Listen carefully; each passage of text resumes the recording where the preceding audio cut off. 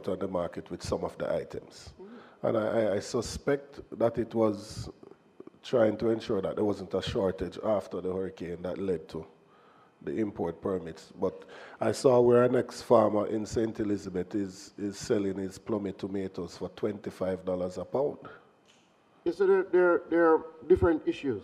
For example, in relation to onions, it's not that we have imported more onions than normally, right? That is not the case. But there has been challenges on the wharf in relation to clearance, in relation to time, and sometimes timing makes a difference. But in relation to things like tomato, it's just production numbers, right? What has happened is that a number of times the farmers choose the crops that they go into after a weather event. And they normally go to the crops that they are most familiar with, that they believe will give them the best outcome in the quickest possible time. So we normally see things like cucumber, we'll normally see things like tomato, right? Lettuce, those leafy vegetables. In the case of tomato, the production is significant. The farmers have done extraordinarily well. The weather was good, right, in terms of the amount of rain. So what we are picking up in the fields, the productivity of the plummy tomato has been tremendously high, right? And we go through these cycles. And the only way to treat with these cycles is through some of the things that we have been implementing. So for example, we have to enhance our storage capacity. So we are bringing the Essex Valley Storage Facility online, which will give us the capacity to hold about 22 containers of food that would have just been handed over, and we're now putting in a firm arrangement in terms of its management. We're bringing Kirkvine on stream. We're also going to be doing some small storage facilities in the high production zones so that farmers won't have to travel far to be able, and all of these will be run by renewable energy. That's on the one side. Yeah, and Coleyville, we're spending about $300 million in Coleyville to fix that storage facility. So storage will help going forward. In the immediate outcome, what we are doing now is we are in the market with the purveyors buying tomatoes, right? And that is happening right across the length and breadth of Jamaica, where people have tomatoes. We've been moving it. We have also put in place farmers market. So we normally have one farmers market a month. We've increased that number significantly. We have farmers market in Portland. We've had farmers market in St. Anne. We're doing farmers market in Kingston. In fact, one is happening on Saturday as a part of the Jamaica Food and Drink Festival. And that has been moving. The other thing that we've been doing is speaking to our agro-processors on two fronts. In relation to tomato, we've been talking about the issue of tomato puree, right, and looking at products like ketchup, and we have one agro-processor that we have good discussions on. On another leg, we've had an agro-processor who has done some work on formulating a drink that includes things like tomato and other fruits. I know people heard it and think it was just raw tomato juice, but no, it's an agro-processor who's come up with a formulation, right? There are things like pine and things like that to make it palatable. We are trying to push that because at the end of the day, the more we can get more value addition is the better for all of us. So we are moving, and in every area where we see a glut, that is the sort of approach. Intervene, see if we can get private sector to take up the excess, deal with the markets. The last one, the ministry has been providing its trucks to help in the distribution. And I say this for farmers who may be listening. So if you have a market, but you have been unable to get the transportation, you can touch base with RADA. We will provide some support, free of cost, to take it to the market.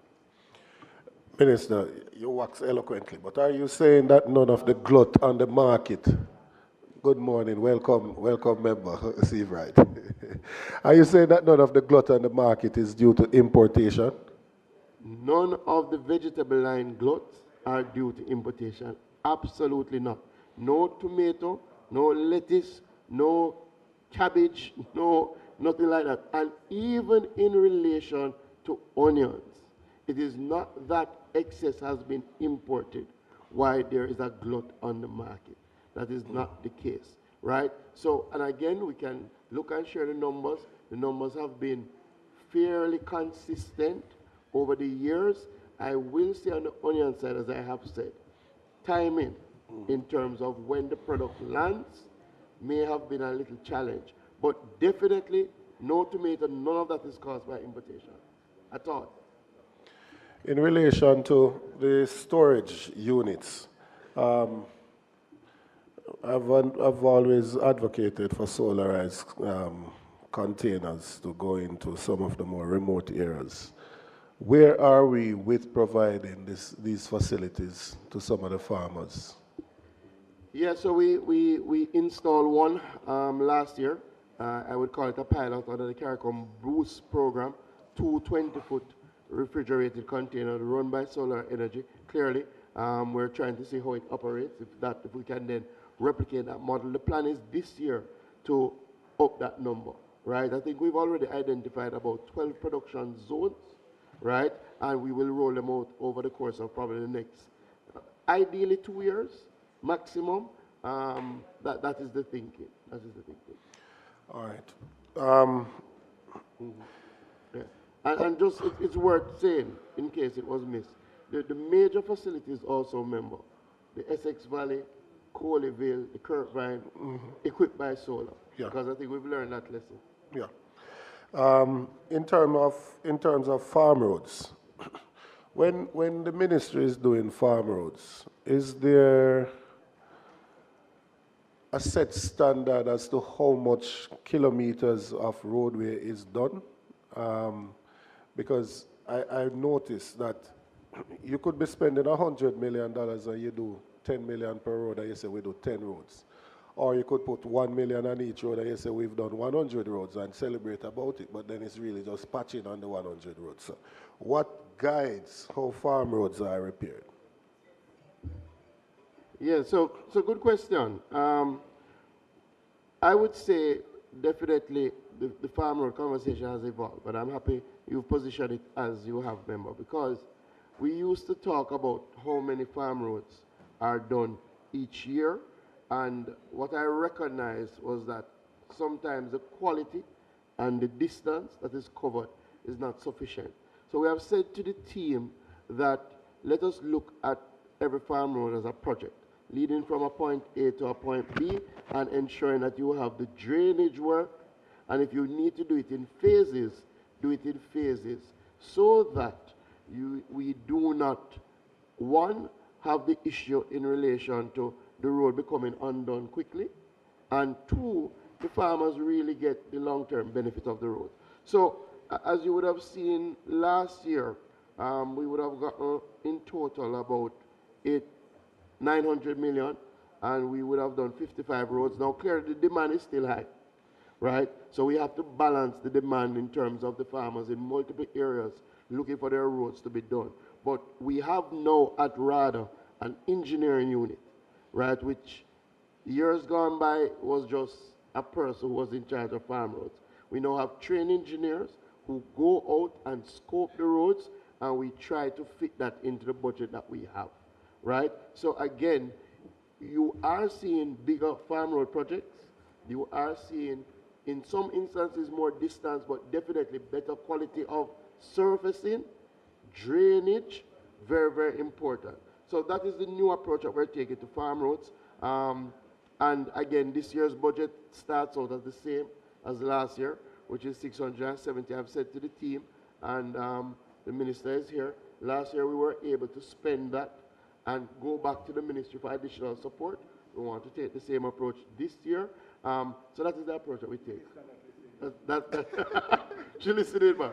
But that's the approach. So in other words, when communities, farmers, members of parliament suggest roads, the team goes out and scopes a real project now, right? What would create impact? And if it's not going to create impact, then, and then they cost that, and that is what they move with. Is there any set criteria for selection of the road as to how many farmers it benefit, or is it tied to some level of production that takes place in the area?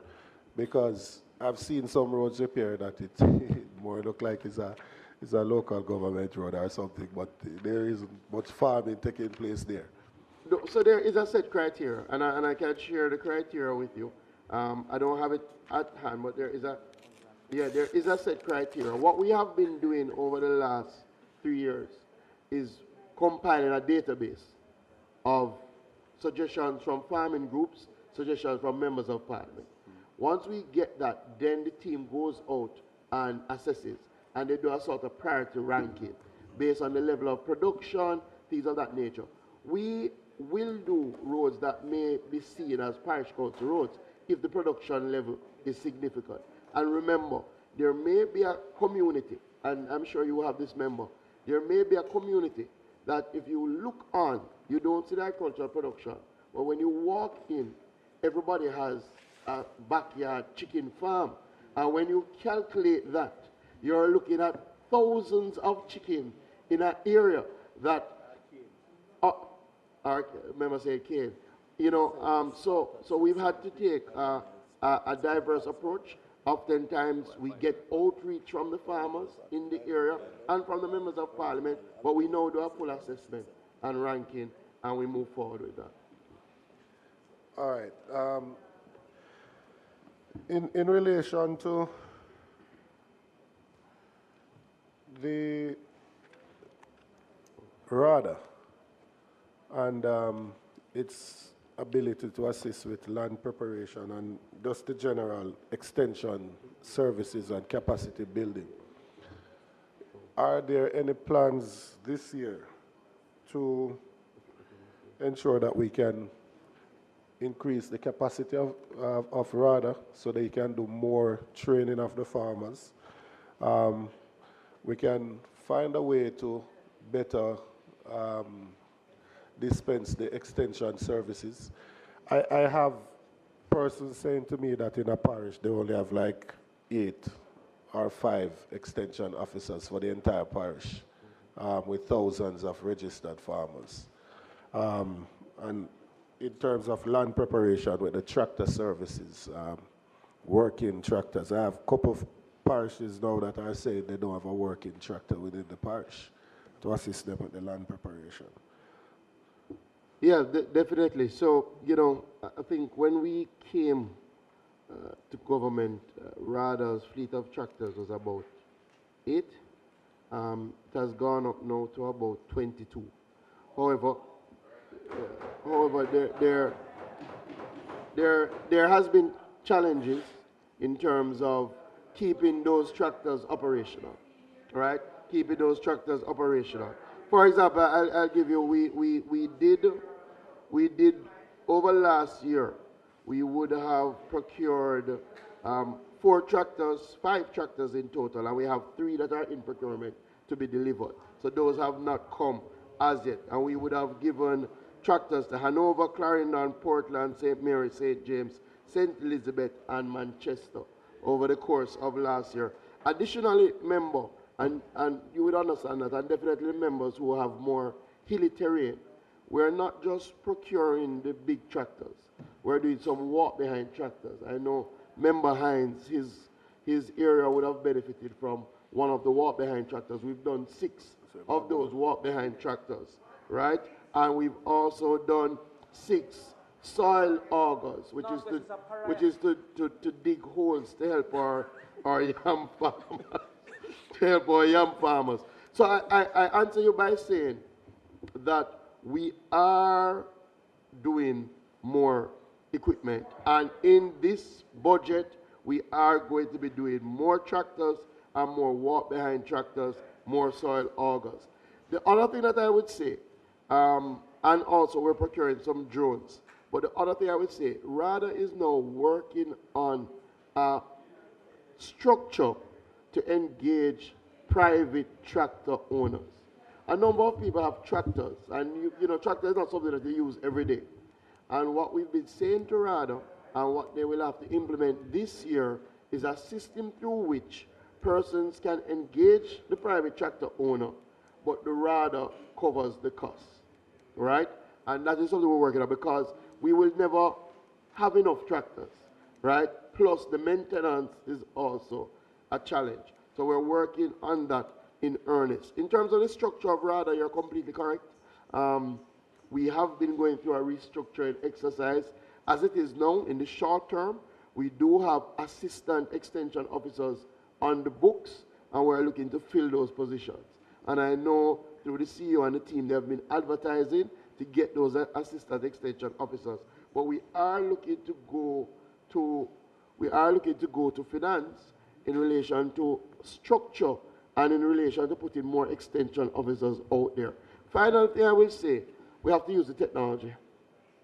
So we've developed a robust RADA app where people can do things like book an extension officer visit via the app, so that one, clearly we can track, it helps, but also that it provides structure.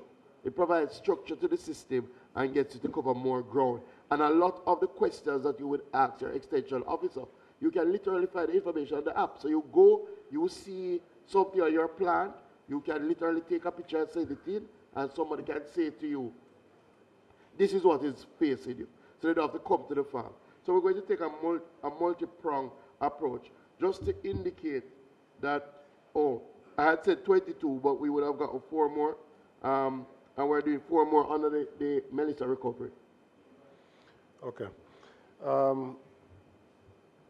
Following on newer technologies and tag, I think that's 51,014. You have quite a lot of the farmers, especially in Manchester, that are complaining about a simple thing as just having tags for their animals. Tags for their animals. And as you can imagine, if they're caught with the produce and if they're taking the animal to get it slaughtered or whatever and they don't have a tag, then they are going to run into difficulties with the police. What is causing the difficulty for the ministry just to provide sufficient tags for the animals? Yes, so it's not necessarily a sufficiency of tags. I'll try quickly just tell you where we are and what we're doing. So we started the National Animal Identification System around 2019, right? And the idea is, especially for the movement of cattle, that cattle are to be tagged. And that is really to help us on a number of things, not just as you can think about predatory larceny, clearly that's one thing, but disease control, being able to trace if there are challenges. That was, it's run by the veterinary service. That's why the system was truly developed, and to treat with issues like predatory larceny. We would have heard from a number of the farmers. No, so move a little bit forward. For a long time, tagging was on the way. We would have reached about 80%, 90%. But the enforcement of it and having officers who were tasked to enforce was not really happening for a long time. Fast track to June 2025, where we finally got an agricultural protection branch of the police force. Their only job is to treat with agricultural crime. So they have been enforcing the laws on the book in relation to things like the transportation of animals. And with that said, they have been reaping significant returns. And we've seen a lot of big seizures, we've seen increase in arrests, things of that nature. However, what it now means is that persons who would have moved the animal without the tag are now unable to move the animal, because there is a larger system of enforcement. So it has caused a significant increase in the number of people who have been asking for the tags. Additionally, some farmers wait until they're ready to sell to say that they want the tag. No, right? Which the ideal situation is for the animals to be tagged from the calf stage so that you can sell anytime you are ready. So it has caused a backlog because of the significant increase, and clearly we have set numbers of persons who are able to do the tags. What we have done over the last 3 months, we've done some blitz exercises, right, where we have gone out into the parishes with the most complaints, St. Elizabeth, Manchester, Clarendon. We have increased by 300% the amount of animals that we've tagged over that period, right? Hurricane Melissa has caused some challenge, right? And I will say that here. Has caused some challenge to the veterinary services, to one of our offices in Montego Bay was significantly damaged, and that has now slowed down the process. We are training 6 interns. I think they have finished training. We're going to deploy 6 interns. We have procured 2 new vehicles. They're here to provide more mobility. So I'm saying to the farmers, we've heard the cries. We are continuing to monitor the situation. Once reach out to us, we will get the tags to you. If there's any difficulty, then we will see what has to happen in that regard. So I shouldn't be getting any more calls from persons. No, you will get the calls. You will get the calls in the next few weeks. But we're going to ramp back up the blitz, right? Because again, I think we had covered good ground up to Christmas, and all of us as MPs, all of us get the calls. So the calls had stopped, right? And January was calm, but then again, and you do have cycles sometimes in terms of purchasing and sales. Now, the calls are coming back up. And I think it has been a combination of the challenges with our Montego Bay office, right, and going back to our regular systems. I think we have to keep the blitz going for a little longer. We had said 3 months, that would have cleared the backlog, but clearly it needs a longer period. So we have to go back into the blitz so that we go into our parish and we can get 300 animals done in a day instead of what would be 300 animals moved over a month. You understand? Yeah. Minister, in terms of our exportation of agricultural produce, I want to have an idea as to the plans in the ministry to boost exportation. And in treating with that, as to what is going on with AMC, I know a notice was served on some of the persons there a while back. What is the latest there? And the leader of the opposition had proposed an agricultural free zone, which seemed to have found favor with you. But I've not seen it referenced in this document here. And I think that is something that is important to give the farmers the similar benefits that persons are getting in the special economic zones and those things, and will boost our export and decrease the trade gap. Yeah, so in relation to the AMC, we have said as a policy direction, the AMC will remain in agriculture. Clearly, we want the AMC to be more efficient, we want it to be more functional, and as such, we will be in the market looking for a partner to ensure that it fulfills all of those mandates. We see the AMC still critical to our export industry, right? But we have seen some changes. We've seen some management changes that has helped in terms of even the returns coming to the Agri-Invest Corporation. But as we've said, we want to have a sort of public-private partnership to ensure that the management, but it will remain in agriculture. It will not come out of agriculture and export-driven agriculture. We are at one in relation to a special economic zone for agriculture. And we've already said that our agri-park model ties into that, and we're looking to have an agri-park that's specifically designed for export that would fit into the special economic zone. So we're at one with that. Additionally, we've started some export clinics, right?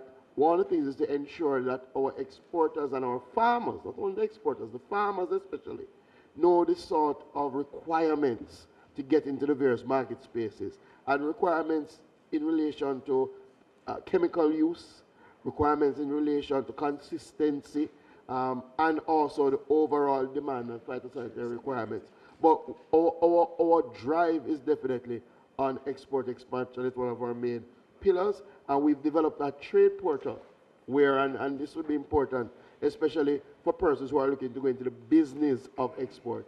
You can go on the Ministry of Agriculture's trade portal and see what demand is for, let us say, sweet potato in Canada.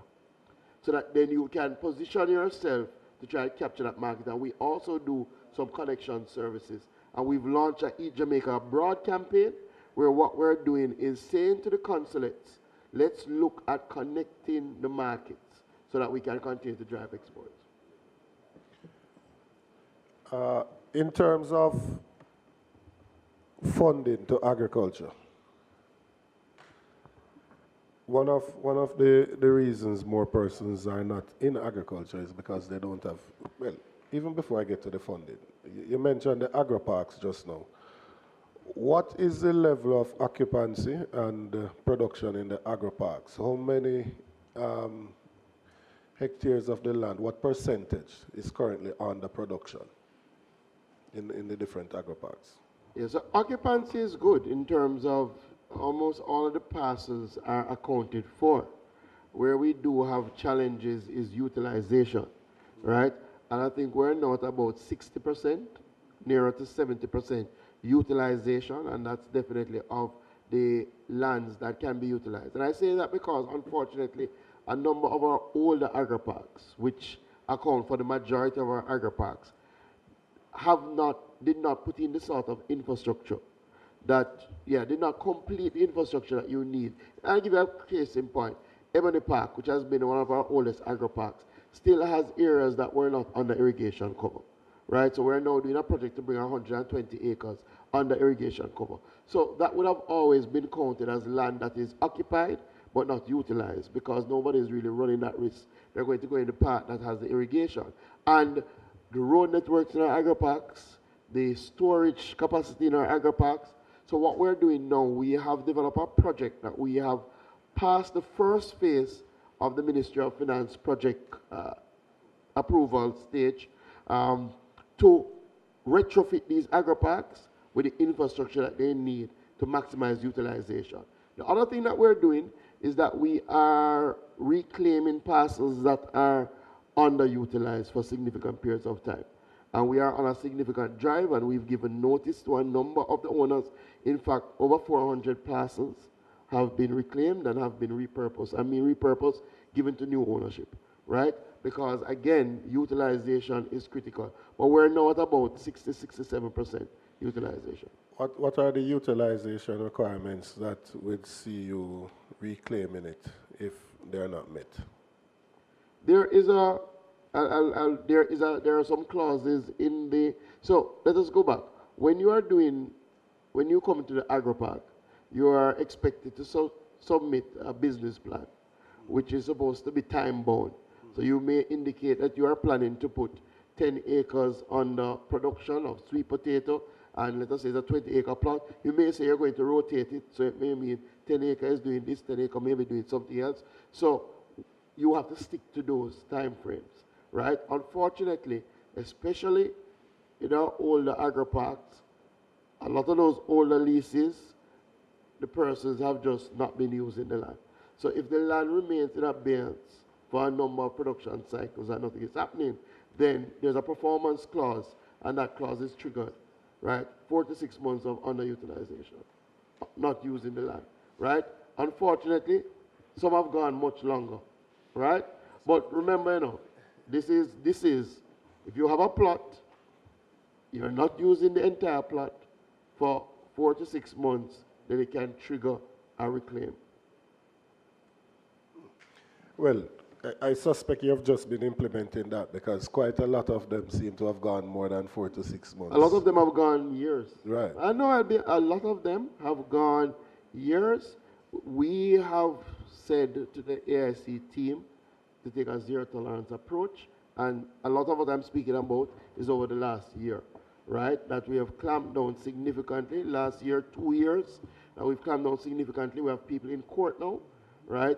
Because, again, I'm sure many of us hear people saying they want agricultural land, and then you go in the agri-park and you have people who have these long-term leases. I mean, some of these leases are before we were in Parliament. I mean, those long-term leases that they're not utilizing. So we're moving on that. In terms of funding to agriculture, what is, like, how much funds was loaned to agriculture over the last years? I couldn't give you those numbers because those numbers would really reside with the DBJ largely because they are our more main source of agricultural funds, and the PC Bank, which does not reside in the Ministry of Agriculture.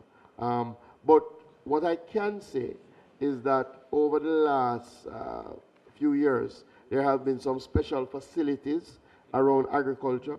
I know there was a 3 billion facility around agriculture. I think $1 billion of that went into our poultry sector, right? And the majority of that 3 billion, there were challenges initially with mobilizing that 3 billion,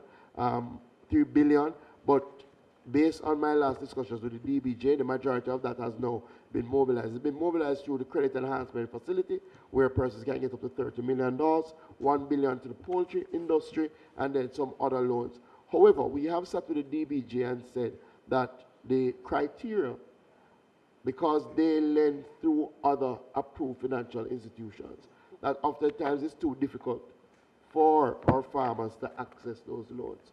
So under the Melissa Recovery Program, which I think the DBJ has 2 billion, right? They have revised the sort of requirements to make it easier for farmers to get access to capital. The last thing I'll say, we have asked the World Bank to provide us with some technical support to look at our overall financial sector and how it treats with agriculture, and to suggest some changes, more innovative policies in terms of finance that can mobilize more capital.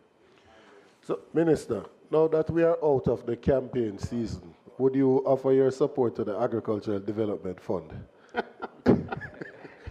No, it wasn't a campaign season why I didn't offer the support. The challenge is funds have not worked. Funds are a construct that have not worked in the history of Jamaica. What we need is to ensure that we're getting the resources, right? So I don't know, Minister, if I can interrupt you. I don't know if I agree with that statement. Constituency Development Fund works. Tourism Enhancement Fund works. National Health Fund works. So Jamaica Social Investment Fund, JSIF, works.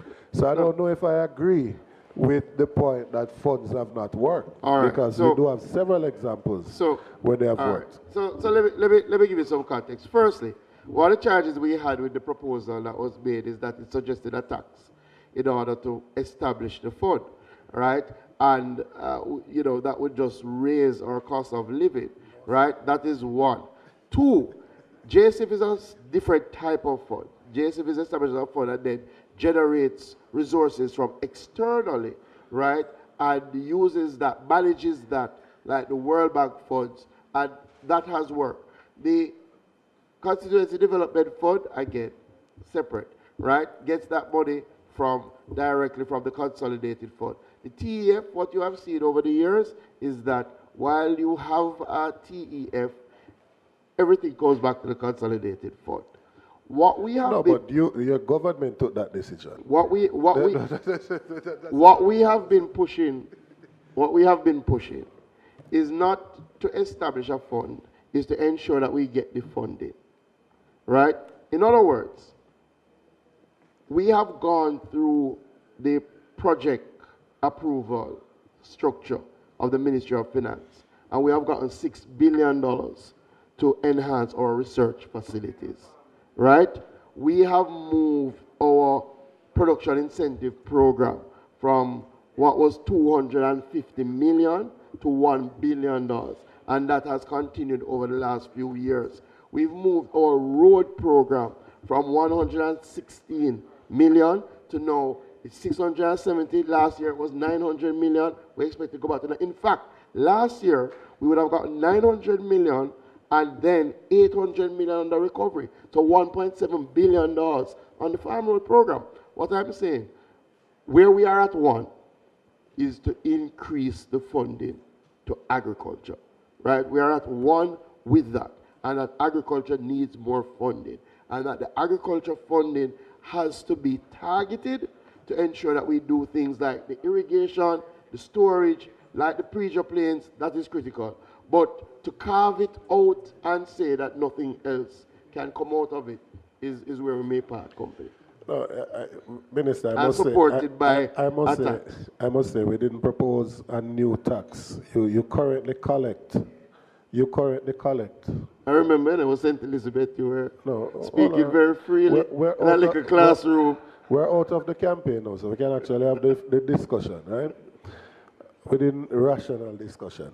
We didn't propose a new tax. You currently have stamp duty, additional stamp duties. You currently have these provisions in place when persons are importing items. And we said to take a percentage of that to put to a dedicated fund for agriculture to do some of the very things we've been talking about. Land reform, land preparation, irrigation, farm roads. Let me tell you lending to farmers. where we can join. Dedicated funds to on-lend to agriculture. In other words, like what we've been doing through the DBJ, where we earmark funds that can be lent into the agricultural system only. I think we can join there. Again, they separated the tax. You know, we have an education tax, but the education budget far outstrips what our education tax is, right? So one of the challenges that you find when you take the taxation model is that, again, will you get the sort of revenue that you're looking for, right? Especially if you're taxing things that people will then reduce the consumption of. No, but again, it's not additional taxes. Minister is taking a percentage of what you're already collecting. So I'm collecting this thing and I'm taking off 5 or 10% of it to put into the dedicated fund. So it's not a new thing.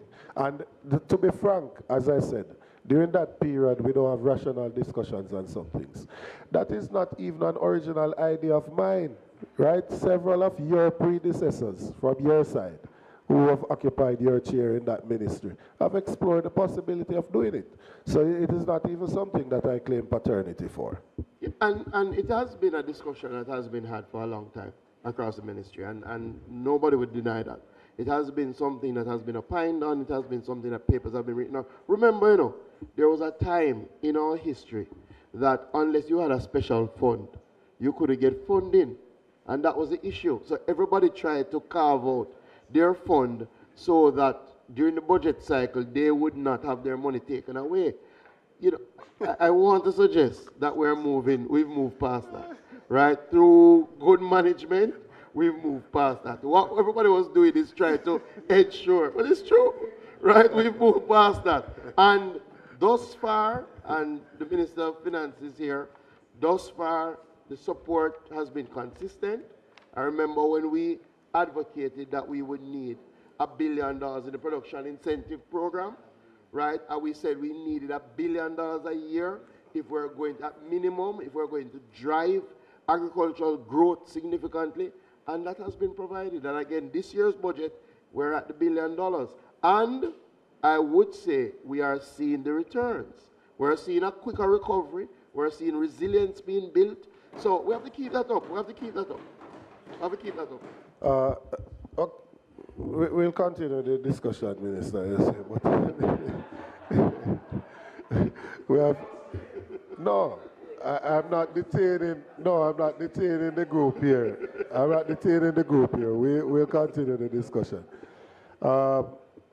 In terms of research and development, Minister, what is going on with borders and the other institutions? And when in answering, don't just tell me the dollar value, because I know we have spent billions on the cocoa industry, for example. And our production is still down. So what is taking place at our research in terms of research and development so that we can have? It is there, you know. It is there. So research and development, 51,000, 15 and 17. I can give you the page. I can give you the page for everything that I've asked. I just didn't go. So no, I just didn't give that before because we're having the conversation. But Member Campbell, 51,015 and 17. Member Campbell, Member Campbell, Member Campbell. Yes. Remember now, you're speaking through the chair to the minister. The side talk is what gets us into trouble. I beg your kindest pardon, Chairman. I beg your kindest pardon. I will speak through you, Chair. All right. So just to give you quickly, and you said something about cocoa, but just to be clear, the million spent on cocoa was to cauterize the frosty pod disease, right? And we have now cauterized the disease, and we are finally seeing a slight rebound of the cocoa sector. Again, this work is not quick work, right? We had to spend millions, right, to save our fine flavored cocoa, and now we're finally seeing more people get back into cocoa farming, and we're looking to expand that. In relation to the budget, and research, over the last few years, I'm not just going to give you the dollar figure. So our first program on the boulders rehabilitation was a $1.2 billion program, but we did things like seed, develop a new area to deal with seed and seed certification, which is critical, like new apiculture laboratory, right, which again, designed to first world standards to help our farmers in relation to apiculture. For this year, we have $950 million allocated, and we're going to continue the construction of our new piggery that is important to deal with genetics around our pork industry. We're going to continue the design of an animal performance testing facility and artificial insemination that's to drive our livestock sector. We're going to renovate 2 small ruminant houses and construct one down by Hounslow, which will be a center of excellence for small ruminant. We're also going to do the road to our Orange River Research Facility. We're great. I hear it's finished. We're going to do a lot of work on Orange River, a lot of work on Mount Pelion, right? We're going to construct a storage area for hay, things of that nature. So everything that we're doing is directly tied to an outcome, right? And we are spending $6 billion over the next 6 years. We're 2 years into that. This is our 3rd year, and we have $950 billion to spend this year. Last thing I'll say, we're also looking at the training aspect of it, which we think is very, very important, because as we do the infrastructure work, we need to have the technical capacity to drive our research. Minister, you know, I have several other matters, but it seems I am saying I have several other matters, but I will leave it at that for now. If only those persons Thank you very much, Chair. would be quiet. Thank you very much, Mr. Campbell. Member Campbell, thank you very much. Member from East Kingston and Port Royal. Chairman, I'm thinking for good order, as I intend to take 15 minutes to deal with the mining segment. Okay. If we could just finish with agriculture and fisheries. Okay. Pass those, right, and then no I'll problem. come back. Member Newell. Thank you, Chairman. Minister, you spoke briefly about the cocoa industry. Just for the benefit of especially St. Mary, Portland, and St. Thomas farmers, can you speak what the plans are for the banana and the cocoa industry in the next fiscal year? Well, so for our banana sector, clearly we are now in the rebound stage, recovery and rebound stage. We have suffered tremendous blow from Hurricane Melissa. Out of the catastrophe fund that they have, they would have already gotten some allocations, largely towards nutritional support, and then the ministry would have provided a $100 million program of recovery, and we've started distribution not just to commercial but to small farmers across all parishes. So normally it's direct grants that allow them to treat with nutritional support. In some cases, we provide fertilizer that we purchase and bring to them, right? But we also provide chemicals and clearly some training to help them rebound. We have seen after Hurricane Beryl, they rebounded very well based on the same program, which is administered by the Banana Board and RADA. We expect the same. In relation to cocoa, we've done a lot of work on, as I said, cauterizing, going into the field, working with the technical team, getting rid of the frosty pod plants, helping to train the farmers in terms of what to look out for. Now we are moving into the replanting phase, right? So we've been working with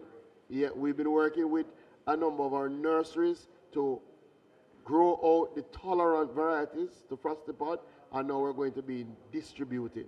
So we've identified some farmers which will be, you know, those marquee first out farmers, and then we will expand. You mentioned trucking earlier, that the RADA trucks are available to assist farmers who want to get products to market. and you mentioned storage. Again, I'm asking specifically to St. Mary, Portland, and St. Thomas. What are the plans? How many trucks do you have in your fleet to provide that kind of assistance to farmers who may need to come into the tourist areas or into Kingston? And what plans do you have for building out storage in that region? All right, so our trucking system is well, a couple of things. We're doing this as an intervention, especially where farmers have excess agricultural produce. It's not that we, you have a farm and, we don't want it to be abused, right? We have another haulage service, yes. We have 5 trucks in the fleet, and we've been using it to target the glut, right? Very, very important we look at that. In relation to storage, we've done a very good project in St. Mary. St. Mary was one of the first with funds through JCIF that we work with a farmers cooperative in St. Mary to build out some, not renewable, but to build out some storage containers. Jefferton. Right? Yes. Right? And that has gone well. It's managed by the farmers. They have set up really good market linkages. And clearly, wherever there's a high production zone that there's a lack of storage, we will see what we can do in that regard. So the final question is on fisheries. I notice I'm not seeing anything as it relates to the hatchery that is being built out in Twickenham Park. Is that now complete? No, there's an allocation in there to complete the hatchery. I think it's about 100 million. And we do expect that we will complete the hatchery this year, right? There were some technical challenges as we built it out. And clearly we want to ensure that we get the best in class, right? And we would have sent some of our technical persons abroad to train, to look at what they did, what they're doing abroad, and they would have come back, look at our hatchery, and we had some technical changes. That is being dealt with, so the hatchery will be finished this year, which will significantly improve our fry production. Thank you, Minister. Oh, we're also doing 2 other things, which may be important. We have developed a prawn hatchery, right, where we're growing our prawn and distributing it, and we are doing cage culture now. So out in St. Thomas, we are working with the FAO to deploy cages to grow snapper, and we plan to scale that up as soon as we finish the pilot. What's the plan for the management of the hatchery? Is it going to be managed by the Fisheries Authority, or are you using a joint venture? We're exploring options. Clearly, the Fisheries Authority will take charge of it, but we have to ensure that it is as efficiently managed as possible. We've had good management thus far of the hatchery. What we had was a low capacity, right? We are exploring all options. I'll leave it at that. Yeah, thanks. Member Malahoo Fort. Thank you, Chairman. Minister, I have 3 brief questions. One related to the management of zoos and gardens, sub-program 25, page 5122.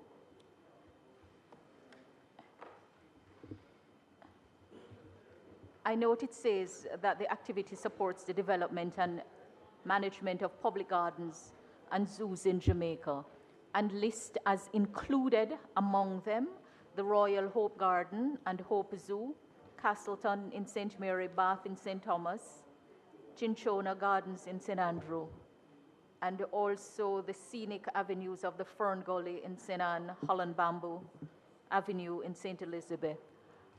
Are there other gardens, and where may we find the list of them?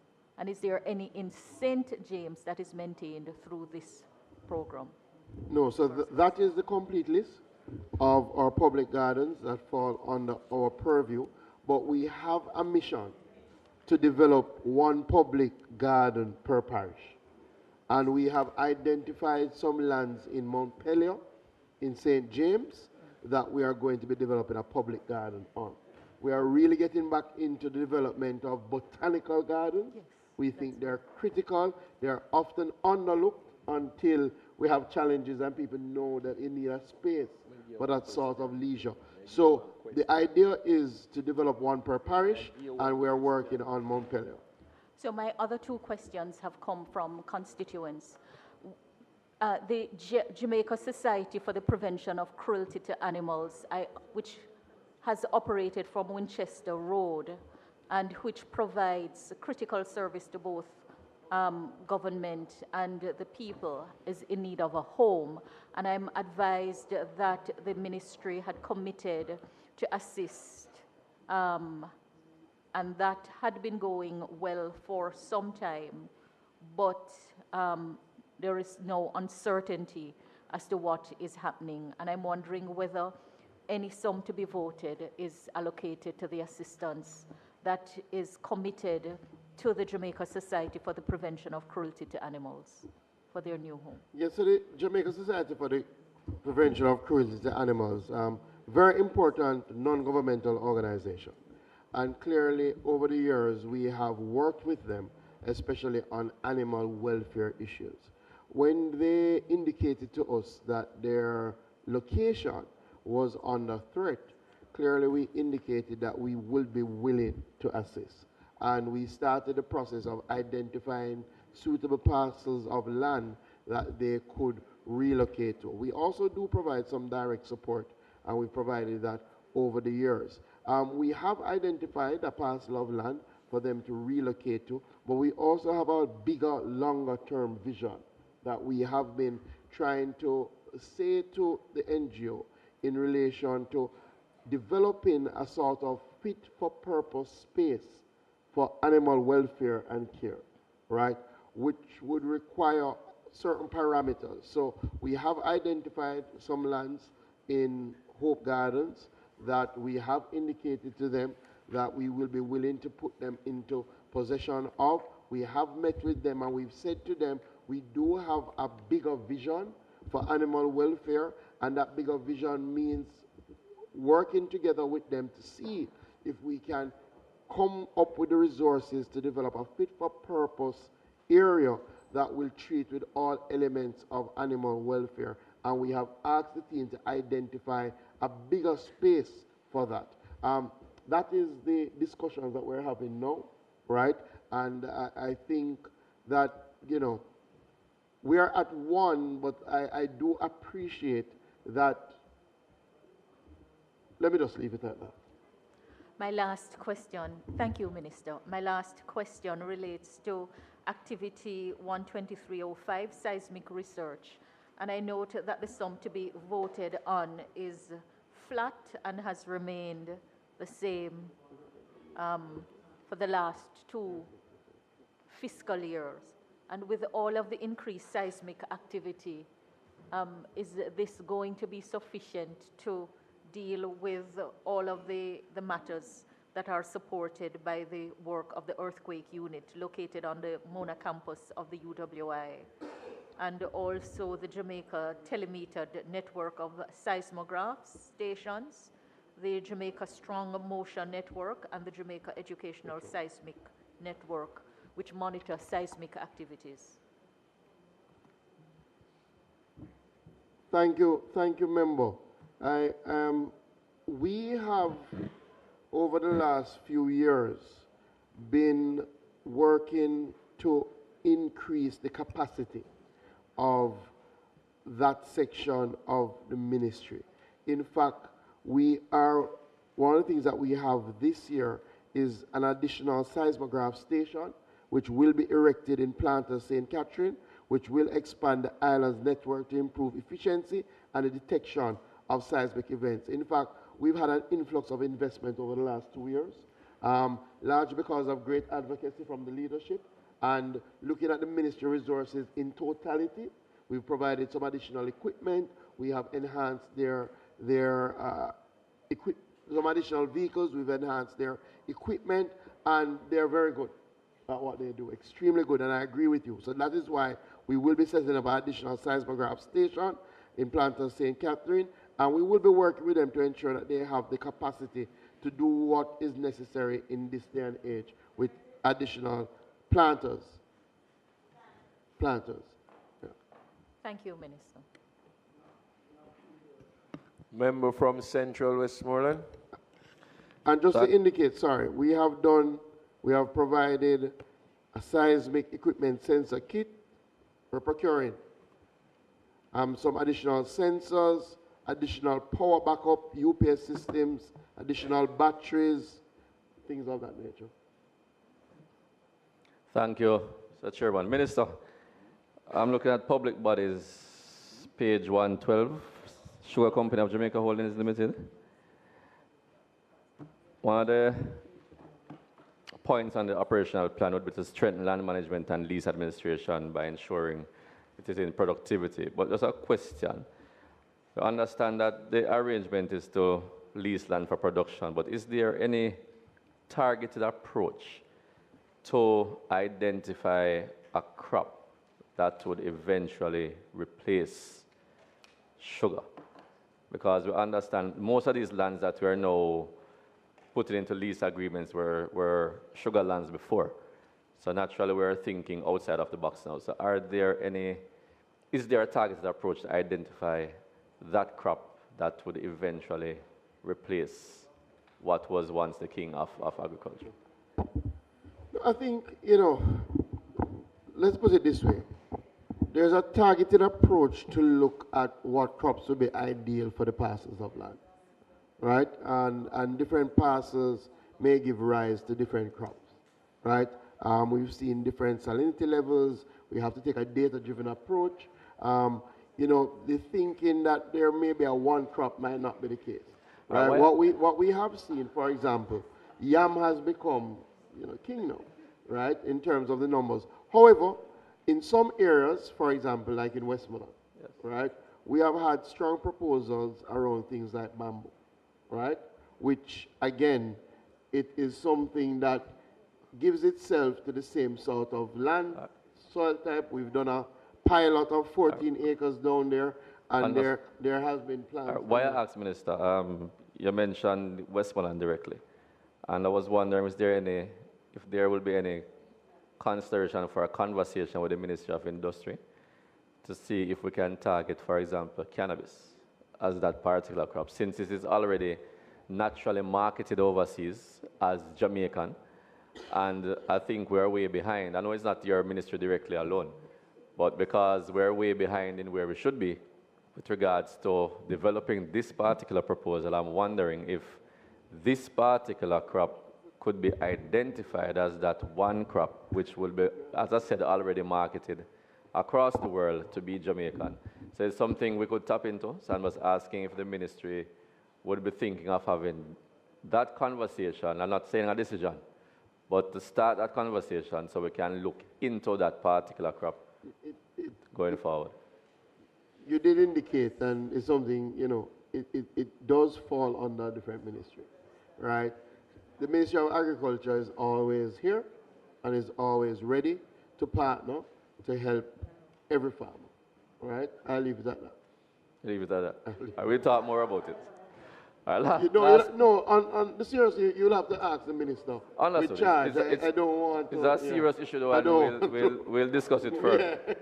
But last question, Minister, somebody just asked me to ask you again.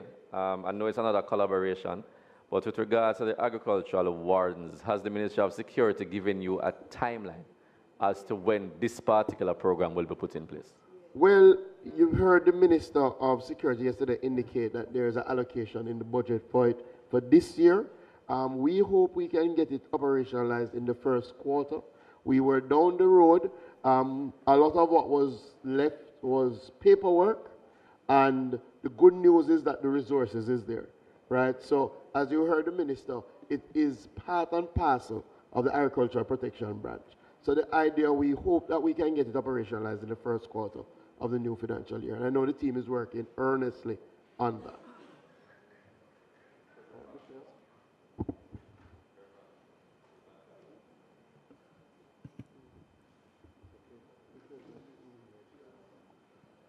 Member Azan.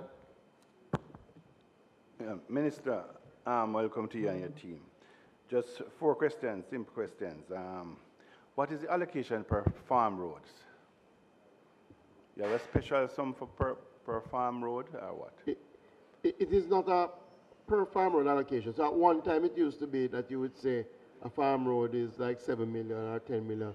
What they do now is assessment, right? Okay. We try not to have it go over 20 million now, right? So we try to keep it in that okay. range. Second question, you mentioned about the birds that was given out. How you deal with those distribution? The distribution is dealt with through the RADA office, right? So the RADA, it would have been focused on starting with the hardest hit parishes, and the RADA extension officers and the parish managers would have identified the persons that would have been most impacted. Clearly, we made direct allocation to MPs, which is separate. Now, according to that, which MPs PS referring to you. which MPs can utilize. But that is done through the RADA Okay. office. All right. As your PS is whisper to you that MP get an allocation, the $2.5 million allocated to members of parliament, and especially those of us who get very hard hit constituency.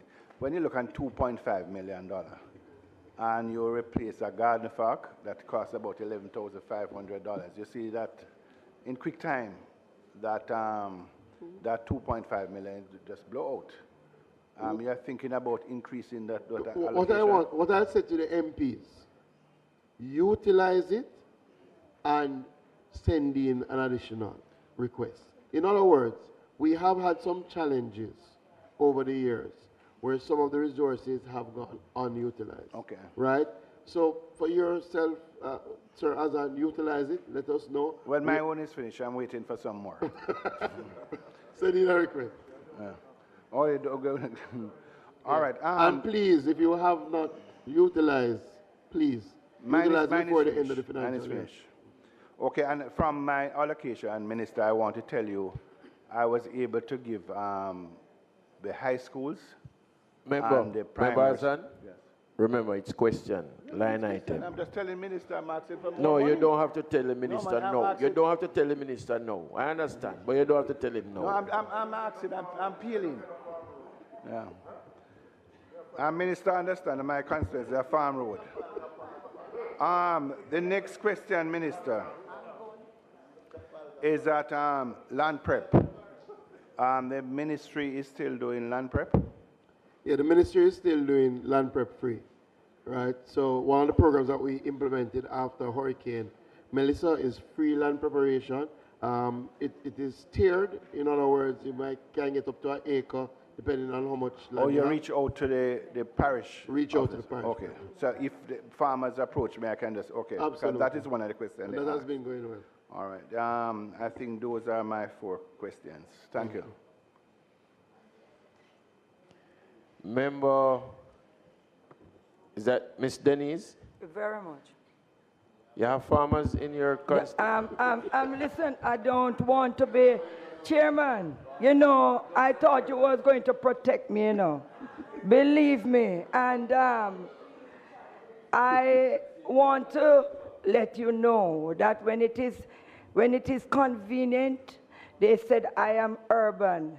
And when they don't want to give me anything, they tell me that I'm rural. So I am going to make sure I speak both urban and rural. Minister. Yes. I want to just get some clarification in regards to when you give out license, especially for when we have a disaster and our crops are down and we have quick crops, and because of the shortages, we give out license. You give a time frame on these licenses so that you do not have it going on and on while we are preparing ourselves to make sure that we can deliver. A very good question. Thanks, Member Daly. Yes, absolutely. Not only do we give a time frame, we do the numbers to see where our production numbers are, what is our usual consumption patterns, and what is the gap between that. So it's not just time bound, it's also quantity bound to try and ensure that we don't have overages. And once we see the return of a crop line, then we put a stop on those, on giving any imports moving forward. And that's what we've been doing. So that's why we can say, for example, in relation to the vegetable lines, it is not that there is additional imports. that has caused the glut in those lines. Okay, thank you. My next question is in regard to the tilapia farm that we have in Twickenham Park. Could you give me a time frame when you think that farm would be completed? And just before you go, Minister, and to see whether or not it is just to provide for local consumption, or are we looking at doing exporting?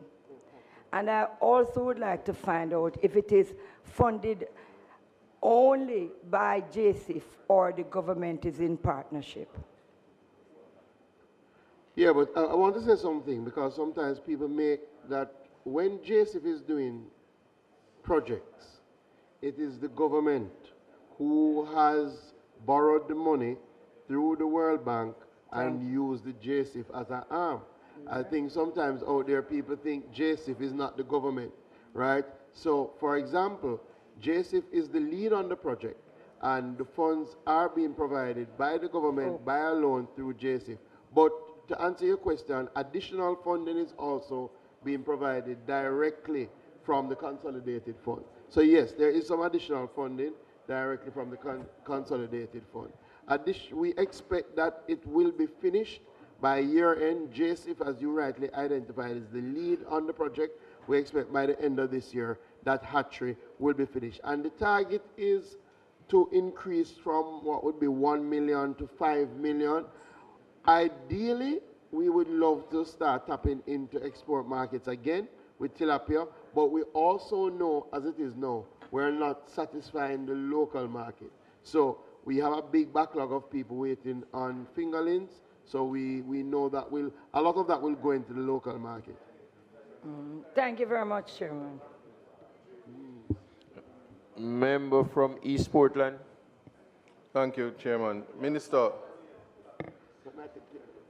Minister, you can guide me where I should start, The first thing I'm going to ask you is about the fish wire. Minister. Yes. Minister, the first thing I'm going to ask is about that fish wire that you had promised. I had seen it in the budget for Portland Eastern, so I just want to know. Yes, so I'm doubling down on that because many conversations would have taken place, and Portland is feeling very neglected at the Portland Eastern is feeling very neglected at the moment.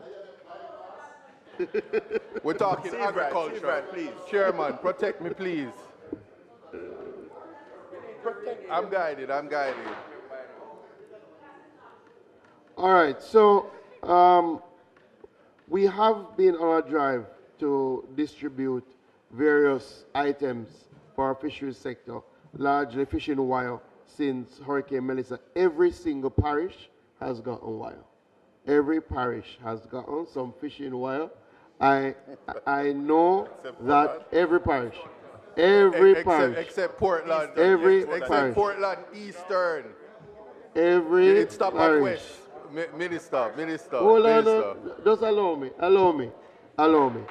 Every parish has gotten. It doesn't mean that every fishing beach has gotten. It doesn't mean that every area in every parish. I say that to say it is work in progress, right? And we are coming. In fact, they were very close to you, but because they didn't want to give you what left, they're going to come with your own allocation, right?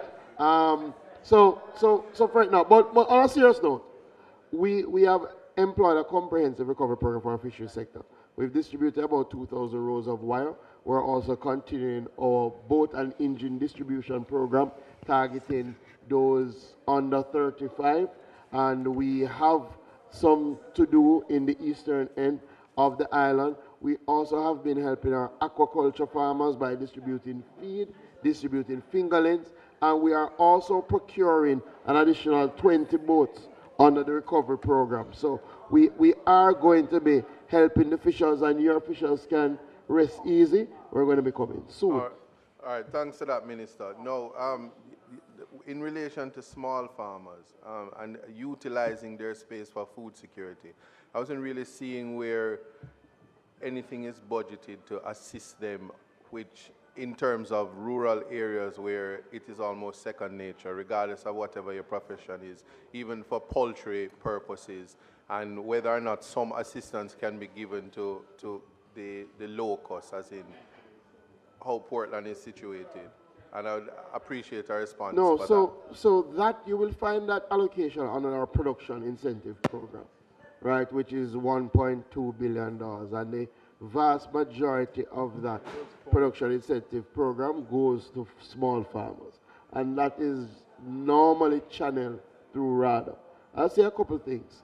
It is much easier when the farmers are organized, right? So as member of parliament, anything you can do to help in that regard, to have these farmers groups and then have them reach out. And you can also reach out on their behalf to indicate where there is special need, special intervention. That's important. Portland is an area that we've done a lot of work in over the last few years on production zones. We, through the Agro-Invest, set up an agro-production zone. I think that is in East Portland. There's the case. And we've done a lot of work with the small farmers. You've had some weather challenges over the last few years, rains when we never expected it. So we'll continue to work. But if you have special requests, let me know. All right. Now, in relation to CASE, as you mentioned it, the CASE, the transformation of CASE to a university, that was a part of a promise made in your election during campaigning. But outside of the political pageantry, it's a serious issue in terms of how CASE is situated in the Caribbean region. Didn't see anything in the budget in relation to that, and just from your perspective, how are, and I'm going to use the word we, going to march along to that transformation? Yeah, so we're marching along that journey in partnership with the Ministry of Education. It's a shared vision, we need an agricultural-based university, right? And the president and the board is already looking at what that means, the programs that you have to consider, and we're also looking at partnerships, right? So we've been looking at a number of international university partnerships. We already have a program now where they can do 2 years at CASE, and then you go 2 years abroad to finish, right? That gives them certain degrees. We have a program where they can do masters abroad. So we're looking at the shortest possible way. And the Ministry of Agriculture continues to provide direct support. In fact, over the last few years, we've given 2 specific things, like a new poultry house. We've helped them in relation to their livestock. We're now working with them with labs. We're working with them in relation to getting into layer production. So we will continue to give them that direct support. So it's something that has to happen, All right, thank you for that. Minister, two things before I wrap. The first thing is the surrogate basket status of Portland Eastern and just the Eastern belt. And I'm raising it because we do not know what is before us in the coming year in terms of how the climate may treat us and whether or not we are preparing ourselves to respond to a disaster. What is being put in place and whether or not anything is in the budget to treat Portland, St. Mary, St. Thomas, just the Eastern Belt, as a surrogate breadbasket in the event of any unfortunate weather. No, you know, we have seen significant returns from the East. In fact, St. Thomas is our #1 onion production zone. And that has not happened by chance. That has happened through direct investment from the Ministry of Agriculture in our onion production program, right? And that continues in relation to places like Portland, banana production, plantain production, coffee, right? Some of the areas that we are placing a lot of emphasis on. We have our CREP program that we're rolling out. We're doing infrastructure work in the hills, in parts of your areas, and parts of Western Portland as well, to ensure that those coffee belts have the infrastructure to ramp up their production. We did a production zone in Lower Layton, right? And again, that is going on well and focuses on things like banana, planting, and we are looking to see how we can treat some of the water issues, right? For us, we have to continue to diversify spaces of production, right? Because we've seen what has happened with the hurricanes. As I said, when I went to CASE, we have to ensure that we have different centers that when we have a hit in one area, the other area can continue to pull that plug. So the east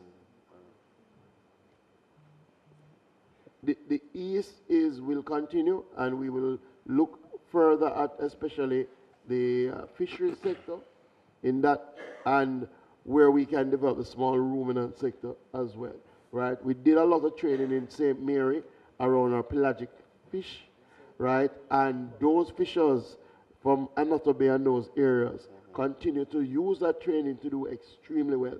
So the East is critical to our food security. Thank you for that. My last question to you, in relation to, you had made mention about providing services to transport the product, and you gave caution that it wasn't a pickup at your house. In relation to Portland Eastern, though, is it possible for you to, we're suffering from the Mackenzie syndrome. It's a term, but it will become apparent. This is where... Not you, dead man. And Minister, I'm just wondering if it is all possible so that you don't have to pick up and transport for far distances. If you could urge a particular minister, I don't know if his last name is Mackenzie, in relation to the market in Portland and advanced stages, and if there's any assistance that can come from your ministry to bring it to fruition, because production is the completion of the product itself is when it is sold, and we need a market for that. Thank you very much, Minister. You know, the minister is going to come today. I don't know why you're trying.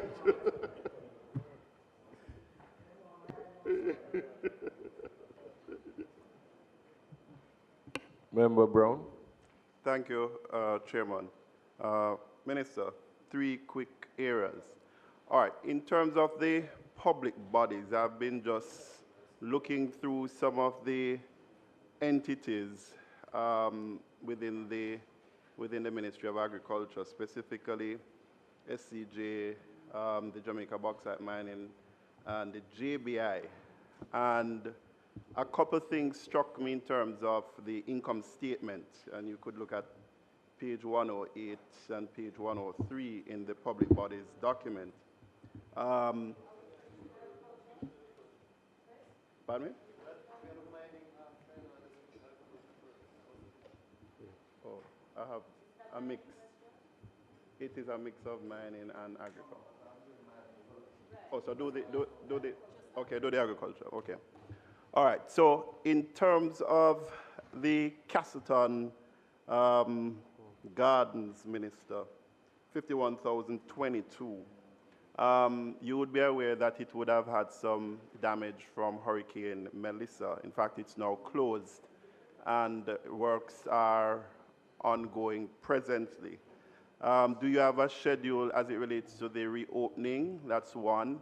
And secondly, as it relates to the EU-funded project, which I believe the gardens were under, is that project continuing, and is there what would be contained in the next phase of that project, if the answer is yes? Yes, so because of the critical importance of Castleton, my information is that Castleton Gardens has been reopened, right? We have done significant cleaning up work to get it open, and it's now open and people can utilize it, or when they continue the work. The EU project continues. I'll get you the specific of what is left. I'll provide that for you. Yeah. So the gardens is officially open, because the supervisor told me that it's April that was the plan, and a lot of works continues. I pass there every day. No. Yeah. So I'm unclear of that. Yeah, so my information is that it is open. You might still see the main gate closed because there is some work. A lot of work happening over there. Exactly. Yes. But we are allowing access to the public. Okay. Yeah. Member Russell. Thank you, Chairman, Minister, and team. I want to start with a basic thing. You would understand that, especially after the hurricane, there's a lot of information, and, well, a lot of resources that went to farmers through RADA, but also resources that came through members of parliaments to farmers. However, we're not synchronized. We're not sharing information. It's really difficult, actually, to get information from RADA in terms of the beneficiaries.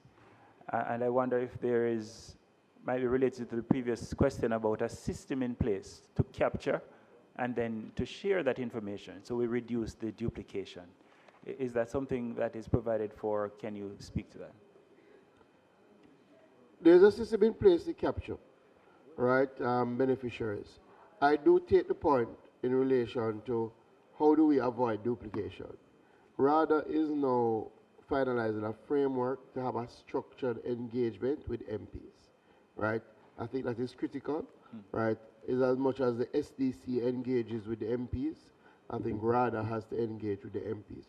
But clearly it has to be structured, right? So I would say give us another 3 months to provide that to the members of parliament in terms of what we're looking at for the structured engagement and information sharing. Okay. Thank you. We look forward to that. At activity 10005 speaks to the 4-H club, the 4-H movement, but there is no specific mention of school gardens and gardens in schools. Is this where that will be dealt with? And the second part of it has to do... Sorry, I never heard the activity 10005, the 4-H movement. Yes. So that covers... Yes. So it is dealt with under the 4-H movement allocation. And we're increasing the allocation to school gardens. Do you have a number, and can you speak to the trends in terms of school gardens in the country? Yeah. I can't give you the number offhand. Maybe the 4-H is here, they can pass it up. But our school garden program has been fairly robust and fairly consistent. It's one of the programs that the 4-H does very well. Part of what we've been trying to do is to get more of our private sector partners on board to adopt the gardens so that we can expand the gardens. We have some schools that are excellent. Part of our mission is to ensure that we have in each area a school that can be utilized as a show.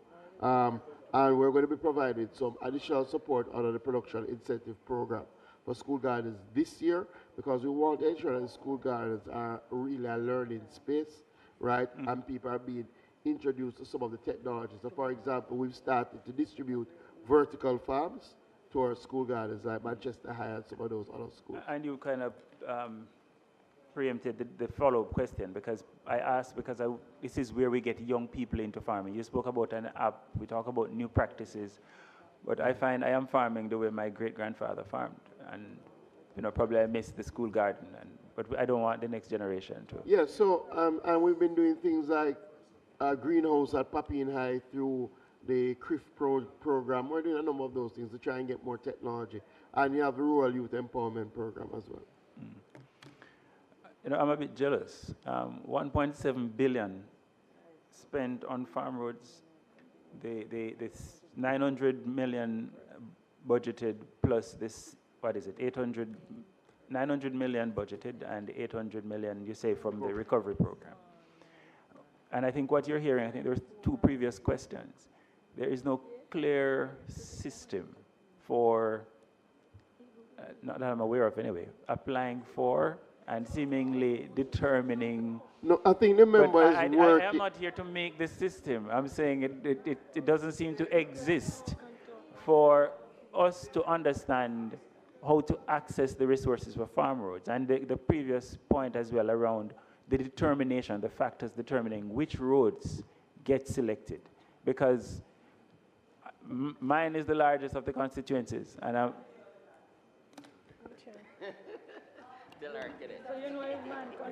Yeah, come to Southeast and I'll show you. Come to Southeast. But seriously, it is a major concern, because the other thing that tends to happen with the farm roads is that you have these communities that build up around these roads, and they're not maintained and they're not serving, well, we're not getting the benefit really of having these roads that could provide this. Member, maybe you could help me by reminding me of which farm road we just completed in the constituency. I am going to say it. 500 meters in Castle Kelly. That's the only road done. How did you get that road? That's the only road done in, I think it's in 2 years. No, probably man. 3. No. So No. remind me of the other one. No, why I ask is not to be facetious, but you access the program. So in other words, members of parliament are able to make recommendations. Farmers are able to make recommendations, right? Farmers groups are able to make recommendations. That goes into a pool, right?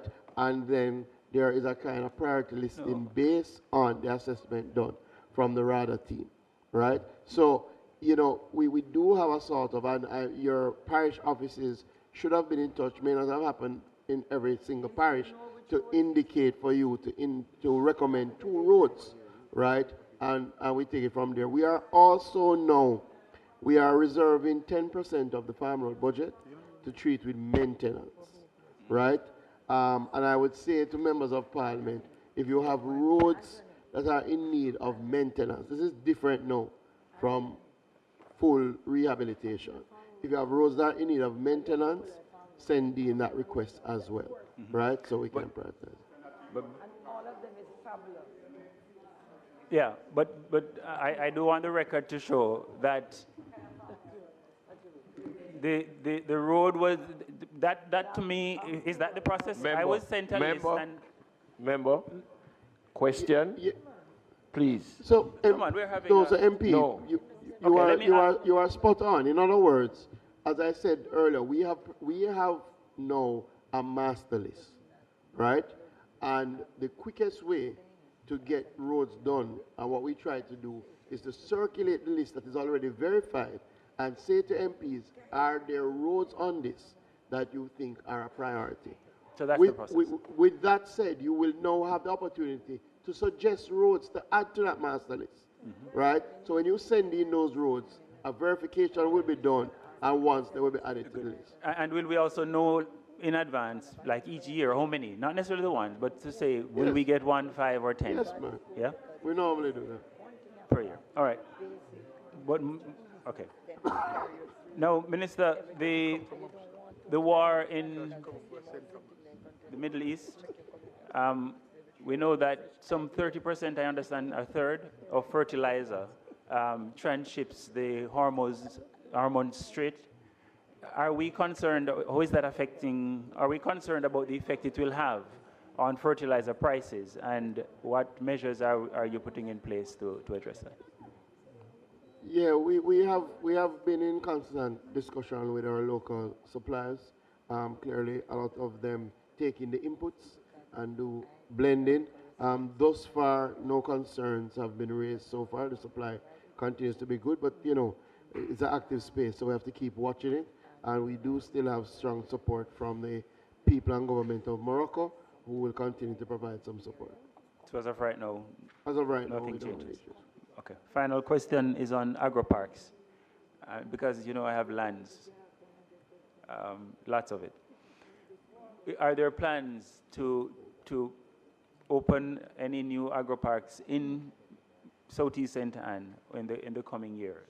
And I ask this because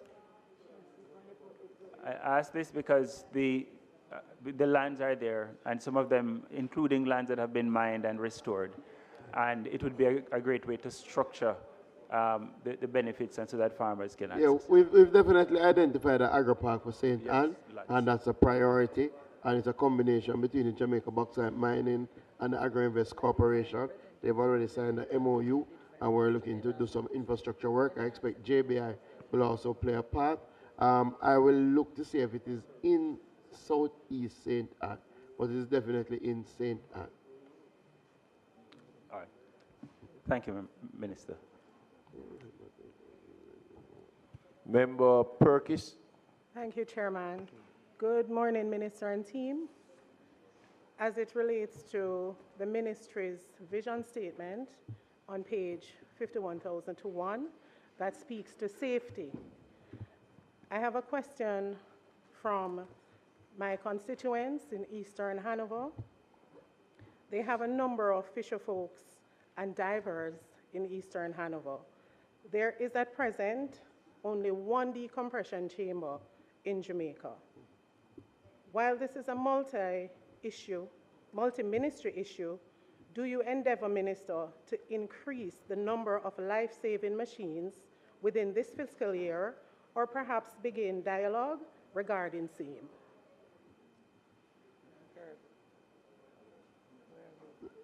It's a very good question, Member Perkins. Something that comes up over and over. We have looked at how can we increase the capacity of decompression chambers. I remember myself and the permanent secretary went down and looked at one in St. Anne and looked at, the cost to replicate things like that. Sometimes what we also have to do and bear in mind is the practices that give rise to the need for a decompression chamber. And the ministry, through the National Fisheries Authority, has been trying to work with our fishers to ensure that the practices that give rise for the need are reduced, right? Unfortunately, some of them are actually illegal, the practices that give rise, and it makes it a lot more difficult. So what I will say is that we will continue to deal with the training. I have had some outreach from some divers who have some positions on it, and I know they probably would have reached out to you as well, right? We hope we don't have to use the decompression chambers, right? But it needs some reform. So I will make this commitment that is a matter that I will look at and get back to you in terms of the reform. Because even in my last visit to Westmoreland, some divers spoke to me about some of the reforms that they want to see, which maybe would require less need for the decompression chambers. Thank you, Minister.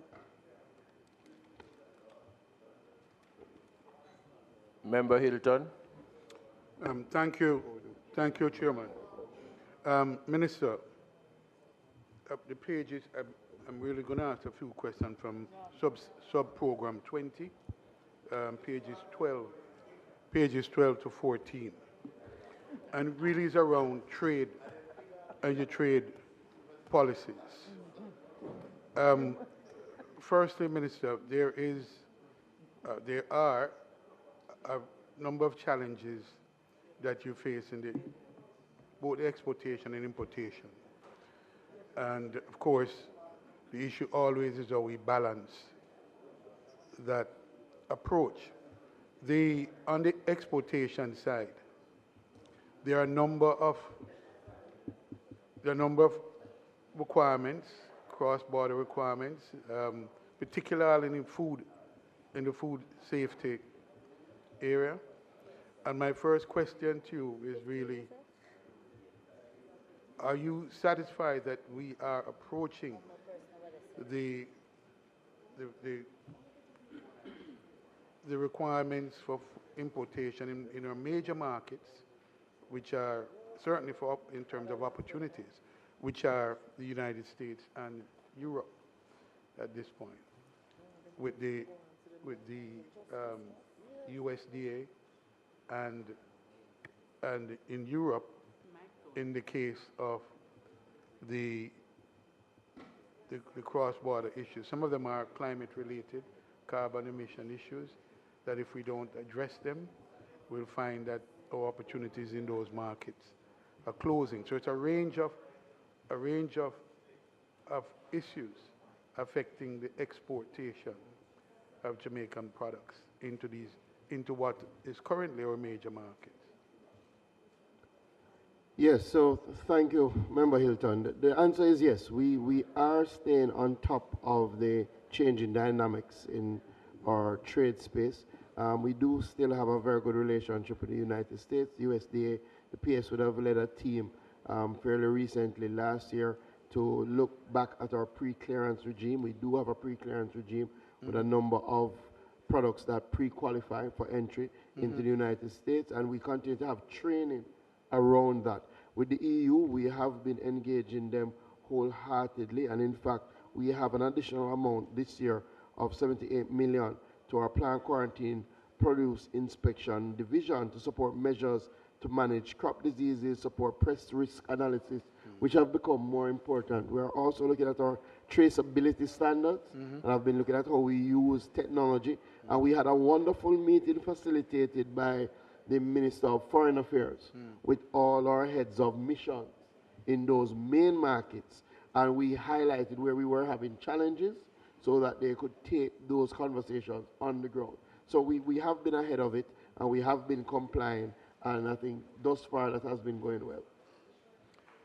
Related to that, Minister, is the whole question on the domestic side of the institutional support that our farmers would need if, in fact, we're going to take advantage of what clearly is an opportunity for Jamaica, and that is the customs and what happens at customs in both the importation and exportation. The experience that I'm hearing from importers, exporters, is really the bottleneck that has been created at customs. Is there an interagency effort involving the critical institutions, agencies at border to ensure that we have a much better working and seamless arrangement to facilitate both the importation and exportation? Because if we don't, then part of the competitiveness of our products are being adversely affected. Yes, so there is an interagency framework that we've been working on for a long time, and I think the Ministry of Agriculture with our border regulatory authorities have really played a big part in helping in that regard. There's a J-Swift system which everybody sort of plugs into. It has its challenges, right? It's still work in progress, but it is moving. Definitely there needs some strengthening on the importation side to ensure that illegal agricultural imports are not making their way into the space. That is something that we have to strengthen because that undermines all our trade engagements. And clearly, there has been work on the export side to make it a lot more efficient and seamless, but we continue to see how we can move that forward. Just to say, we are working with the farmers in terms of things like export clinics. The cabinet has given us sign-off to develop a traceability framework, so we're working on all of those things as we speak. In that vein, Minister, I started by asking about talking about the markets. With what is happening in some of our major markets, the U.S. in particular, the tariff, I've heard from some farmers that they are being adversely affected. Their competitiveness in the market space is being affected by the Trump tariff, if you will, 10% across the board. Have you had any discussion with our farmers or exporters in particular, and what is the advice or the strategies that are being developed in order to respond to that particular challenge? Yeah, so we have been undertaking analysis to Minister, look at how... Can I humbly and with great respect intervene? Absolutely. We're now at 12:29. Agreed. We started at 10:30, which means we have gone 2 hours so far, and we have yet to approach the mining section of the ministry. If our average time is 2.5, 3 hours, then I suspect members are well prepared, as I am, for us to be here until 12 o'clock tonight again. And if that's the agreement, the only sad thing is last night at 12, there were only 4 members of the opposition in the House. So Yeah, but 5. tonight. There were 5, not 4. There were 5 in the house last night. No, but colleagues, They'll be here tonight. the issue is holding up the time. I have no challenge in being here until 5 o'clock holding tomorrow up the time. morning. Make the point. But please do remember, Interrupting my question.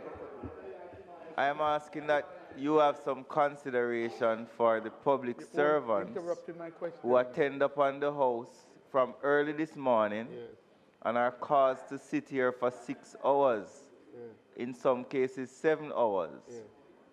So while we are well Minister, here, I want you to finish I'm my line. asking I that have two more we questions for you. Let me manage our questions in a manner and maintain our questions as it relates to the line items within the book. And I'm asking the chairman I'll give him my page. to intervene in the management of the line items and the questions being asked. Thank you very much. Yeah, so Minister, if I may continue, I'd pose a question about the tariff and how we are dealing with that. Yeah, so the analysis that we've been doing has not shown any significant impact. We continue to track the situation. Is that Clearly, a product by product or just global, overall? Overall, but clearly talking directly to exporters, right, and looking at if they've had any sort of downturn. Remember, we're also at a period where we've been significantly impacted by a hurricane, so you would understand that. But we also look at additional markets, right, and that is something that we are doing, and looking at additional market penetration and looking at where opportunities are arising.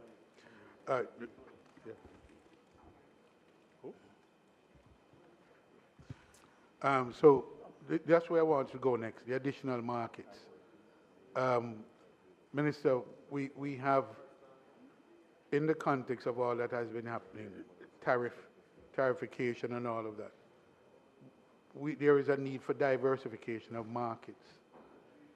Is the Ministry of Agriculture prepared to support a broadening of Jamaica's trade policy and strategy that includes improving and increasing our bilateral relations where we've identified markets of particular interest? Member Hilton, you name the page and the line that you're speaking to. I did from the very beginning. No, but we realize that you're not there anymore. No.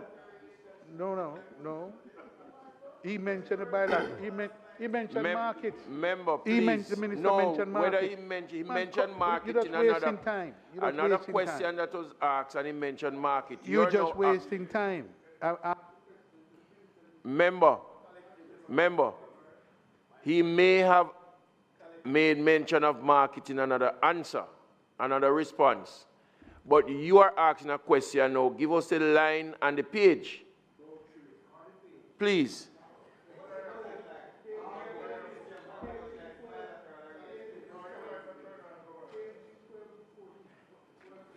It can be pages 12 to 14. Give us a heading, no man.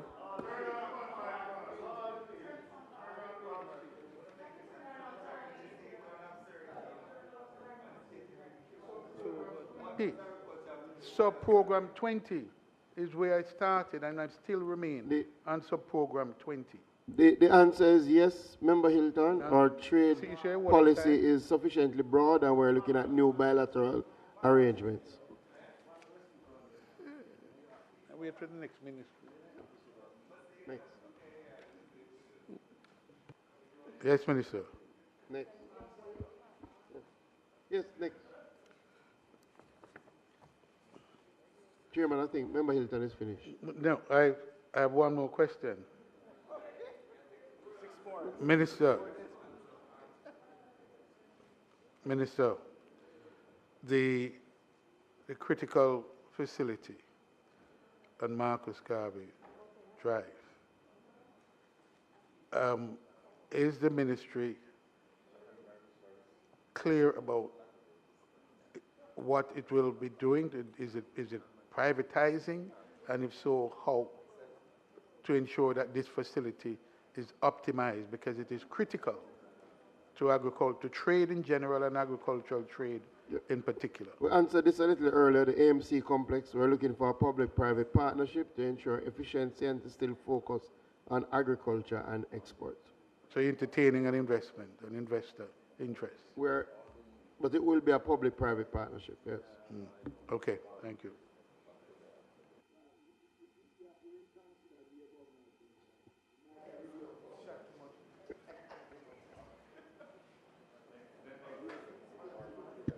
Thank you very much, Mr. Chair. Just two very, very quick questions that I have.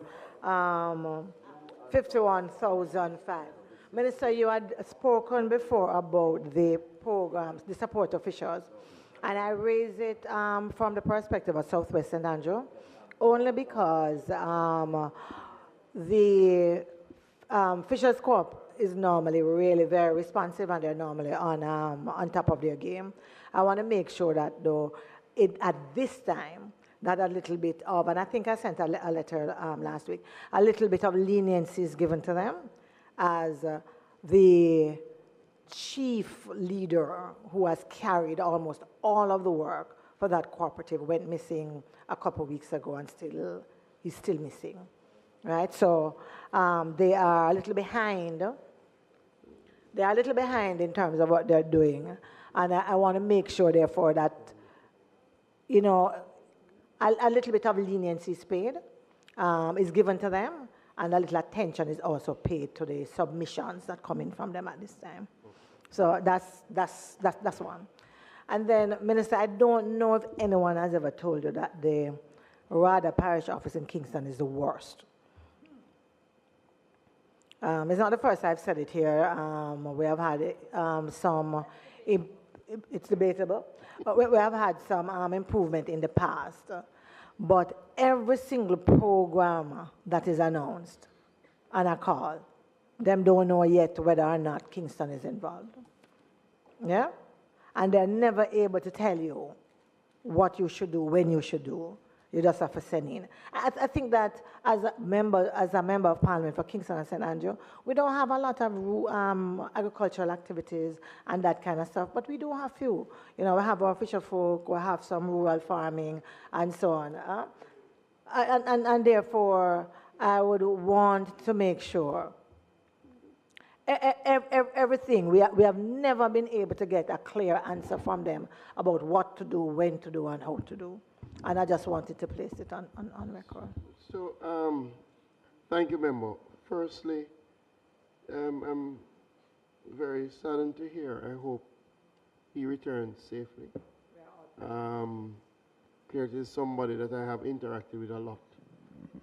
Very active, very vocal, and advocates for the fishers significantly. So, I hope everything works out. Quite to the contrary, we have a lot of good reviews in relation to the Kingston office. But I see the challenge. The reviews seem to be on the St. Andrew side. And I understand the challenge. And the urban. So the CEO is here. I would have heard you. As I said, we have to have an MP engagement, right? So we have taken that into, we'll take that into account.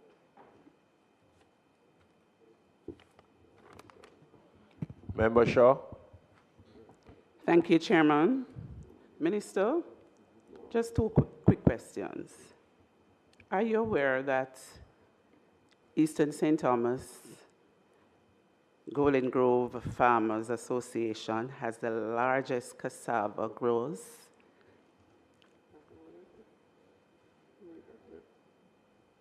More than aware, you should ask them.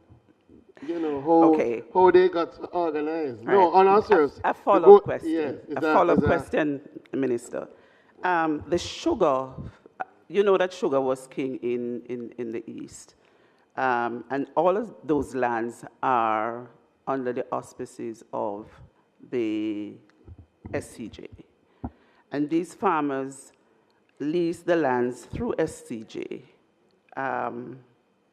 In terms of security of tenure, to access loans, they are having difficulty. And outside of the assistance of RADA and the Member of Parliament, though small it might be, what are the other avenues for assistance to these farmers? Financial assistance, I should say. So, one, we are on a drive for regularization. We're on a drive to hand out those leases. In fact, I remember coming and handing out some leases to a number of those farmers. And we're going to continue that because they're good farmers, right? Indeed. And the cassava that they have embarked upon is doing extremely well. RADA is the real source of funding, but once they have the leases, Yes. right? So if you have farmers, send us a letter, right? Attach a list and let us look at it, right? Because we have earmarked some land for them, but we want them to be regularized so they can take the leases and get some financing. They have a market, they have multiple markets now, right? So just let us know if you have a list that are in that challenge. Very well, thank you, Minister. That ends my question. Member Natalie. Thank you, Mr. Chair. Just two quick questions, Minister. I'm not sure if I should deal with the one on the fisheries or on the mining. I think I'll leave that one for mining. But I would like to ask you under agriculture, the process at RADA in how quickly we're able to get assistance to our farmers, right? And over the years, not just since you've been there, over the years it has been a tedious process which has sometimes just frustrated the farmer and the Member of Parliament to the point where you have funds sitting there for quite some time because of the process. If you are determining that someone is to get a chicken project, for example, and rather determines that they need to go and to see the location where the chicken is going to be housed, I have no difficulty with that. As long as you have the staff to be able to do so in a timely manner that allows for us not to cause the farmer to be deprived of the benefit, number one. Number two, there's this insistence now on farmers getting registered before receiving a benefit, right? I have no difficulty with that. However, there has to be a way to register the farmer, because a young man coming up now, if he left school, never had any plans really for farming, but sees an opportunity to start something and decides I'm going to raise some chicken. Now, RADA should be seeking to help to bring that person into the fold rather than to make having an ID prohibitive for him to be able to have access, right? So I think there needs to be some streamlining of the process to allow for our farmers to be able to receive the benefits quicker. Number two, if there are plans for fishing villages, I know I've spoken to many of our members inside here, including one who can't speak now, who is at the chair. Many of us who have, fishing villages across, what are the plans to develop fishing villages? I grew up where I had to go to Old Harbor Bay all the time, and, what are the plans to develop our fishing villages so that our people there can live in a dignified way, and it's a welcoming, almost like a tourist spot to go to a fishing village, trust me. So I just want to know if there are any plans to develop our fishing villages. There is a plan. In fact, we've identified, I think, 6 that we're trying to do some development around. Some resources have been provided this year for us to start. I know the one of the chair and yours. So we'll look at it, and the vision is as you outlined it. In other parts of the world, fishing villages are tourist destinations. People go, they have active spaces, so that's the vision. So we will work on that. I agree with you that the process needs to be streamlined and needs to be more efficient. So So we've taken it as you have said it. What we have to do is work out almost like an entry level identification, right? Because what I do here, as you have said, oftentimes the radar officer is looking for the person who has already started the farming enterprise, but you have some people who are new. And we have said that where the MPs recommend people, the drive should be to get them registered, not to turn them back, to get them registered. So we will work on that. So hopefully by next year when we come back, no, immediately, I expect that by next year when we come back, you won't have this concern. Yeah.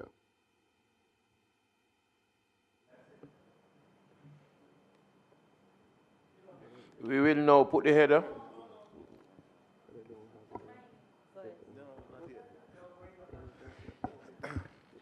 Yes, Minister. Dear man, one question. In particular, it is in relation to the SCJ Holdings, National Irrigation Commission. Those entities depend heavily on appropriations in aid. Now, the question is within the context of the proposed factory in Clarendon, well, southwest Clarendon, but really on the Vere Plains, in terms of the delay in the commencement of the factory. How does that affect the appropriations in aid, or the budgeting or the anticipated appropriations in aid? And how will that affect the functioning of these entities, particularly the Sugar Company Holdings and the Irrigation Commission? As well as, could you provide us with an update on the status of the proposed sugar factory on the Vere Plains? That is the one to replace Money Musk. Thank you.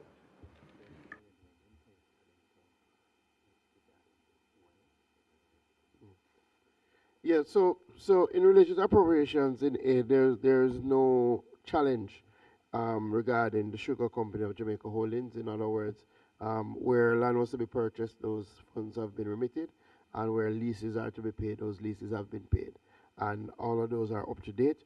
And then in relation to the National Irrigation Commission, they would not expect to start taking in as yet until the development. I have set up a meeting with the team next week to get a comprehensive update as to where they are. They have indicated in relation to some of the background planning processes. So we don't expect any significant delay based on what they've said preliminarily, but I will meet with them next week, and then I'll provide an update to the country.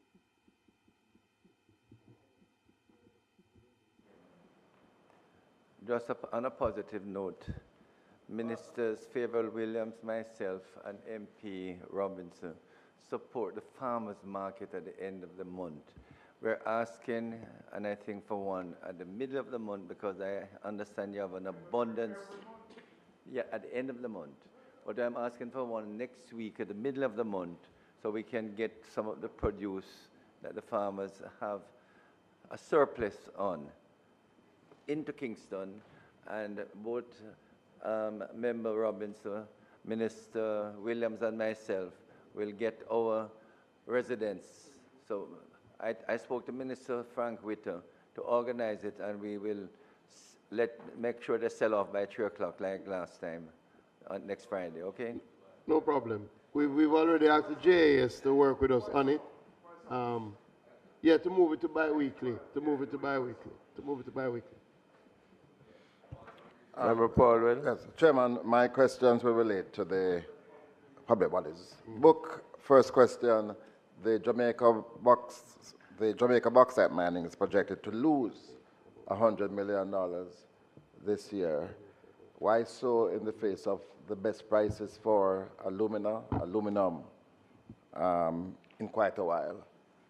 The JBI is projecting to lose a smaller amount, but how do you explain JBM losing $100 million?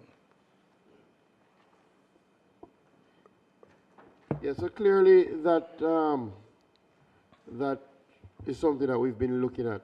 The JBM has a number of different sources of income. There was a time that the JBM made a lot of resources from the exportation of sugar, via the Reynolds Pier. As it is now, there is really no exportation of sugar. All right. Also, from exportation of limestone and cruise ships docking. Now, what we would see happening, one, there's been some decline in terms of the exportation of limestone, and also with the Ocho Pier coming back on stream, there's expected to be some decline in relation to operational, in relation to the cruise ships docking. There are also some increased operational expenses because in order to ramp back up the resources that we get from the Reynolds Pier, right, we will have to do some work on the dilapidated assets, right? And we are spending more now to try and repurpose land that is not making any resources. So for example, we're developing the Lidford Commercial Park. We have some old land, Reynolds land, some old warehousing space that we're repurposing so that we can extract greater value. The good news is that we have already repurposed, I think, 2.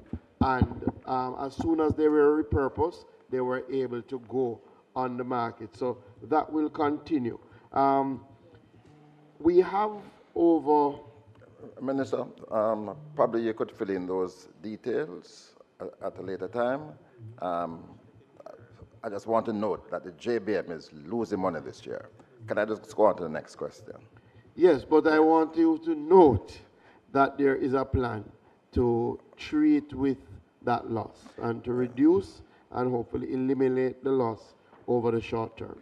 Minister, we heard recently that the New Day Discovery Bauxite operations got a major injection from the U.S. in their operations.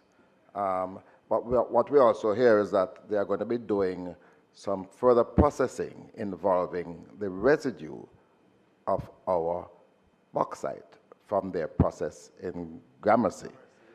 We have been speaking a lot about rare earth being able to be extracted from the residue of our Jamaican bauxite. Those exporters of Jamaican bauxite ought to be aware that when they process bauxite into alumina, whatever they get after that residue is further processed belongs to the people of Jamaica. Is that known to them? Has that been made clear to all of the processors of bauxite in Jamaica so that as we're looking for opportunities for rare earth, they are quite clear that they belong to Jamaican people? That has been very clear. And clearly, all the Redmond Lakes, all the elements that may be in there are owned by the Jamaican people. I do have a meeting with our partners at Discovery Bauxite. As you have indicated, we are seeing better returns now. We are seeing greater spend now to increase productivity and production, and we are looking forward to a better year coming out of that plan. But yet you still have arrears in the bauxite levy that is owed. When are those arrears going to be paid? So the Ministry of Finance has been engaging our partners in relation to that. I think there is a timetable now, and we do expect that they will stick to that timetable, but I want to speak to it here. Minister, you mentioned that Alpart would have been close to reopen in December 2025, and we are nowhere near to reopen. Can you just confirm that to be the case? The only thing that has not yet happened, based on the things that were committed, is the reopening. In other words, all the other elements regarding the asset assessment, regarding the development plan, all of those things have happened. Clearly, Hurricane Melissa came in October 2025. The team from Alpart came to meet with us in December to say that they had to delay because there was significant damage done to the Port Kaiser facility, and as such, their principals have asked them to recraft the development plan to ensure that they are looking at, one, the costs to fix Port Kaiser, and also building resilience, since we've had 2 weather events back to back that were sizable. We plan to lead a team to meet with the principals of Gisco Alpart in China, hopefully by the end of April, early May, right? So that we can get a definitive on the timeline for reopening. But all the other elements that were promised and committed to, they have fulfilled. So Alpart is not going to be open this year? We want Alpart to be reopened this year, and based on the suggestions, it is possible. But allow me to do the trip and come back and then to make some announcement. All right, so it's not December 2025. Can't No, be wait, again? no. So the Hurricane Melissa would have made that impossible. All right. Minister, Rare Earth, what are we doing about this opportunity in the face of all of that is happening globally, and knowing that we own a patent that shows that we can extract rare earth from our residue of? Yeah, so we're moving quickly now in the direction of establishing rare earth in a real way. Clearly, when you were minister, you did some work around the extraction process. 20 years hence, now we're seeing with technology that now the value proposition is even more beneficial to Jamaica. We do believe that we have some of the biggest rare earth deposits in this side of the world, and based on the discussions that I had recently at PDAC, we are moving forward with a Jamaican company who has been doing some work in relation to exploration for rare earths and has some licenses in that regard, and also with other private sector investors who have reached out to us in relation to our ultimate aim is to build a plant locally that will deal with the extraction of rare earth, right? We're not interested in sending our rare earth somewhere for it to be extracted. We're interested in developing a rare earth industry here. Finally, Minister, the bauxite producing communities. We know that there was a meeting recently and members of parliament were told of some allocation. But again, in the face of the tremendous good fortune now, because aluminum is at a record level, alumina, with the expected increase in the bauxite levy, why can't there be a greater level of commitment given to these communities for greater injection of money to assist them in the face of the tremendous environmental issues that they face? I think this is a year for these communities to see significant benefits. Well, we've already signaled an increase. We're moving from an overall allocation of 68 million to 82 million, and we have a 400 million program that we're going to administer. I know that I've already had some discussions with the Minister of Finance, especially in light of Hurricane Melissa and the damage done in some of these areas, for us to craft a program to look to take some additional funds from the Capital Development Fund. We have to, we're not going to spend the money before we get it, but we are definitely looking to do more, especially, as I've said, to focus on these communities with their issue with potable water. And the Minister of Finance has frankly said that it is something that she is willing to consider in terms of an additional drawdown to treat with some of these issues.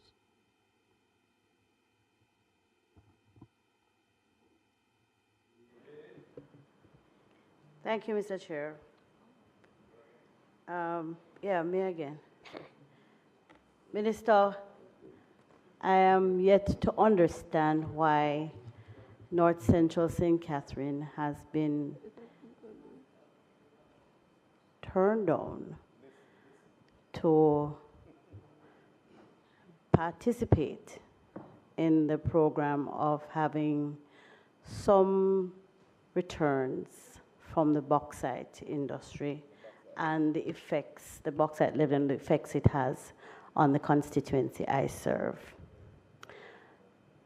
I know that I would have heard that where there are constituencies where the bauxite train passes through that constituency, they perhaps would not have the same level of benefit as other constituencies which have the mining activity taking place there, but they would in fact be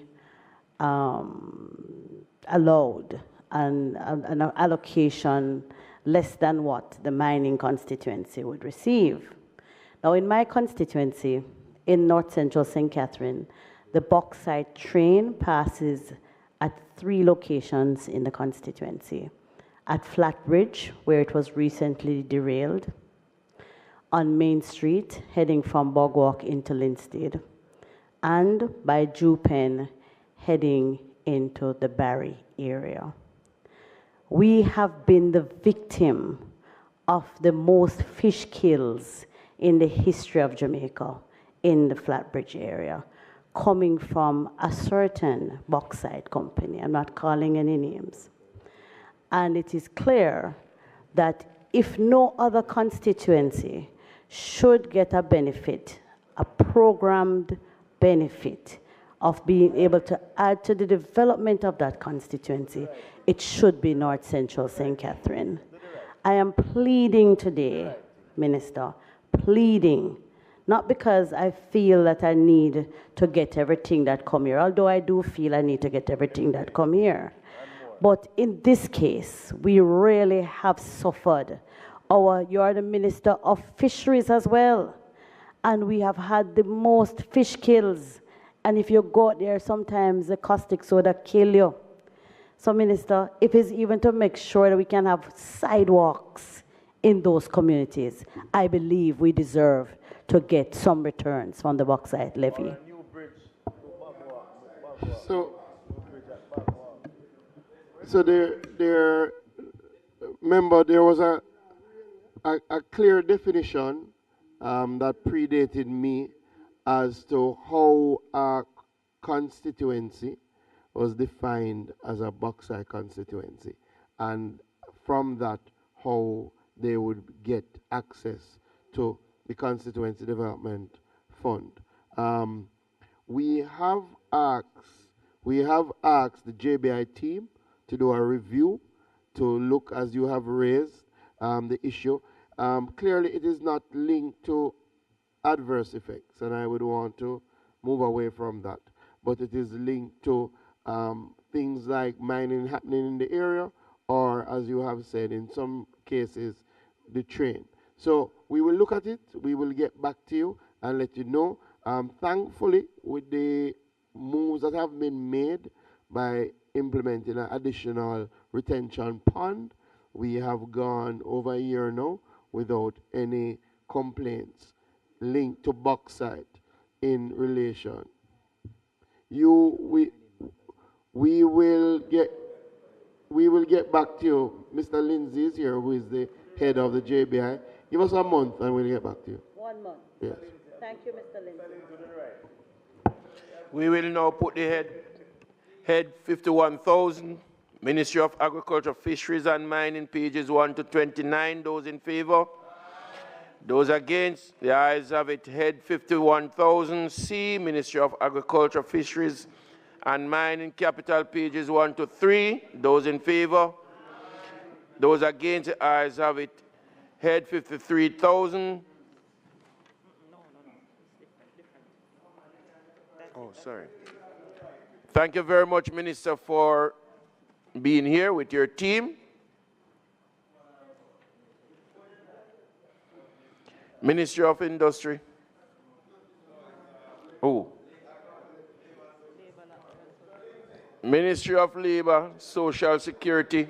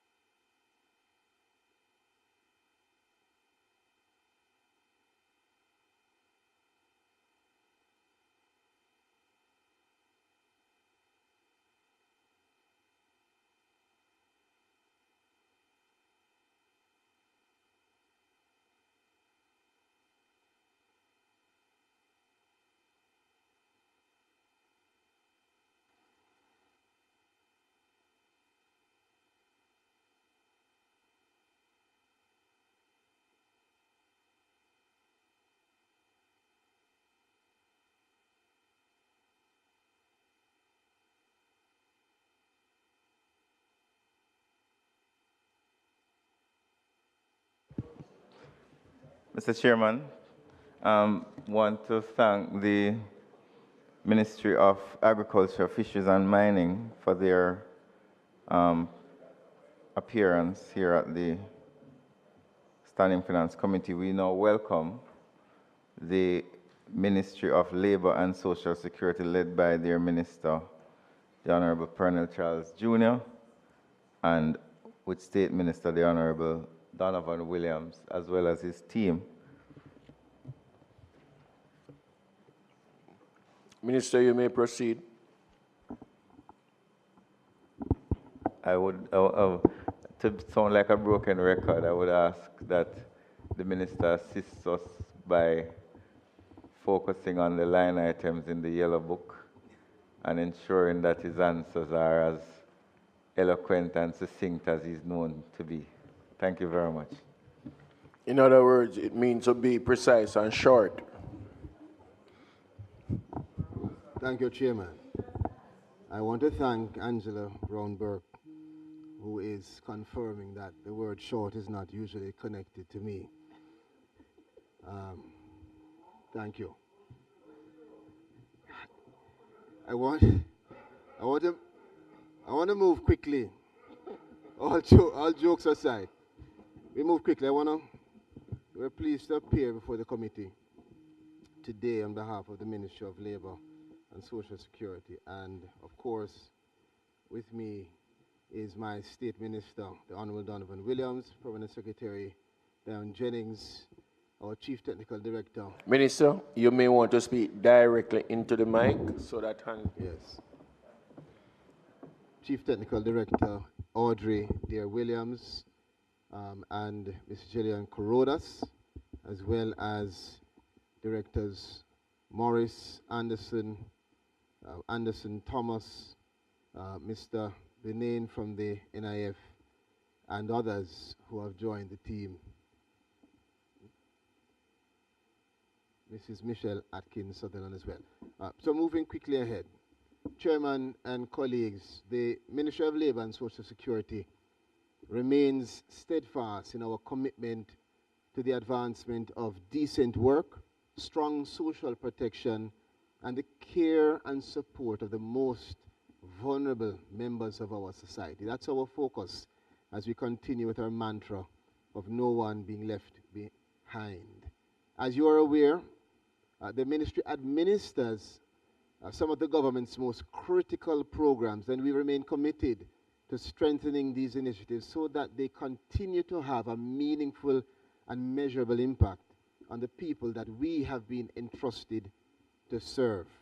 Chairman, colleagues, the proposed recurrent budgetary allocation for the financial year 26-27 is $21.28 billion, which is consistent and leveled with the 25-26 proposed budget of $21.338 billion. Of course, it is understood that last year we would have had supplementary additions that were required to cover the Hurricane Melissa recovery and relief efforts, and that was in the amount of $11.521 billion, including a third and fourth supplementary injection. The third supplementary injection was in the amount of $1.364 billion, and that was used primarily to cover related administrative expenses, as well as $155.178 million coming from UNICEF, representing a grant assisting 40,000 children and lactating mothers on the path who were affected by Hurricane Melissa. Additionally, $32 million from UNICEF, again representing a grant for 1,500 children with disabilities affected by the hurricane, and also $32.4 million from the IDB for emergency assistance following the passage of Hurricane Beryl, and that was in the amount of a reimbursement for expenditure incurred as a result of Beryl in 24. Finally, in the fourth supplement, as most of us know, is the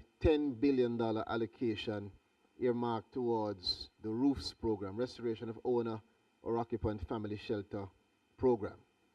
Chairman, the proposed estimate of expenditure for this year, 26-27, reflects increases across several key programs and agencies within the ministry. I won't name all, but I will highlight a few. To start with our senior citizens. The senior citizens welfare support under the NCSC, which is the National Council for Senior Citizens, will see a 44.3% increase, representing $22.248 million increase over the previous year. This allocation will be used to strengthen, in particular, our Meals on Wheels program, which is a critical program for us across the island, as well as to advance the critical organizational review of the NCSC, which will see us becoming much more efficient and structured in terms of the support offered to seniors across Jamaica. Additionally, our vulnerable seniors will see increased benefits from a major increase of over 50% in the social pension program, a program which colleague members of parliament will identify as an instrumental program to help particularly the vulnerable senior citizens with an additional $500 million over the previous year, representing the government's continued support for elderly and given the increase which is needed for this program. We move on. I'll highlight also the work permit services that will also see an increase, in this case of 32.53%, and the increase will particularly go towards advancing the modernization of the unit itself and the digitization process for the work permit system.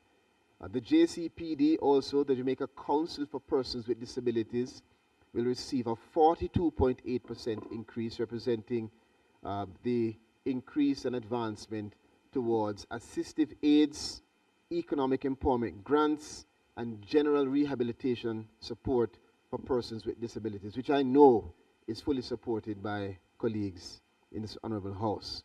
And lastly, I'll highlight the early stimulation program. That program that focuses on children with disabilities under the age of 6 years old, Chairman. We see a 16.5% increase there, which will be utilized towards the provision of additional physiotherapy, therapeutic, and clinical services. And we have much more to come for the early stimulation program and children with disabilities in Jamaica. On the capital side, the ministry has been allocated a proposed capital budget of $300.932 million. This also represents another increase, this time a whopping 122.9% increase over the previous financial year. This is to support the continued implementation of our critical Spyro project, which is our strategic program for strengthening social protection and labor market services in Jamaica. It's the nucleus of the entire ministry. This was signed in the 24-25 period, got started last year, 25-26, and now we're moving into our second active year of implementation. And under this initiative, Chairman, the ministry will advance a comprehensive social protection information system which will integrate the various social protection programs into a unified platform, of course, increasing efficiency and effectiveness to the benefit of all Jamaicans. This system will strengthen transparency and service delivery across the ministry's programs as well. The Spyro initiative also supports several critical reforms, including improvements to our administrative systems, which is essential, and consultancies, and the advancement of unemployment insurance within Jamaica's social protection framework, which again we know is a very important area to the country. I'm winding down, Chairman. So before concluding, I just want to highlight the performance of the NIF, which is our National Insurance Fund. And I'm pleased to report that the NIF remains strong, viable, and growing.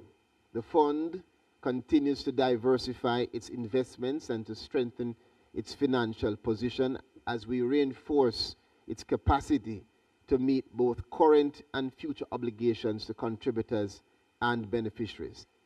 As at March 2026, the fund is projected to record a net surplus, Chairman, of approximately $47.8 billion, reflecting the sustained strength of contributions, prudent expenditure, good management, and solid investment performance. In addition, the net asset value of the fund is projected to increase from approximately $226.5 billion in March of last year to $264 billion by the end of March this year, 2026. This represents growth of roughly $37.5 billion, or about 16.6% year over year. Chairman, this level of expansion underscores the resilience and, of course, the continued ability for us to generate value while also safeguarding the resources that are entrusted for the benefit of our pensioners especially. With those opening remarks, Chairman, colleagues, I want to thank you and members of the committee, and I stand ready, along with my team, to respond to any questions that you may have. Thank you. Thank you very much, Mr. Chairman. Let me welcome the Minister and the team that is here for the discussion on the details of the revenue and expenditures for the Ministry of Labor and Social Security. I wanted to make just a few remarks and then also just a few questions that will be followed by my colleague from Northern Clarendon, on some of the issues in here. Minister, you spoke about both, well, last month we celebrated Social Justice, World Social Justice Day, which actually gave us an opportunity to kind of reflect on what we see in the budget and in particular around some of the areas that would have required attention based on whether it was Beryl or whether it was Melissa. As we know, those events tend to affect more disproportionately the more vulnerable. And therefore, the response that is required is really to these individuals. And you have mentioned a couple of the things that you're doing. One of the things I wanted to just point out in terms of what is being done, Minister, is that how a system is designed is always very important. So when we start about the kind of support services and when we're building a program, it is important to make sure that issues of accountability are clear, that transparency is also there. And I know I will leave a lot of the detailed questions to my colleagues. What I do know, in all of what you have said that has been done, sometimes it's difficult to match the talk from government with the reality on the ground, especially when we talk to individuals. Certainly, I have been on the ground talking to individuals, and they bemoan the slow pace of what's happening. There's also, and I say it although I know, Minister, that I'm sure you will reiterate here that you don't approach your work in a partisan manner. But I am duty-bound to mention just how much this issue of partisan approach to the work figures in the narrative from persons on the ground. Yes?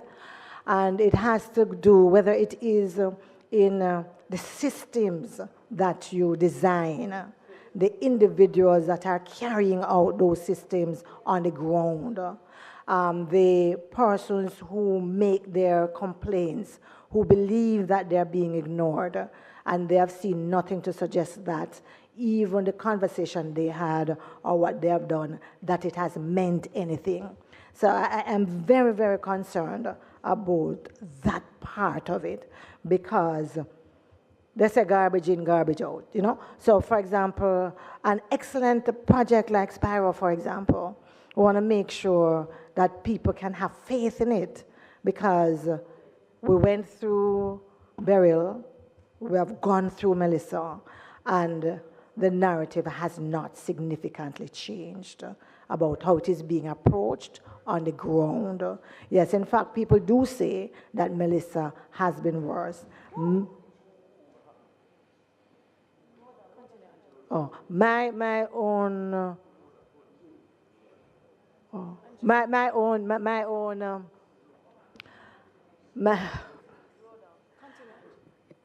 my own experience, Minister, is that in trying to ascertain, for example, in a particular community, where's a parish office or who is the lead person in the parish that someone could go to, persons have no idea, you know, and therefore that level of uncertainty and lack of knowledge, and I believe that the MPs have not been engaged fully or in that kind of fulsome way to be able to answer some of the questions coming from persons on the ground, and therefore that raises more questions.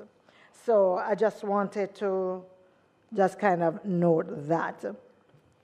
And then I wanted to place that because for me, Minister, that is a huge problem. And I believe we have to get over that to get anywhere else.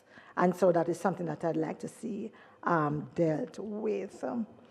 I have a couple of questions. I think most of it around the 10 billion and the grants and distribution. I've spoken already, transparency, and so on. Since I've spoken about Spiral, let me go back to it. Minister, whenever we design a system that is digital and that is online, I'm always tickled how we become dyslexic. What do I mean by that? In the normal course of speaking, we talk about the huge digital divide that exists in Jamaica. Yeah, that there's a gap that we need to fill. Even with COVID and all of what we have done, we know that there is still a yawning digital divide. Member, please, question. So, Minister, when we come to a program like Spyro or any other digital program, I am amazed that we have not, I wonder why we have not built into it those kinds of mechanisms that help persons who would find themselves at the end of the line to engage better with those digital systems. Yeah? So whatever the system is, there are individuals who by themselves will not be able to self-report, who will not be able to provide all the information you need. And I'm asking you, Minister, that those gaps, there needs to be something done to narrow that gap, and I don't see it in what we are doing, and I want an assurance so that the wonderful aims that we have for Spyro, we can have confidence in having them achieved. So that's one. Let me see if there's any other question. I've dealt with that.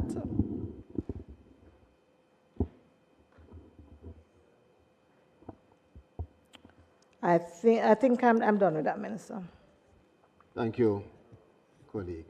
I want to just express appreciation for majority of what you have said, and just to reassure you that, as always, the ministry has strict regulations and strict mandate for our officers, which is that we are about giving support to the most vulnerable Jamaicans, wherever they are, regardless of political, whatever political persuasion. That's not something that we consider. And it's funny, the same concerns you have are the same concerns that persons on this side have. And so I believe it's just a matter of understanding process. And when you understand the programs and the process, then decisions that do not accord with what you are seeking are taken less as political and more as just procedural. I do appreciate, however, that their personalities. We have a large, cadre of staff, and so we have a structure that allows for us to continue to engage them, to train them, and that's something that we continue to do. I want to also say that the ministry focuses a lot on fairness, accountability, transparency, and effectiveness. That's exactly why we engaged our members of parliament in a workshop in 24-25. We intended to do so. We were blocked by the hurricane last year, and we intend to do so very soon for this new financial year. And we continue to do so, and we continue to be open. Members of parliament call our officers and directors, call me as Minister of State directly, PS, and we are very, very accommodating, and we'll continue to do so because it's seen as a critical stakeholder. Again, it's important also to note that when you speak of digital systems and the effectiveness, we are the ministry that has rolled out the digital literacy program with our seniors. We are the ministry that is advancing Spyro, which in its ingredients has, of course, the design of systems that will accommodate, acknowledge, and reflect accessibility. That's the whole basis of this nucleus called Spyro being integrated into the ministry's operations. Of course, I want the public to know it's not yet rolled out. So it would be difficult for us to interrogate it until it's final. But I can assure you that in the elements of its contemplation and as we formulate Spyro, a big part of it is efficiency, which is the digitization, and a big part of it is improving not just accountability, but the perceptions around accountability. And we understand that perceptions sometimes trump the reality. So be reassured that we are taking all steps to make the investments in the ministry that will allow for the mantra of no one left behind to be not just talk, but real action. And we've seen improvements. We've seen significant improvements in terms of communication with the public. We have a contact center that we have now rolled out, which is active, not perfect, but it is improving. Our parish offices have very deliberate steps in terms of going into communities. For the last 2 years, our officers have been on the ground from Beryl to Melissa non-stop. While other agencies could take perhaps a breather, we were on the ground before, during, and after, and we continue to do so. So let me acknowledge the officers and acknowledge the stakeholders who have assisted, and just again reassure you that for us, stakeholder engagement is required under the World Bank's rules governing the project, like Spyro. And so at the appropriate time, we will advance beyond just engaging MPs to engaging the public in terms of the technological developments and all of the elements of Spyro. Lastly, I'll say we continue to roll out our social service fairs and to also couple that with the career services through our labor department. And together, those allow for us to have a comprehensive engagement with the public that assumes, again, the whole mantra of no one being left behind. Thank you, member, for your comments and for your questions. Member Denise. Thank you very much, Chairman. Minister, I'm going to start with the elderly because I have some responsibility in that regard. And I want to start with the legislation that was put forward in the Senate by Professor Floyd Morris. It was tabled. I think it went to a select committee, and I believe it has reached the point where it should have reached to the cabinet. Can you give me an update in regards to protect the elderly? That piece of legislation was really to be put in place to protect the elderly. Can you give me an update on that, please? Well, the legislation perhaps wouldn't come into consideration in this budgetary discussion. However, I can give you an update. I did make mention of our efforts to protect the most vulnerable seniors, member, and that comes under the social assistance increase with the social pension program that we have. And for that budget, you will see a whopping increase in terms of the ministry allocation. I had mentioned it earlier. I think it was 500 million that was mentioned, yes, which is more than 50% increase of that budget, which really illustrates the government's focus on our senior citizens, not to mention the additional increases to the National Council for Senior Citizens that will help us in the modernization of that unit itself, or sorry, the department, and the rolling out of comprehensive programs to advance support for all senior citizens across the country. All right. Just quickly, though, Minister, I'm going to ask if you, first of all, I should say that I'm very happy to hear that, you know, the budget has increased. I think for the elderly, it's about 300 million. For the social pension program, the increase is more than 300 million. It's more than 300. The increase for social pension was 500 or over 500 million, which is a more than 50%. It's actually the largest increase, member, that we have seen in our budgetary allocations, which again represents the focus on our senior citizens. All right. But just quickly, because I want to move quickly, in terms of the 75 and over, in which we are now making sure that whether or not they are pensionable, they will be captured into getting the benefits from your ministry, from Ministry of Labor. Can you say if you have a total amount that has been registered in that program so far? Yes.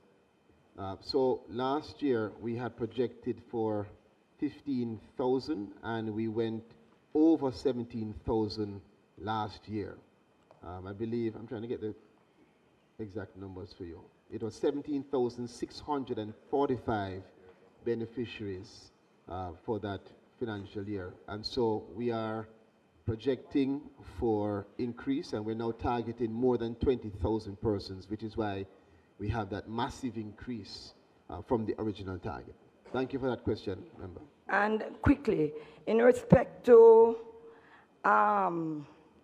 information for persons over 75 who probably will not get an understanding about this program, what mechanism is used by your ministry to ensure that there is proper public education, and also that you target, and how do you know where and how to target these people? Excellent question, member. So we actually have social workers that are assigned specifically to our senior citizens. Those social workers work in tandem with the senior citizen clubs, and they are also coupled with our community liaison officers who are out there on the field on a daily, weekly, monthly basis, signing up elders for social pensions, spreading the news, sharing the information, giving them additional access to the knowledge, as well as the teams that we have from JCPD because of the overlap that we have there, and our social workers that we have at all of the parish offices. All of those groups are geared towards and targeting increasing awareness and promoting the programs on a daily basis. All right. Quickly, in terms of pension, can you say whether or not, how far have you reached? Because there's a number of persons out there who have retired still having serious issues in getting their pensions. Could you say, Minister, what percentage you believe you have cleared up so far, and if you're back on track in terms of the time frame in which persons to get their pensions? When you say cleared up, I would ask you guide me. In terms of, remember, the last time I asked that question, we were told that it was not forthcoming as it should have been. Now I'm asking if you have now reached a point where you're comfortable with how far you've reached in terms of the on-time process, in terms of releasing persons who have retired with their pensions? Well, I'm trying to understand directly. Can I just let me say it clearly for you? You're speaking of. Oh, go ahead, member. Go ahead, then. I'm asking you, Minister, if you can give me an update in terms of the persons who are pensionable, in terms of the timeline in which you take to ensure that this pension is being.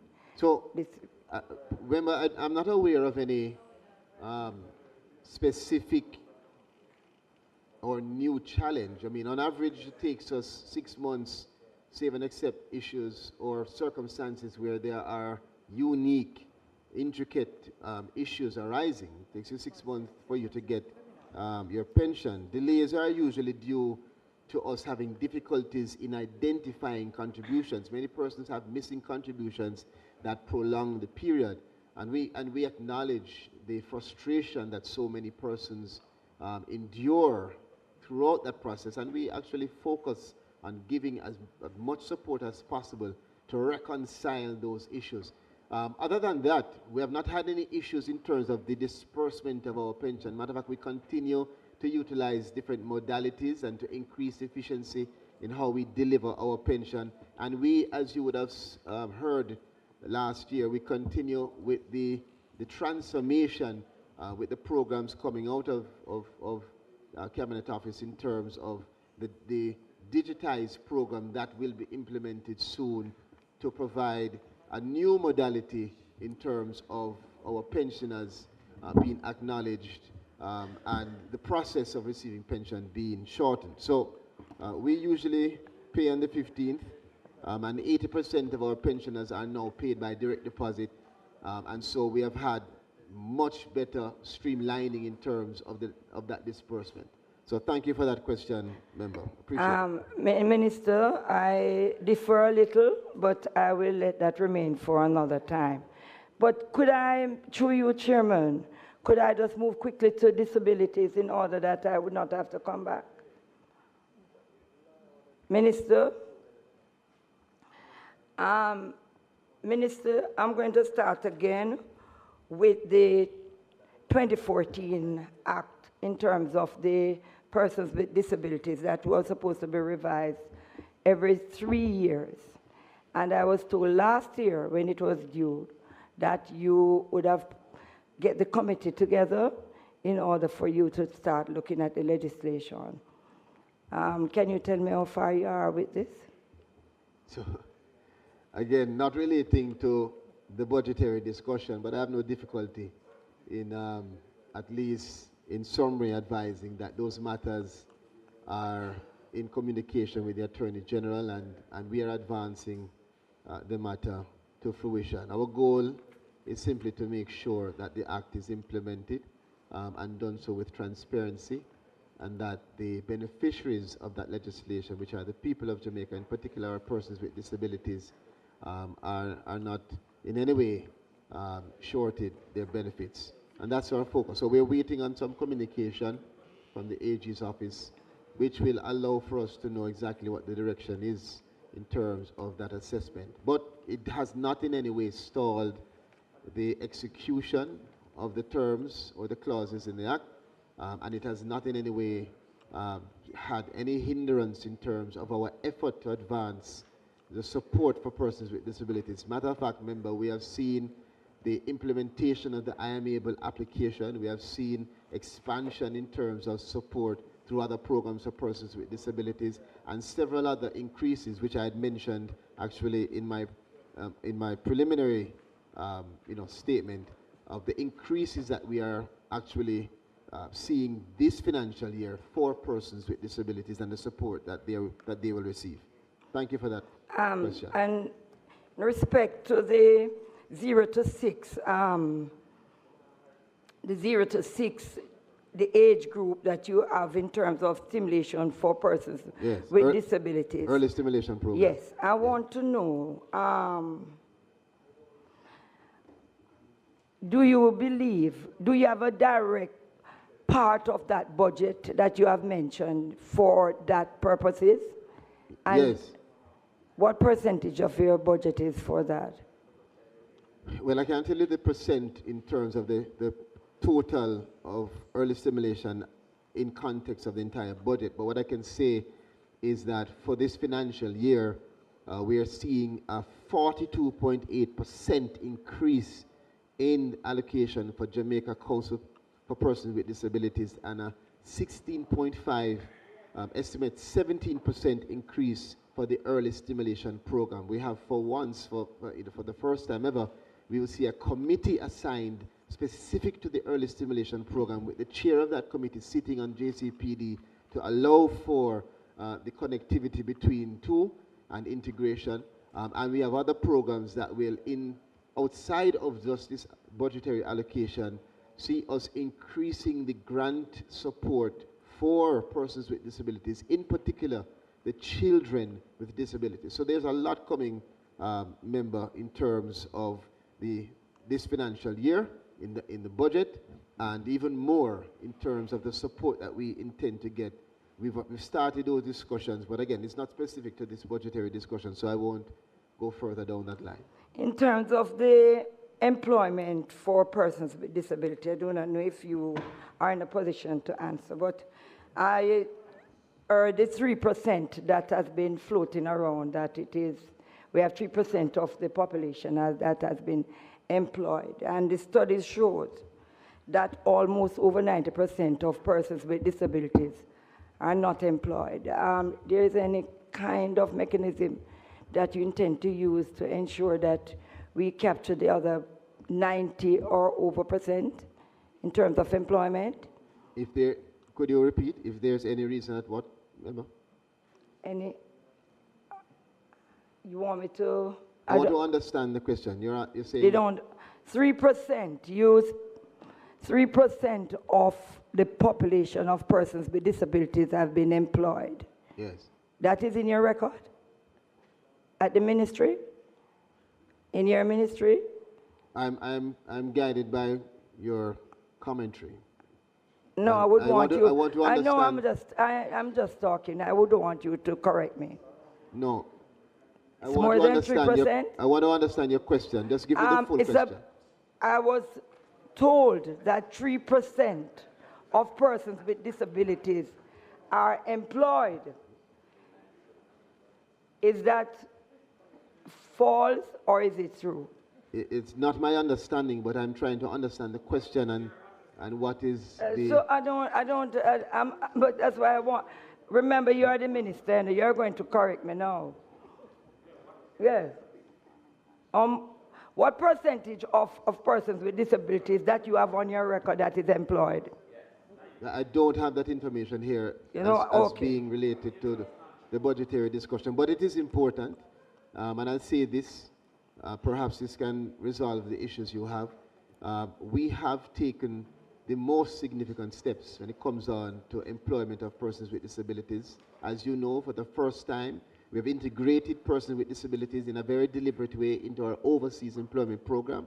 We have seen persons requesting more, persons who come from that cohort. This year we expect to send up additional persons on that program. Additionally, the ELE, which is our electronic labor exchange, has a specific program for persons with disabilities, and we have ensured inclusive labor market practice in employment. We have special programs for that cohort. So again, not to mention the empowerment grants. So remember, I'm not saying anything specific to the budgetary allocation, but I have no difficulty in saying to you that we continue to take the most significant steps to prioritize persons with disabilities, which is why we have a 42.8% increase. Of what? In terms of the allocation for Jamaica Council for Persons with Disabilities, which will be used... Of $1 million. Well, let me tell you, which will be used, specific chairman and colleagues, towards assistive aids, economic empowerment grants, and rehabilitation support, which is what speaks directly to what you have spoken about. Well, Minister, I have a few more questions, but in the interest of time, I'm going to just ask you one more. In respect to persons with disability, is it automatic for them to be on the PATH program? No, because being a person with disability is not the sole criteria. Many persons with disabilities do not have any financial need. They have all the support that they require at home.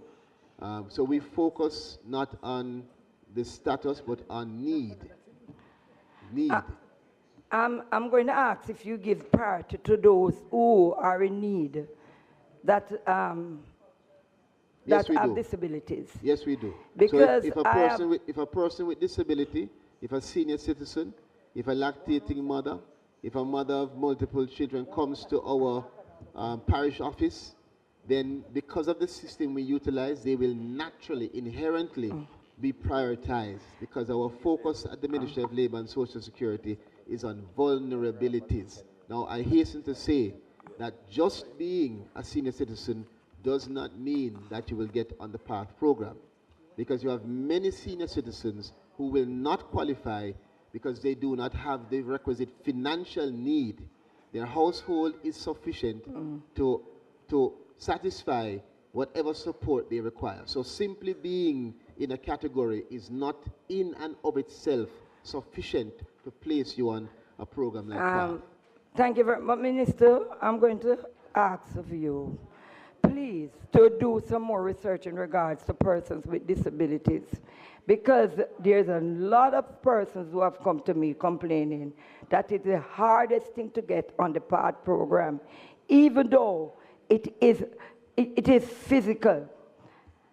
And they are very, very frustrated because they are saying that each time they go to the offices that you provide as the minister, they are having serious challenges with even trying to explain to persons the hardship that they are going through.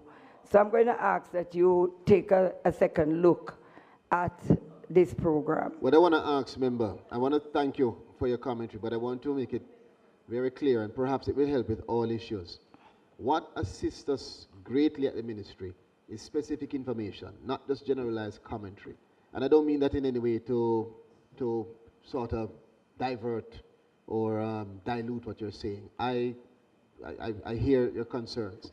But if we can get that specific information, then we have the system to address the unique case. So if you have an issue, or if there are persons reporting to you, I ask that you guide them to give us, refer them to us, so we can address those issues case by case. PATH is not always the best solution just because someone is vulnerable. There are a suite of services that come under the Ministry of Labour and Social Security, and not every issue is fit for purpose to be treated with by PATH. There are some issues that require much more than PATH, and there are some issues that do not require as much as PATH. So refer them to us and permit us to assess it with the professionals who we have at the ministry that will allow us to categorize them properly and assign the solution to them based on their unique case. But what I would want, Minister, not to prolong this conversation, but just to say that you have a mechanism in which you can capture these most vulnerable persons. Yes, we do. Our system looks specifically on the demographic characteristics. It looks on the consumer durables. It looks on a host of variables to determine what solution is best, whether it is PATH, whether it is economic empowerment, whether it is a rehabilitation grant, whether it is social pension. And I give you an example quickly. You have several persons over 75 who are on PATH, and we are trying our best to transfer them to social pension. Why? Because the benefit from both programs is different. PATH is less. PATH is less. So when you have persons saying, I need to get onto PATH, who are 80 years old, we say to them, no, we want you to go on social pension. And many times they quarrel and say, see, it's so hard for us to get on. We have to take the time to explain that social pension will provide you with a greater benefit, a much more comprehensive benefit. So, again, as I said to you, refer them to us, to our professionals who can assess each case and identify where along the suite of services is best for them to benefit from the Ministry of Labour and Social Security. And just the last one now, Minister, in terms of the banking situation in terms of the elderly. Just recently, I was told that because of the technology and persons who are not aware of how to use these technologies, and most of the banks is cashless.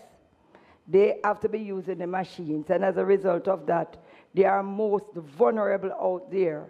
I am wondering, since we are looking at the elderly now as a line item in terms of our budget, if we look at how we can either educate or make provision for those elderly who are not technology savvy and do not have any assistance at home in order to get help so that they will not be marginalized or manipulated.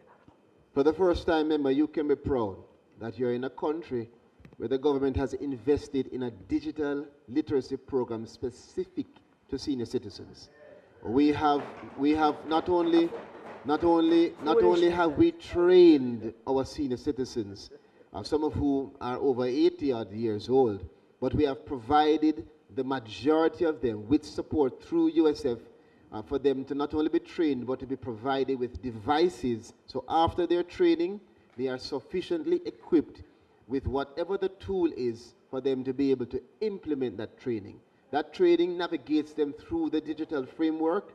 We raise issues in terms of them protecting themselves from scammers and from other challenges that they may confront.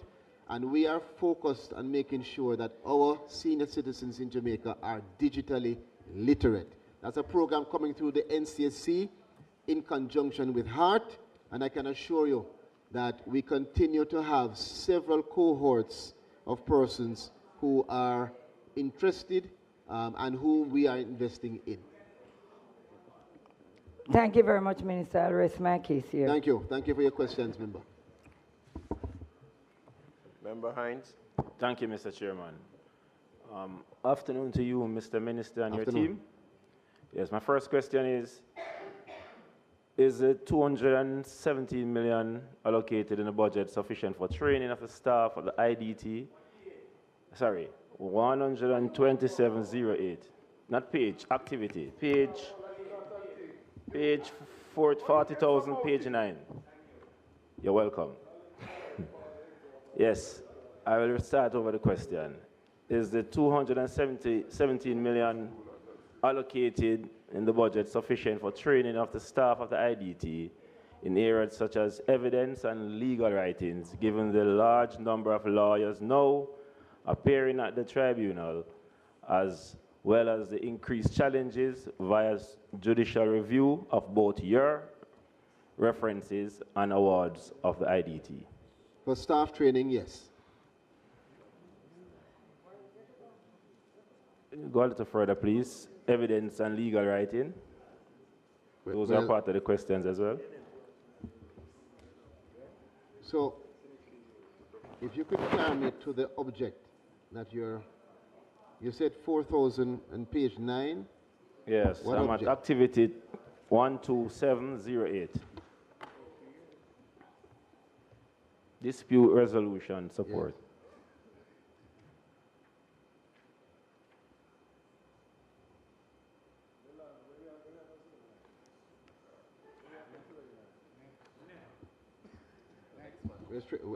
Where are you seeing trading, my colleague? No man, I'm dealing with the goods and services? Yes. Yeah, your question is whether or not yes it is sufficient. Yes, because we have additional challenges at the IDT, and with people appearing now with more lawyers, are we doing enough to equip the IDT to treat with those things? Yes, so this represents our effort to advance training of staff. The members are not included on that staff training. Oh, they're So not? this is specific to staff training. It's specific to staff training? Yes, sir. Okay. All right. Can you indicate that if we are increasing the pool of stenowriters, given that most who are there now are closer to retirement, and it is a vital role in the justice system? Well, I couldn't speak directly to it. Doesn't come under the ministry in that way, but I do know that there's an effort not only to increase, I wouldn't say specifically steno writers, but that there's an effort to identify the technology that will allow for the process of recording to be as efficient as possible. Okay. All right. As it relates to industrial safety, promotion, and supervision, it is 40,000, page 7, sub-program 20.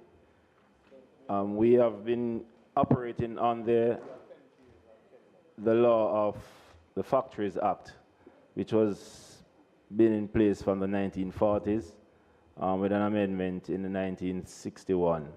Where are we with the Occupational Health and Safety Act? Well, I can tell you that we are at our furthest stage, and we are now at what I would like to define as perhaps our penultimate or final draft. We intend to aggressively advance this in the next financial year and hope that as it moves from its... The next financial year? This quarter. This quarter, okay. And as it moves through this stage, that we expect consultations and discussions with all members for us to complete that draft before we table. All right. In your budget, in your budget allocation, do you have an amount to deal with compensation for persons who would have gotten injured or otherwise on the job, in cases where persons even lost their lives, so their families could be compensated? If we have an amount, I'm trying to appreciate the question. Yeah, man. If the government has an amount. Yes, if you make, you have a line item, if you ring fence within your budget amounts to deal with compensation for injured workers. Injured government workers? Yes. Are persons who also get injured and make a claim on the government? No. That wouldn't come under our budgetary allocation. Okay. That would be another ministry, perhaps, member. Which ministry will cover that? Because I'd like to follow up on the question, so that's why I'll need to. Well, I wouldn't want to speak to it, that is not mine, but I believe that it would either okay. be finance. All right, or no problem. justice. So you're in the government and you don't know, or you don't wish to share the information? I told you what I thought. I said check finance or justice. Oh, I didn't hear. Your deputy to your right is instructing me to Angela do Brownberg my was research. speaking, and when she speaks, I try to allow her to have the floor for herself. All right. Given the abusive nature of the short-term fixed contract, as Minister of you include in your budgetary provision for reviewing the current legislation to better protect our workers in Jamaica? So the issue of short-term contracts is one that we have had significant public awareness on, and we continue. Can't hear you, Mr. Minister. The issue relating to contracts, yes, short-term contracts, or contracts generally, is one which we have continued the public relations and public awareness on under our Labor Relations Act. I have participated in workshops to advise the public of the balance that is required when interrogating this kind of contract, so that we can avoid the nomenclature that simply demonizes a contract, which in and of itself is not all negative. The contract allows for great flexibility, and so it is a balance. However, we do realize, remember, that there is room for vulnerability, and so we recognize that. And so, yes, we continue to recognize the misuse and abuse, while also balancing and advising persons how they can use these contracts, how they can protect themselves, and it is a part of what we have under our Labor Relations Department in terms of the allocations. You'll see throughout the year that there are seminars that flow from this budget that we utilize to bring stakeholders to one space to continue to inform them and raise public awareness. All right. So the overseas program, do you do a similar thing in terms of the education and trying to review the overseas program as it relates to the protection of the workers? We have heard complaints of people being ill-treated on farms in Canada and elsewhere.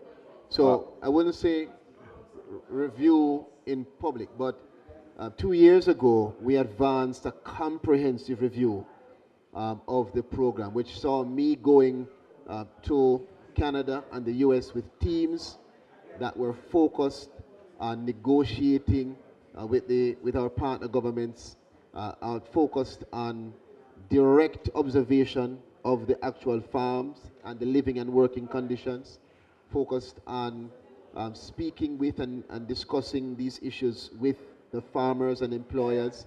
My Minister of State actually for this last meeting that we had represented us in terms of the negotiations which we have, which are very aggressive negotiations around the terms and conditions of the living and working conditions.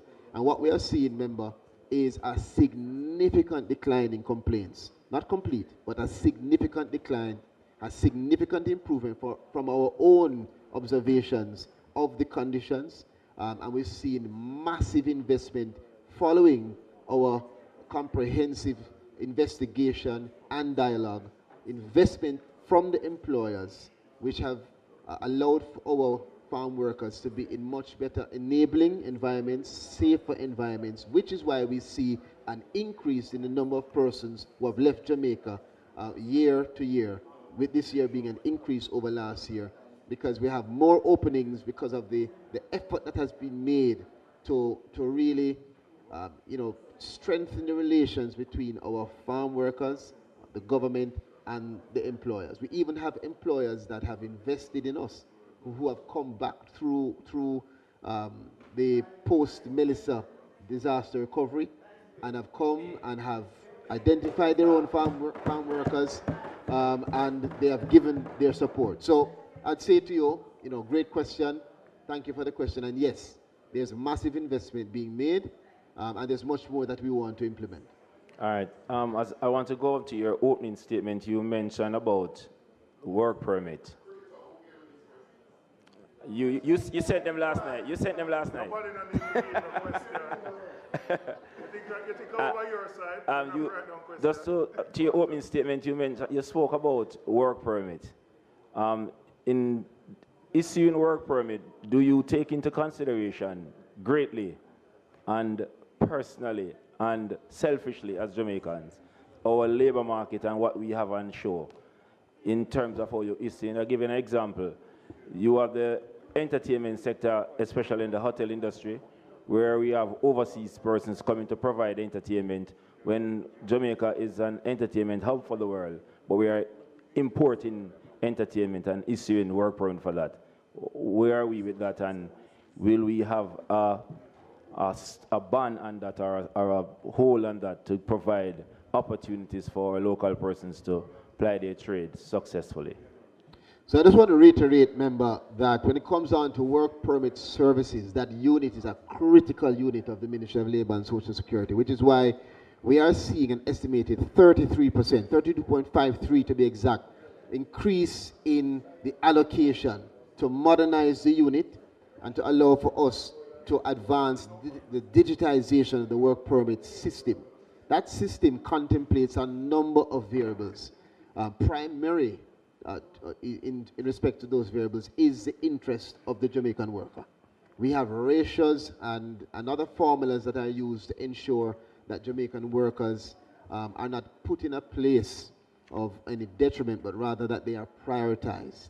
However, that is balanced with the need to advance commerce and to also respect the facilitation and the introduction of talent into our country that will make the provisions and what Jamaica offers, whether it is in the hotel industry or otherwise, more attractive to investors.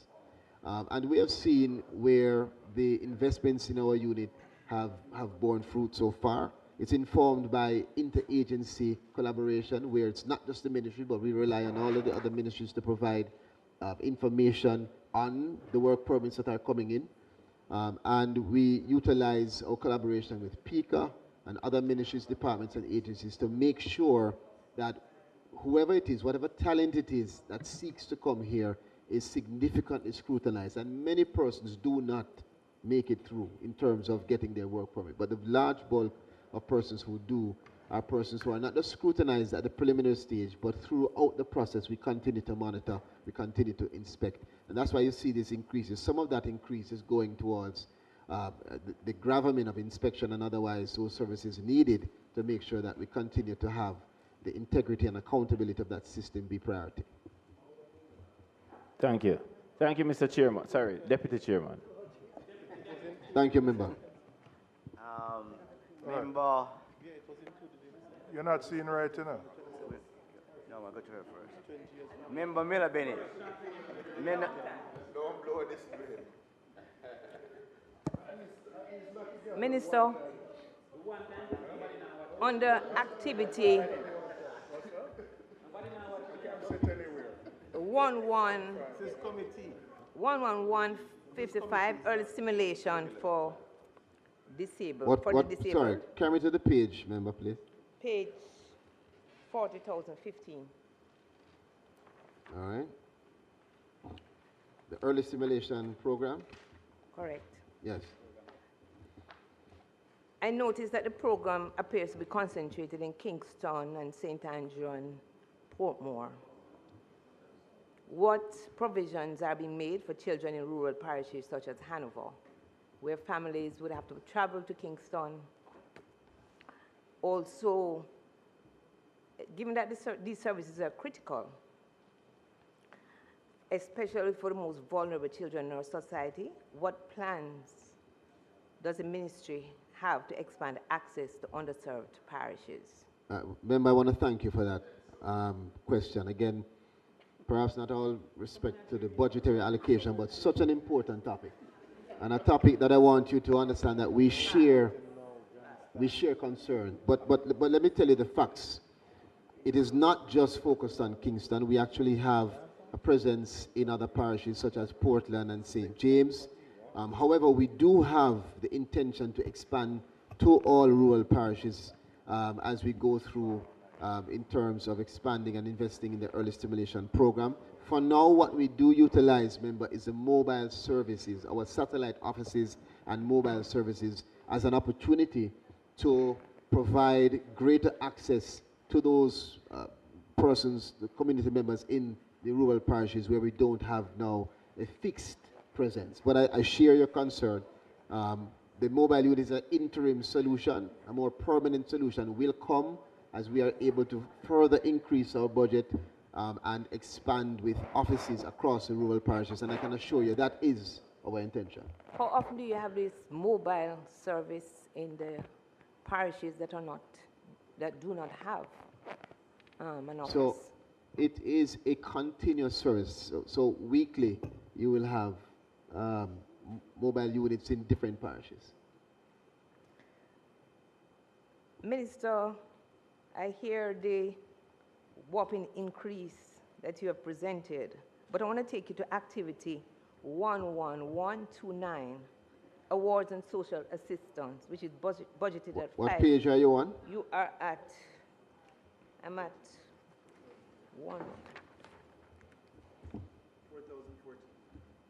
4,000.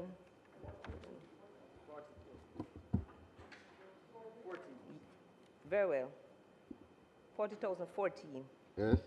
Awards and social assistance, which is budgeted at 50 million in the estimates. If we're to use the WHO benchmark, which is approximately 1.6% of, it would be of Jamaica's population, you're looking at about 45,440 persons with disabilities. If 30% of that group requires some form of social assistance, that would mean amount to over 13,000 persons in need of support. When this $50 million allocation is divided, that is 13,000 of that $50 million allocation, it works out to about $3,700 per person annually, or about $10 per day. Could the minister indicate how many persons are expected to benefit from this $50 million allocation under this heading? Firstly, let me say, finish member, all of them, Minister. let me say that your formula. Minister, let me just give you the question so you can answer me at once. It's more than one. I'm trying to understand. Well, let me not try to understand. Go ahead. Let me hear the full question. The $10 per day is everything. That sounds like a Crawford Correct. Is that question. $10 sufficient? Don't disrespect my colleagues. And what is the average level of assistance you give per beneficiary currently? So, member, if only it was that simple, but it is not. There are a raft of programs that have specific support for persons with disabilities, not just confined to that which you see in this object on page 14. This is specific to the JCPD, but there is support given to persons with disabilities under our rehabilitation program, perhaps even larger amounts. 30%. There is support given to persons with disabilities under PATH. There's support given to persons with disabilities under the social pension program, particularly because of the overlap between our seniors and persons with disabilities. The ESP also provides support for that cohort, which is specific to the children with disabilities. And you have the social intervention that we have as well as another area, as well as the Abilities Foundation. So there are a raft of allocations that are specific and also indirect. What the JCPD does is that for this 50 million, they have specific grant support to their members. But many persons with disabilities are not members. And so that support for them would fall under other areas in the ministry. But thank you for the question. So what is the total amount of persons, Minister, with disability that currently accessing benefit from you? What's the total? Whatever benefit, right across the board, what's the total number? I wouldn't have the complete total because it would again include a computation from several programs. When can we expect to hear that? Because this group, I believe, requires attention. Your presentation earlier gave the impression as if this increase of, I think you said, 44, I don't remember your percentage right now, but it appears very impressive. 42.8%. 42 point? 42.8%. 43.8%. It appeared very impressive. But when you actually drill down to the numbers, I think you need to take a second look because it's $10 per person when I look at that. Member, listen. We have presided over consistent annual increases of investment every single year to persons with disabilities. But is it I also want to caution. It's still inadequate. I want to caution you from applying formulas that lead you to outcomes that are without sufficient basis. The gravamen of what you're saying is well understood. Well understood. Your substance of what you're saying is, do we have sufficient for every single person with disability? But I can assure you that the formula that you just detailed would not be a formula that I would recommend that you continue to use, because it will carry you down the wrong road, because it does not factor in the several other services and benefits and offerings, and therefore it will not be a comprehensive assessment. And if you give yourself an outcome based on just that, it will be an inaccurate outcome. You ask for a full computation, and we'll make the effort to get that to you, perhaps at a later date. Very well, Minister. I await that number while I use my calculation of 30% of the overall number. I want to, on that same page, Minister, let us know, 40,016.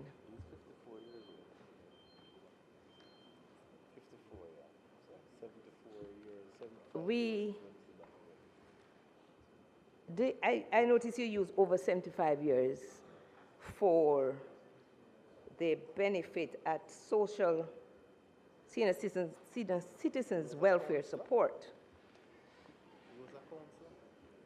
If we are to look at our aging population, where over 230 persons is now aged over 65 years and over,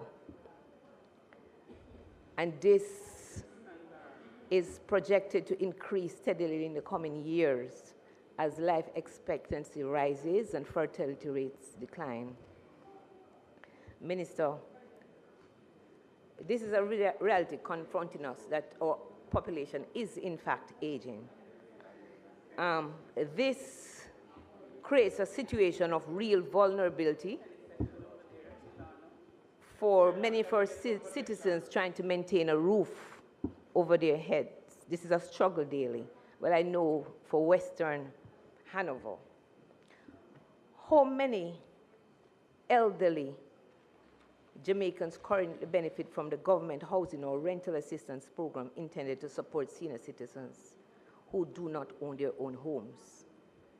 Also, what is the current per person benefit provided under these programs to assist with housing needs? Thank you for your question, member. That's not under this ministry. Relevant question, but not under this ministry. So I'd ask that you direct that accordingly. That's not for the Ministry of Labor and Social Security.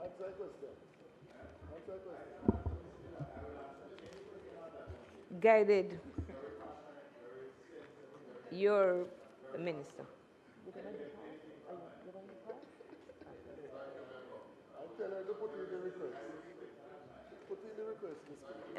Minister, I have another question, but I'll yield to my colleague.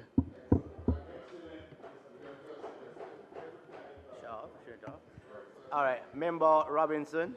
Thank you, Chair. I wanted to congratulate you on your elevation, however temporary that stay may be.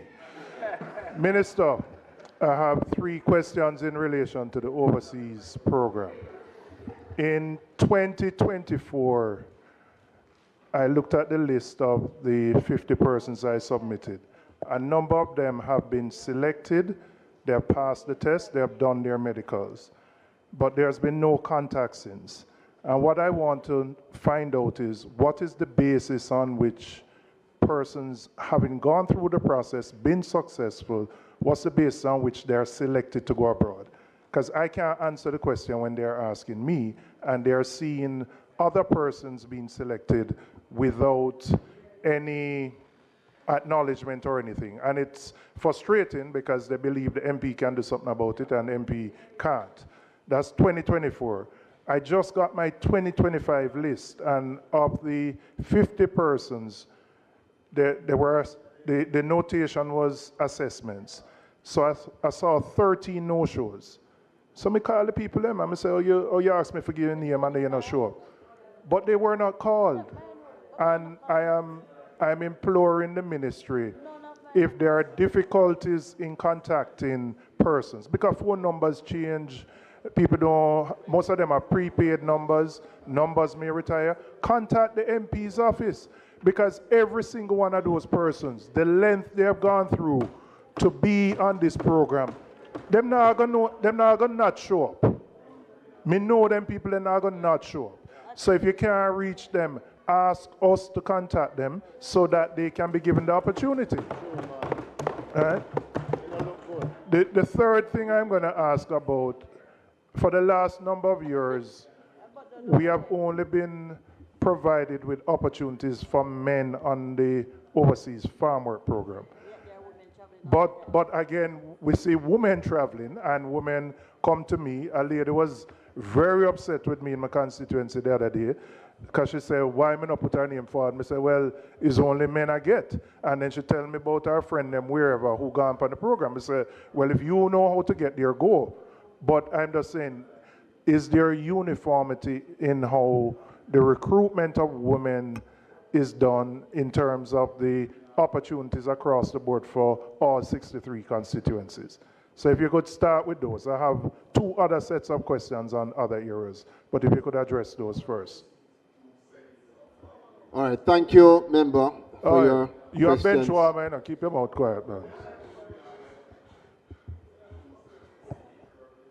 Member, thank you again for your question. Let me put it into context. What the ministry does. So we have a modernized system, and we've actually implemented in the last 2 years psychometric testing, training, and other elements that have had a particular effect. What has happened is that there's more retention of the farm workers that have been sent overseas. So if you look year to year, there's actually an increase in the amount of Jamaicans that have gone overseas for employment, but there's an increase in the returning persons because of the effort of the government to better train, to improve our liaison services, and to make certain investments that are reaping benefit. Now, it is to be clear that the increase in the new cohort will come based on increased demand from the employer. So we have made significant investments, increased our offices and support through liaison service, not just for the farm worker, but in terms of the discussion and the dialogue with employers. We're heavily in terms of negotiations in, for instance, the Northeast in the US. And we continue to engage employers to see how we can not only have more opportunities, but also more opportunities for female farm workers. Because we understand the significant agitation for many of the women who want to go overseas. But let me say this lastly. There's the agricultural and there's a hospitality stream. There has been little to no request in terms of the agricultural stream. And there's a reason why. Not only does it have to do with us, but a lot to do with the weather systems and other things that have affected the agriculture development in Canada and the US. We all see and saw what has taken place in terms of the weather in the last 2 months. It has been frigid. Those things affect the demand for our workers. So where we're seeing an uptick and where we're seeing more opportunities in the hospitality.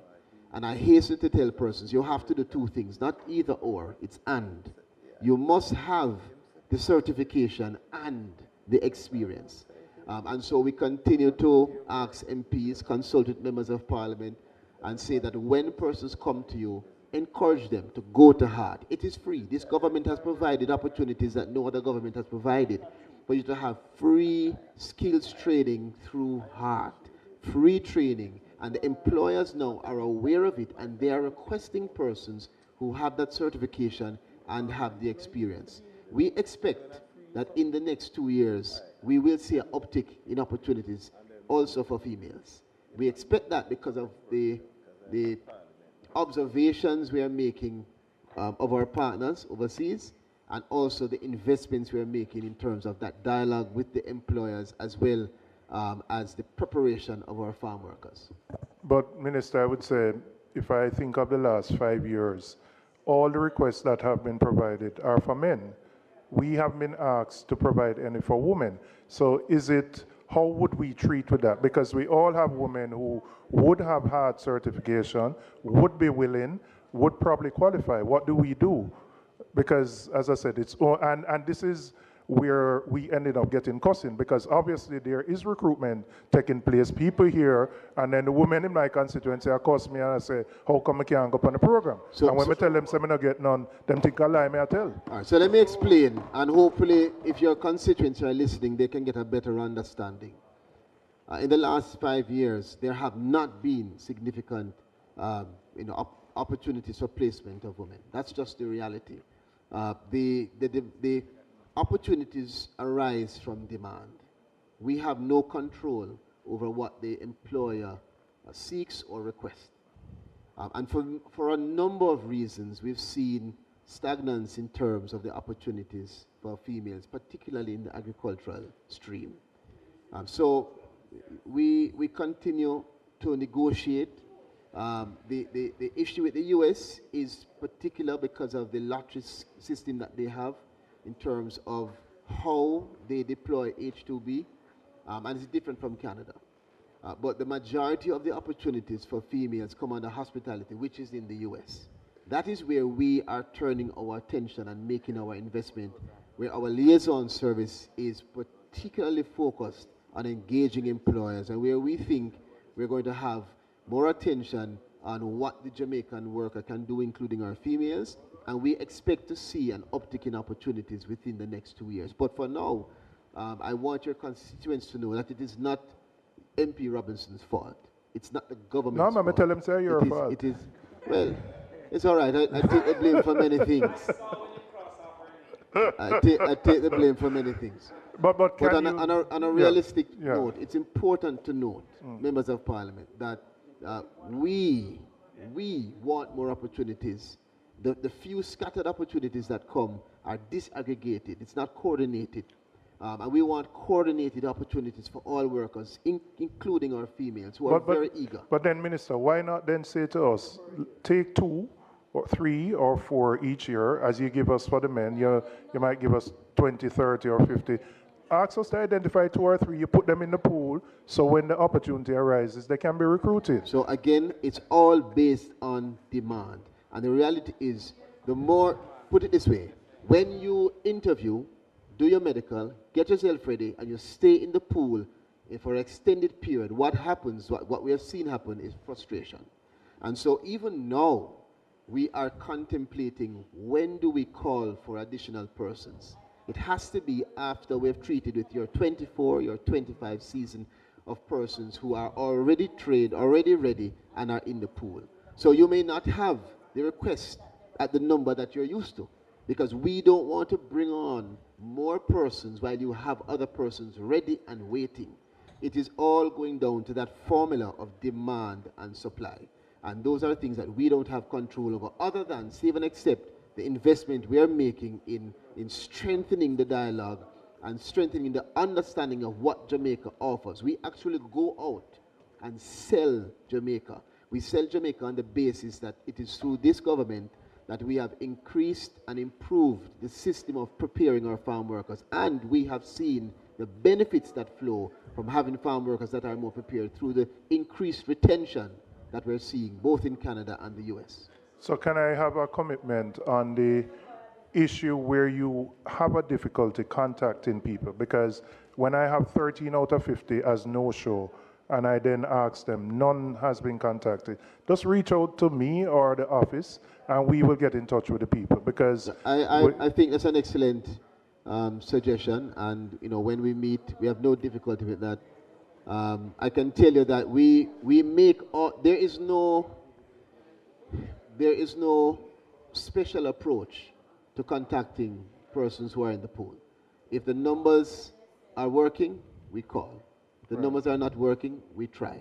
But I accept what you're saying as an option and something that we can take into consideration and implement. Okay, all right, let me shift a little to the PATH program. About 3 years ago, you undertook a comprehensive reform of the system based on numerous complaints about how difficult it was to access, etc. I don't know if you have provided an update yet in terms of what the reform has yielded, because I must tell you, I find assisting a constituent to get onto PATH one of the most difficult processes that of anything that I have to do, right? So I'd love if you could tell me, based on the reform you have undertaken, what the process is now that we can direct persons. But I know people have to be visited by a social worker, and you may have staff shortages there, etc. But I must tell you, it is still too difficult for persons in genuine need to get onto the system. So it's a matter which we intend to explore and have discussion on in the sectoral. I can assure you that there's no negative impact on the budget for PATH this year. Matter of fact, we intend to move some persons who are over 75 from PATH to social pension so they can access greater benefit. And that will allow us to have some space to have additional persons on PATH. The PATH review continues, and at the appropriate time, we're going to give the country a very comprehensive update on where we are. You know what has happened in the last year. You know what has happened in the last 2 years. But we continue the work in terms of the review, and we will provide that update. All right, my final question relates to the National Insurance Fund. And I noted your comments about the performance of the fund over the last year. But I must tell you, I am concerned at some of the investments being made by the NIF in certain companies. When I look at the size of the investment, it is disproportionately large to the other investors. So, for example, I don't believe the NIF should be taking a position of more than 50% in an entity, a private entity. That risk for the fund, in my view, is too large. And I have noticed over the last 2 years in APOs, IPOs, and in some companies that there is a disproportionate risk being undertaken by the NIF in terms of the positions that it has taken, which leads me to question the strategy and the approach, right? Overall, I'm not questioning the, the performance of the fund overall, but, and I'm not going to name them, I could say to you privately, but there are some that raise significant concern for me, and I don't believe a government entity should expose itself that significantly in particular investments. Well, remember, I respect your individual opinion on what is best in terms of the practices to be implemented. What our reality is that the fund has grown, the fund is strong, the fund has seen increase in net asset value, it has seen increase in net surplus. We have a clinical assessment in terms of the procedure that is utilized and how we identify, evaluate, and approve any investment potential opportunity that comes before us, whether small, medium, or large. And we have robust structures in terms of the assessment that is done for all proposals. We get smaller proposals, we get medium proposals, we get large proposals, and we approach all of them in the same very clinical way. What's clear is that whatever system we are utilizing has led us to a roughly $37.5 billion, 16.6% increase year over year from last year to this year. It has led us to an approximately $47.8 billion net surplus. And so it seems to be working so far.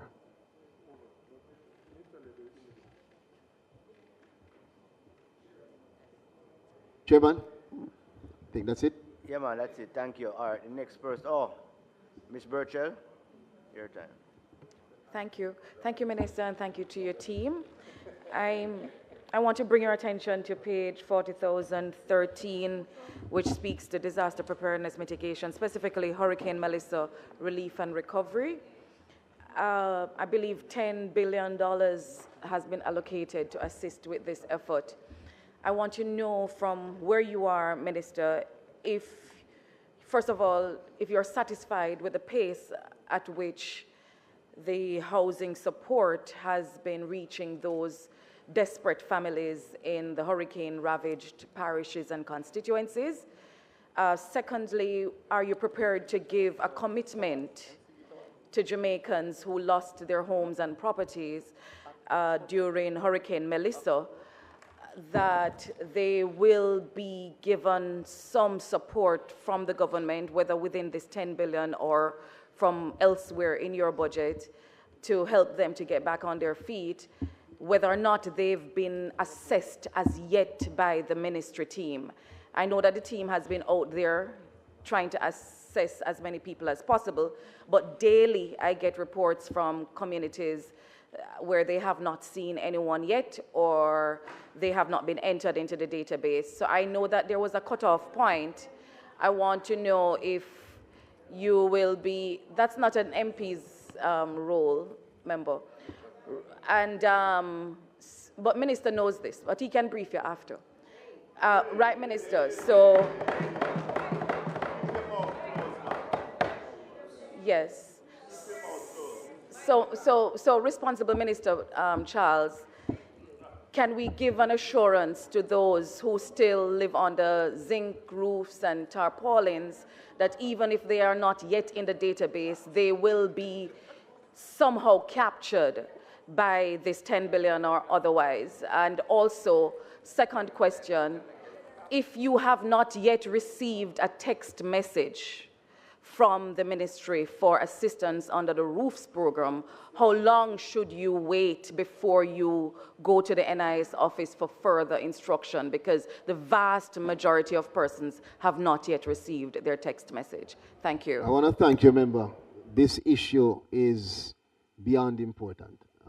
And I know as a fact that you are in a constituency that has been heavily impacted. And you, as a member of parliament in that area, would be laden with a burden that others might not appreciate. I want to say to you that the government has implemented, based on very deliberate and strategic decisions, a system that is accountable, is equitable, and that affords everyone that has been assessed and verified an opportunity to receive a benefit. It may not be under roofs, which is the $10 billion that you see here, but it would be a benefit under one of the 6 elements of the shelter recovery program, which includes the government-led repair, where JDF may go in and actually bring material, bring labor, and fix your roof. Once you have been assessed and verified, it is our intention that you will fall under one of those elements. Now the issue has to do with assessment. And I know that there are some persons who say they have not been assessed. And I say that in that way very particularly because when we do the assessments, a part of the verification is to send that listing to the spatial data experts for them to do an overlaying, what we call cleaning of the list. What we have found is that you have, for instance, persons who may have one name from one individual in multiple households, and that is not permitted. You may have the converse, where you may have multiple households, going under one. So one of the reasons for the delay is because of the process of the cleaning to mitigate against the duplication. And that duplication affects all beneficiaries. If you have one person getting more than they should get, then the others who are there to get cannot receive. All right? So we have a process, MP, and I want to assure you that it's a process which we have gone far and wide in trying our best to get as many persons assessed as possible. For those persons who have not yet been assessed, the process is closed off. If there are unique circumstances, we ask them to write to us or to write to your members of parliament so that you can get to us. But in large part, we are now focused on addressing the more than 98,000 households that have been assessed, and to make sure that those 98,000 households are verified, they go through the process of cleaning, and that they can receive their benefit as quickly as possible. Several persons have received benefits so far, but not the large part. And let me tell you why. We have had a $10 billion initial allocation to treat with the persons who at that time were between about under 70,000 household assessments. We have been able in a month to go more than 50% in that disbursement, which is 5.5 billion 222 million 325 $100,000 being dispersed to households that have been assessed and verified. We have much more to go, but again, it is a process. It's the same staff that do the assessments, are the same staff doing the verification, the same staff doing the disbursement. So we ask for patience as we move quickly. And in context,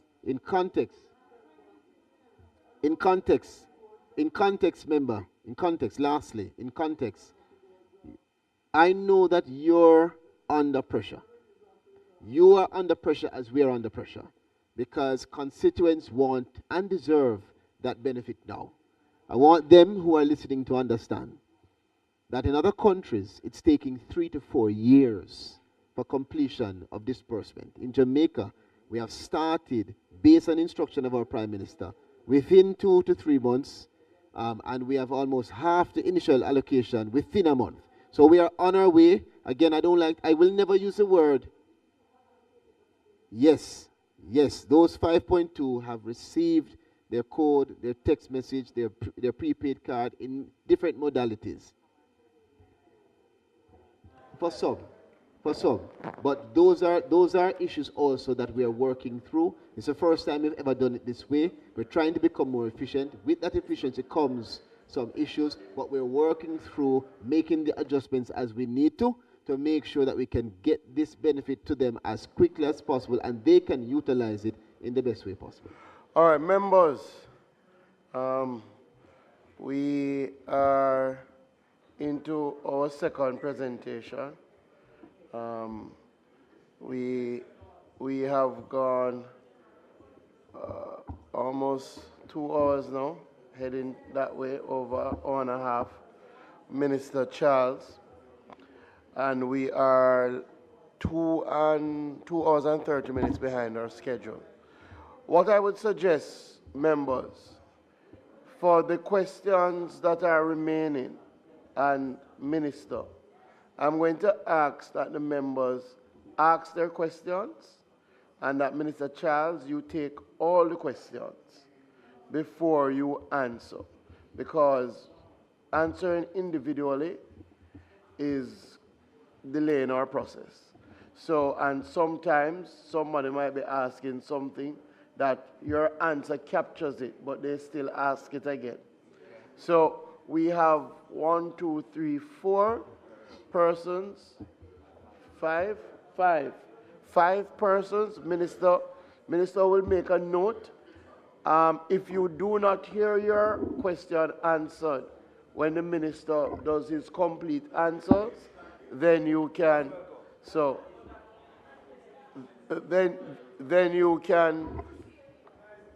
then you can raise that it has not been answered. So we're going to take, Chair, we're going to take all the questions that are remaining. Minister will make a note, and they will answer them all at once, so that we don't do the break and come back, right? If we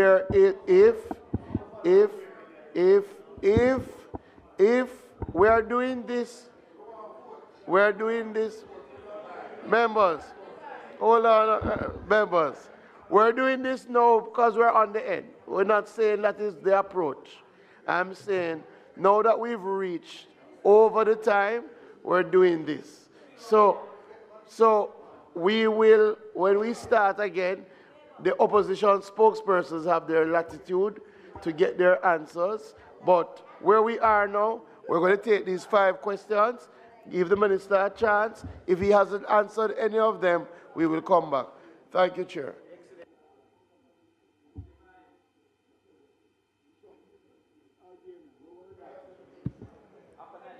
Thank you, Chairman.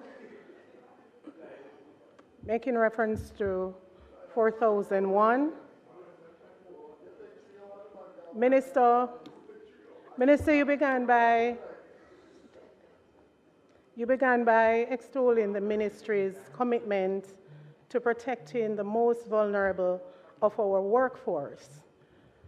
Are you aware, Minister, that hospitality workers that are employed on 3 months and 6 months contract will have to reapply for their jobs by May.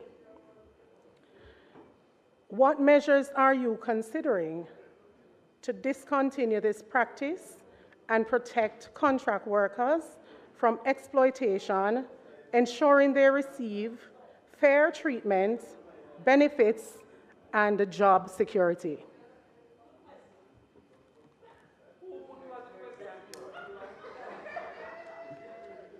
Good question. Good question.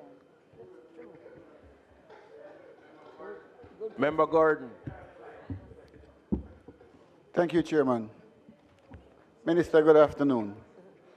I invite your attention to page 40,000-2.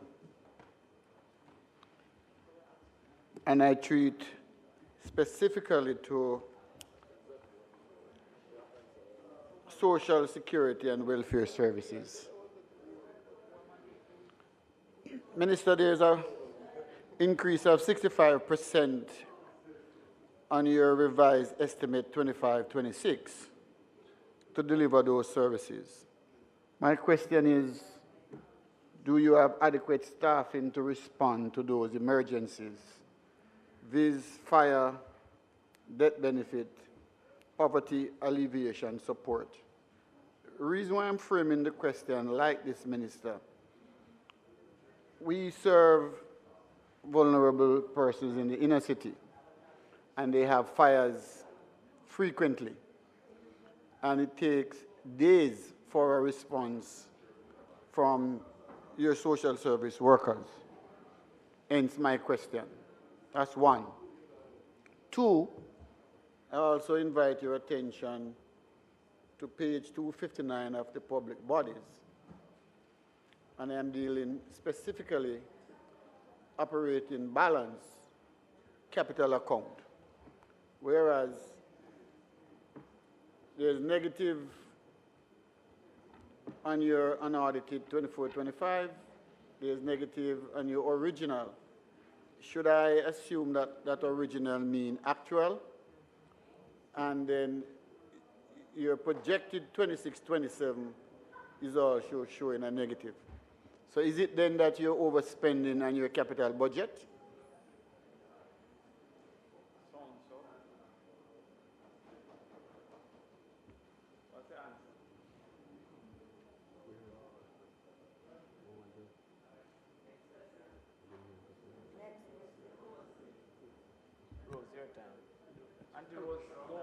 Member Shaw. Thank you very much, Mr. Chairman, and I need some protection. I have a question. Minister, I take you to page 40,018, I'm sorry. Thank you, Chris. The public assistance support, where it has moved from $1.7 million down to 635. And I have my mathematician here, I'm not embarrassed to say. I consulted him. Based on the UN report, no, I did my research. Based on the UN report, 55% of the population cannot afford a healthy meal. Based on UN again, a healthy meal costs $6 US, 42 cents. When you divide it by, now I just give you the background. When you divide it by 157, when you multiply, it would cost, in essence, $1,007.94. With the advent of Hurricane Melissa, that devastated at least 5 parishes, Minister, and with less purchasing power, wouldn't it be prudent for this area to be increased?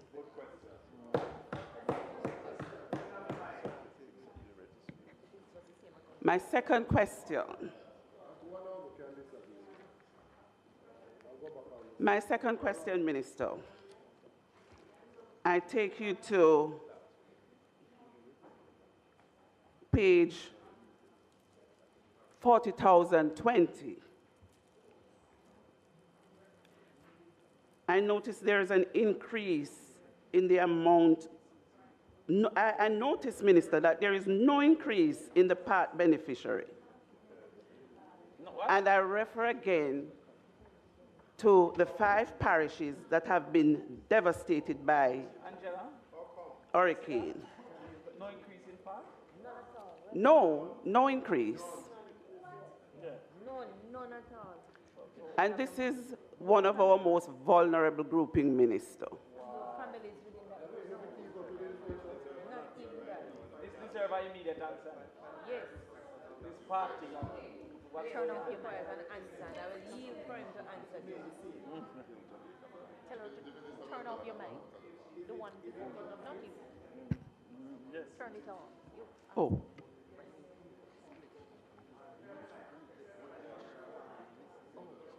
You spoke already? No. Did you ask No. a question? No, that's I have it. one short question. One short. Minister, the list of beneficiaries or persons who have benefited on the roofs, will we have access to that list? Will we know how many persons in the parish? Will we know who benefit and what they've benefited from? What? I'm asking if the list of beneficiaries on the path, will the MPs know the persons who have benefited? Will we have access to this? It's about transparency because persons are asking, they see the headline that Hanover got $333 million in benefit. And so I have to answer to the constituents of Western Hanover. Who are these persons? Because persons have been coming and saying that they have not gotten a message or a benefit. So I want to know. Roofs, I'm sorry, roofs. My apologies. Path is on my mind. On the roof. If we're going to have access to that list of beneficiaries on the roofs. Remember, I'm new and in the kitchen, so I have to represent that over 1,000 voters that sent me here for questions from Western Hanover. You have the floor. Thank you, Chairman. Minister, I want to begin by expressing gratitude on behalf of constituents for the collegiality and your responsiveness. I can't think of a time when an issue has been raised with you personally that you have not responded promptly and as favorably as circumstances allow, and even for your team.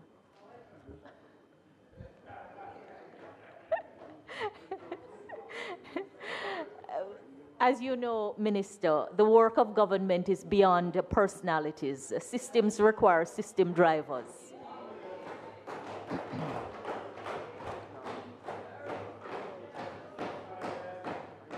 And while I believe that at the central ministry, the approach is always helpful, the feedback that I get, and I know that it is not unique to me, is not the same for some of the parish offices.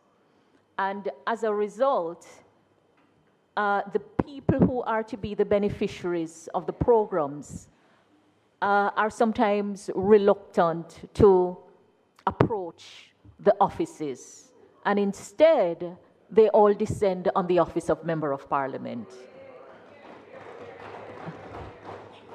While we understand that the office of Member of Parliament is very often the first point of contact with government, government is not a one-man show.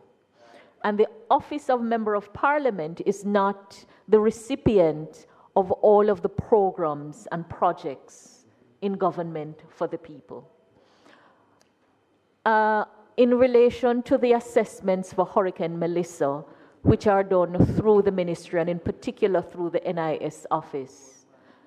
I just want to put on record concerns that have been raised, and I don't know the prevalence of it, but for each person who experiences it, it is going to be the world. So the allegation is that the field officers would go in and they would go and inspect a specific premises, even when other premises around them are obviously destroyed. And it would make sense to bring to the attention of that part of government that is responsible for the work. And there is also the concern that at some parish offices, the impression is given to intended beneficiaries that they are more a nuisance than someone that is intended to benefit from the sums that we are about to vote on under the various heads. And so I'm bringing it to your attention in this forum to ask that in the new financial year, that all persons who are discharging the functions assigned to the ministry be mindful of the vulnerabilities that Social Security is intended to address. Having said that, I share the concern of the member about the flatness of path.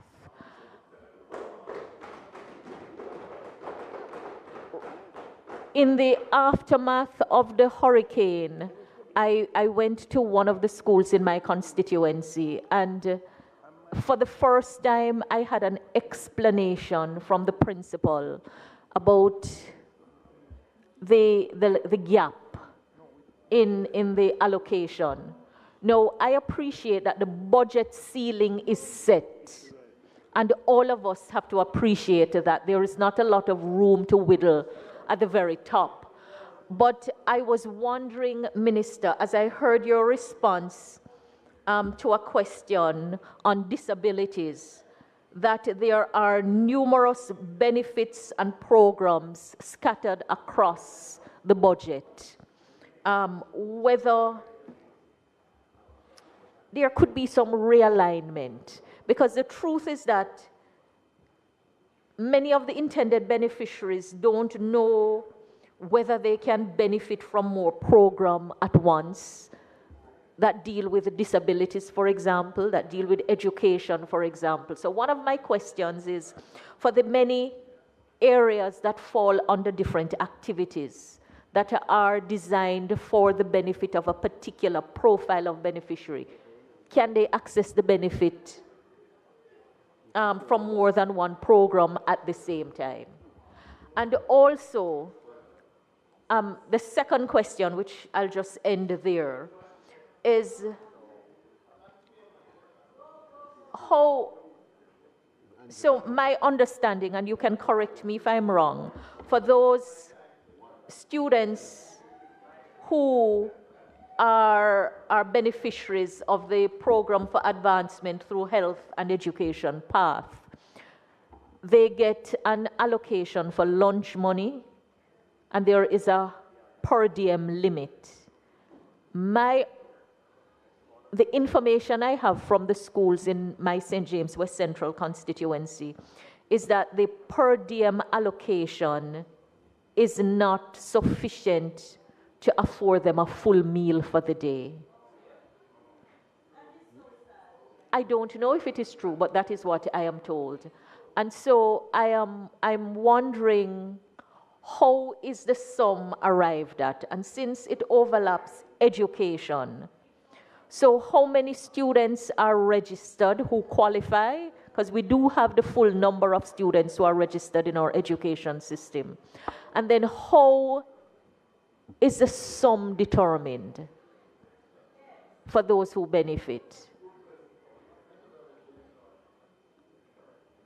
What are the criteria? And the last part of the question is that even though even though steps have been taken to improve the registration of eligible persons for the PATH program.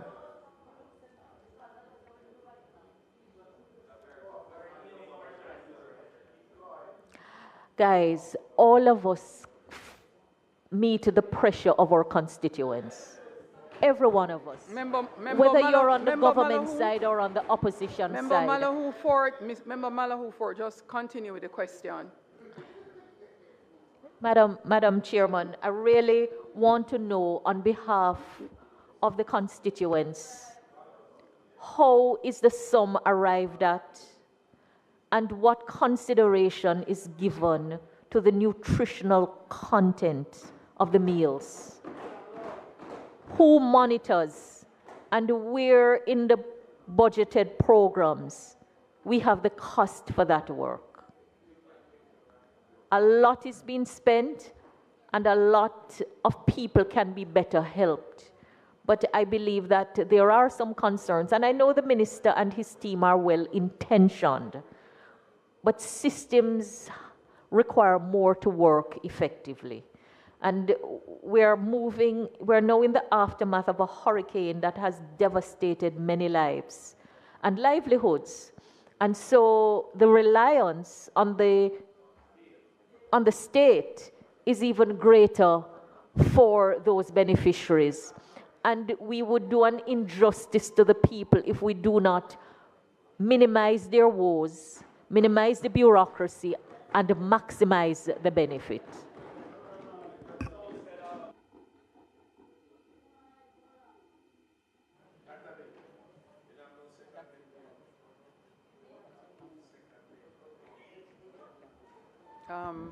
Thank you. The next question comes from Member Campbell, and listening to Member Malahoo Ford's intervention, Minister, I'm not permitted to ask questions, so I'd ask you to please note, looking at an audit of all the schools and their PATH program and the benefits that are provided by the government vis-a-vis received by the recipients.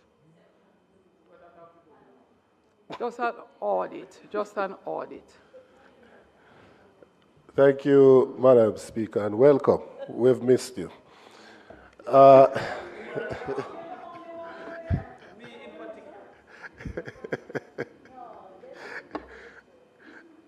Yes, we miss you. They were misbehaving when you were not here. Yes, yes, they were misbehaving in our absence.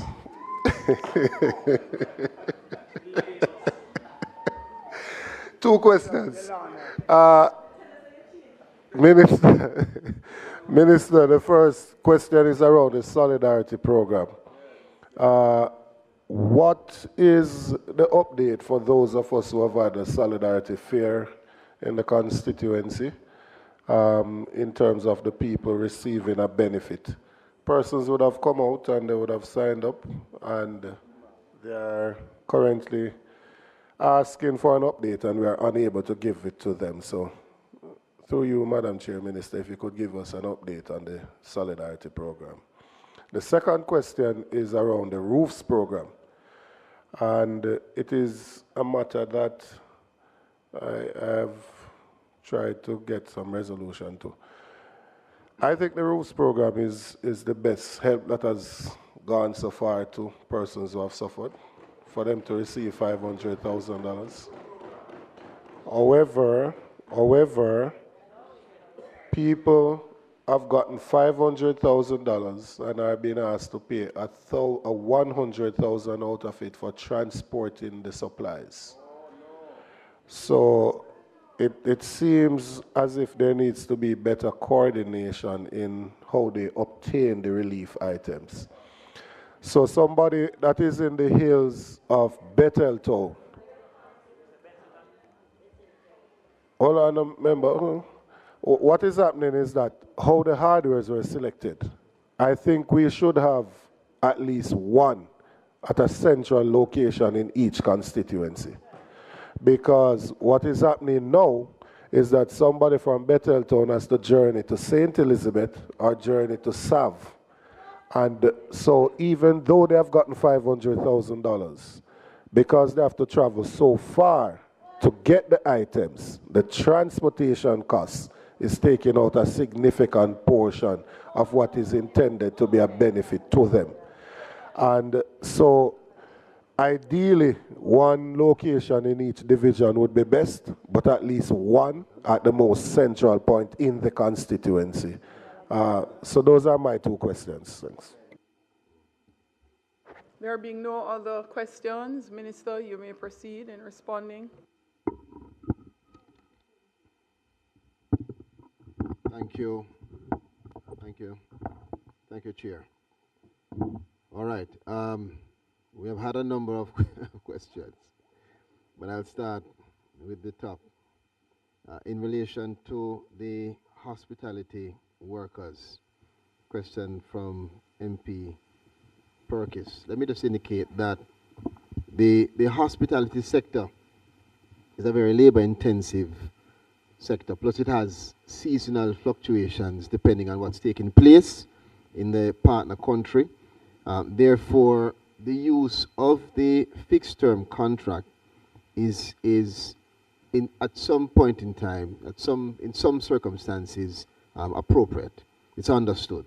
However, we are working to improve the quality of the contract, the terms and conditions that are applied, including duration and protection, which is required for the parties. So yes, contracts in the hotel industry is an area that we continue to focus on so we can strengthen it so that there can be the flexibility and convenience of that contract, which many employees prefer, while also seeing the protection for those employees who are enduring the unfortunate use of those contracts in a negative way to exploit them. And we acknowledge that that is done in some circumstances. So there's a balance in how we intend to do that, not just to discontinue, but to inform and to raise awareness and increase knowledge. In terms of the question from MP Gordon relating to the increase,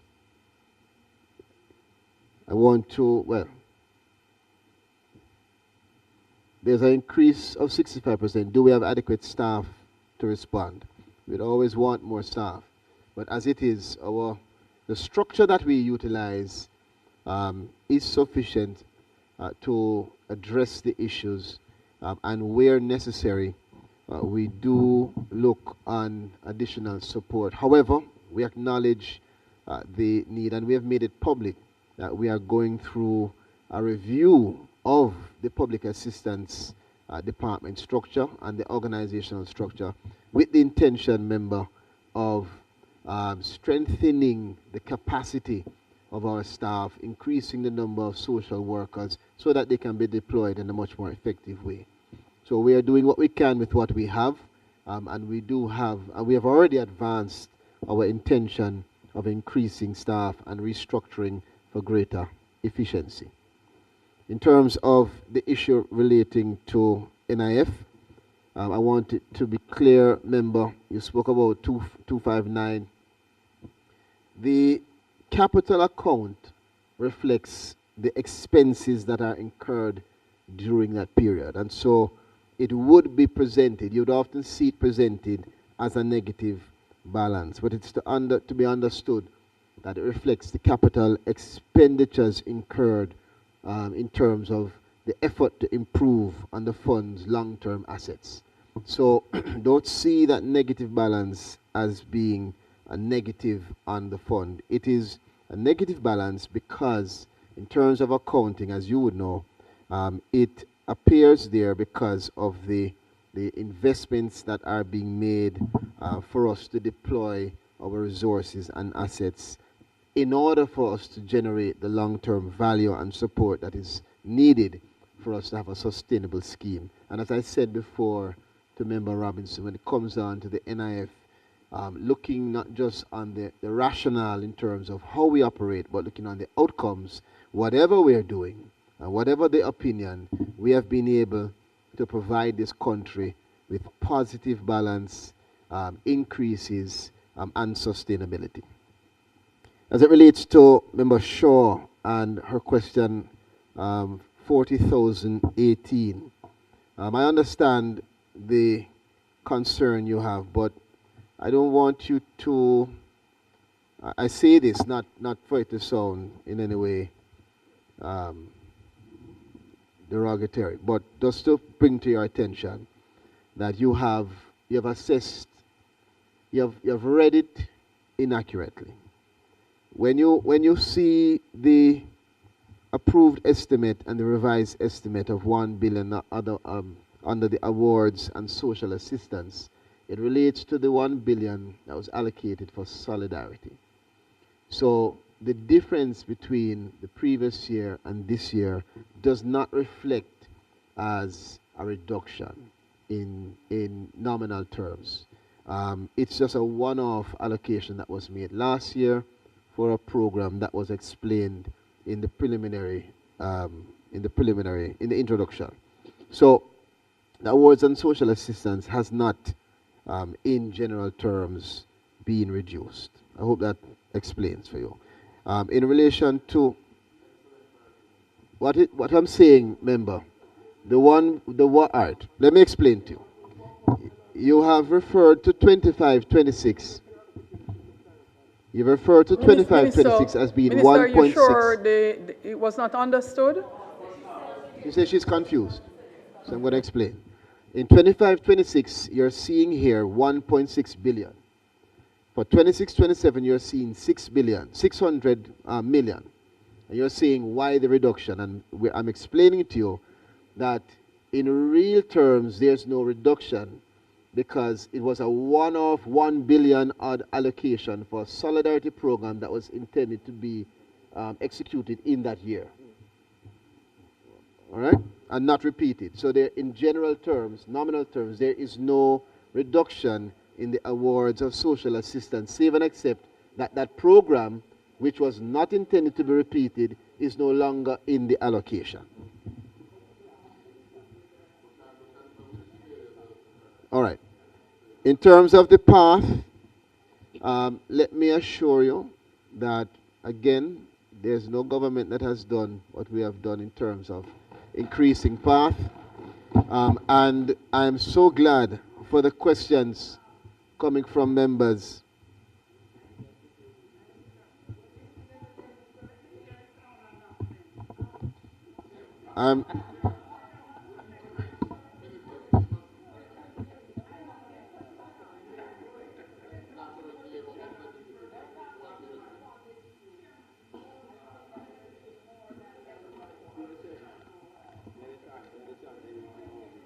All right, Chair. All right. So, again, let me get back to it. So, in relation to PATH, I can assure you that this government has implemented significant increases. We're the government that moved it up to an estimate of $10 billion for PATH. Now, I'm very glad to see our Minister of Finance also chairing, because we have all intention in the supplementary estimate to ask for some increases.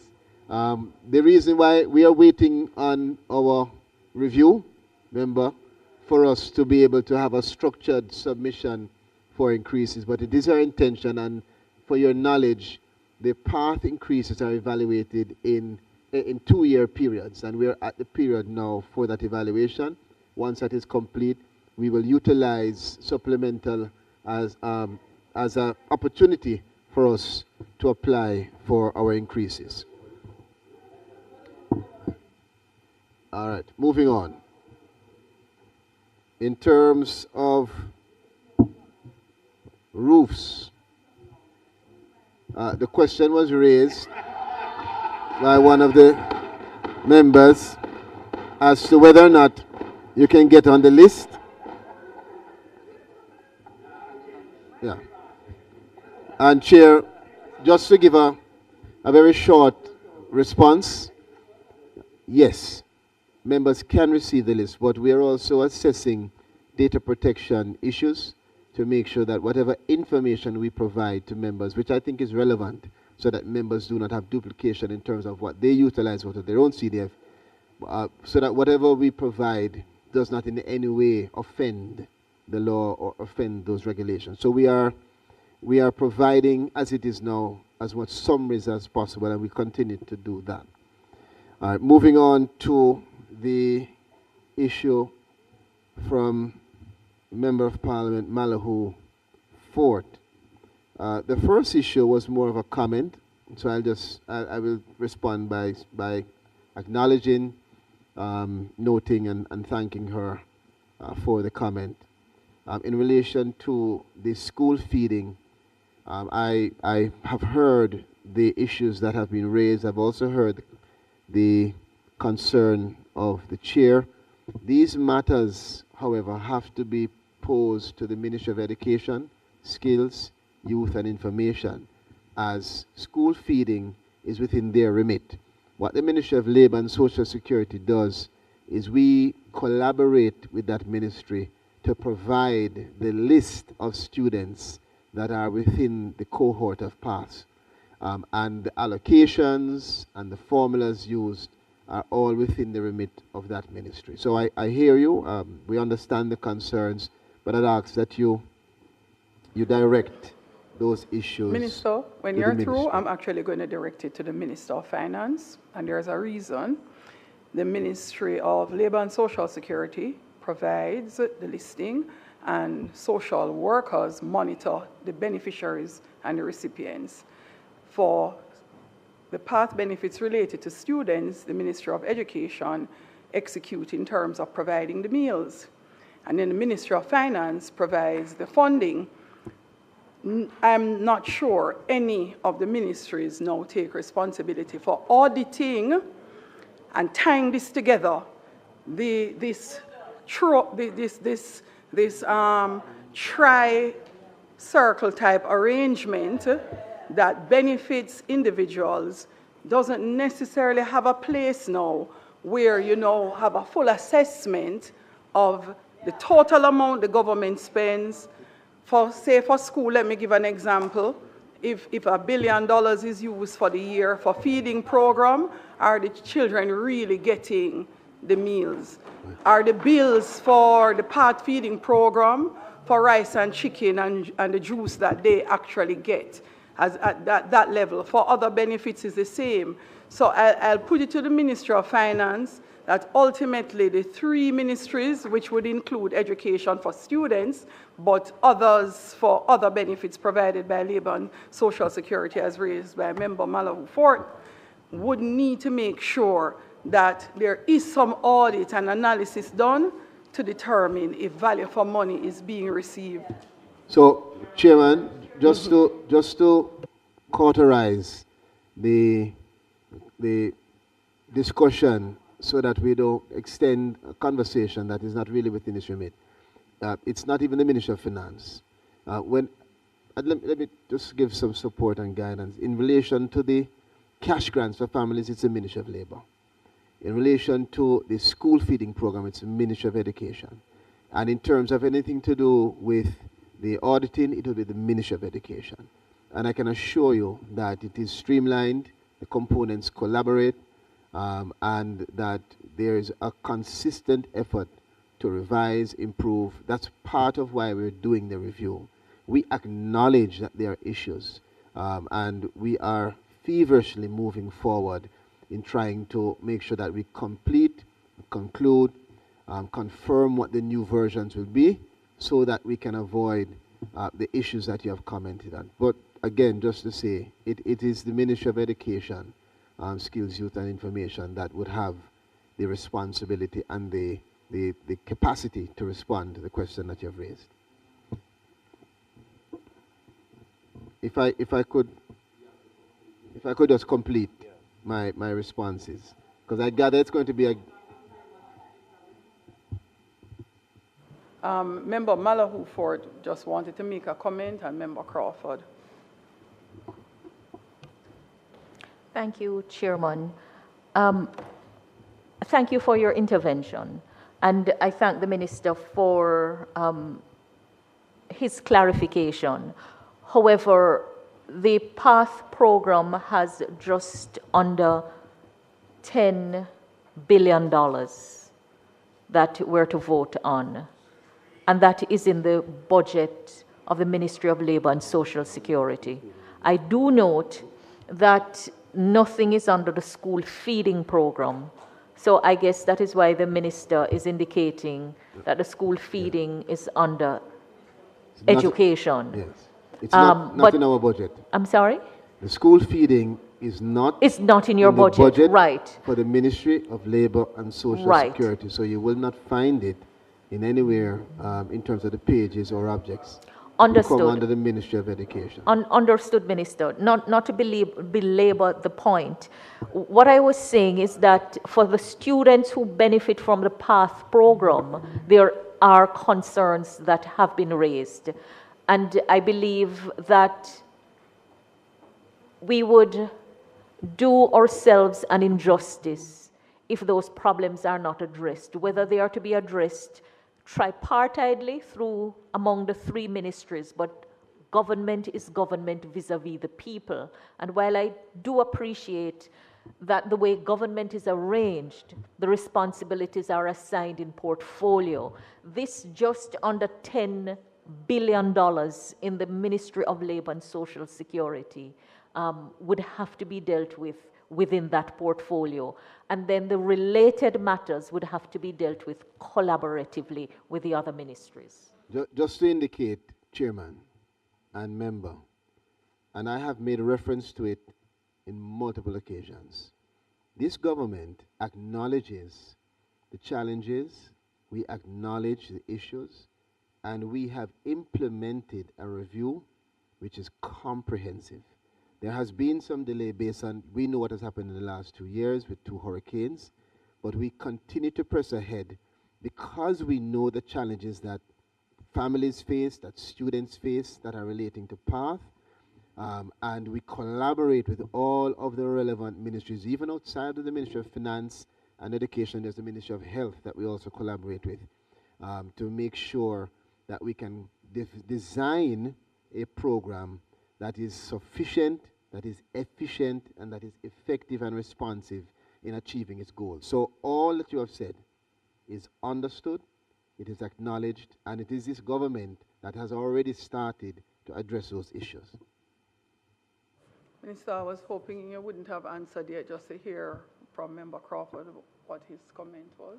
Yeah, well, I'm happy the minister answered because unfortunately I have to disagree with you, Chairman, and concur with the minister that the appropriate placement for the school feeding program is at section. That means all of you missed the point. Well, one of the great. So it is not just a school feeding program. Member Malahufort wasn't speaking to the school feeding program. I use that as one of the examples. Yes. Just to say the benefits that persons on PATH get.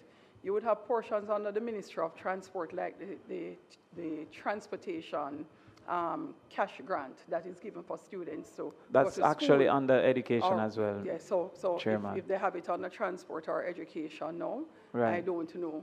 Right. All right? But it is really finding a collaborative way of assessing all these persons who are depending on the social services, yes, which start from the ministry. Well, Chairman, I'll remind you that we don't discuss policy in these meetings. No, so it's not what policy. we discuss is the header and the number. The header and the number for PATH is found appropriately in the Ministry of Education and, Member Crawford, and by extension. Audit, a recommendation for audit yes. is not policy. Yeah. Okay, a recommendation for audit is not policy.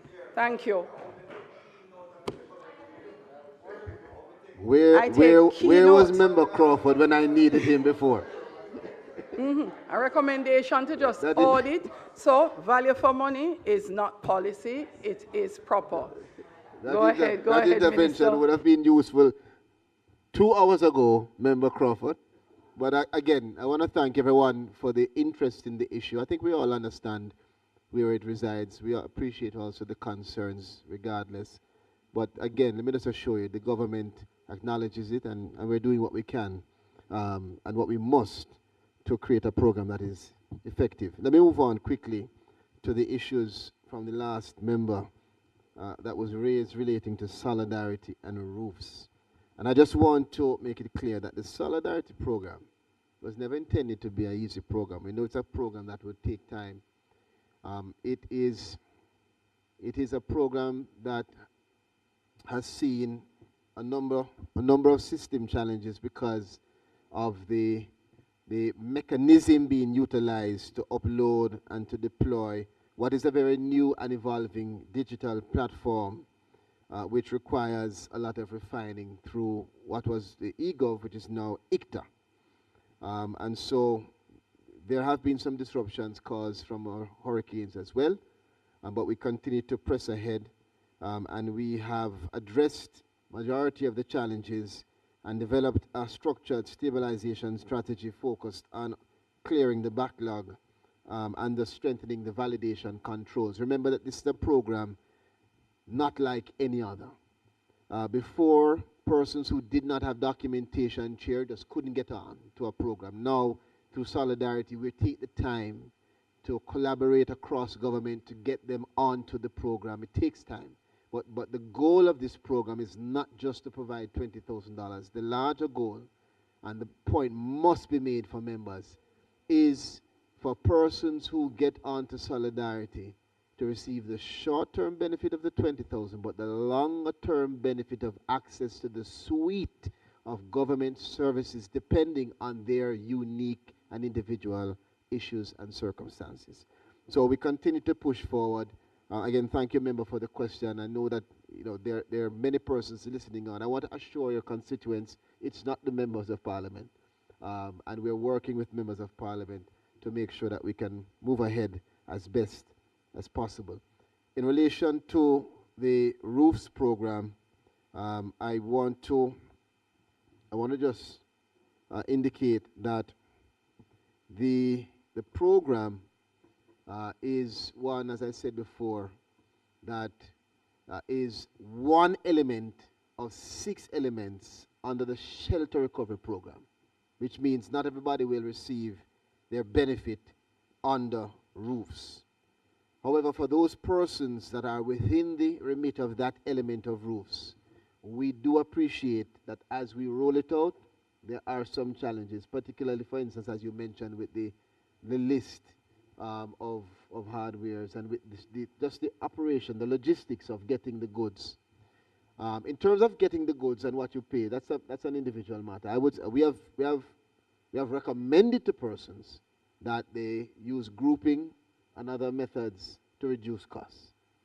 But it is our intention, and we have started the process, member, of expanding the list of hardwares and other relevant stakeholders so that persons can have within closer proximity the necessary stakeholder or partner for them to be able to advance their redemption. We understand that there are issues, and as we go through, we do assessments on a daily basis, and we will be improving and onboarding more persons as best as possible. And I know that you have called and other persons have called, and we will do what we can to expand that list. I think that's all, Chair. I want to thank all members. I want to thank all who have listened and participated on behalf of the Ministry of Labour and Social Security. Thank you. I would like to thank the Ministry of Labour and Social Security and put head 40,000 pages 1 through 24 and head 40,000C pages 1 through 4. Those in favor? Those against? The ayes have it. Thank you very much. Have a wonderful rest of your day. We will next take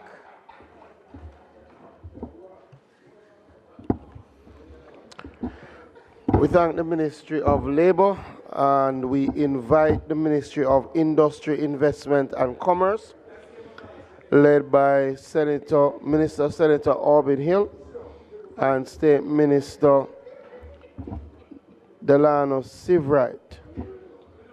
So we will now be considering head 53,000, we do expect that this will move quickly.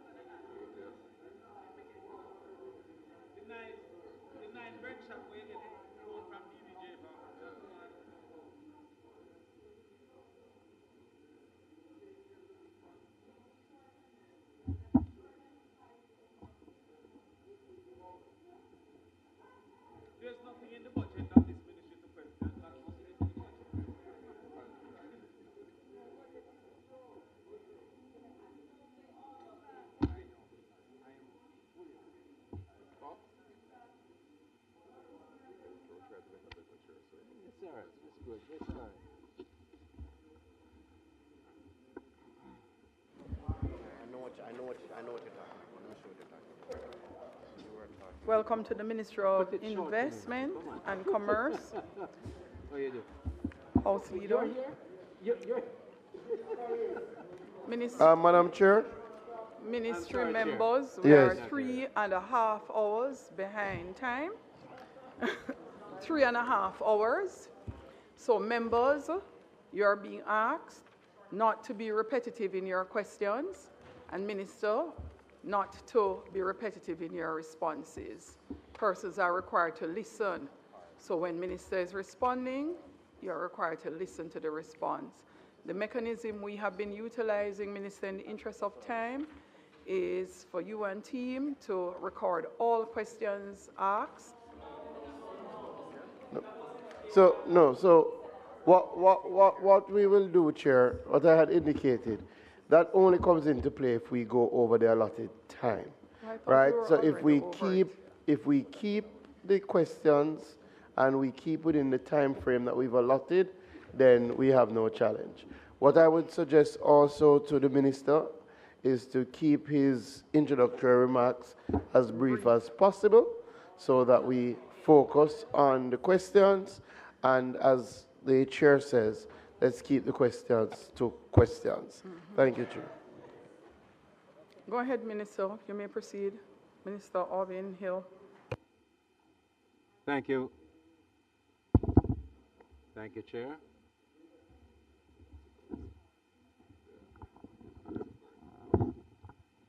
Better?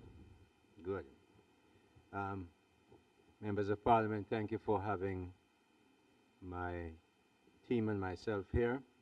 I'll introduce them as, to my right, Honorable Delana Seabright, Minister of State, the Minister of Industry, Investment and Commerce, very sure. Mrs. Sancia Bennett Templer, Permanent Secretary to my left.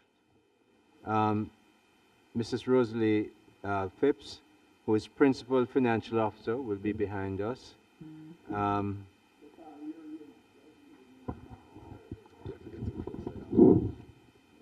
We need a principal, no, she is the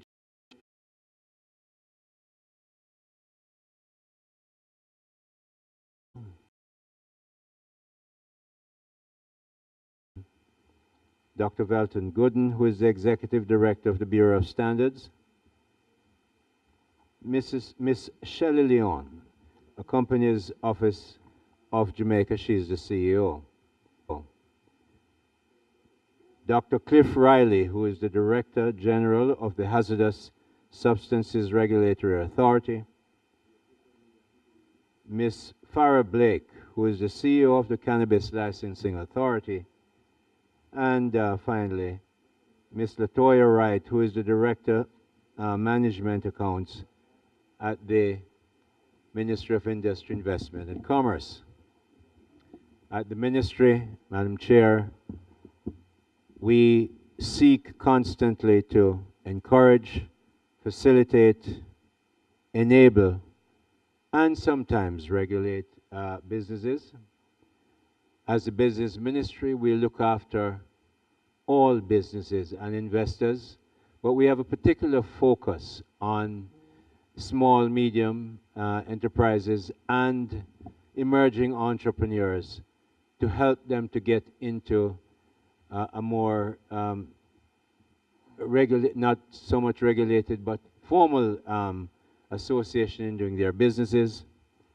Because of Melissa, Prime Minister, Dr. the Most Honorable Andrew Holness, appointed the minister and myself to stand up businesses, and we've gone out and done that with generators and funding and fixing. Unfortunately, because of the tremendous demand on the budget, you heard just before me, my colleague, Minister Charles, has been out there, already spent over $5 billion of the 10 that he's been allocated. We're in the process of being allocated to get money to stand up those businesses that up to now, families or friends have not been able to help them to get back on their feet. Because of the budget process, we're going to have that money soon in the new financial year, but it's a work in progress that we've been working on, and the assessment being led by Dr. Riley from the Hazardous Substances Regulatory Authority, HSRA. He's leading that for us. Clearly, Mr. Harold Davis from the JBDC is in there as well. And we were able, right after the hurricane, to get 221 volunteers from our businesses, all of them very qualified, very experienced, and we've been out there doing the assessment. So with that, Madam Chair, I will take questions. Members, questions? Member Hilton. Thank you, Madam Chair. Minister, let me thank you and your... No, Member Hilton, we are almost 4 hours behind. I actually missed the decision made that it is piece by piece, but when this is finished, I'm going right back to it because we're past midnight already based on where we are. So I would encourage that we just go to the questions and we will sweet up Minister outside.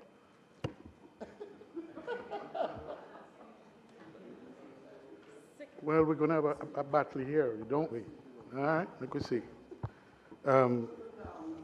Thank you, Minister, for you and your formidable team.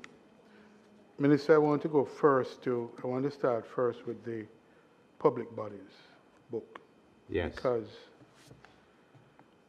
the context in which we appear here today is, and you mentioned the post-Melissa dislocations, and the critical role of the agencies listed in the public bodies book, I think is well accepted and understood. The Bureau of Standard, the NCB, JANAC, National Compliance Regulatory Authority, and Exim Bank.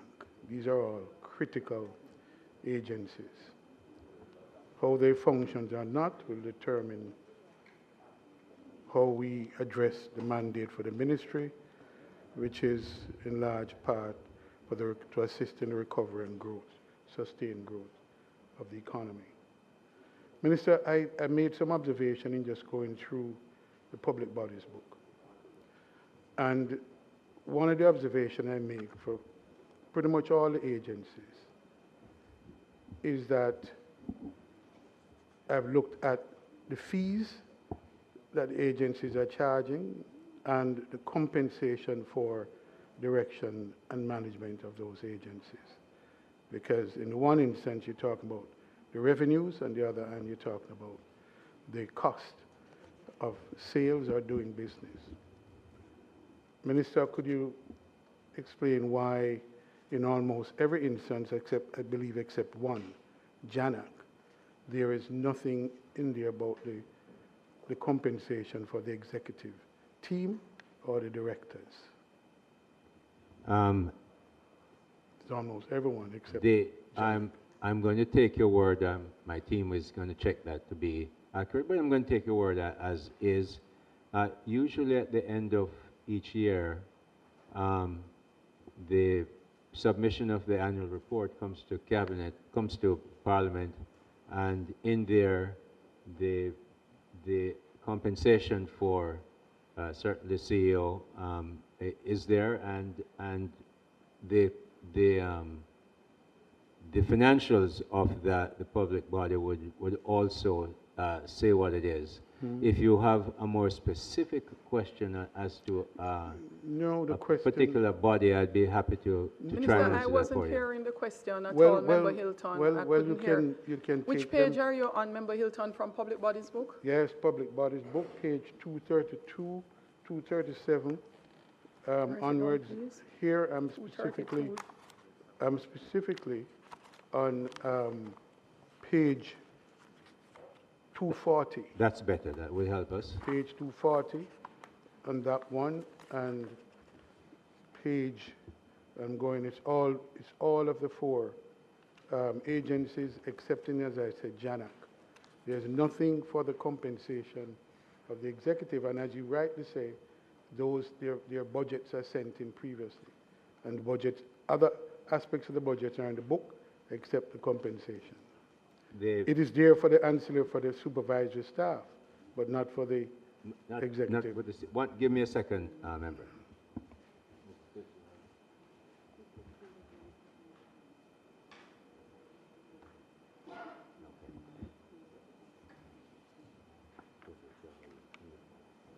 Okay. While it's not on the page that you mentioned, the complete salaries are included in the administrative salaries at the front of the book that we're looking at, and all the details are there. I remember going through them, and I can tell you. Yeah, can I just suggest, Minister, it would be for good order, for transparency. Yes. Because you break Minister, out have the team look for it, and so that we can give a more fulsome answer. And we'll come back to Member that. Hilton, you go to your next question, and then they come back to it. Could you have them search for it in the interim? We'll come back to it, MP. Next question, Member Hilton. You're not going to manage me like that, you. No, I have to manage the proceedings, Member Hilton. So they are allowed to take some time and go and check. So I'm asking you to move to your next statement. I'm here to make sense of the budget for the Jamaican people. Nothing is wrong with that, Member Yes, Hilton. so- So I'm asking you, allow them the time to check Minister- and move to your next question, and then they'll go back to responding. Minister, my next question is as to fees charged. And I use, for example... Before you go on, we're checking only one that doesn't have it, and it's BSJ. The others have it, but we'll come back to No, that. it's not just one. Okay. One has it, the others don't. Go ahead, please. So fees, operational fees. Yes. Take a look at page 238, and this is a theme. 230? Public Bodies Book, page 238. 238. On the Bureau of Standards. And the fees there are significantly increased. That's what the book says. So last year it was 375, 85, and this year is 523 million. Yes. That is expected. So my question is, Minister, what accounts for this significant, this is not a small increase, it's a significant increase in a time when we're in the post-Melissa recovery stage, and your task is to stand up businesses. Will this aid the businesses, or will this hurt businesses? I must tell you, member, a significant amount of investments have been done. I mean, since I've been coming here, I remember we bought one piece of equipment was for $40 million, and that's for testing gas. Yeah. When I was there, we got grant for that, EU grant. Can I just finish? We got grant. Please. We purchased additional material. We had to wait, in fact, a long time, come from the United States and elsewhere. But we have investments like that. I have been to the BSJ. We see what we do with blocks. We've had to put in new investment to test blocks because there's a lot of comments and complaints against blocks. So the investment had to be made. And member, I have to mention to you that all this is done in a market environment. If people didn't see value in what they're paying for, they wouldn't pay for it. Sir, and so we're talking about the post-Melissa.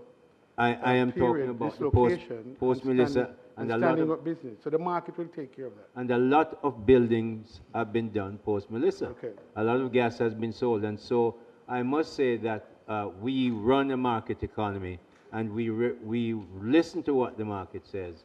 The investment was made, and we believe the fees were fair. The fees justify the fees were fair. Okay, the market determined the fees. No, we say what the fees are based on what the market will require. And just to make the point, I mean, the Exim Bank, for example, just look at the Exim Bank, 253.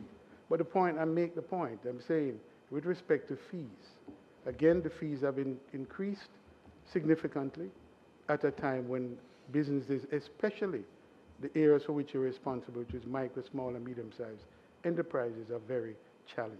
What you have missed, member, is that the Companies Office of Jamaica, we've gone through and cut those fees, tell me the others, to cut those fees right down sometimes to nothing, because we know what would have happened and what was happening. It's not the only agency that we looked at, but Companies Office is it's on my phone every day. Somebody WhatsApp me about it, and we respond. And so we knew what was happening at that time, and right in our first meeting after the 28th of October, soon after that, we cut all those fees. So it's not that we just raise fees. We raise fees where services are provided. In the case where small and medium-sized micro people would be affected, like the Companies Office, we cut all the fees almost to nothing.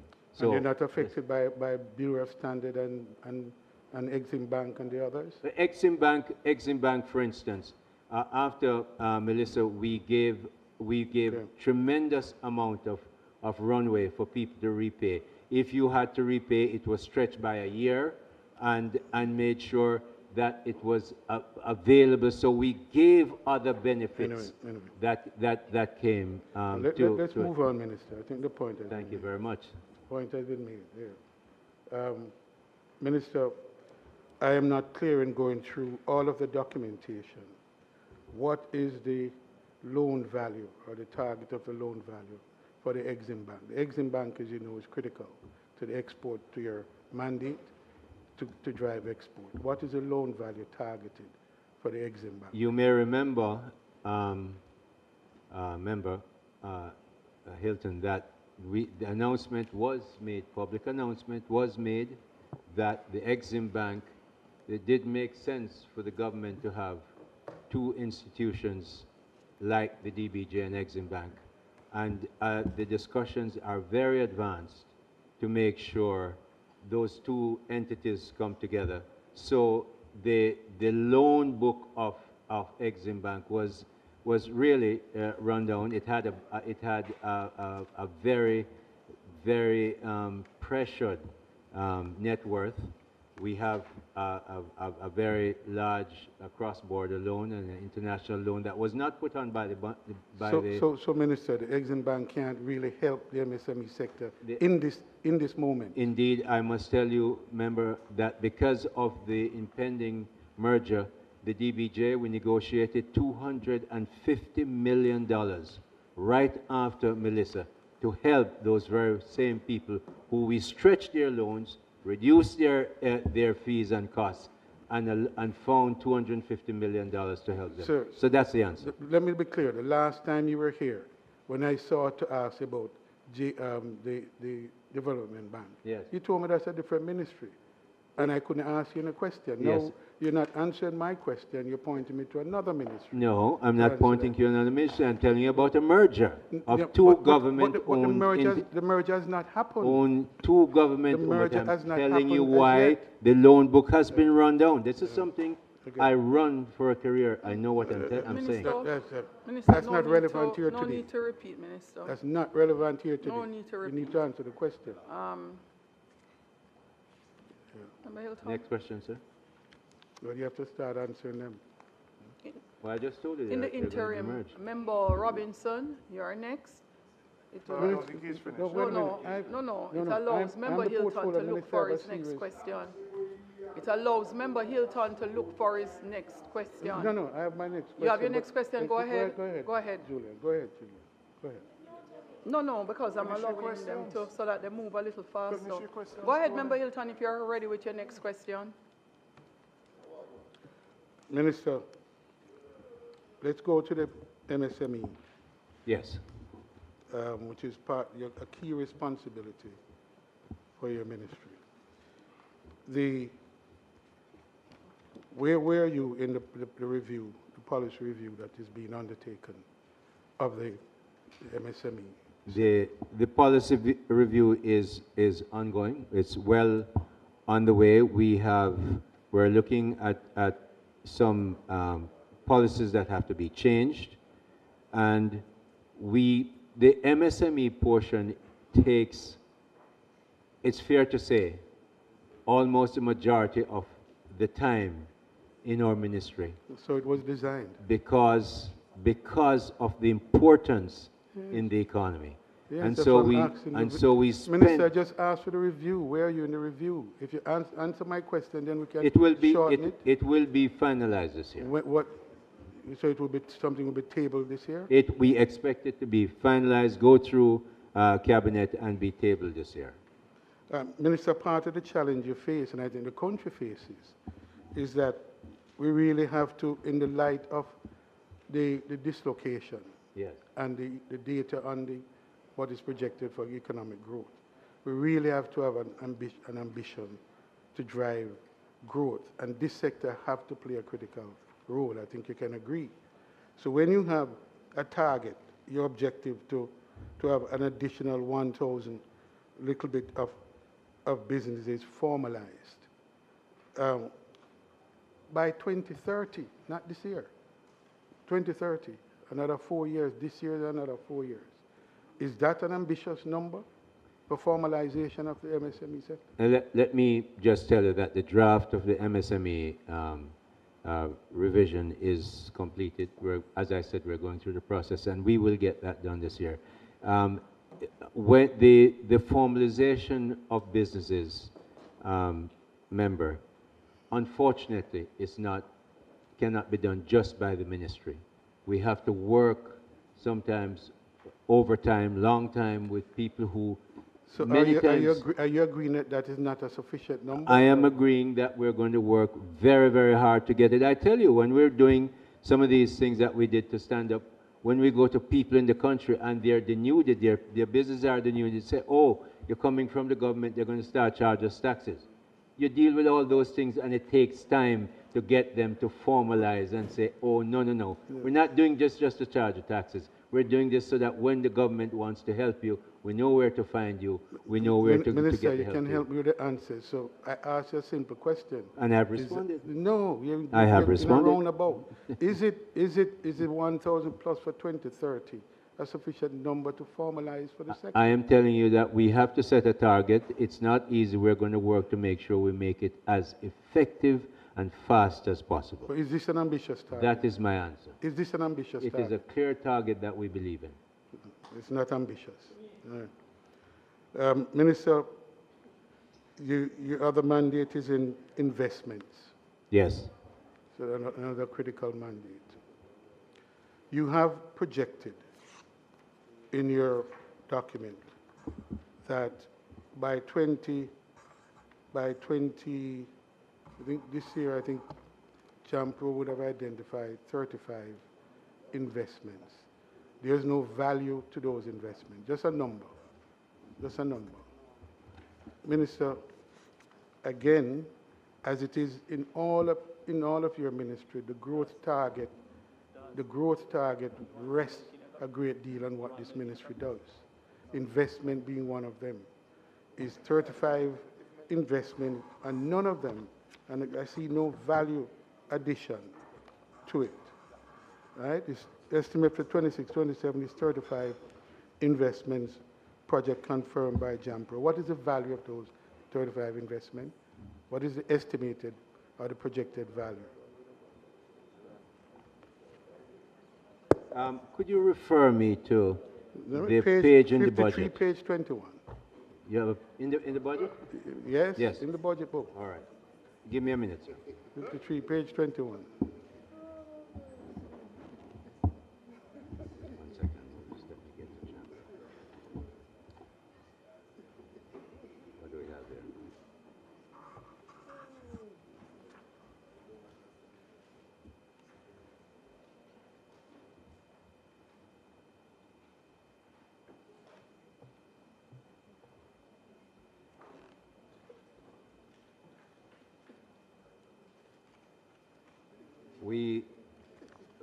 For instance, we have 285 linkages contracts that we're looking at, in which we expect to have significant investments, while my PS and our technical people look for the numbers. In keeping with the chairman's query to me, I asked a global, what is the value of the 35 investment targeted for this year? Because that matters, it's not just a number. All we right. need to know what the impact is or the value is so that we can know what is going to drive the growth target. While they look for it, I'm going to go to the Special Economic Zone Authority, where I do have in my brief right here with the number. We know how much we have brought in year by year for the last from 2021 to now. Last year, for instance, we brought in 66 million. The year before that, 65, and these are US dollars. Minister, I saw that in the review. In the interest of time, I saw that. So my question wasn't geared at that. My question was geared at allocating a value for JAMPRO and the investment. All right. In the case of JAMPRO, for 24-25, the target was 22.1 billion, and capex. We're looking at the new numbers for 26-27, and we have. Is that Jamaican dollars or US dollars? No, the 2.1 billion would be US dollars. Well, it helps. Remember as well that a good part of what JAMPRO does, JAMPRO has been one of the handholders, the main handholders. In fact, I met with the chairman of Tavistock Harmonization this week, and he was extremely praiseworthy, and I think you met with him as well, of the work JAMPRO has done, and that is bringing in over $1 billion, and that the spade is going to US, and this spade is going to go into the ground later this year.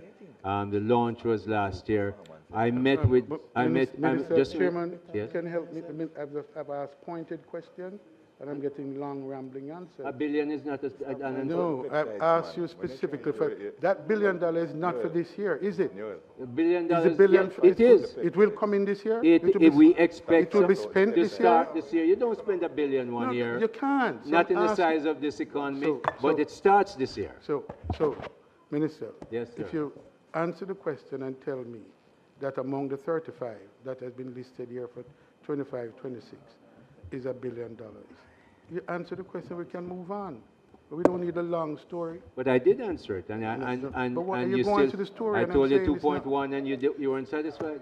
Anyway, Minister, I told you 2.1, my MP. Please. And stop. Minister, Sir. the access to the financing for the MSME sector. Say it again? Access to the financing for MSME sector. Yes.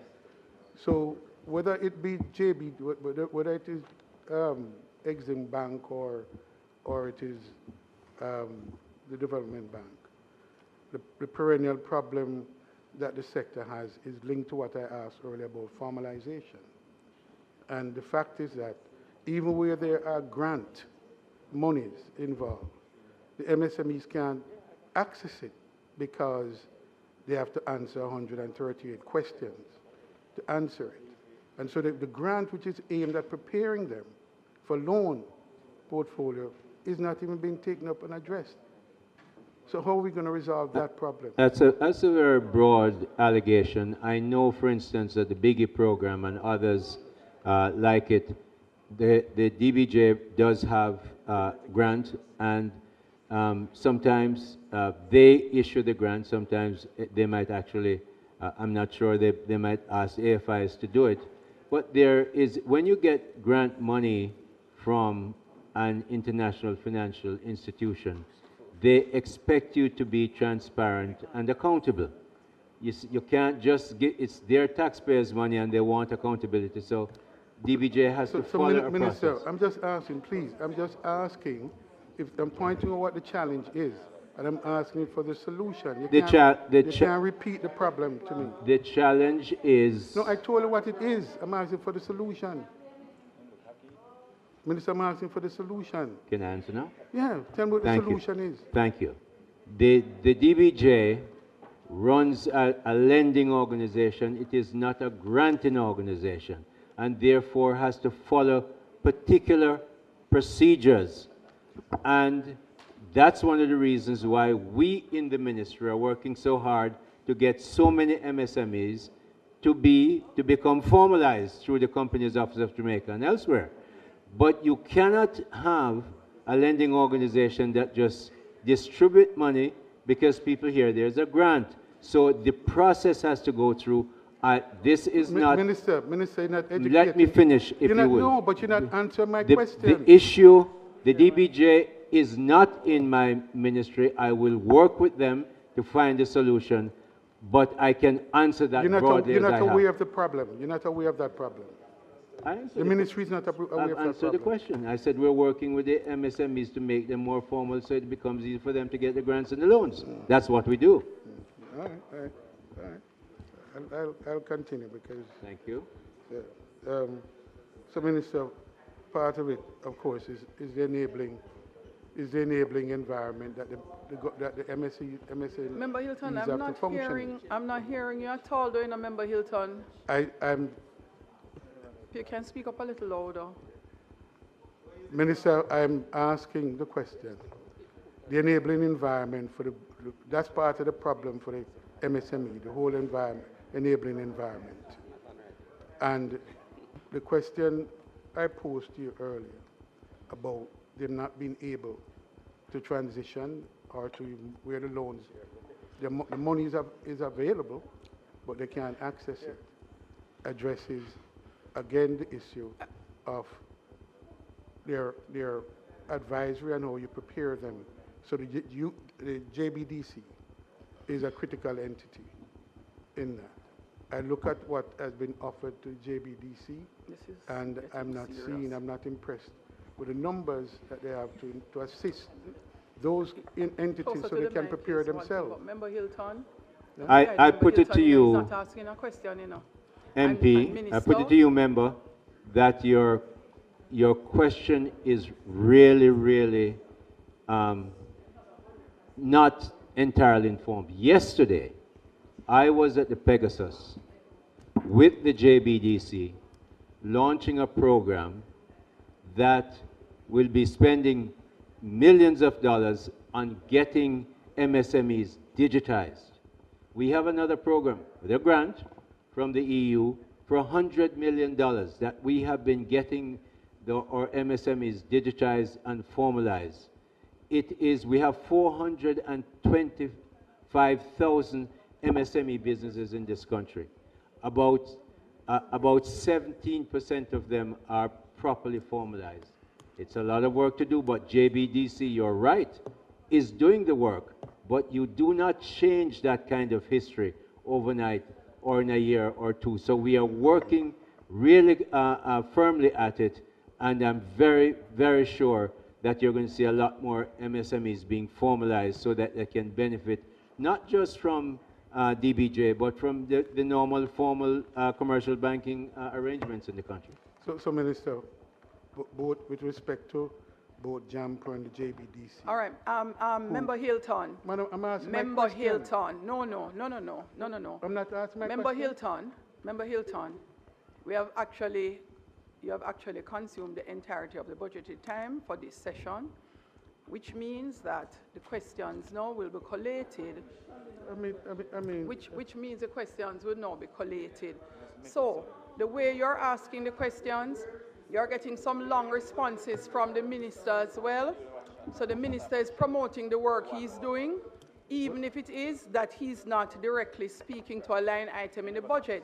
So both of you are having a good time with the type of discussion you're having.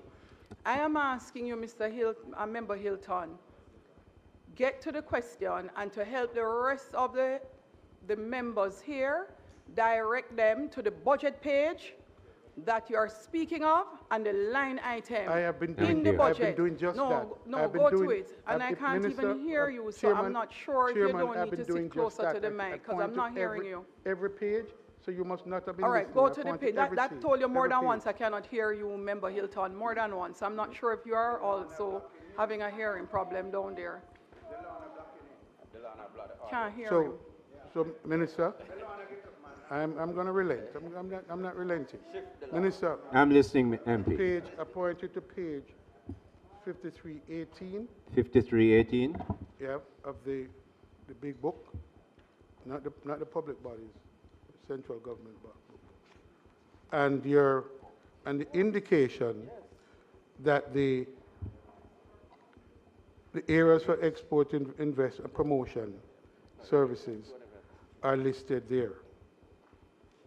And in that, you have business process outsourcing, you have manufacturing, you have logistics infrastructure. Where are we going with the business process outsourcing, Minister? AI is acknowledged to be a challenge. What is the transition plan, if any, that the ministries have? What is a budget question? No, but what is a budget question, Member Hilton? Madam. No, Member Hilton, you have gotten Madam a lot Chair. of latitude, you know. Madam you have Chair. gotten a lot of Member Hilton, respectfully, you have gotten a lot of latitude. You have gotten a lot of latitude. Madam, they've given a target for investment for JAMPRO, and I'm asking, how is that target going to be met? JAMPRO is indicated that these are the areas of investment, and the areas for investment are the areas that are in problem. So how is the target? The credibility of the point is what I'm getting at. So I don't see what is the problem. How are we going to get the answers? What is your concern in terms of the budgeted numbers, Member Hilton? I've said it, the budgeted numbers are not credible. They gave 35 projects. We asked for the value. They were telling me the value. I'm asking for the sectors for promotion. Yeah? No,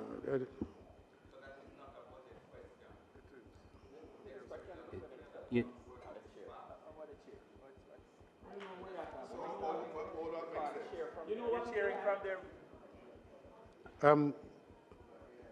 Minister. Member, let me try and. I have a challenge with the reasoning because the member is saying, and I'm raising a point of order that is inappropriate for the Standing Finance Committee. The member is saying that the budget is not credible and asking the minister to respond to an opinionated statement that the budget is not credible. That is for the budget debate. That's not for Standing Finance Committee. It's highly inappropriate. That's not a question fit for the committee. That's an opinion. That's an opinion. Has he presented the Standing Finance Committee with a data analysis that proves with empirical data that it's not credible? He has not. He's wasting the minister's time. Respond, man. This is a minister of government. The minister respond. The minister respond. Why you have to intervene? You have your own ministry. Yeah, man, the minister doesn't need protection.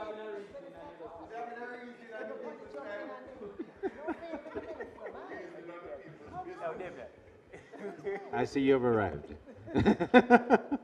Minister. Yes. Yes, MP. Maybe this one is palatable to everyone. Special Economic Zone. Yes. Authority. Very critical agency. Just direct us to the page and the line Page item. 5319, for those who want to follow. The line items.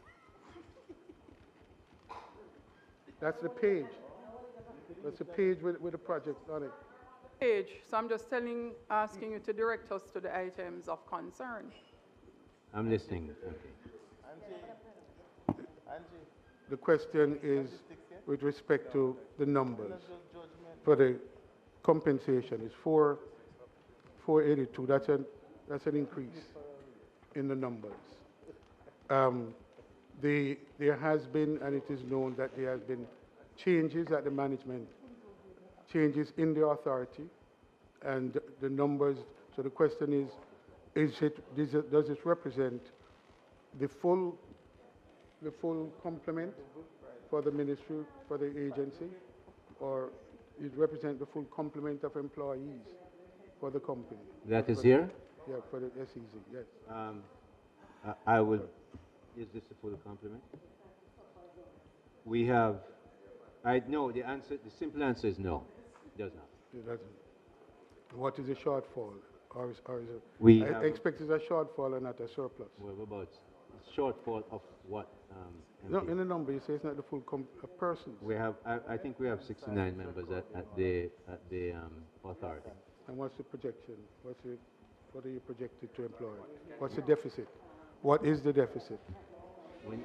The deficit of what, sir? I don't understand the question. No, you said ask if that's a full complement. You said no. I said there's a shortfall. Here, we have 69 members, and all their and the number.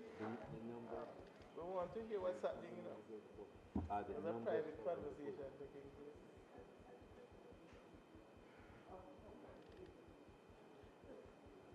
Tony, we want to hear it. It's a very interesting.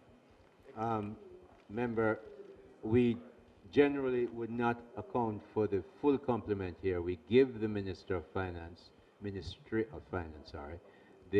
the numbers that are not yet filled, and it's out of that we get the budget that you'll be seeing here.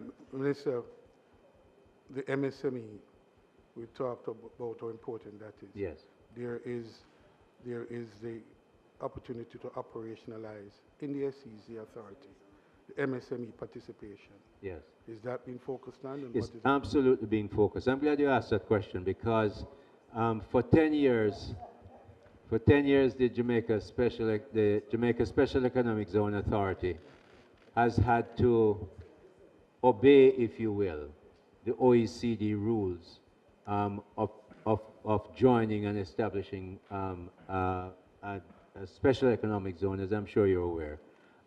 That period of time comes to the end in June this year.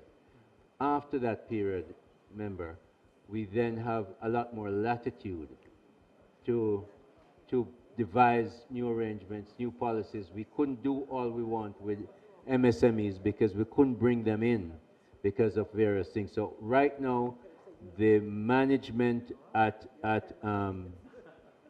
GESEZA and the ministry are looking at how we're going to make those changes, not just for MSMEs, but also actually for investors overseas, because it has been tying our hands, and we're looking forward to that freedom of time in the middle of this year. Member Robinson. Thank you. 3 years ago, the government, through the former Minister of Finance, Nigel Clark, announced the establishment of a $1 billion film fund. Yes. Can the minister indicate how much money has been disbursed in the fund and how many recipients there are? I'd be very pleased Minister and to do members, so. while you're searching, write the questions down. Yeah, man, but I want him answer first. Yeah, follow up. Yeah, man, I have two more questions. No, yeah, follow up on this one? Yes, well, depending on the answer. Yeah. Member? Go ahead, yeah. The announcement indeed was made for $1 billion. Yes, we went through the process of seeking people who would be interested in the film business. We got over 400 applications. We narrowed it down to about 209, and we ended up at about 90 that we have decided to fund. We used the money to fund, one part of the money, part of that first money actually went to the Bob Marley movie that was made here and it was launched here and so on. But others have now come to benefit. We, through the great assistance of, frankly, Minister Williams, she knows that I corner her quite often at cabinet and say, please, my film fund, and she was really gracious to have the rest of the money come in. We needed a 523 million more. Out of that, we've disbursed 315 million, or 31% of that, and we are moving really, we were waiting on the money to move faster, member, and JAMPRO and the management and the board are very excited and working hard to make sure we distribute the money, again bearing in mind that we have to be transparent and accountable for every penny that we spend, because we cannot refund any of that money until we get the audited statements from the movie producers that the money has been spent and we can verify. So your answer is 315 million has been disbursed out of the 1 billion so far? So far, because we only got $500,000. And how many recipients, or if you want to categorize it by productions or films? I have 31% of the money dispersed. We have, I can tell we have another 89 remaining awards to be paid. The amount is 564,804. Right now, I can get the details for in a minute of how many were covered under 350. Yeah, I'd appreciate it if we could get the specifics. In a minute. Yeah. The second question, the ministry undertook to do an economic impact assessment to determine how to measure the value and the economic impact of the cultural and creative industries. Can you indicate what is the progress on that? That started, or it was announced 2 years ago. And I asked within the context that it is a largely informal industry and we have not been able to accurately measure it. Member, you're right.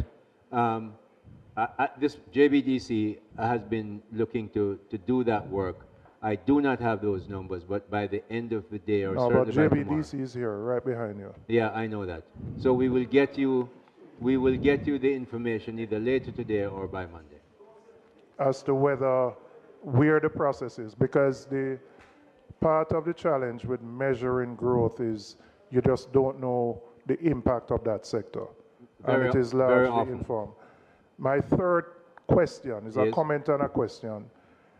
We talk a lot about the MSME sector, and when you look at the categorization, it's up to 425 million annual turnover. And those are World Bank numbers. Yeah, I know. Yeah.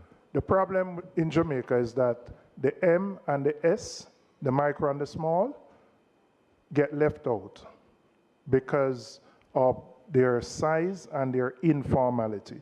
So many of the programs, while you may see a large number in terms of loans disbursed, etc., micro and small, by and large, are left out of that. My question is JBDC adequately resourced to provide the support for micro and small? I ask within the context of, for example, monies that come from the DBJ under the Gemini program to provide support and assistance for MSMEs to access loans. But it is so difficult to even complete the 138 questions that the M and the S can't qualify. So what are we doing particularly for the M and the S so that they can access more of these government programs? I'm going to split that question in two, if you don't mind, member, and I'm going to answer the first part this way. In the past 2 years, we've probably had about 10 or 12 road shows that go to the M and the S. We ask them to come up with their ideas, come up and bid like a Shark Tank. And at every show, we make sure we give out 500,000, 300, we might give 4 or 5 of those, and encourage them, get them registered. We take all 20 agencies with us. So company offices there, we get them to register in the company's office. If they need something tested at BSJ, BSJ is there, we get them to test it, no charge to them, and so on. So we have gone out to them and said, these are our clients. They're not coming, when I used to run the bank, they're not coming to the bank. They're not coming to no ministry because they need to be able, we need to go to them. So we've been doing that all across the island, not just 5 parishes. Here's the other part. GBJ has a new CEO. I've been working very closely, the whole ministry, and I know finance as well, but I'm not going to speak about that. We have been working very closely with Dr. Lowe to make sure the programs that his institution is offering can get more to MSME. And I think in the near future, you're going to see a lot more close-up public collaboration between our ministry that has the direct responsibility for the MSME and the DBJ that has the funding for it, which we don't have. And we think that we're going to make an important inroad, and it will be not private, it will be quite public. So we're looking forward to that. My final question. When I look at FDI inflows over the last 10 years, yes, we are about between a half to a third of what we were 10 years ago.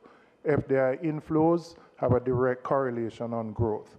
What are the new strategies or approaches that are being employed by the ministry to bring our FDI levels back to what they were about 10 years ago? A good deal of what we've done, Member Robinson, is to take our business missions abroad. FDIs are not just going to come here. And remember now you're competing with some of the biggest and most efficient economies across the world, in our region. But respectfully, that has been done for the past, from 20 years ago when I was at Jampro. But you are asking me. No, I'm asking so what new? I have to answer the question you ask. So if you don't mind. I know what you're saying, but if you don't mind, let me finish. So what we've done is we make sure, and the whole roadshow, the whole business of taking business people with us in numbers to places to invite investment in has never been done in the way we've done it.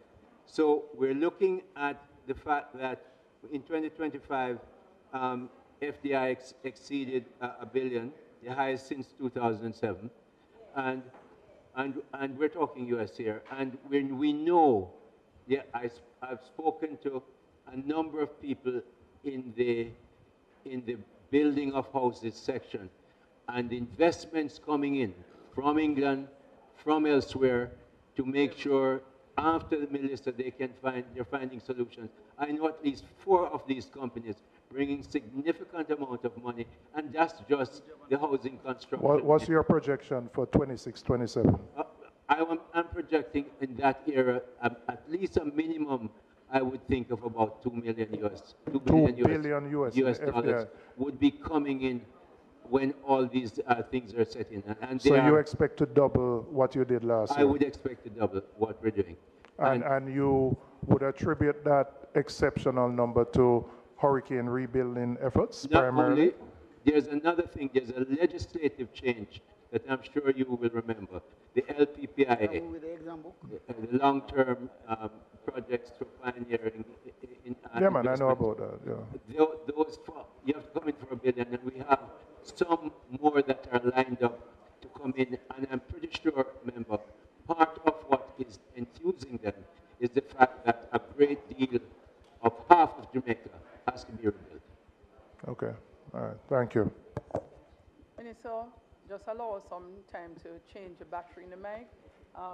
We will now take questions from Member Russell. After that is Member Gordon. And you're a mic. Sorry. Member Newell first, then Member Gordon, and then Member Jackson. Minister, you're directed to write the questions down, then you will respond. In responding, members may have a follow-up coming out of that summary response.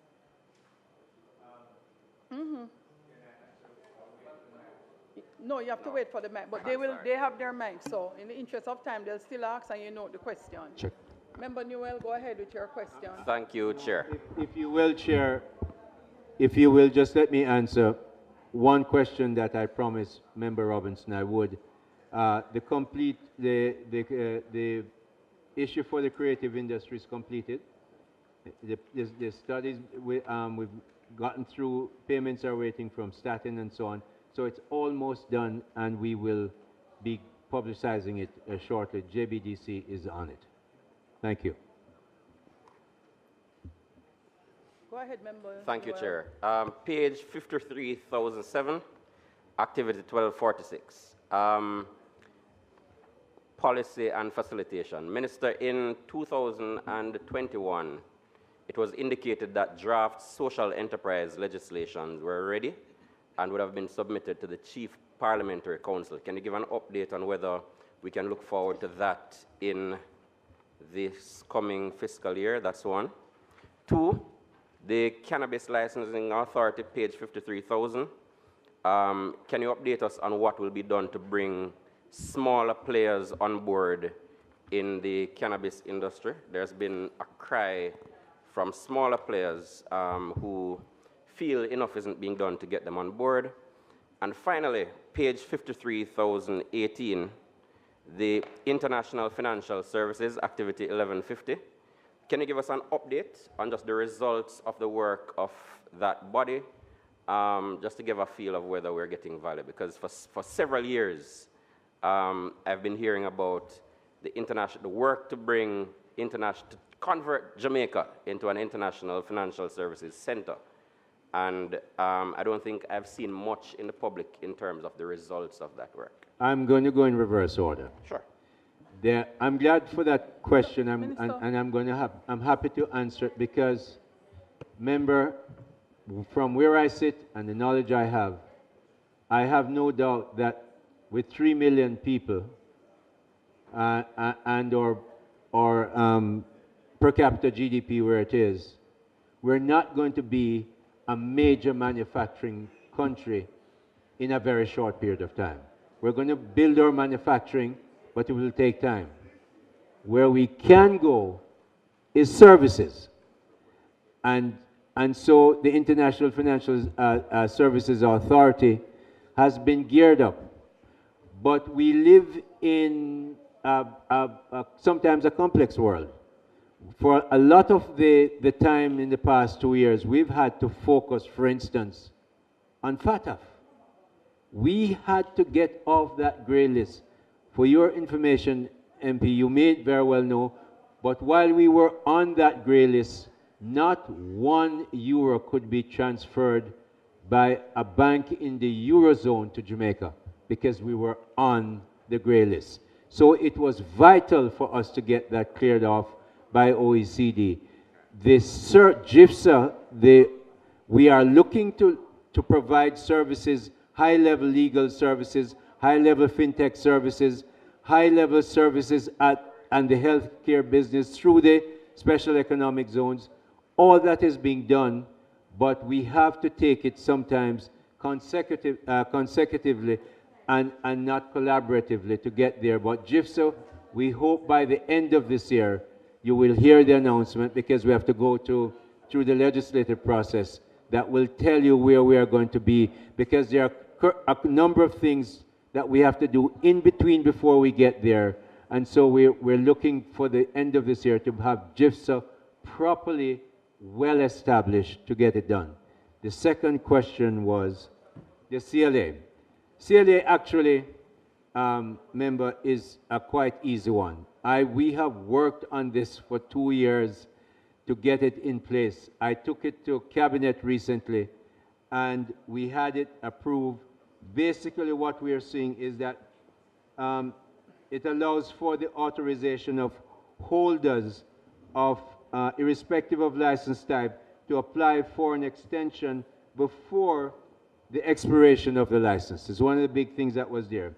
CLA is now empowered to issue identification cards to employees of authorization holders and allow for the transfer of employees from one license holder to the next.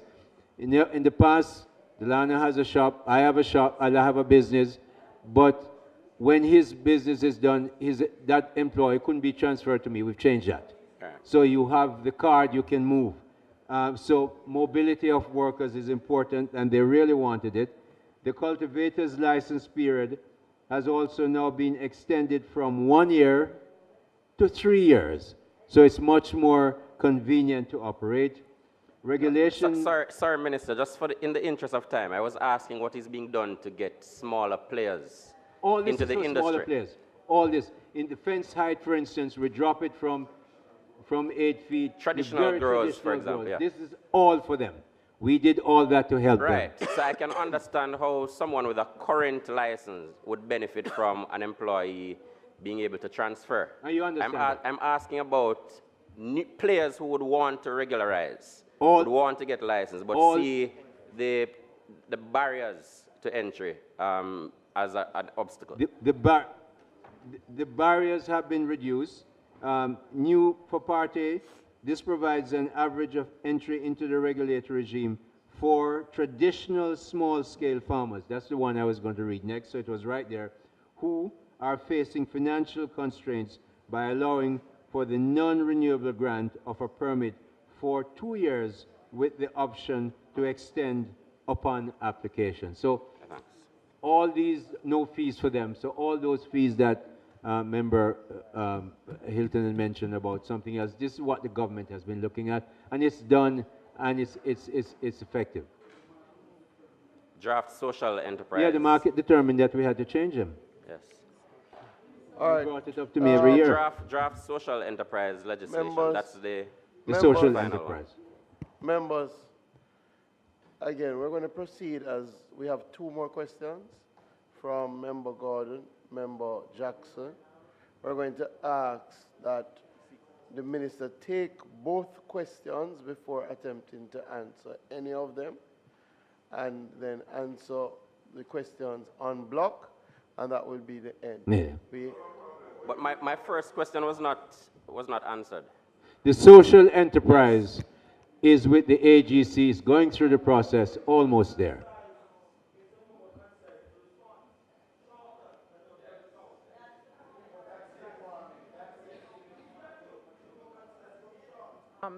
Member Gordon, and then Member Jackson. Thank you, Madam Chair. Minister, I want to zoom in on growth. Yes. Your SMEs, 90% are involved in trading. Member Gordon, go to your estimates of expenditure, just to keep all of us abreast. 53,016. Trade facilitation. Trade. Can I proceed, Chairman? Yes, you may. Okay. So let me restate. Minister, your SMEs, yes, member. Your SMEs, 90% of them are in trading, which would put pressure on your currency. Is there any plan or any strategy looking in the future to reculture them to get into businesses that will allow them to export so we can earn foreign exchange rather than pay out foreign exchange? Remember, you were given some instructions by the House leader. No, you were given some instructions by the House leader. Your next question, Member Gordon. Okay. Again, I continue on the growth path. The projection for growth in 28-29 is 1%. The projection in the following fiscal year, the Minister of Finance is looking to 4 to 7% growth. It is my considered view that the SMEs will have an integral role into achieving that growth projection. So I'm asking, will adequate funding be available to them to facilitate retooling so they can expand their businesses away from trading into more productive output? All right, let's Minister, go. you're going to take all of Member Gordon's questions, and then you're going to take all of Member Jackson's questions, and then you're going to answer them. So you're noting them.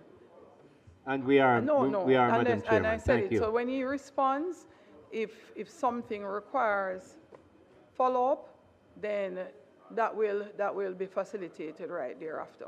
All right. So Member Jackson. Member Gordon, you turn your mic off and on again, so it is in the queue with Member Jackson, ahead of Member Jackson. It's Member Jackson's time. Turn yours off. Member Jackson, it's your turn, Member Jackson. Thank you, Madam Chair. Minister, my question is on page 15,012, follow-up to the member from Central St. Mary. You sure about that 15,000 or 53? 53,012. And 12, right? And 12, yes. The agro-industrial development, namely cannabis product development. I listened carefully the answer you were giving to my colleague because his question related to what I had in mind. He asked about the traditional ganja growers, which is very different from the small, medium-sized licensed growers. Years ago, the CLA commenced a program called Alternative Development Program, which was to be a pilot in 2 areas, one in St. Elizabeth and one in Westmoreland, as a precursor or a reference to bring the non-traditional growers in the formal regulated system. So my question is threefold. One, as that program to bring the non-traditional growers, in other words, the Rastaman them and the others who used to run from police, right? I know that the industry is formalized, they have been left out. I would want one, has that program been abandoned? If not, where it is and which communities or groups are on it if such program has been operationalized. Number 2, as it relates to the long outstanding regulatory changes for the licensed growers, some of which I heard you made mention of. I don't know what are the slate of regulatory changes, and if there's such a slate of changes, have the stakeholders in the industry been notified of those to come? And to the extent I heard your answer to say that is there now, I'm unaware that such has been conveyed to who they will relate to. Now, the licensed stakeholders, you meaning CLA, have email address and contact source for all of them because they are regulated by you. So as it relates to those provisions in it, I heard you made mention of one, about the workers, the cards and the ID, which has something been lobbied for, and that is commendable that it is there or it is being addressed. The other one is the licensing period for cultivators from 1 year to 3 years. I believe ideally it should be 5 years, right? Why? From a business perspective, when you have to go to financiers, whether formal or informal, to have a reasonable period of time. But indeed, 3 years is far better than 1 year. And my question in that regard, where that provision is now in force, how do you transition? For example, current licensees for 1 year, does it automatically go over to 3 years? Or is it that they have to renew again in the same old way for that 3-year period henceforth? My own opinion on that, Minister, if you change the regulation and formalize them, and they would have satisfied all that you need for licensing, for regulation, then you should just extend the expiry date down to the 3 years from the effective date of the regulation. That brings that into place. So I'll hold on those for the time being. But lastly, though, in that regard, though, Minister, and I can't fathom in my mind, how is it that you are going through a process of regulatory changes to improve the industry, and those in the draft stage of what you plan to do, you don't engage the stakeholders, but you do it after and then tell them what you decide. So, well, I will tell you, and just for disclosure, I am one of the stakeholders and I wasn't advised of those. Next. Yes, you may comment. Next question. No, that's it. That's it? So then you will respond.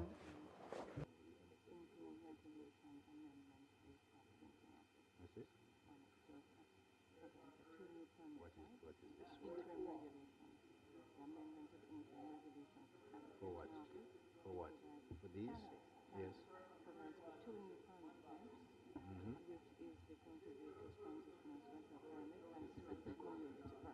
The issue, though. These are being included now in the legislation with new provisions to bring these people into the. When I have 1 year, can I just extend it for 3, or I have to reapply? No, you'd have to reapply. Okay. This law provides for 2 years, and those 2 years are free of fees.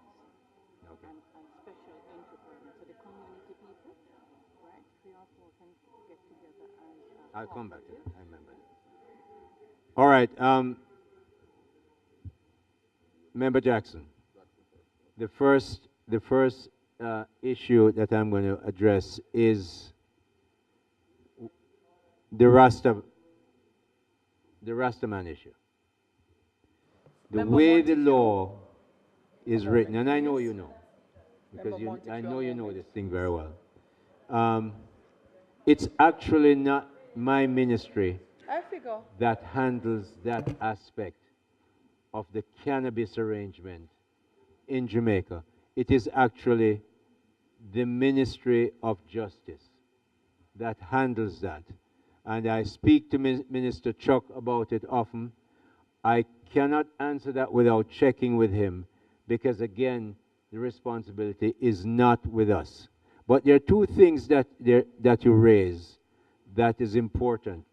One, the interim regulation amendment is at the printing office. But there are 2 new types. One of them I read to you already, but one that is important that the member from St. Mary finished his question, but I can tell you now what it is. New Part 11B, this allows for traditional small-scale farmers to enter the industry through an organized community group. Now, this is very important. Registered under the laws of Jamaica and approved by the minister to cultivate on up to 10 acres of land under similar terms as above. In other words, a community group could be 3, 5, 10, 8, but you can't cultivate on more than 10 acres of land. As many members here will tell you, that's a lot of cultivation of that particular product. So, we made the rule elastic enough to make it work for the community. And of course, many of these small persons that I read before, we're giving them what in Jamaican term we say a blight, but a pass, in that they don't have to pay fees for the first 2 years. So that takes care of the formal part, the traditional, let's say, religious part of the activity of cannabis. I'll have to check with Minister Chuck and get back to you. So hold on, Member Jackson. Have you finished responding to all the questions? No, I haven't. All right, so finish, and then Member Jackson has a follow-up. All right, what's up? Yes. One of the questions was about, given that we have to grow and the high growth rate that the Minister of Finance in the second year after this, that she's looking at, are we making sure that the resources, in this case funding is what was said, is available? We are, through various facilities at what will be by then a merged Exim Bank and DBJ. DBJ is a much stronger institution that can handle that. They are carving out arrangements where MSMEs have an issue of going into normal banks to go get this. So arrangements are being considered. How do we accommodate them to make sure they have the resources to grow? And a corollary to that issue is the export issue that I think your colleague just behind you asked about. Since we have been doing the MSME roadshow and so on, every single one of them, Gillette, Cox, Kelly Dawn, Hamilton, Harold for sure, because those are his people, and all of us get in there and say, the moment you start a business, whether you're doing sauce or whatever else you do, make sure you think about how do you export. Many of them have started to export and have been successful. I give you an not only export but expand. What's the name of Mrs. Muncy's business? Home Choice. Went with us on our first trip to Guyana at the end of 2022. We lose Miss Muncy for about 3 days. She and her son come back, have a brand new business, establish a partnership. When we went back 6 months, all her vans were branded, and she was exporting to Guyana and having a business growing, and she's exporting to the United States and elsewhere. That's just one example. So we have many MSMEs that are now looking at exports because we tell them the story. 3 million people in Jamaica with our per capita GDP is not enough for you to get rich, and we wanted to get rich. Look at exports. So we're carrying that issue, member. And the last question, yes? Minister? We did, that was just answered. What's this? Minister? That's no. it, Chairman. You have follow-up questions from Member Jackson and Member Gordon. And Minister, please keep the responses succinct and tight. Yes, ma'am. Minister, respectfully, you have responded, but you have not answered the question I asked. Which question did you ask that I didn't answer? I asked about the traditional growers, and what you gave me as a response does not speak to the issue. And let me go again. You spoke about the Rastaman. I was not speaking about the Rastaman in the context. I referred to the Rastaman. Oh, as you the did grower. refer to the Rastaman. Yeah, Okay, I did. Good. But the answer the response you gave is in respect to the sacramental growers. The Rastaman who grow the cannabis for is sacramental use, which is different from the traditional growers who may or may not, but they are in the business of cannabis cultivation. That was what the Alternative Development Program was supposed to speak to. Whereas the general licensed operators, the capital requirement to get licensed is very high. And the program that started in the CLA, the ADP program, was supposed to carve out an arrangement that is less costly for them to operate like the regular registered growers. So what you gave as a response did not speak to those particular issues, which was what the member from Central St. Mary was referring to. So my question still stands, and I ask it directly, Minister. The Alternative Development Program, which I believe in my mind was a good initiative. It was a pilot project in order to come up with a design for those traditional growers. Over 9 years, it has been in the pilot stage. Are you finished, member? No, I'm finished seeking with that question. Yes. All right. And just to remind me where I get the list of those new provisions you mentioned of. With Printing office? Yes, with due respect, member, I answered your question. I sat in those discussions week after week after week, and we carved that community arrangement for the traditional worker. We thought about those people in St. Elizabeth that I know, and they don't have all the money. So we said, let them come together and, in fact, use something that is so useful in business, where you have what is, in fact, is a kind of shareholding arrangement. But they all can't find everything. But coming together, and we give it the community, and you can grow up to 10 acres. That is the answer. So it has not come in. Member Jackson, yes, that's the answer. Okay, they have not come into being. Member Jackson, comfortable? All right. The other one was where you get it. It's with the printing. Have a follow-up as well. It's with the printing office, and as soon as it comes up, we're going to have it distributed. Member Gordon? Yes, it will. It doesn't have to be. Member Jackson? It doesn't have to be. They have But a it will be distributed. Member Madam Jackson, Chairman, I'm you finished okay? with that question. Finish? Member Gordon, your follow-up. Thank you, Madam Chair. To the Minister, you are yet to answer the question about how you reculture your SMEs from trading into more productive use, so they can start to earn significant foreign exchange, because the pressure on the foreign exchange via trading is a negative impact on growth. So I'm asking you, is there any consideration or strategy to reculture the SMEs away from the traditional trading? I must tell you, Member Gordon, I'd love to invite you to the JBDC incubator that we run these through. And the truth is, every time you export, it is trading. I think what you're asking is how many of them are producing to trade. And we're encouraging that production of new products, Jamaican products that the diaspora wants, but we're also making it easy for them to trade, to export.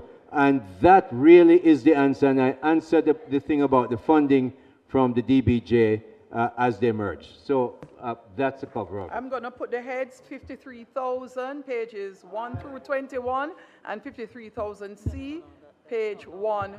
You don't like that? Put it. What do you mean? No, this is not the annual voting. No capital? No capital. Those in favor? Those against, the ayes have it. I would like to thank the Minister of Industry, Investment, and Commerce for being with us here today. Thank you very much, Minister Hill and your team. Thank you, Chairman and members of Parliament.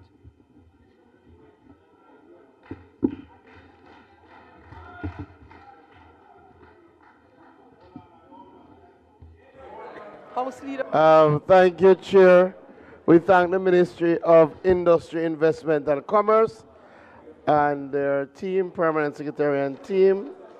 We will now have the Ministry of Local Government and Rural Development, led by Minister Desmond McKenzie and Minister of State Delroy Williams.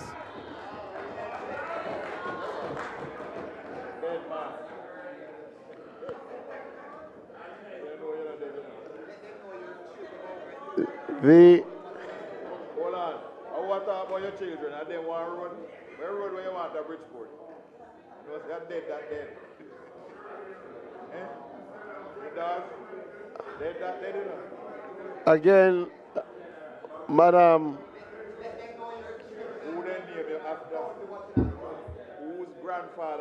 Madam Chair, as we look to make back up time, the protocol that is suggested moving forward is that the opposition spokesperson asks the questions and they will be answered individually. After the opposition spokespersons, the other questions will be taken in batches. All right? We will ask the minister to keep his opening as brief as is possible, and I turn over to you, Chair.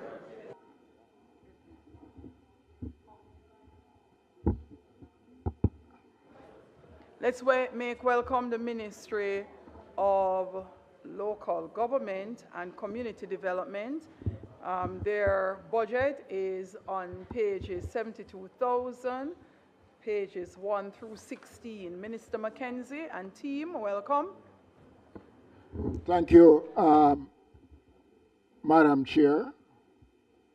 Colleagues, I want to welcome the team. I wanted to welcome the team from the Ministry of Local Government. I am joined this afternoon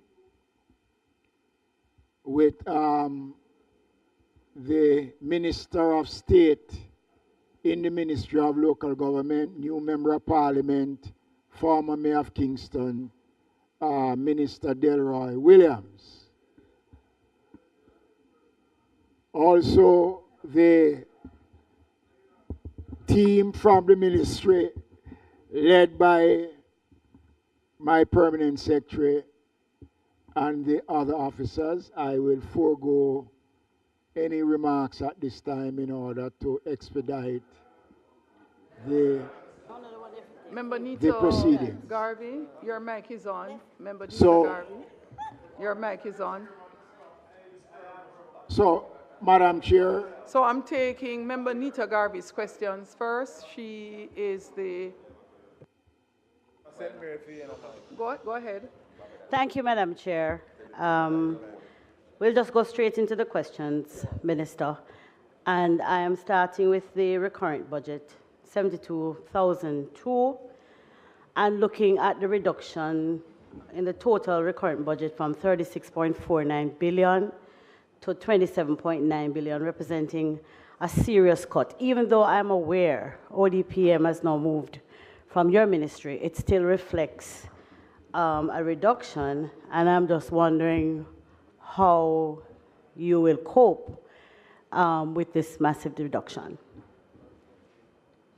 All right, member, a lot of what you've seen reflected in the numbers was as a result of Melissa.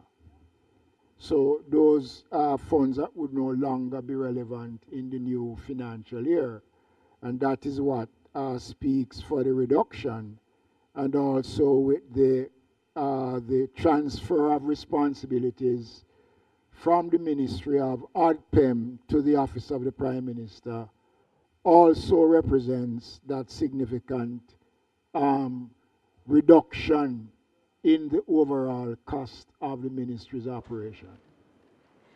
On the same page, Minister, I'm noticing a cut in the budget for salaries as well.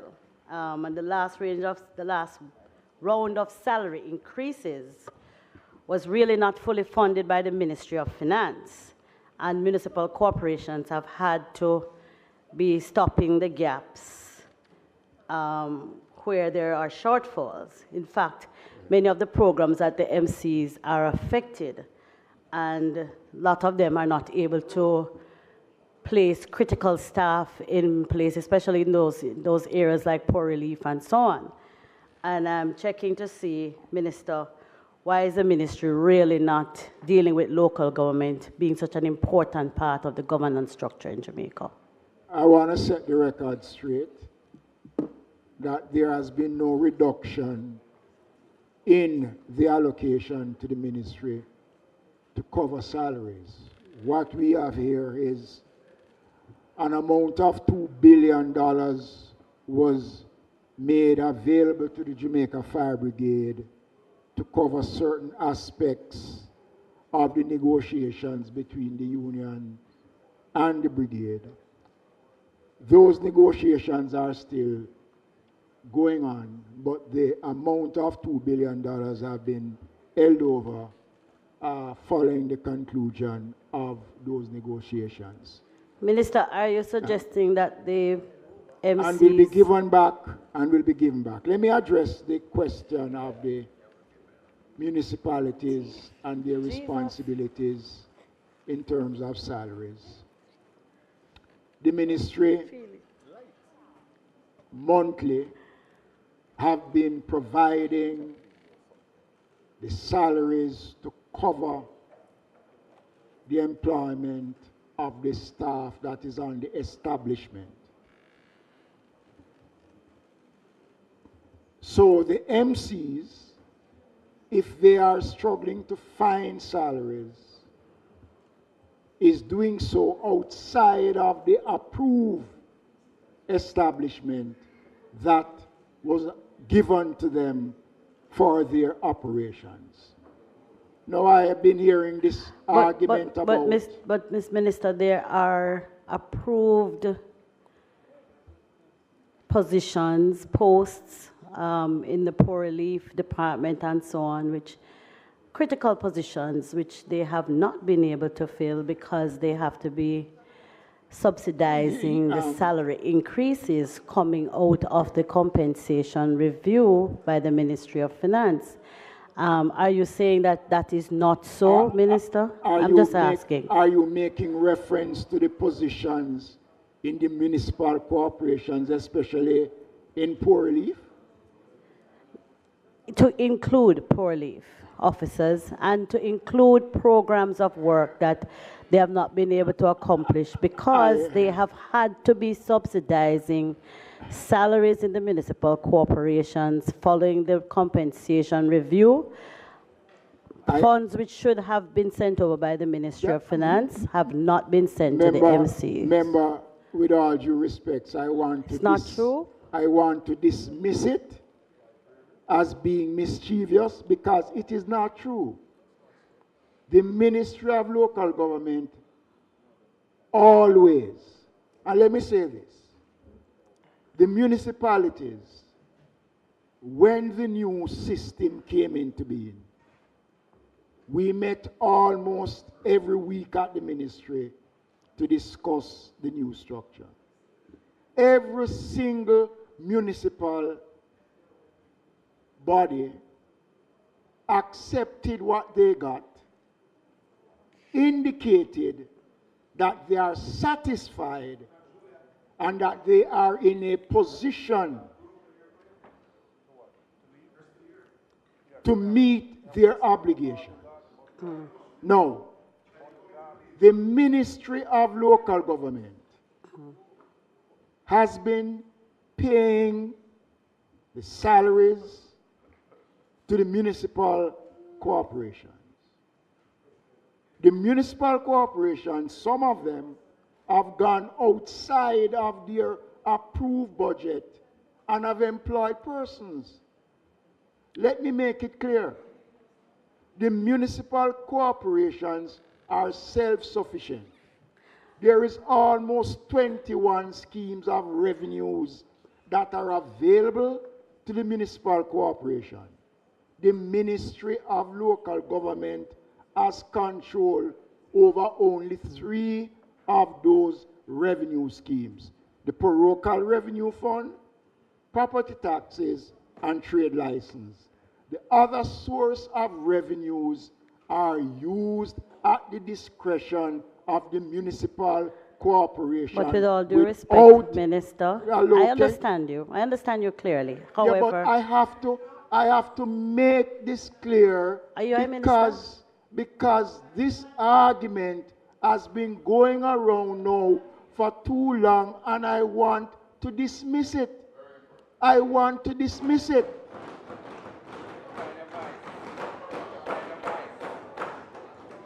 Okay? I want to dismiss it. Minister, I dare say that this problem is not just in municipal corporations headed by persons of the opposition as mayors. Your own mayors on your own team are having the same difficulty. And that difficulty, I'm asking that if you are not aware of the full circumstances, I'm suggesting coming out of this standing finance that you take a deeper look at what is happening with the shortfalls, which you're is... getting the latitude, but yes. You know, Minister... Hold up, Minister has responded. I'm going to move on to the next question. And it can't be made as a statement of fact if the Minister has said it is not the case. But all I said to him was I was recommending that he takes another look. Right. I'm So not just another look. I'm not suggesting that. I'm not suggesting that there is yes. any gap. Because I'm that's a just suggesting that he takes another look. Right. Just Because another of the look. number, of Just another explanations that have Minister? come. So I'm moving on to the next question. You know, Minister, as it relates to... Can I just say this? Can I say this?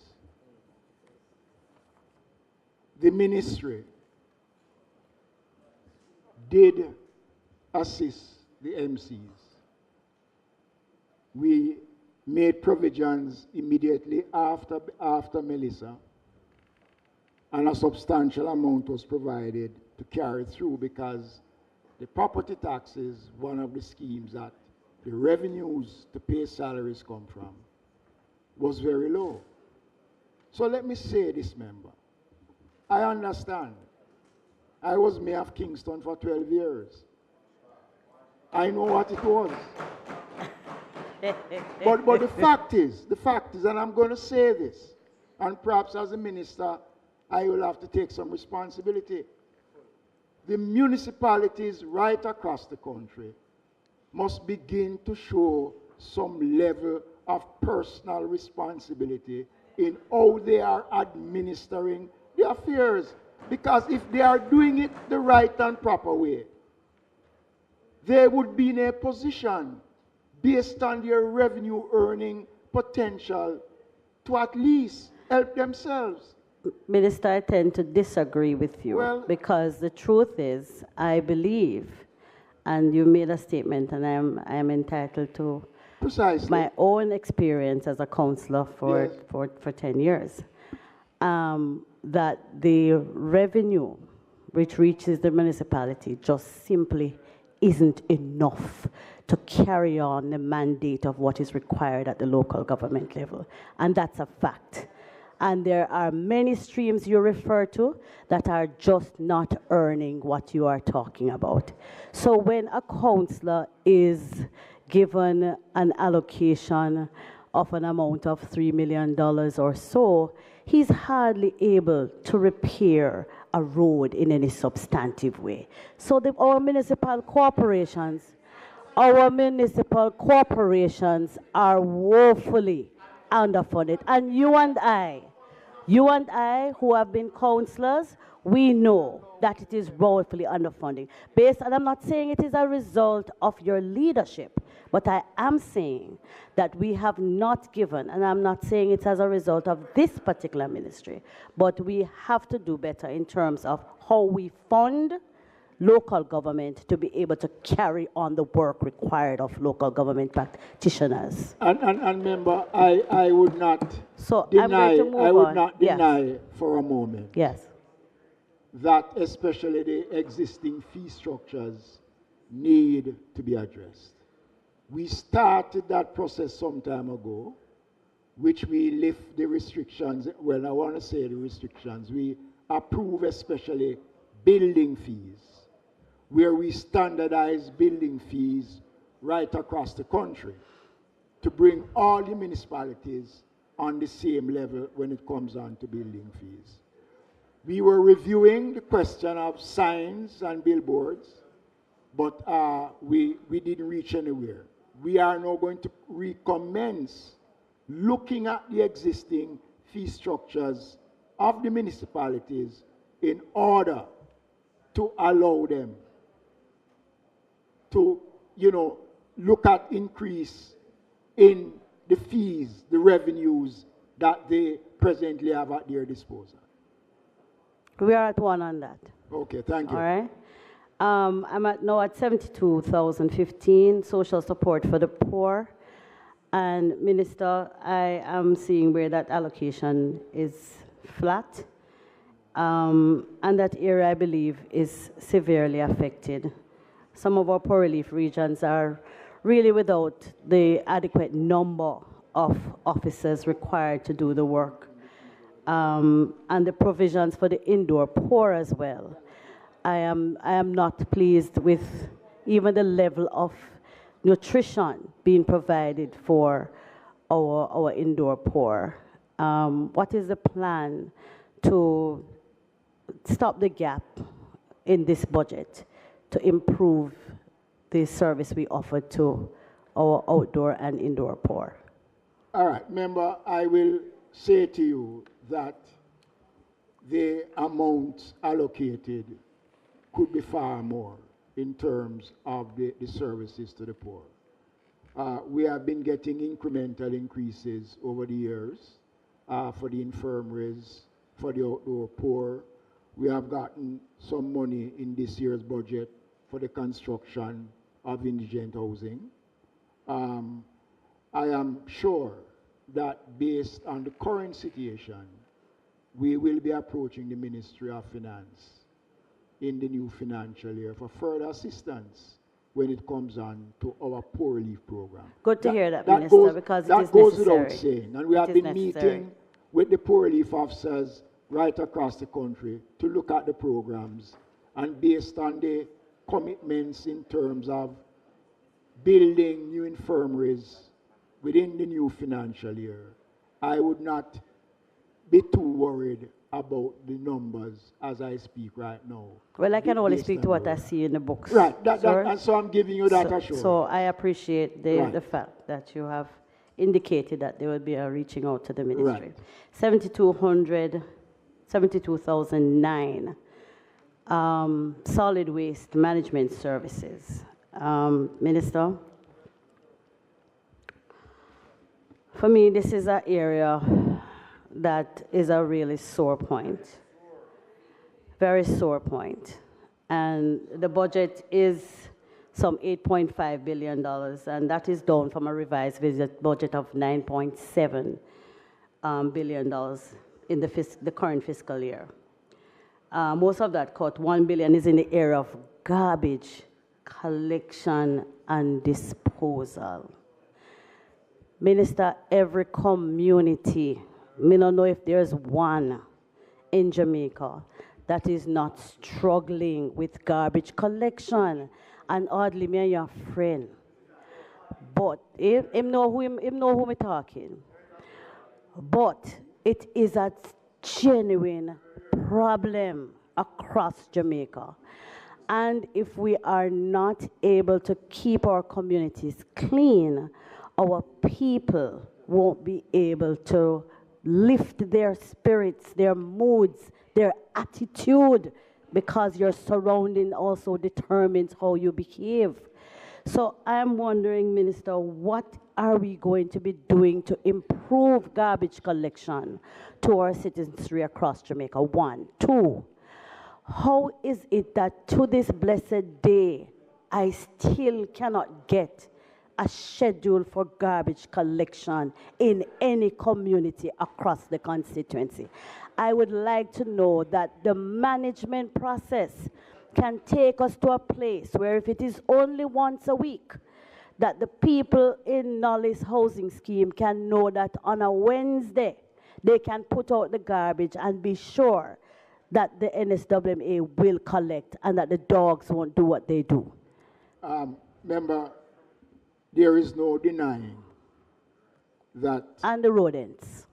There's no denying that garbage is not a major problem.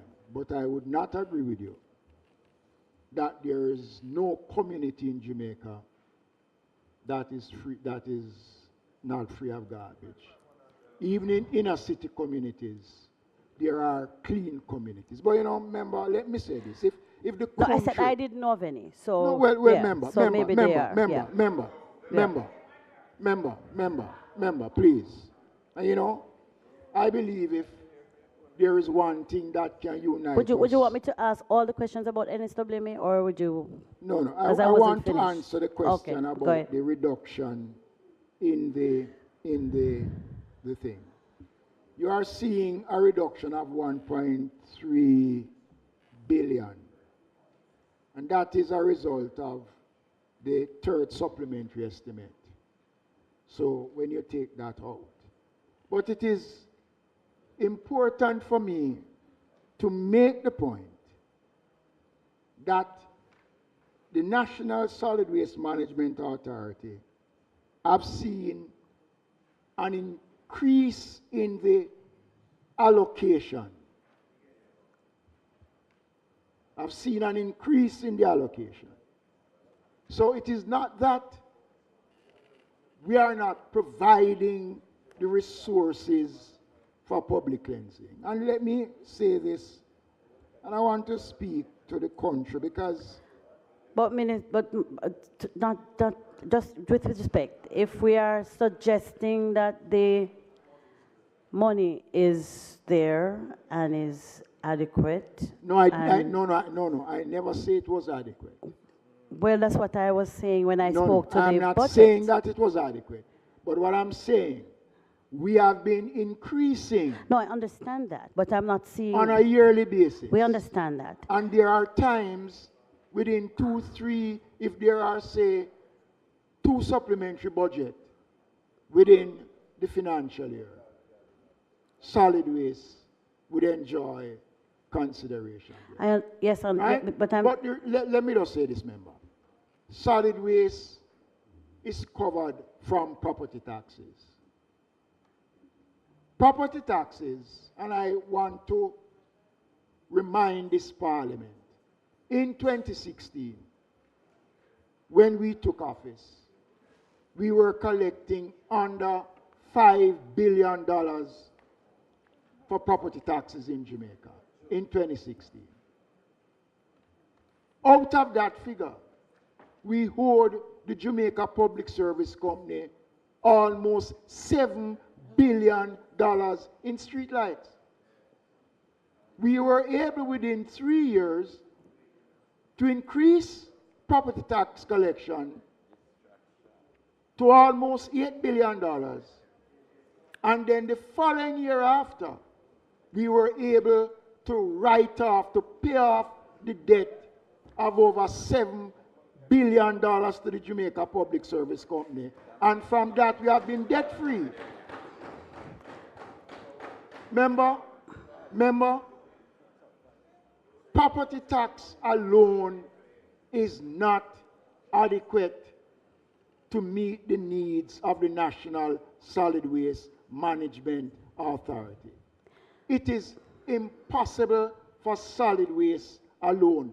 Property taxes is what pays the municipal corporation. Over $300 million a month is provided to pay the municipal corporations across the country. So, Minister, I'm hearing you. Right. And I know all of the competing issues that require funding in your ministry. I am, however, at this time, speaking specifically to the cleanliness of our country and how it is that we intend to rectify how dirty some of our communities are. That's really where I am, Minister. Okay. And that if it is that we don't have sufficient funding, then we must find a way, separate and apart from what is collected by the local authorities, to be able to fund the garbage collection and disposal. If not, we are going to be back here next year with the communities in the same position, with contractors complaining that they are months behind in payment. And if they are they, Minister, are contractors, because they're still complaining that they're months behind in payment? That is contractors are saying from Melissa they're still waiting on payment. That is so everybody's paid up and now everybody is good? Is not. You know, member. Then we're not giving you a chance to set it straight. Member, Member. We have to shub in, we have to shub in. Member. Shub in. Shub. Member, I want to say this. Yeah. Despite the challenges of the National Solid Waste Management Authority, the organization is at the top of its game as I speak in terms of its credibility and its performance. They have challenges, right? We speak about garbage collection, and let me just give you some figures that would probably help you. The total backlog of garbage collection right across the country is about 218 backlog. It is loads we're talking about, 218 truckloads backlog. It is the intention of the organization, despite the challenges with Melissa, because solid waste also, because of Melissa, they had to respond island-wide to debris management cleanup right across the country. And I want the country to have an appreciation for the work that they have been doing in debris additional funds, management. were additional funds allocated for the funds allocated to the NSWMA to assist with the debris management? Right. Was that at the expense of the regular garbage collection in the country while they were doing that? No, ma'am. Is it that private contractors were engaged to do this, or were they primarily NSWMA trucks? Private contractors and government trucks. We brought into the system 10 tipper trucks to assist in the debris management cleanup, especially in the 7 most affected parishes. But I was making the point that Christmas season is always the season that more garbage is generated in the country more than anything else. And we saw that last Christmas. It is the intention of the organization to work assiduously to reduce the backlog. There will be an extensive public relations campaign, because if the truth be told, we need to say to Jamaicans that they must also take personal responsibility as to how they dispose of their garbage. I agree, but we're getting back to the budget, Minister. No, as we're it talking relates about to the budget. No, man, wait. I don't want us to go too far. And I don't want to be here till 12, so I'm trying to help you along, Minister. Just to ask from the 4.7. And let me say, there are no outstanding bills owed by the National Solid Waste Management Authority. There are no outstanding bills, no payments. All right. So how are we planning to erase the backlog? I noticed you had some $4.57 billion on page 72,112, right? I just want to know where, what else, because I'm not seeing any other funding to assist you in clearing the backlog. What is that and where is that? And I'm not seeing any capital budget for you either, Mr. Gordon. Sorry for you. Member, no, go on for you. There's an overall increase to the National Solid Waste for garbage collection. And we got an additional, in this year's expenditure, we got an additional $3 billion in the new expenditure to assist solid waste. With clearing the backlog? For public cleansing. For public cleansing? For public cleansing. Yeah? What page is that? This is... the one that missed me. But I'm telling you, there's this $3 billion within our... I never see it, so I have to ask you, tell me which page, Minister. 72.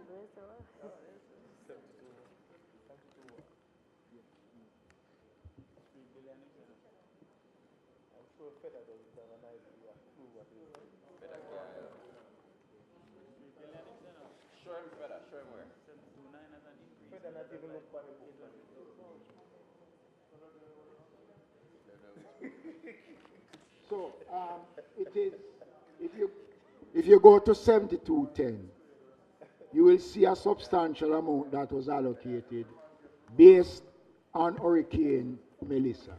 You see that? You see that? You see that? This was what was approved in the estimates of 25-26. It was revised to over 7 billion for Hurricane Melissa and clearance of bills. So when you do the maths and take it out, 3 billion is left for public cleansing. So it is here. So we can send you the schedule if you need it, member. Yeah. So you can have a look at it. Okay? Send me that one, because I'm not able to rectify that at this moment. But I will take a deeper look at it. Because I'm not seeing in the... It was supposed to be. It is there. So it's not supposed to be there, no. 7210. No, I'm saying in the current fiscal year, I'm not thinking it would be available. Because it must go back to the consolidated fund. This is 26-27, you know. This is for 26-27. You said 25, 26. No, and that there were 3 million left, 3 billion left back. No. I gave what was approved in 25, 26. Okay? Mm-hmm. And then we got an additional amount. It was revised in 25, through the third supplementary estimate. So we got back out of the... Oh, you mean we can't get it back? Just look in the book. Yes, sir? Are we... Right, so it is there. Have a look at this. Sure.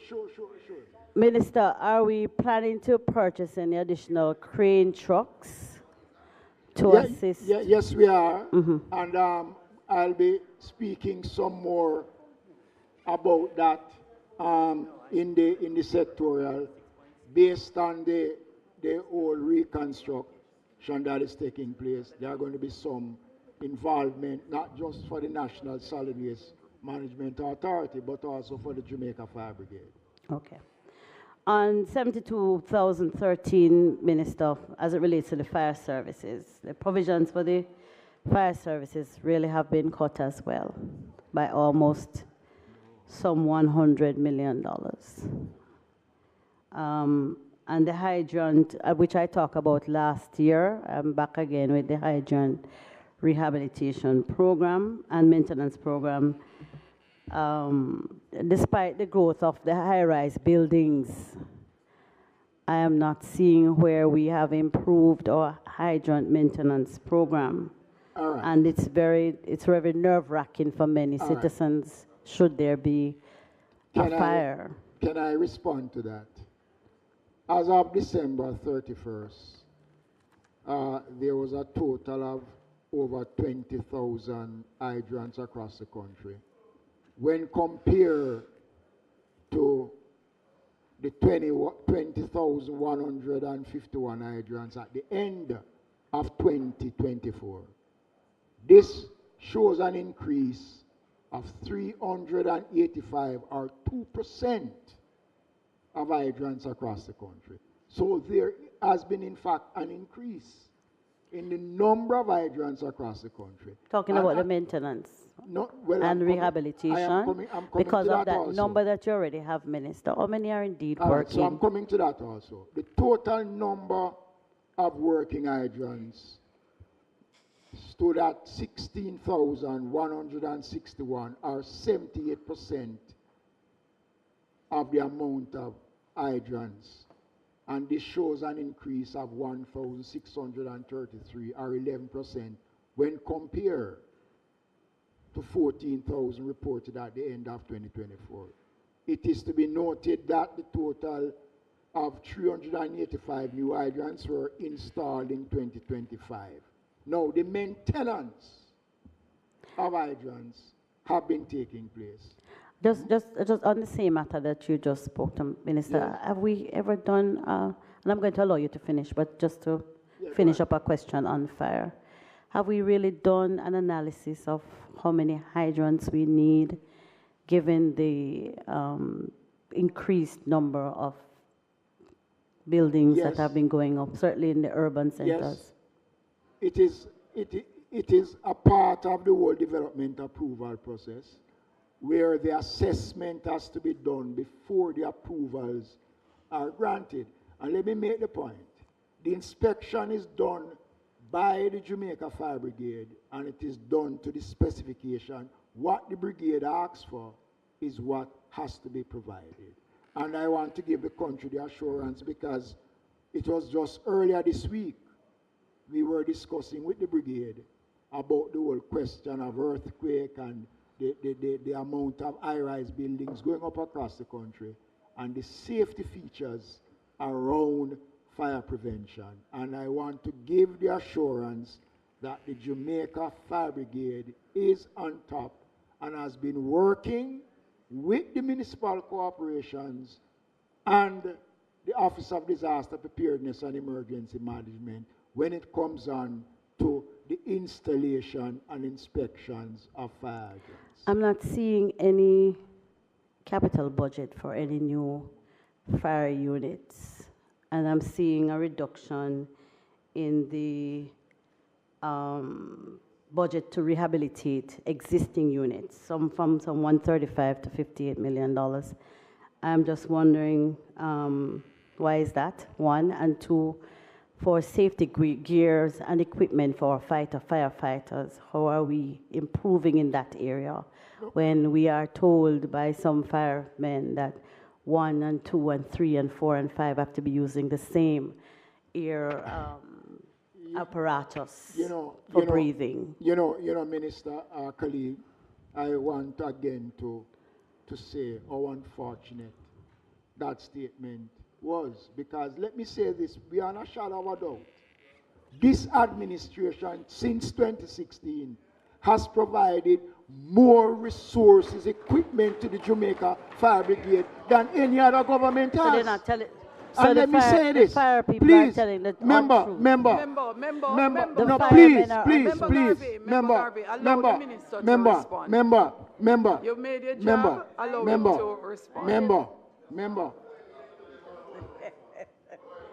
member, if we look at what was done, breathing apparatus, okay?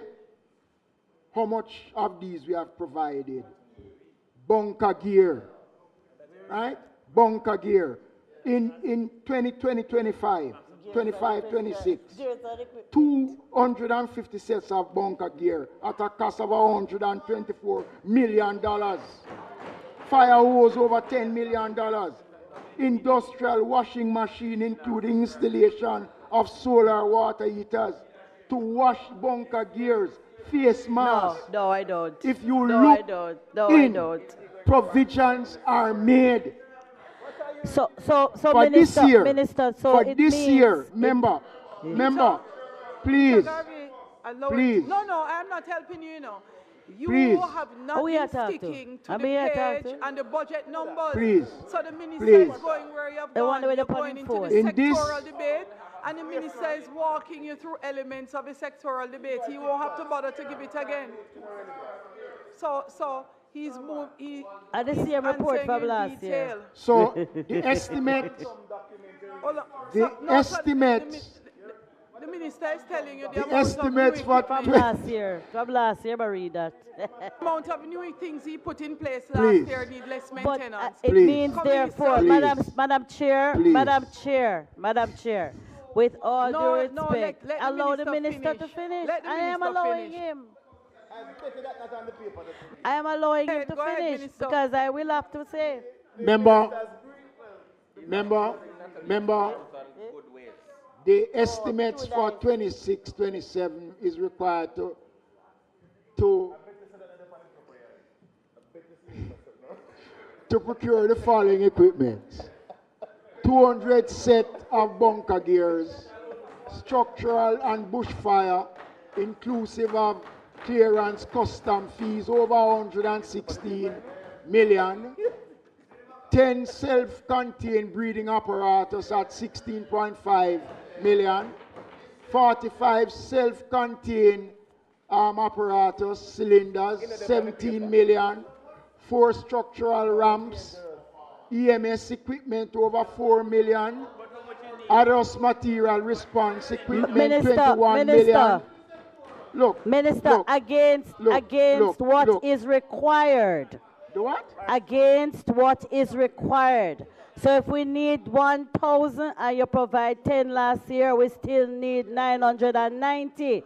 So with all due respect, the grandstanding not working, Minister, because we know we don't have the equipment that we need. We do not have the equipment that we need. Can I say to you? And that is why we're still struggling. Our fire department still struggles. Can I say to you, member? Go to page 72,013, and you will see acquisition of firefighting equipment. This is not a bag-of-mouth government. This is a government of performance. Minister, when it comes on to responding you have to no the Jamaica Fire capital Brigade. budget, Minister. You can't buy no new units because all I'm hearing now is a bag of mouth coming from you. And I'm not seeing the money to back up the mouth, Minister. Holy chat. Holy chat. All right, so you can go to page. Minister, it's in the book. It's in the book. Still insisting that our fire department is woefully lacking in gears and equipment. 30 brand new fire trucks in less than 6 years. Never before in the history of the Jamaica Fire Brigade. Never before. 7,214. Can I ask my next question now? And Member Nita Garvey. Member Nita Garvey and Minister. Minister, all right. Minister, all right. No, Minister, all right. But Minister is not the only minister I only have today. 2 questions left. Read the... No, the answers. No, I'm not. You're not getting coolly. Member Nita... Unless him give it to you. So, Minister, I'm asking about the trucking of water. A serious problem in and rural development. Rural development is part of the Ministry of Local Government, right? And the same provision for the last 3 years. The Ministry of Water has already indicated that lower than expected rainfall, right, for this year. So I want to know, how can the $104 million serve 14 municipalities to provide this vital service? Most of our municipalities, none of the truck them now work, or one of the truck is working, and I am asking because I represent communities as well, and we suffer for water. Member, we'll be working closely with the Minister of Water. The allocation for the trucking of water still remains the same as of last year. We have already started the discussions with the Minister of Water to be a part of that wider drought control situation. We are a part of the council. We sit on the council that deals with the question of drought control and the approach that is to take. We will be providing resources. If the Minister of Water assists you, that's what you're saying? No, we do have money. We do have money in this year's budget to provide water, and we can also, turn to the equalization fund to assist us also in doing that. Okay? Already we have been getting requests. From MCs to assist in the trucking of water, and we will be responding in a positive way. My commendations, Minister, on the long overdue groundbreaking at Alexandra Market. I'm very pleased for the people of those communities. Thank you. Thank you. But there are many others who, yeah, there had to be a but, you know, however. But I gave him the props. I gave him his props. But Minister, the market at Ocherius, are you aware that the bathroom facility there has not been working for 2 years? And that is not true, member. It's true. Member. I'm just asking if you're aware. Because I Member. don't think you know. Member. You know, member. I'm just asking if you're aware. Member. I'm serious, member. Member. Member Nita, Minister, Member Nita Garvey, does that conclude your questions? No, she said it was her last question, and I'm making sure. Yes, for me. All right, Minister, members, Minister, that is the end of Member Nita Garvey's questions, and you may now respond. Once you have responded to this final question, all other questions, you will first document the questions without responding, and you will respond. No, that's it. That's it. That would be it.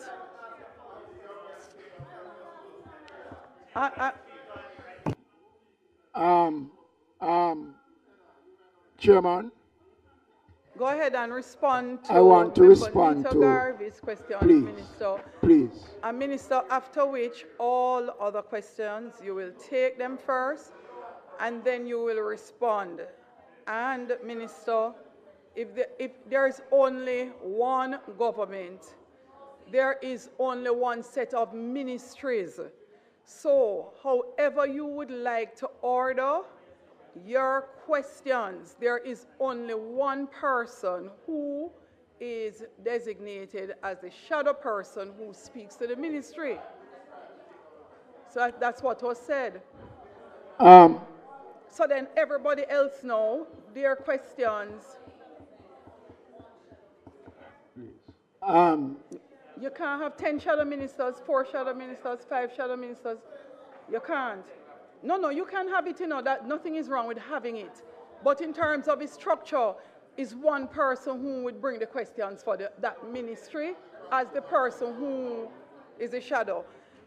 Please allow me to just finish giving instructions to the minister. Minister, once you have answered all the questions, in the event that you have missed anything or there's any follow-up, critical follow-up, then we will take that at the end. So go ahead, Minister. I want to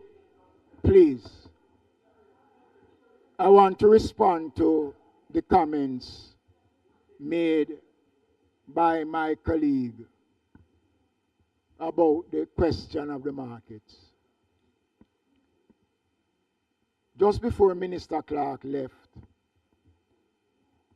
we requested a special allocation from the Ministry of Finance to deal with public sanitary facilities in markets. We got over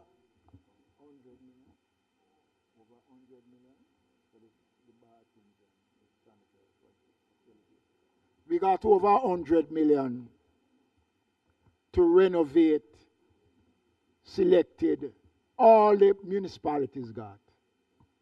I personally went and opened the newly refurbished market in Ocherius, brand new market, brand new toilet facilities. Yes, I went there, So, members,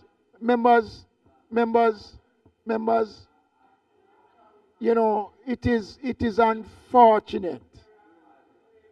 It's unfortunate.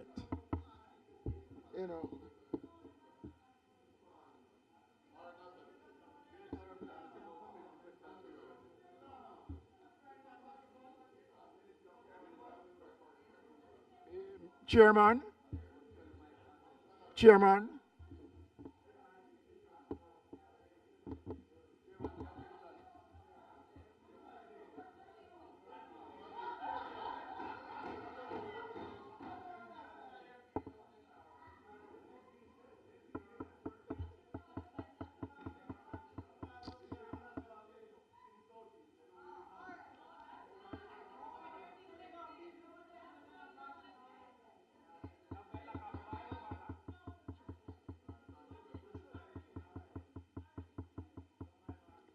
I've answered the question. I've answered the question.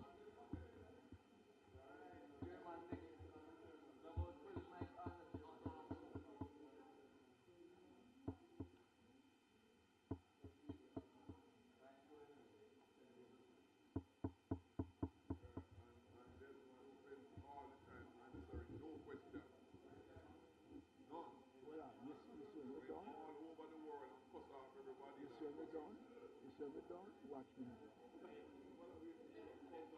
Hardly have two garbage truck out the field.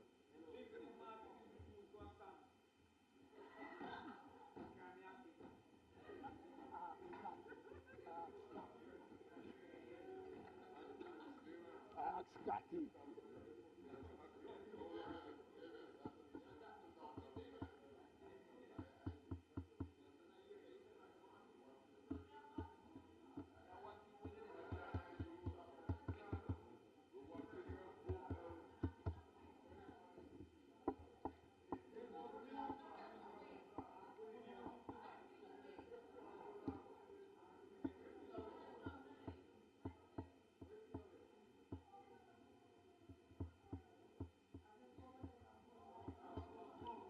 You set me up, you.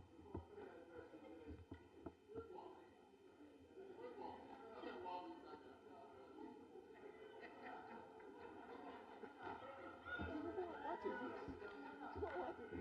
You know, see the problem. Then I go find a different spokesman first. Then I want that Members,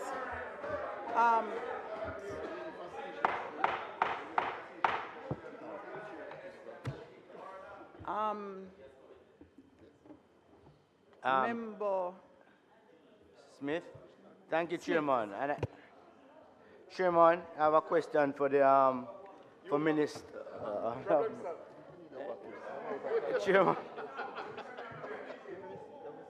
Chairman. First of all, Chairman, I want to congratulate Minister Mackenzie. Minister, I think you should be congratulated for your leadership at the ministry. Hold on. I won't be as long as the person before me. Minister, page 72, page 72,002, right. Chairman, also I just want to congratulate the minister, and also I read, hold on, I read recently where the ministry was congratulated for satisfactory financial management, Minister, and your team should be congratulated. Chairman, it is by the Auditor General. Chairman, is against that background, Minister, I have to ask a question. Yes. Member Garvey was asking about municipal corporations and salary. I want to speak more specifically to the Kingston and St. Andrew Municipal Corporation. My question is, because you know we recently had that change of leadership there, Chairman. Yes. My question is, all allocations for councillors at the KSAMC have been late, several months behind. Every councillor, because I have 3 councillors who are members there, and I used to be a member there for 13 years. So I understand the runnings of the KSAMC. The monthly allocations to councillors have been late consistently, and all payments for projects have been late. His Worship the Mayor has publicly stated in his yes, but if you will wait, His Worship the Mayor has constantly said the reason why the monthly allocation to councillors are late is because the money coming from the ministry late. And I want to know definitively if that is true, yes or no. That's one question. The second question, Minister, is that the Minister with responsibility for roads, Honorable Robert Morgan, has been saying in the public domain that the government has a plan for a one road authority. And I want to know what is the ministry's position with the One Road Authority, and how are you working together with the Ministry of Works to get that to be a reality? Let me address. Let me address those two matters. First of all, let me address the latter. The Ministry of Local Government, myself as the minister, has been engaged, has been a part of the discussions with my colleague, Cabinet Minister Morgan, on the question of the One Road Authority. We have been a part of the discussions, and soon, remember, consultations will be held with all the mayors to up-to-date them on where we are with the question of the One Road Authority. So this is something that we are a part of from the beginning, and we will be engaging the mayors, and then we'll have wider consultations with the municipal corporations. As it relates to the question of allocations to the KSAC, I want to make the point, and this is something that Member Paulwell, please. The funds that are allocated, not just to the KSAC, but to all the municipal corporations,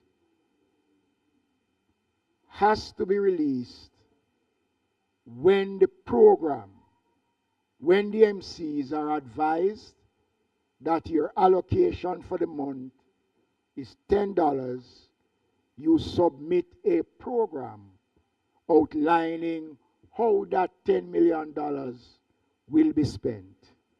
Once that program comes into the ministry, is vetted by the technical department, once it goes through the permanent secretary, it comes to me, and once it reaches my desk, it is signed off, and the funds are lodged to the account of each municipal corporation.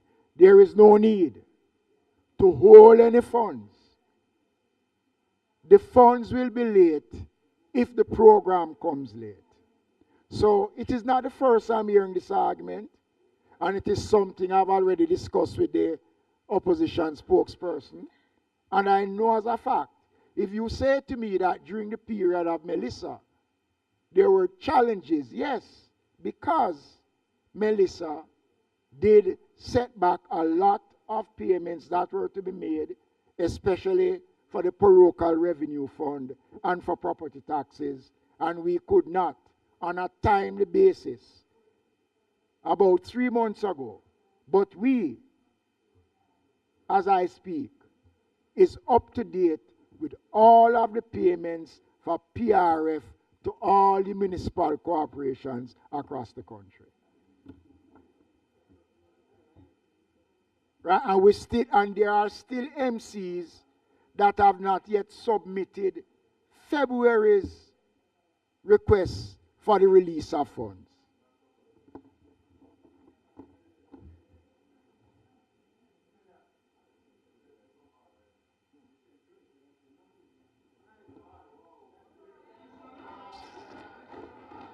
You touch your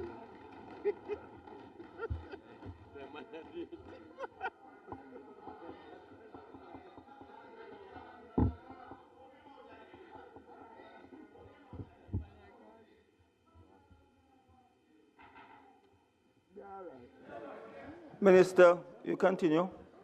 But I suggest that we keep the response very concise. Thank you, sir. Yes or no? Yes or no, 2 words and we're finished. Because, no, let's okay, Chairman. No, let's okay, face Chairman. this stuff. Years ago, Mr. Siaga made it clear in one of these committees, there's an effort in futility. It doesn't change one thing in this book. So it makes sense we're going to work. Yes or no, and we're done. Continue. Who is this? Madam Chair. Put back doing in that chair. What doing there?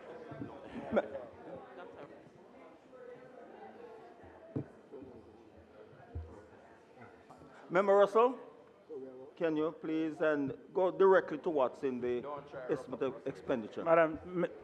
Mr. Chairman, thank you. Minister, 7,211 community development services, and the first question relates to the human resources of the Social Development Commission, specifically the community development or community development officers, the liaison officers. There is a general feedback on the ground that we don't have enough. Can you speak to the number that is required and where we are, what the vacancy is? So what is required versus what is actually the numbers that are actually employed, and how this budget will address the gap?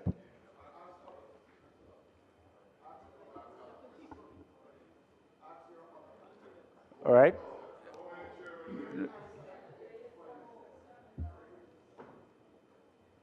But his response to this has bearing on. So I will be able to follow up.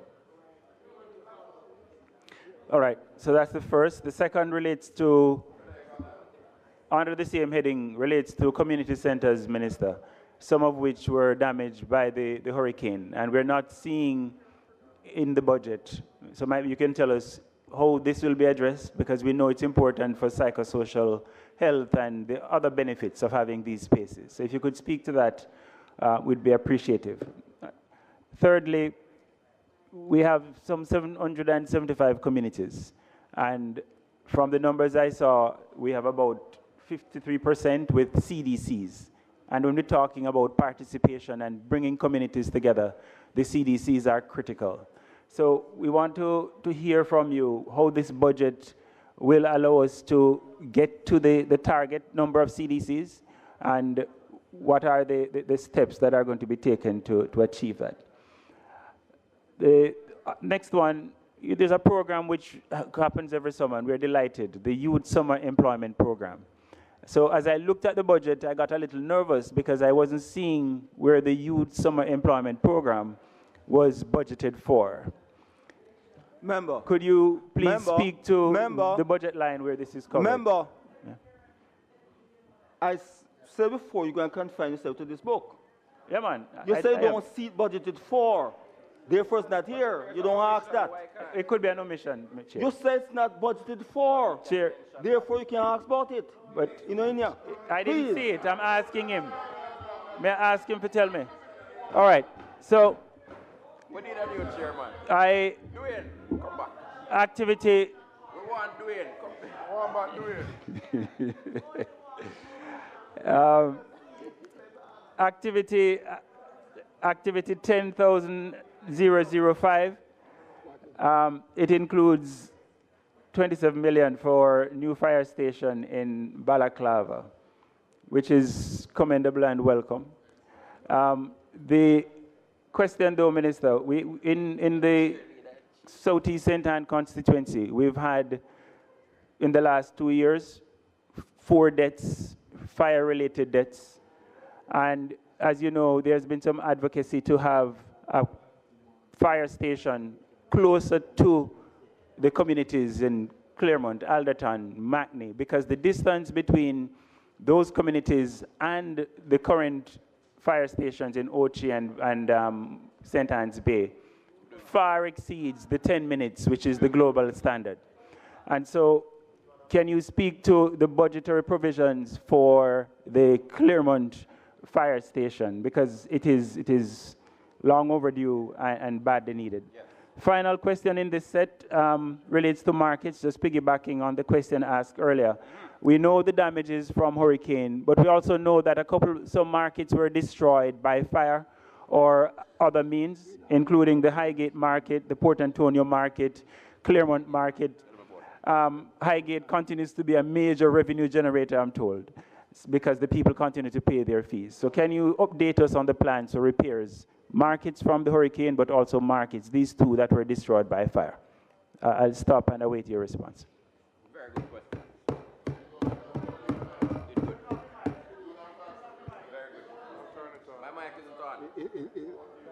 5 questions, you know. That was. Um, okay, let me respond first of all to the last question that you posed in regards to the fire station. There are lands that were identified as a proposed location for a fire station. There is no provisions or engagement about building a fire station in Claremont. But lands were identified, but there is no discussions along that lines for a fire station in Claremont. The other question about the general repairs for markets, that will come later in my sectoral presentation when I will speak extensively on the government plans as it relates to markets.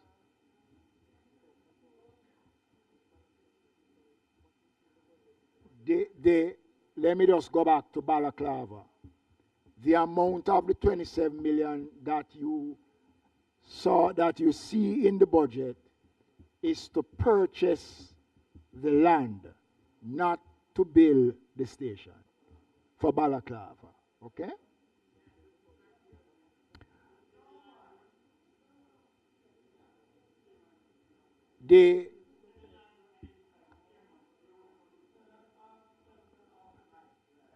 You have already exhausted your time. Member Jackson, you have a question? No, I'm not finished.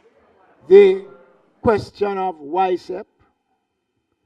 YSEP is funded directly from the ministry, from PRF, with assistance from the Ministry of Finance. And we have been successfully staging YSEP every year.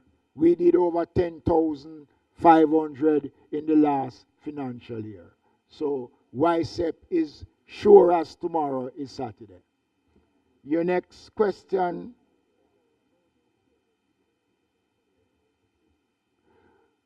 We are presently reviewing the structure of the CDCs.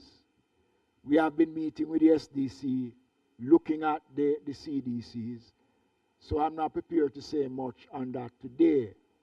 As it relates to community centers already, the SDC is presently doing an island-wide assessment on the state of community centers, and that is something that I'll also speak to a lot more in my sectoral presentation.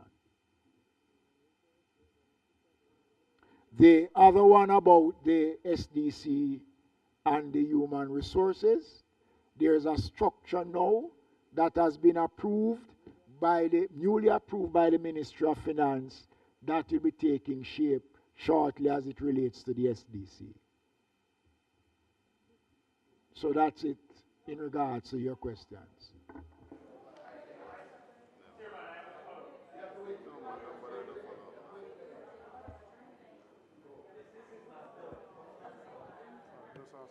Member Buchanan, Yeah, quick then follow-up, Member Minister. Shaw.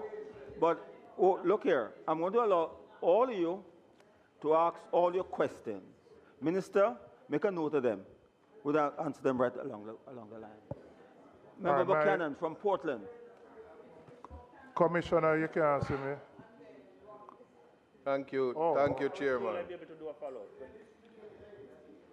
Minister, asking you to look at 72,014, that's the page. And it's in relation to water trucking and something you said earlier. Now, my only question for this particular part is for water supply controlled by the parish council, which deals with the roads or the areas that parish council supplies the water. Is there a process for the allocation or requesting the water? I'll respond. Yeah, I know. Just no. Yes, thank you. Now, in relation to 72,016, this is the homeless problem and the Portland homeless shelter and the drop-in center. My question to you is that the home in particular still hasn't been staffed, and whether or not that's budgeted for this time around, because that is affecting the next question.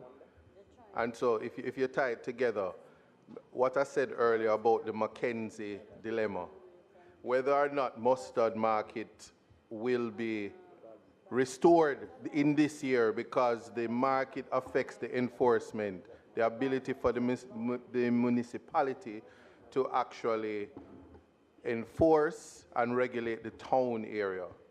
So asking what is the timeline for the rebuilding of the Mustard Market, and is there any allocation for the provision of light in the area that is the place that they put the persons to sell in the market, because it's causing an overflow outside. The next question is about maintenance of garbage skips. So I see an item at 72,009. Now, I know that NSWA has made great effort to respond to garbage collection in Portland Eastern, but in the absence of the timely collection, whether or not maintenance of the garbage skips is something contemplated. In relation to 72,010, you made mention of private citizens taking it up on their own initiative to participate in the way how they garbage disposal. Is there any incentive for recycling in relation to the personal responsibility and funding for public education coming through your ministry? And finally, is there a fund or any funding for a national recycling policy that will actually increase or support the NSWA in relation to garbage collection and keeping just our areas clean generally? Thank you. Member Shaw. Thank you, Chairman. Minister, defective streetlights in communities is a source of concern. I'm asking what measures are being put in place to rectify same. And my next question relates to how projects are accessed through the Equalization Fund. I've sat in the council for 10 months and wrote a letter. All right, Minister, my third question. I must commend you for the Morant Bay Drop-In Center. You have done a fantastic job there. Make sure you let go the equalization. But now. I need further to advocate for some bedding and some other materials for the drop-in center. Thank you. Commissioner. Member Paulwell. No, man. No, man, my mic up long time. And I have recognized your promotion from member to commissioner. I would love to, listen, coming back to the garbage collection issue, and I tell Audley, I'm my friend for 15 years, but I've never had to call or contact Audley more. In the Mr. Gordon, the man who allow you to get the seat, I've never had to contact him more in the last year about garbage collection. It's not a Melissa issue. It can't be that every week. And to be fair, contacting NSWMA, they respond when I contact them. But it cannot be that as a member of parliament, 2-3 times a week, I have to contact NSWMA to collect garbage. Every part of my constituency, 2-week, 3-week, 4-week garbage truck don't come. Now, you have said you don't owe the contractors money. You have more trucks than you had before. What is the problem with collecting the garbage? What is the problem? No, it's not more garbage. It just can't be. The expectation is that once a week, people garbage must collect. Yes. Once a week, no more than that. And it is consistently not happening in all parts of my constituency and all over the country. And I'm telling you, it has become the biggest, listen, you know the mayor and I have nothing to do with it, so cool your mouth, right? It has become the biggest issue right now that every MP faces have to deal with garbage collection. And something not right. You do have that problem.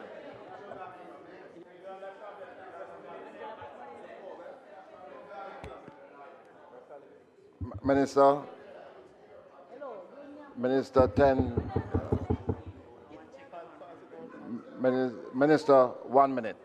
The Open Arms Drop-In Center in my constituency, their budget is 35 million. They've been allocated 4 million by the ministry. There's no other source of funding.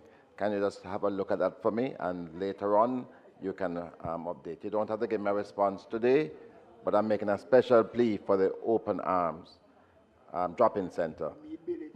I know. Very reasonable, Member Paul, but I hope they follow your action as your example. I don't know more. I'm not going there. I didn't as a member Fort. We can talk to our colleagues outside. Oh no. Oh no. We're all colleagues. Thank you, Chairman. Thank you. Not yet? All right, then I'll wait my turn. I will wait my turn. Thank you, Chairman. Who is before me? Member. Thank you, Gordon. Chairman. Thank you. Minister,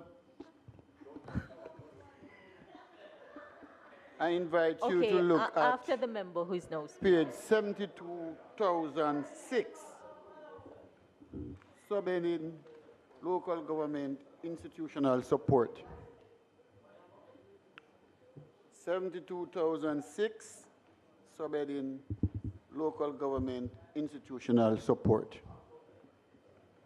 Minister, the 3 strategic laws was introduced in 2016 and should be revised every 4 years after. Can you say when the next revision will be done? 2,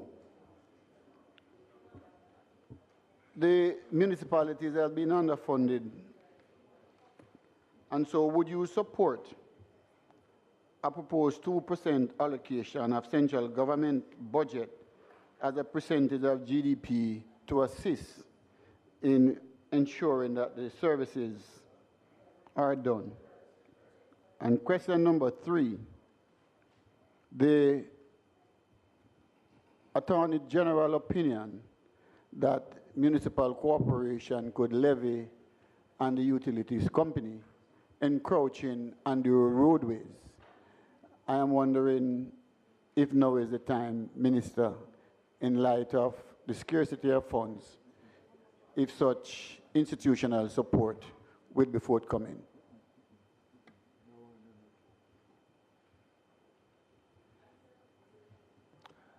Member Jackson. Thank you, Commissioner. Acting Chairman. Sorry. Acting Commissioner. Acting Chairman Commissioner. Chairman, page 72,009 through 10, solid waste. Just want to first of all give my full endorsement to the concerns mentioned by Member Garvey. But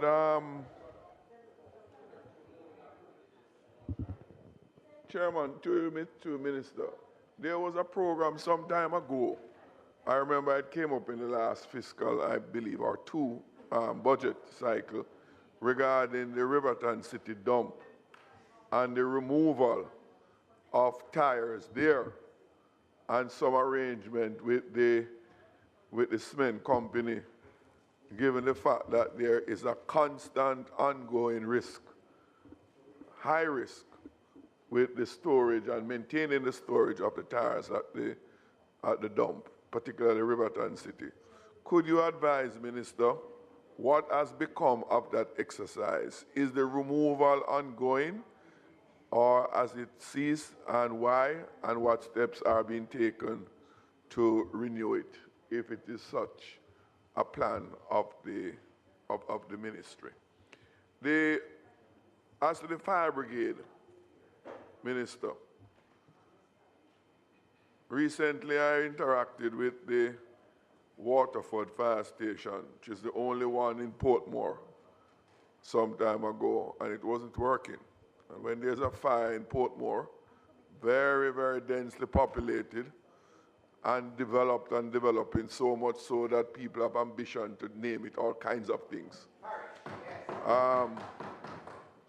In the midst of all of that clamor, there is this gross inadequacy of fire service for the huge number of residents and businesses.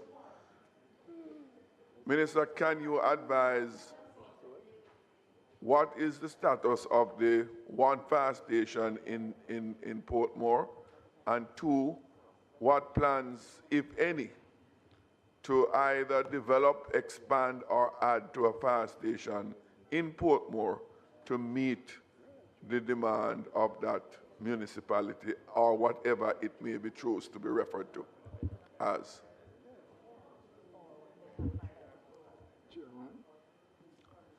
Member I'm against foolishness. 5 minutes, sir. Chairman, thank you.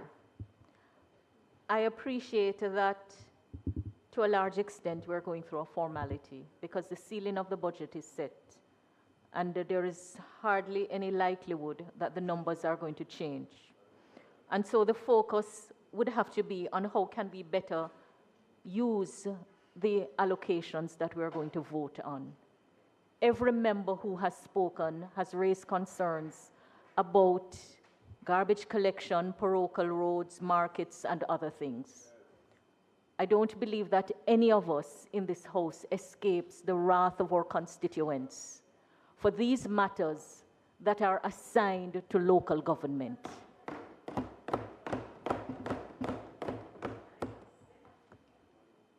Local government, like central government, has its own election.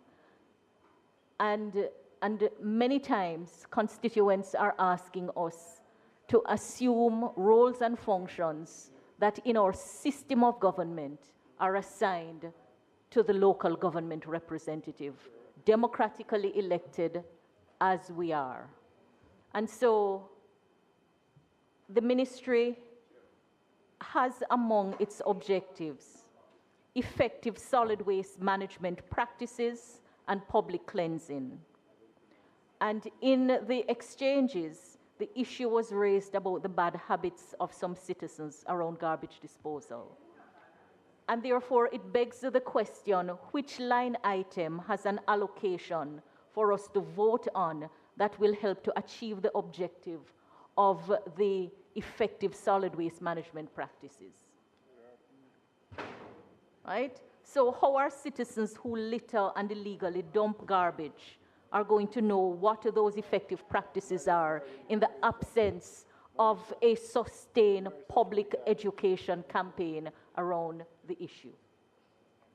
That's my first question. No, which line item for vote will allow the ministry to achieve this objective that is set out at 7201? The next question, I note, for purposes of comparison, that we have specific activities under activity 11.721, rehabilitation of fire vehicles. Activity 11.723, repair of fire station. We have the activity 10.205, rehabilitation and maintenance work. And the activity supports the operation of the National Solid Waste Management Authority. The allocation is for the procurement of cover material for disposal sites island-wide. Very important, because in my constituency, we have the retirement side. But I'm just looking for the activity that speaks to the repair of the garbage trucks. I'm not seeing that. And I still have not heard the answer of what is standing in the way of a schedule for communities for garbage collection. Because a schedule will allow the citizens to be held account for containerizing their garbage and for the authority to be held accountable for showing up and collecting the garbage at the specified time. I still haven't heard the answer. And Chairman, this is a question that is repeatedly asked of us in our constituency. It's not a for or against anything. We are here to effectively do the business of the people and to ensure that the machinery of government responds to the needs of the people. So when we are voting, we have to vote to ensure that the monies are allocated for what the people need and for which government has responsibility. So, where is the allocation for maintenance? What is the reason why we can't get the schedule? And which item deals with the practices and educating the people? Thank you. Member Dawes. Okay, turn down something now. Member Dawes. Thank you, Chair. No, man. Me and the Minister good, man. Don't worry. Minister, the question is, will Portmore get a market? Just a minute, Member Dawes. What heading are you talking about here? No. You must tell me what heading. There's nothing in the capital budget. Huh? There's nothing in the capital budget as it pertains to markets. Here, you can ask it. Yeah, I'm asking why there's an absence if we're talking about a parish. That's a noticeable absence, though, Chair. Member Dawes. You're young. You're new. I yield. Right. But the issue is, we're breaching stuff and going over door. We're being guided by this. If you're not inside the I'm asking about a capital budget, though. Tell me what page, what section, and what number. Then we can move on. If not, you're not going there. Markets. I'm So you're advised saying by that my here. colleagues that markets. But you know, you can't talk to 72,007. Hold on. You know, you can't talk to outside. 72,007. Hold on. Some of the question not necessary now. You can talk to your colleagues. 72,007. There. But go on. That is what I'm asking about. Seeing that Portmore will become a parish, will there be any allocation or consideration to upgrading the market there or to create a market? Just a minute. What's a minute? You said if they're going to upgrade, then Well, you said there's no something market. there informally. What is it? You said there's no market, so you have to go and upgrade the market. Remember that was specific, man. To build a market. Because it is now a parish, and I have to ask. Well, that is the one question I have, No. Chair. All right, and Minister, can you answer the questions that were Was that asked? written Then we move down? on. No, you have got an opportunity, sir. You can't come back. You got an opportunity to ask all the questions Well, you it's want. a parish, you know, so. No. You got the opportunity to ask all the questions you have to ask. You did not. You cannot come back on the floor. One time is enough. Minister, please answer the question. Now we close it off.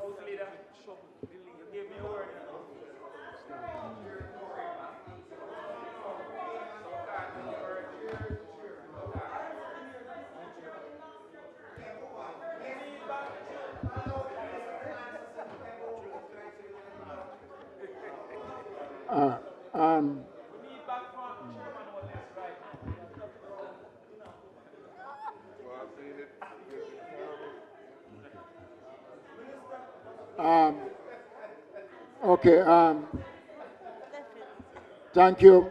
Thank you, colleagues, for the slew of questions. I want to respond by, first of all, dealing with the question of water. Number of colleagues raised question about water, trucking of water, state of water supplies within the respective municipalities.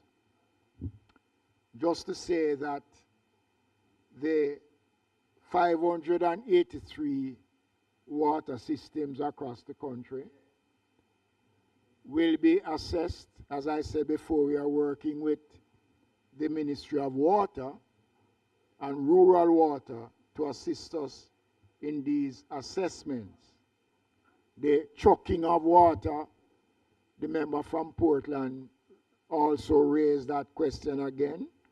The trucking of water, the ministry will be assisting the trucking of water based on allocations that will be provided. So I want to respond to that we are in fact looking at the entire minor water supply system across the country, and we'll be paying special attention to the issue of the trucking of water as we approach the drought season. The next question was the drop-in center. I want to assure the member that the necessary equipment that will be required has been secured, and they are presently conducting interviews for individuals to occupy the drop-in center, especially the one in Portland. Morant Bay, the night shelter, 1.4 million has already been approved to do the necessary things to equip the facilities so that it will become active very shortly. And soon, I'll be extending an invitation to the member to join me as I officially open the new wing of the drop-in center. The question of markets. The Musgrave market, I want to say to the member, we met last year with the vendors, and the design for the new Musgrave market was shown to the vendors. They all agreed. We did not put the money in the system, and we're going to be looking this year to do so. So the Musgrave market member will be looked at, and I will see what can be done in regards to the lighting situation that you spoke about. The Port Maria market, the Highgate market, you spoke to me about it, and we are waiting on the design. You said it was sent back to the ministry. That one is on the cards to be done, because that market was burnt down about 2-3 years ago, and the commitment was made, and the funds will be provided as soon as we have concluded all the necessary things that has to be done in regards to that market.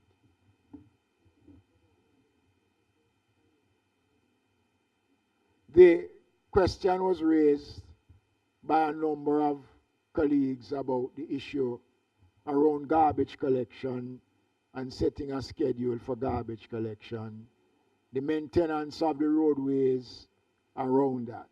I want to give the assurance, and I hear the question being asked whether or not allocations are available for public education. It doesn't necessarily have to be in this budget, but we are setting aside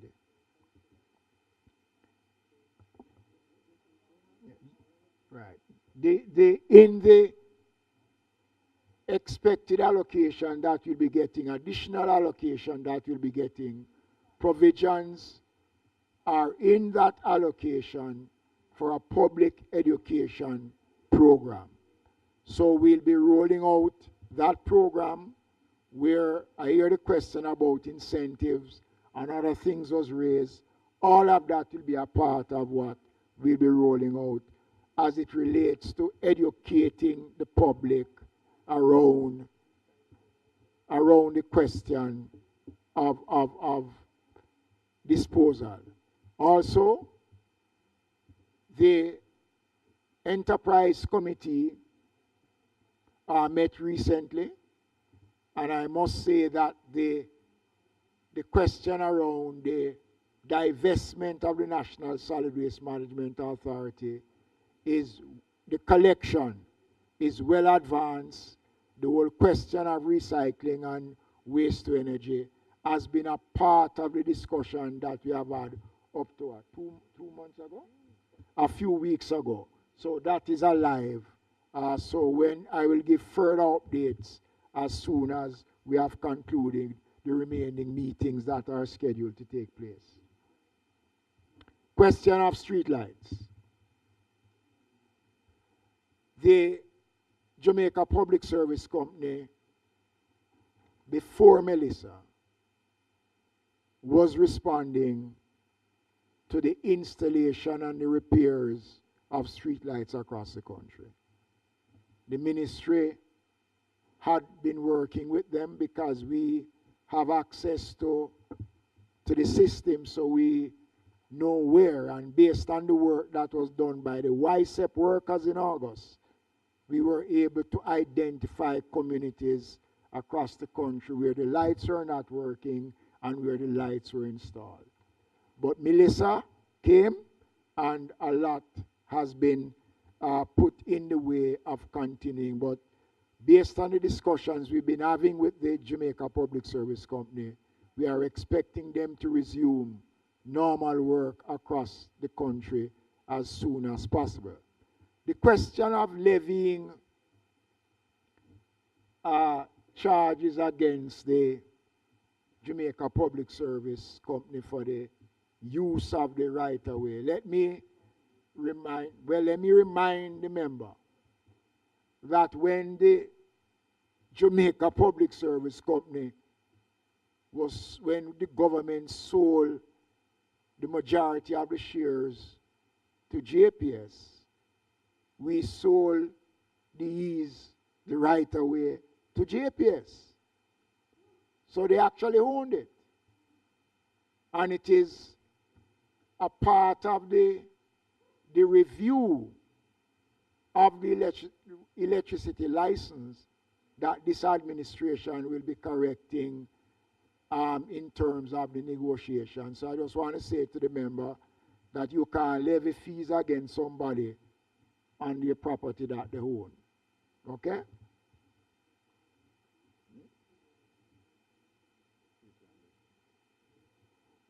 The question was asked how you access the equalization fund. The equalization fund is accessed by virtue of a resolution coming from the municipal corporation requesting the amount and be specific as to what is required. And once that comes, once the funds is available, then the funds will be released on request. The question of the parish development committees and the work of the SDC.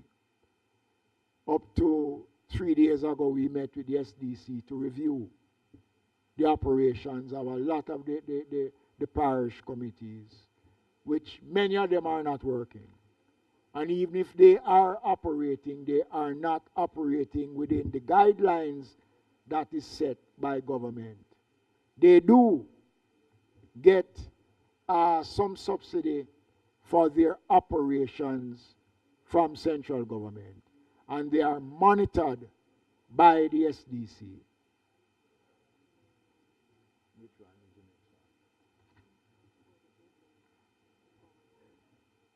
Member from East Kingston and Port Royal, the question of the open arms facility, I actually was instrumental in getting it built when I was mayor. Right. So we do make provisions, yeah, from the Board of Supervision. I will have discussions with the Secretary to see how much more we can provide to assist in the operation, because that do provide some services that is badly needed. Or the question of the tires at Riverton City was raised. There has been a breakdown in the discussions, and we have recommenced those breakdowns as it relates the discussions. We have resumed the discussions around it, but we are quite sure that we will go back to where we were as it relates to the tires being taken by the cement company.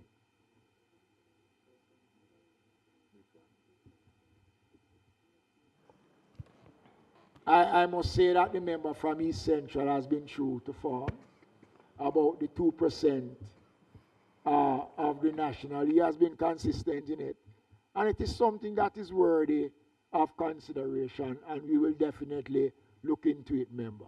We will definitely look into it. But it also has to come with conditions that is going to warrant that kind of investment in central government, in local government. Thank you, Minister. Can we put the pages now? The head. Pages 1 to 16, Minister of Local Government. Head 1 to 16, Minister of Local Government and Community Development. Those in favor? The ayes have it. There are two others that were not had as yet.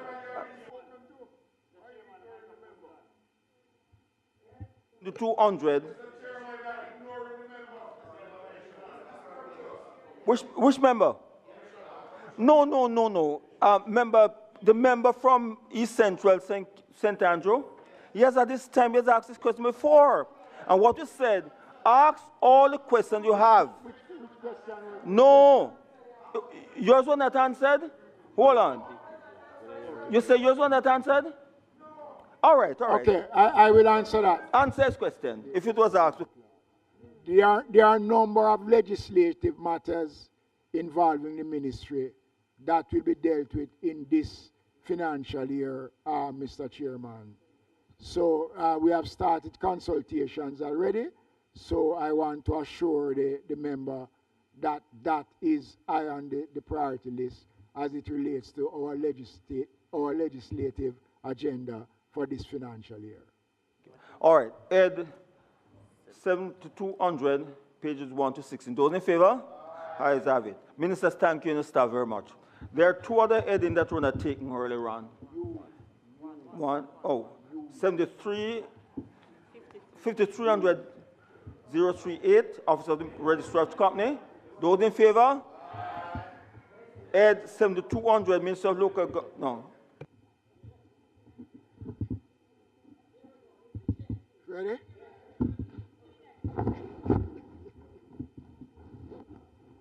Ministry of Education, what name? Ministry of Education, Skills, Youth and Information.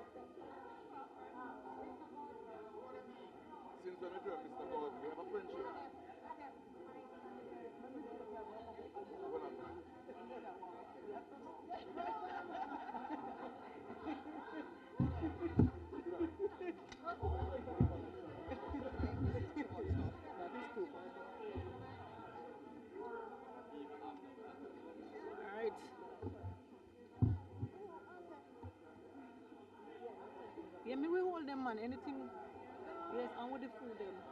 Are you not ready for them now?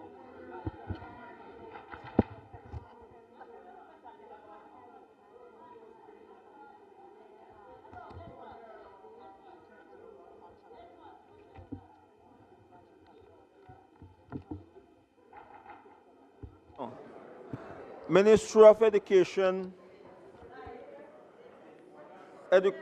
education, skill, youth information. Madam Minister, can you just make your opening statement, but not too long?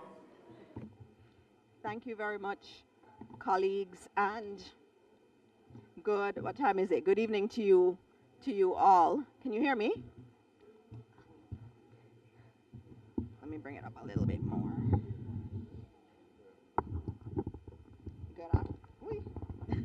Good afternoon. Testing, testing, testing. I think we're good now. All right. Good afternoon, everyone. Good afternoon, Chair. I have to start this evening by speaking to the loss of a student yesterday at Ocho Rios High School. I know that it hit me very much, and it hit a lot of Jamaicans. The death of a child at school, on school premises. It was very hard. And so I want to officially extend condolences again to the family of the deceased student.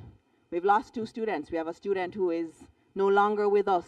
And I was with those parents yesterday, and I heard the pain.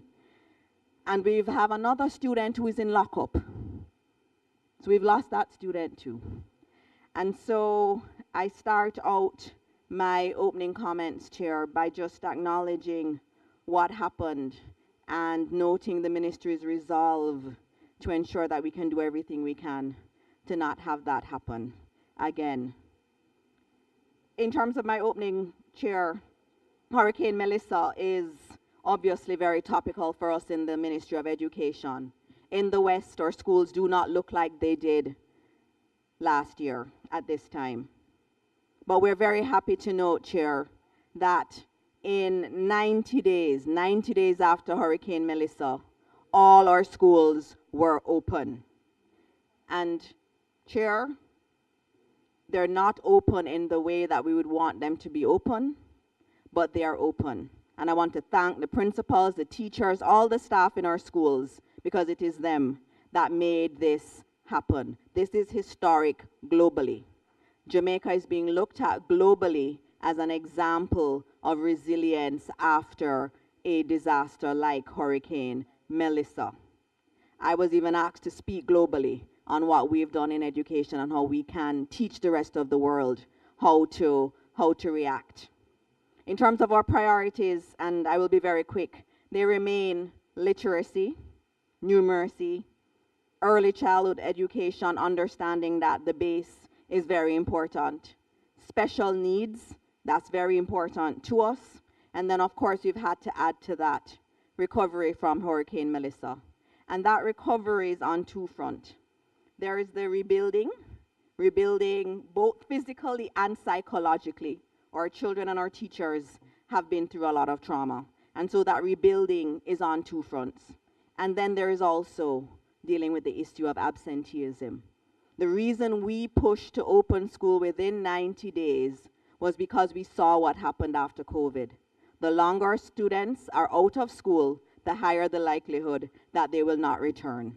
And so we are dealing with that now, but it would have been worse if we had not opened school when we did. And so, Chair, that's it for my opening comments. I'm open to questions from my lovely colleagues. And I put on my glasses to look like Member Crawford. Rastaman.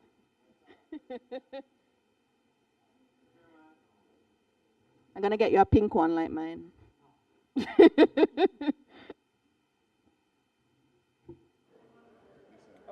Go. Thank you, Chairman. Chairman, being that our colleagues are in haste, I will start quickly at 4100, but I also ask the Minister to help with saving time with the length of the responses. I hope you are in agreement with that.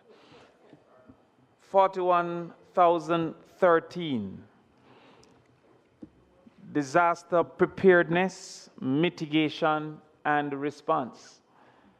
Chairman, we see where there was an allocation in 24-25 for burial and 25-26 for Melissa. I presume that was the response.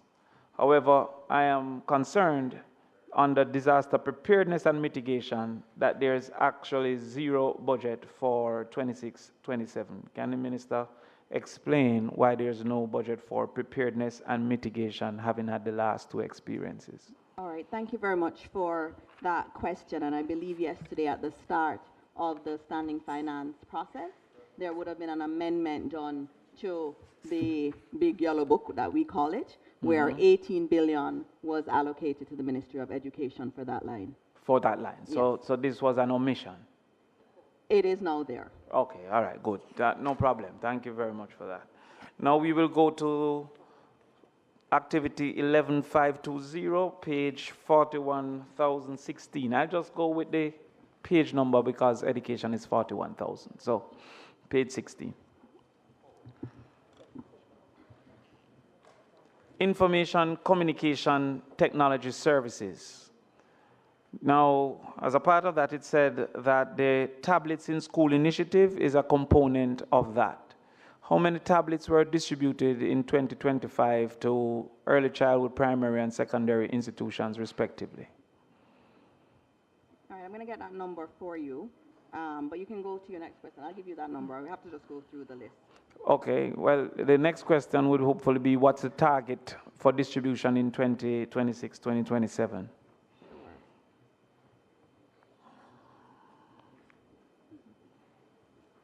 All right, in terms of tablets, and remember that there are two different programs that we have. We have the tablets and we also have the laptops. I'm with you. And there are a couple different elements to the laptop program. So in terms of the tablets in school, I believe it's about 3,000 of them last year. But then there are the laptops. And one of the key things is that we're moving the laptops into the primary schools, because we've recognized that a lot of the tablets aren't able to run the programs that we want run from the primary level. Yes. So our goal is to get our students to be as digitally literate as early as is possible. So we've actually shifted the target and our strategy away from the use of the tablets and more towards the use of the laptops. And so for primary schools, we have 5,000 laptops that were done last year, or in this financial year that's ending. So it's 5,000, and then we are going to be doing another 4,500 or so. So, Minister, the policy under the tablets in school was 1 tablet per person. That was the aim. Is it a similar aim for laptops? Well, not at this time. It is not. It's definitely not 1 per child at this time. That would be obviously a longer term ambition. What we are doing in the schools is providing labs in our schools. And I've been able to go to see many of our schools that, especially the primary schools, it's very lovely to see real labs outfitted with really good laptops. They also have the digital boards in there that they can be even more creative. And we're even going as far as to introduce audiovisual and some of the augmented reality type technology in primary schools, which is very early to start that. And last week, Friday at Manchester High, we were demonstrating some of that augmented reality work where you could actually start to look at how the brain works in a very different way. Yeah, Minister, we're going to come to some of those as we asked. If we take a long time for the questions, they'll stop the questions if the answers take a long time. But the tablets in school, how many of our 800 or 700 and something primary schools have these laptops? It's about 500 of them that have, and then we're going to do another 200 schools this year. So since it is that you have indicated you have given about 5,000 laptops to 500 schools, are we averaging 10 laptops per school? Well, the aim is to get to 30. But at this time, we're averaging 10. We do it on a rolling basis, so we do the procurements on a rolling basis, but the goal is eventually to get 30 into each school, which is why we're doing the strategy of the lab and not the strategy of a tablet. Chairman, I don't think I'm getting an answer. I'm asking if the current amount is averaging 10 per school. At current, I understand the aim. Yeah, remember that it's around 10, Some schools are 20, some are more. So it's an average number I'm giving. On So it'll be average, it's yeah, an it'll be average around 10. 10. Yeah. And these are in schools with students over 1,000 in some cases? Well, I mean, there are different numbers. So you have some Yes, schools, I some understand. primary schools now that have 200 students. So it really But some does. have 1,000. And we even have some with 30. So we have some with 1,000. And in that case, the digital exposure that we're looking at is approximately, in some cases, 100 students to one laptop at Well, this time, at current. But remember that you have a lab. And even when we look at prep schools, the prep schools have labs. You look on your timetable, you have your IT time, and then you go to the lab at that time and you work with it. And then in many of these schools, you're able to go in the afternoon, during breaks too, they'll accommodate you to use the devices. So what we want to do is to have devices with the most power and also being able to have as many students as possible accessing them, and then obviously also being able to maintain them. Because we did have some issues when we did try to roll it out into some schools with loss of the devices, theft of the devices. So we're trying to work within the environment that we're in Jamaica. And what we found at the ministry is that having really good, high-powered laptops in a lab setting is the best strategy for us. So we have moved from aim of one iPad to a person to 100 students to one To laptop. having one lab in each primary school. We're going further to the smart boards. You indicated in your response that you also have smart boards in school. On average, how much smart boards are in each school? I can get that number for you. Approximately?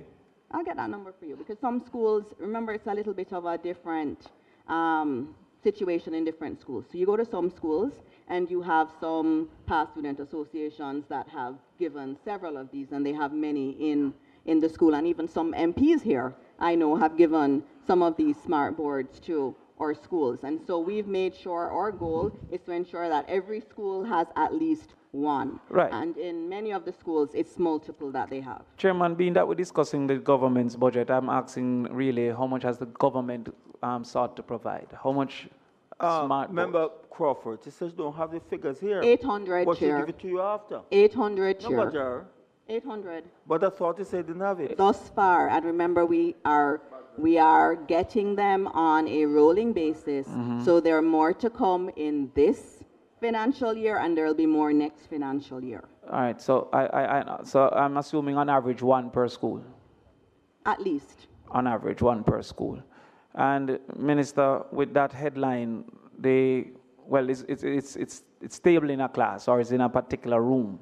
It depends on the school. So I have some schools, for example, that are quite creative.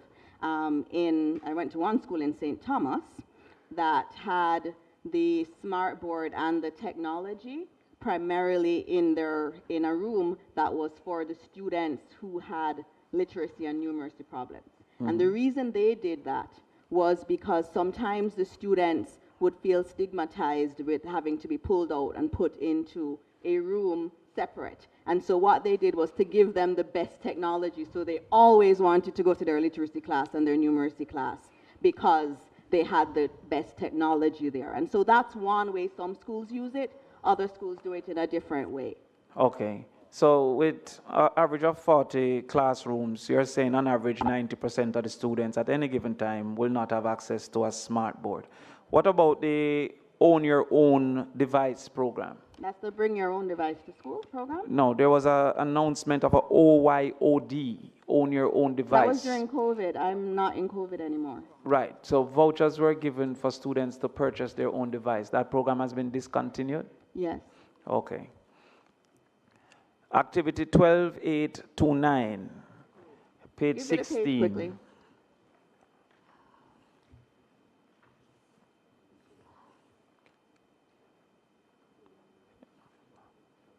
We have the hope. I will skip that one in the thing of time.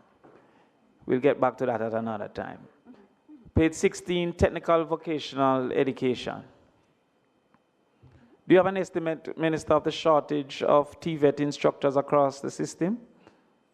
And I'm asking in particular, what budget strategies do we have if that shortage exists to recruit and retain those TVET teachers? As far as I know, there are TVET teachers in all the schools, and all of the positions are funded, and the teachers are there. And also we have even gone further with TVET scholarships that we're using to encourage young people to go into the TVET area, because we recognize that this really is the future. Any country in the world that is looking at surviving, especially during the age of AI, TVET is absolutely central to that. And so we're putting our money there in terms of scholarships and incentivizing young people to go there. So the answer is no, we don't have a shortage? I know of no shortage. You don't have no shortage. You expounded upon the importance of TVET. A program was announced by the very, very Honorable Minister of Finance from Ty Dixon called the Primary School, TVET in Primary School program. Is that program still on, and what is the budget allocation for that? Yes, that's the project-based learning that we do. It's a program we have, and it is executed in grades 4 to 6. And this is in how many schools at current? It should be all of them. All of them should be. So TVET in primary schools is in Yes, all schools? From grades 4 to 6, and it's called project-based learning, and it's a part of the curriculum. So the NSC curriculum, it's embedded in there.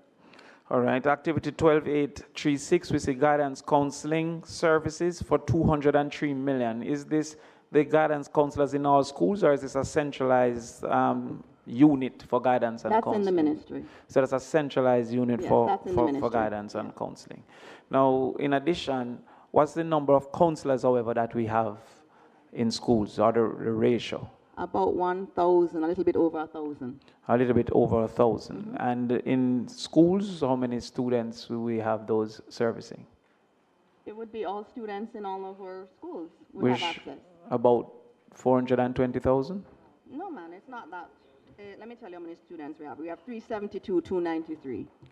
In primary and secondary school? Correct. So you have 372,000. So you have a current ratio of 1 to 370 students. Yes, I think you need to look at global averages. It's actually 1 to 250. No. Yes, but we can always debate that. Yeah, we can always debate that. Yes, all right. Scholarships and awards, that is page 17. All right, go ahead. For scholarships and awards, we see where the allocation declines from approximately 5 billion to 4.4 billion. Is this because of a reduction in need or an expected reduction in matriculation? All right, so what we've done really is our reallocation within that same line. So if you go further down, hold on.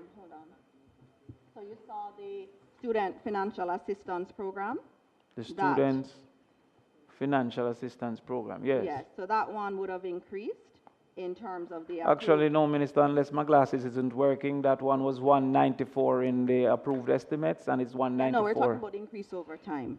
So no, we're talking about last year compared to this year, Minister. Last year, the scholarships and awards was 5 billion, 5.1 billion. It reduced this year to 4.4 billion. Last year, the financial assistance to students was 194 million, and it remained at 194 million. So that would not have been a reallocation. I'm going to give you that one, because I know I got a note on this one where it had been reallocated. So I'll just look back and get it to you. All right, I would be happy to get that one. Early childhood education. Sure. That is 19. Minister, this header under pre-primary education could be quite misleading, as most of us would not have estimated that pre-primary education would have included grades 1 to 3 in the allocations. It reads here that the institutions involved are daycare centers, brain builder centers, basic schools, infant departments, grades 1 to 3, community-based sponsoring bodies, etc., etc. So would this budget include the cost for teachers, etc., in the primary school components for grades 1 to 3? In terms of definitions, globally, the definition of early childhood is now 0 to 8. And so that's the reason why in our programming. And it's when I first went to the ministry, you know, I was like, it should be 0 to 5.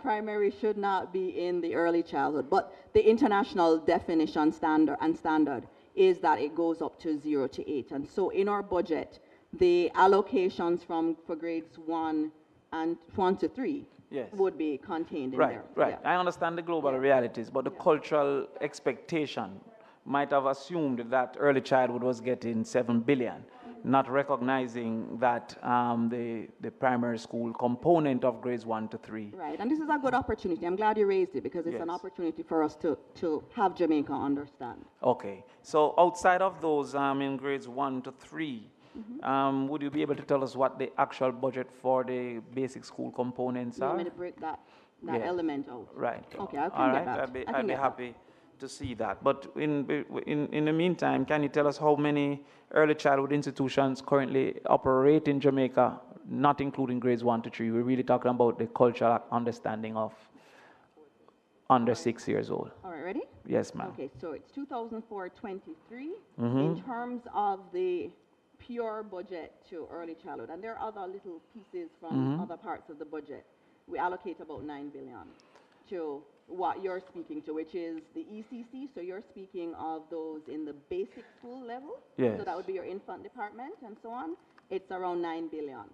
I had asked that question, so I got a preliminary breakout of it. Minister, I'm confused because the full line for early childhood included 1 to 3 is 7 billion. So a subset of 7 billion is 9 billion? Yes, so remember that there's also maintenance. There are maintenance lines where we have to maintain the schools. And then also, in addition to my 9 billion, I'm also including the salary that we take up at the ministry for the early childhood institutions. Minister, I don't want to delay my colleagues. However, I'm speaking specifically to this line here, which speaks to program and activities, where pre-primary education direction, rehabilitation and works, private education support, delivery, all added up to 7 billion. So Yes, it and remember- includes rehabilitation and works. But remember, it does say in the notes that Yes. this relates to the Early Childhood Commission. What I'm noting is Mhm. that the ministry also carries other pieces of the budget that are not through the Early Childhood Commission. So there are teachers that are on the establishment that we pay for in central ministry that would not be reflected in that line, which is for ECC. Well, this particular area is not for ECC, but when I get to ECC, I will speak But to it it. says so in terms of where you pointed, the notes are ECC related. Where did I point, Minister? Can you remind me? Where is it? I s- 10,005. I thought that's where you were. No, 10,005? I'm at Where are you? page 19, I'm at 19 too. 41,019. Pre-primary education, that is, so 10,005 direction and admission, that's the first table, program. That's where I am. Right, and the total there is 7 billion. Right, which is why it says the funds provided will facilitate the administration and operations of infant schools. No, you're at the wrong area, Minister. Where are you at then? I am above page that. 19. Pre-primary education is concerned. Okay. Yes. Okay, all right. I see where you are. Right. Because if you were to go to where you're reading 1005, where it said the funds provided, that is actually only 3 billion, not 9 billion. Correct. And it's 3 billion of the 7 billion. Correct. So therefore, to this point, I'm trying to figure out where the 9 billion exists. All right, so if you look at the ECC budget, Yes? there is ECC.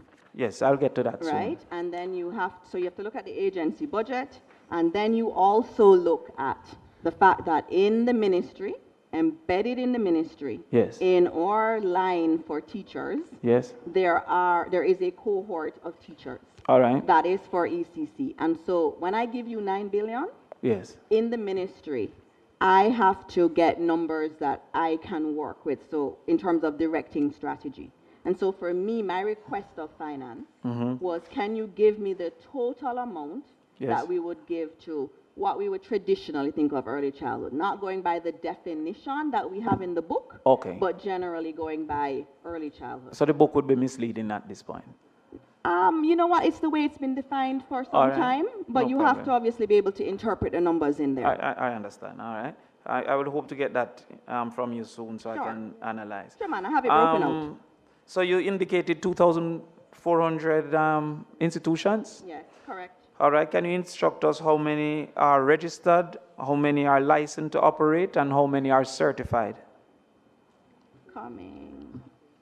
I know it's over 300 that are certified.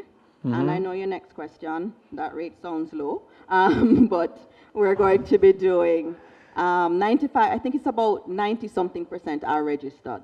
So 90-something% are Yeah. registered, and what Yeah. about licensed to operate? How many have a current license to operate? Once they're registered, they're licensed to operate. Actually, all right, I won't delay, but and the certification? The certification, 300.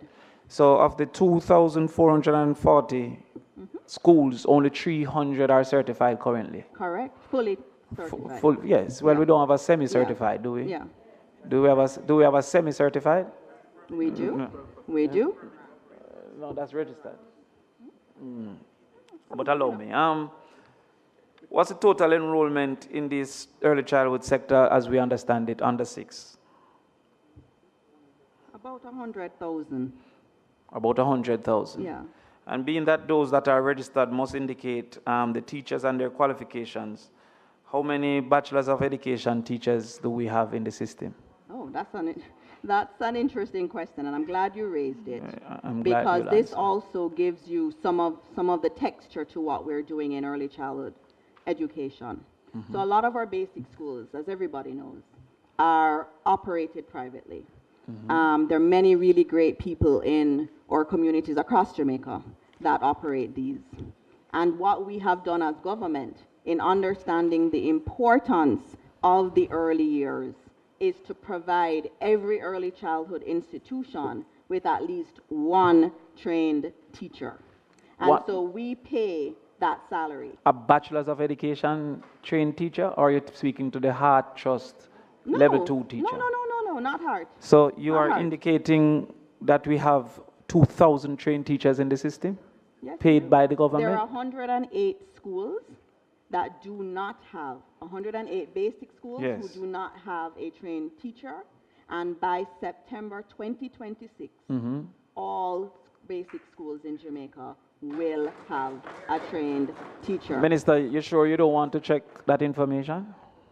I can send you the information after this, but we have gotten it directly from the ECC. The director is here. She can speak to you after in terms of the audit. Or maybe she can advise you, no, Minister, because I know, for example, that in St. Catherine, that the data numbers today. are way less. I'll I get got that. that data today. So you'll send me that report. All I'll right, share that thank with you. All right, Minister, do you therefore, are you aware of the Charter of Fundamental Rights, Section 13(3)(k), and I'll love for the attention of Member Malahoo Ford. But subsection 2K1 indicates that it is the right of every child to free education in a government institution at the primary and the pre-primary level. Does this current budget satisfy that? I believe it does. And let me tell you why I believe it does.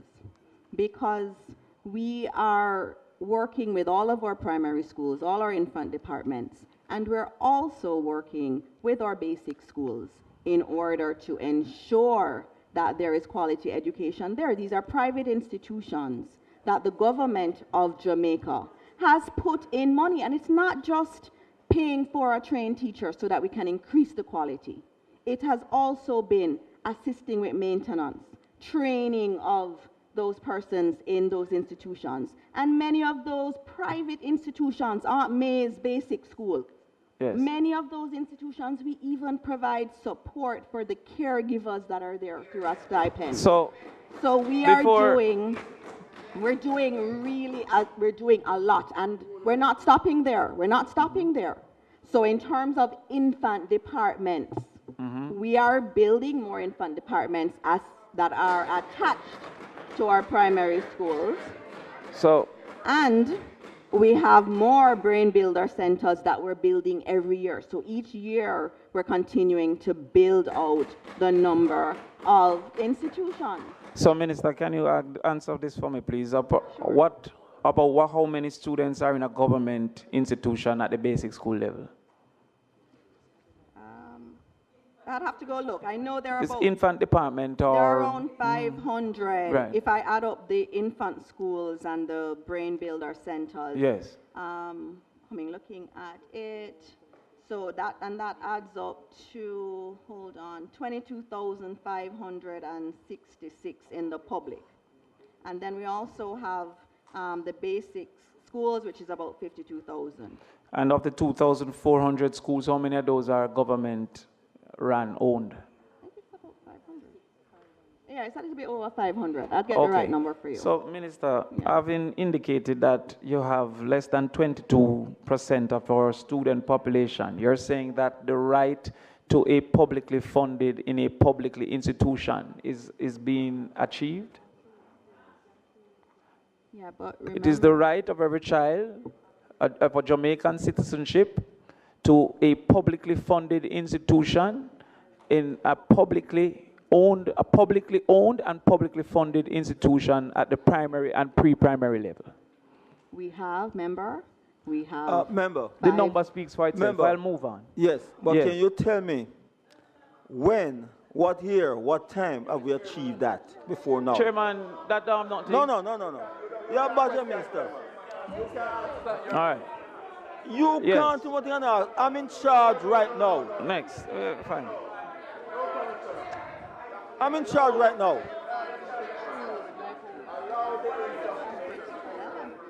I will go I'm to in charge right page now. He's going on the wrong road. 20. Page 20. Page 20. We're just trying to know if the Constitution is being satisfied. That's all I am trying to understand. Page 20.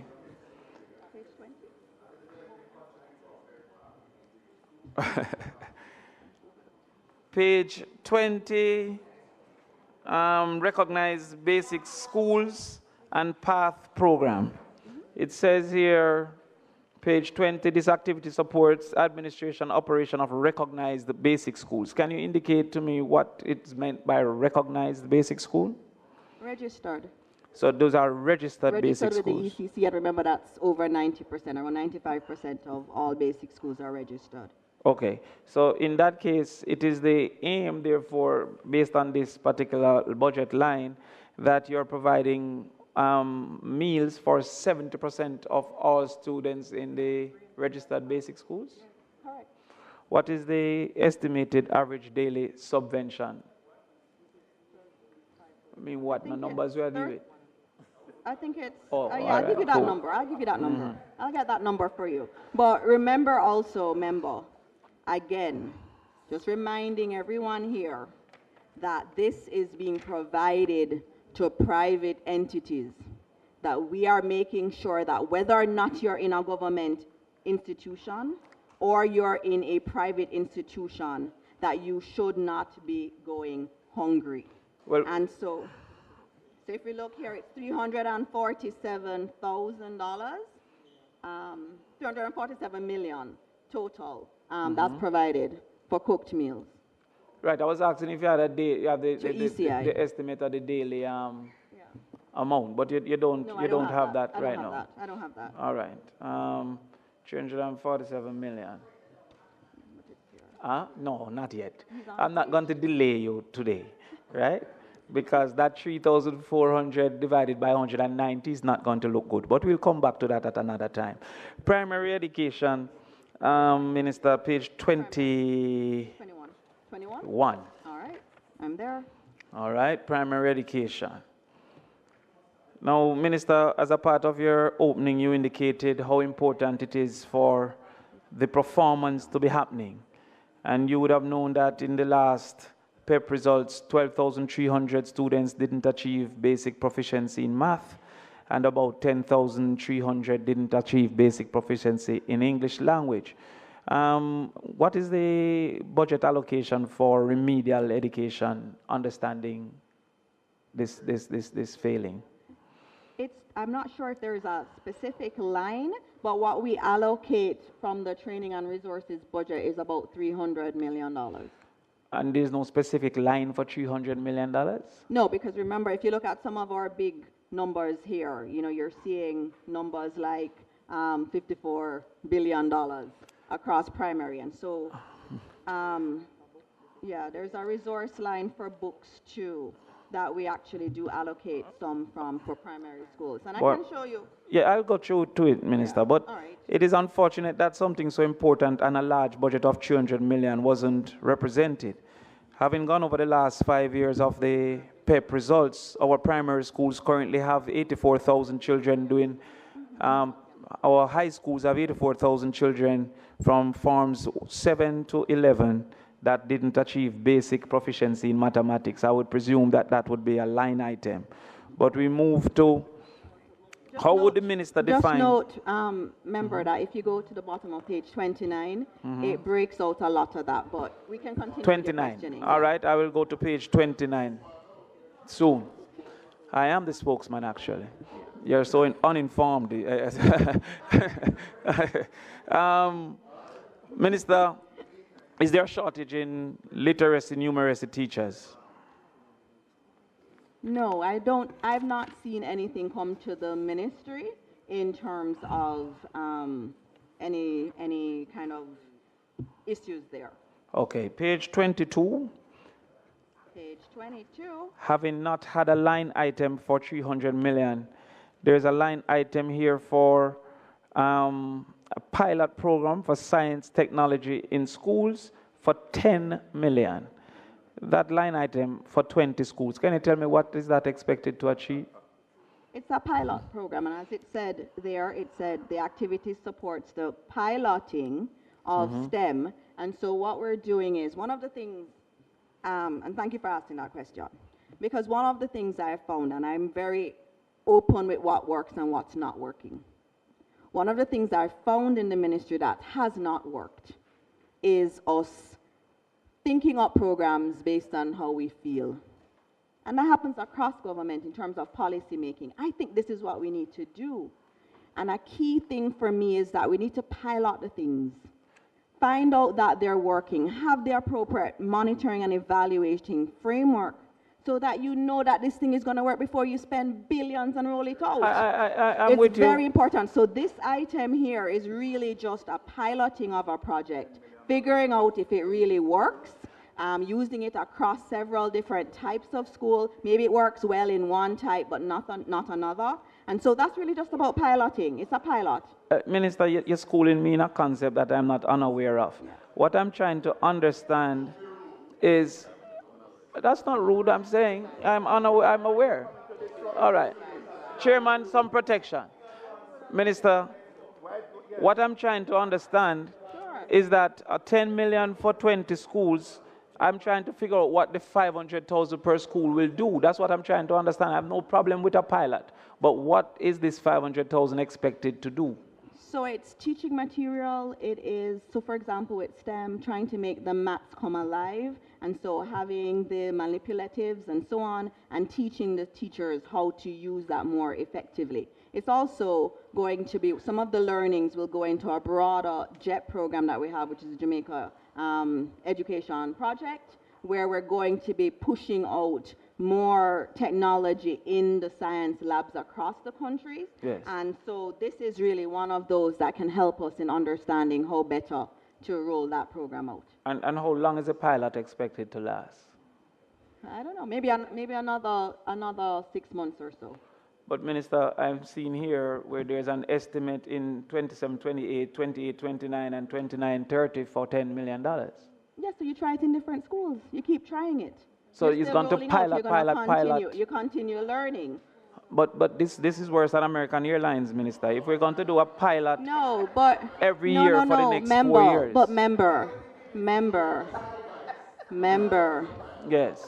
Member. Yes. I'm listening to the minister. Member? Minister, I'm just doing my job. And I know you're doing our job. So we're listening to you. No, but member. Yes. Member. We are here, Minister. I want to understand why there's an extended pilot which should have ended in 6 months. Remember, every year. this is our our finance team does forward budgeting. It's a forward measure. And we're going to be trying. Line item 41,022, activity 10774. It's called. Member Crawford. Yes. You can be more concise, you know. No, I'm trying my best. You're The answers are way spokesperson longer for than one the questions. section of the ministry. You are Member Burchell up next section. You can't No go worry on that, my yourself, brother. Minister. I think I'm about duty. Look here, my brother. Look here. Minister. I've been very patient with you so far. No, well, tell me the standing orders that limits now. I'm me. in charge. Chairman. Hold on, man. What is the standing order that limits me, Chairman? Hold on. I can't limit you. No standing order. No, me. no. Look, we have a lot there of work. must be a rule upon which Look you here. act. Look, my brother. We have all these government workers here. They are yard to go. They are Yes, home to go. but- If we never go. But So we have please, children to school, Chairman. look, man, I'm saying you have all these civil servants here. I'm they are trying my home to best, go. Chairman. I'm It's trying Friday my night. best. Is there Okay? Is there any particular one that you feel was unnecessary to I'm to saying. query? Allow Just me, cut Chairman. you out now. Just finish to my brother. The other people, they need to go home. Yes. You have Chairman, 12 minutes to go. Please. Thank you, Chairman. Minister, is there any, Minister, I see 20 schools here. I was going to ask you to name them, but I won't delay the proceedings. But Minister, I would really like to know from you, what's the reason why the entire budget seems to be allergic to Northwest St. Catherine? I get no road, no school, no because water. you know a good MP. Don't say it. All right, let's move on. You can always send me your list of schools. Let's move on, Minister. Yes. Broadband connectivity Where are you? What? in school. Well, 41,000. 24? 24? I think it's 24, yes. All right, okay. Delivering broadband community in school. Sure. Is it possible to indicate, Chairman, can I have some protection from you, Chairman, please? You need protection from yourself. You can't campaign for leadership here. How many- Go all up, go do that. Campaign leadership all up. How many protect you oneself. broadband?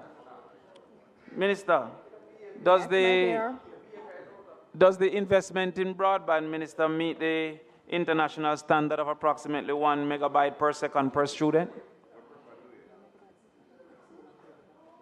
Yes, that's a standard that's used. And that is a standard that is used? That's the standard that we are using and that we are monitoring against. Okay, all right. We will indicate many that have missed that. Special needs. Sure. Minister, how many non-government institution receives assistance under special needs item 11520, where you indicated a few schools? Can you just give me the page, please? Same 41,024. Sure. In terms of schools that get this support, I don't remember the number, it's 17 or 19. 17 or 19 schools Yes. receive support for special needs. Minister, you would acknowledge that that is quite below what is necessary. And remember also, these are external schools that we're supporting, but we also have a mainstreaming policy in the Ministry of Education, because we have, if you go to some of our primary schools, you'll actually see maybe 2 or 3 classrooms that have been established for our special needs children. The key thing is, yes, I'm supporting these 17 or 19 schools, but international standard says that mainstreaming is actually better for special needs children.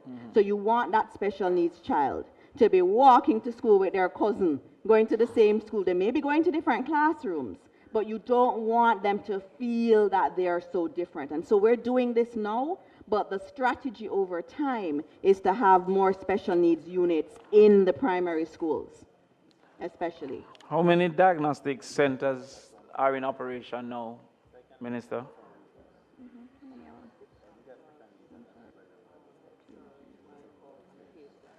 5. 5 diagnostic centers. Is the one in Portland up and running? That one is almost finished, and you would see in the budget there is nothing allocated for it this year because it's almost done. And the other 2 that evolved since last year? And the other ones are at teachers' colleges. So we actually have put them into the teachers' colleges. Okay, so, but Minister, when I consumed your conversation last year, you indicated that there were 2 and you expected 1 more. So did 2 more? Remember, just a minute. All the teachers' You're colleges. right to ask for the question And you want. there's Monig. What, Minister? It would have been Monig, and Minister, if you're talking about, oh, sorry.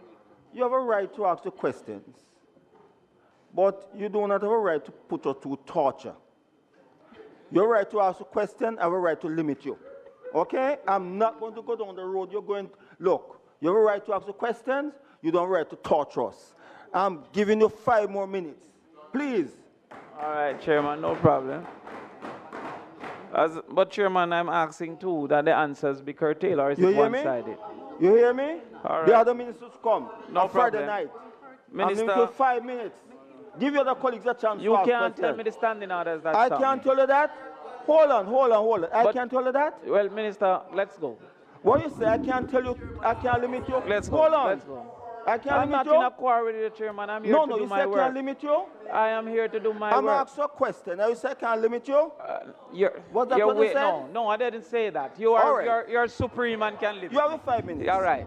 So now that has indicate that you can limit me, can I go ahead, Chairman? Thank you. Reclaiming my time, I'd like to know the level of absenteeism that was recorded last year, Minister, as indicated in your opening presentation. All right, thank you for that question. Absenteeism is a problem across the system. It is not just in the West that we're seeing it in Kingston. I've been looking at those numbers quite a bit. Even Region 1, which is Kingston and St. Andrew, I only have 82% consistent attendance at school. That is not acceptable at all. And then when you look at Region 6, it's 65%. And when I say absenteeism, what we're looking at is poor attendance. So you come today, don't come tomorrow. I understand. And so it is a problem we are facing in this country, and I'm glad you asked the question. No, Minister, we're in a haste and you're taking a while to No, answer. no, there's certain things that we have a responsibility to do as leaders in this country. And we have to talk to our parents. They're listening. Yes, but you're going to They take my need to 5 send the minutes to children answer to one school. question. How that makes sense? How is it one-sided? We need a community, all our communities across Jamaica to make sure this happens. And I want to thank the schools for what they're doing in going out in the communities and finding these children. But the communities cannot hide them. We have to send our children to school. You can't see a child in the middle of the day in a fast food establishment and not say something to them. So what's the rate of absenteeism, Minister? I have it by region. I can give you every region if you would like. But it's around 15% overall. It's around 15%. 15%. Minister, my information is 22% from your last report. But all right. Minister, what's the absenteeism in the most affected Melissa regions? What's the information for the most affected regions in Melissa? What's their absenteeism level? I can give you a few. Region 4 is 66%. Region 6 is 65%. One of the things I will say, Chair, if I may, is that if I look at Region 4, for example, Chairman, in January it was Minister, 1,000 and today Madam it's only Minister, 140. Madam Minister, he asks you what the percentage Sure. in region, you just give percentage and done. No lead him on. He won't left tonight. Please, just give percentage, we're I done. have all night. Minister, as I'm doing my job,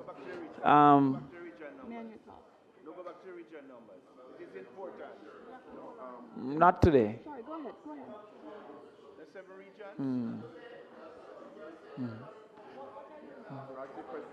Minister, It's six- yeah, I go asked for the absenteeism in the most affected regions. All right, Region 4 and 5. Region 4 is 66%. Region 5 wasn't as high, and so I didn't really, that's not one that I was working on, but I can give you that in a bit. Okay, Minister, I will close with asking, are they... Closing already? Well, clearly I'm not allowed to do the job that I was sent here to do. But Minister, the Minister wanted more time. She asked if already. But Minister, are the following boards actually functioning, having been presented to the cabinet, the Hard Trust NTA board, the Early Childhood Commission, their board, the Overseas Examination Commission, the University Council of Jamaica, the Council of Community Colleges, and the National Council on Education. Have those boards been submitted to cabinet and have been approved and functioning? All of them are in the process. And I'll give you one example. HART, for example. HART, you cannot appoint a board for HART unless FID clears everyone because of the quantum of funds that they oversee. And so I've had to be waiting on the FID to do all of the background checks on all of the members. A couple of the boards that you mentioned are commissions, and they straddle administration. So they are in or not in? One of them, for example, expired last week. And so Okay. we are in the process of having all these boards before cabinet. Okay. All right. So the answer, therefore, Minister, most of them are not currently functional. And most of them are, the agencies are functional. There is a way, or we have a standard in terms of how they operate when the board is not in place. All right. Thank you, Minister. Thank you, Chairman. Thank you, member. I'll give him with the next question.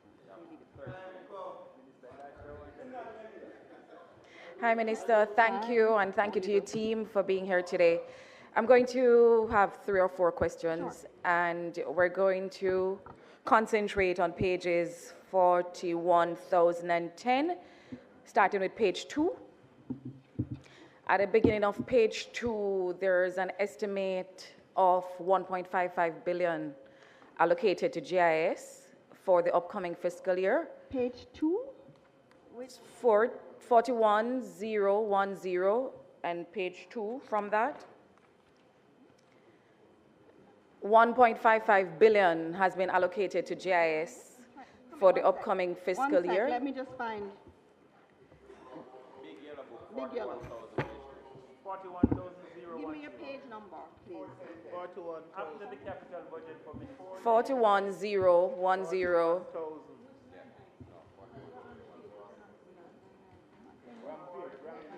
All right, let me just go through it because I think you can get it without the finding it. Right, so there's an estimate of approximately 1.55 billion allocated to GIS for upcoming fiscal year. Could the ministry outline the principal drivers of the level of expenditure and how value for money is assessed in the delivery of government communication services? Are you satisfied with GIS's ability to deliver on the ministry's mandate for communication and information? Okay.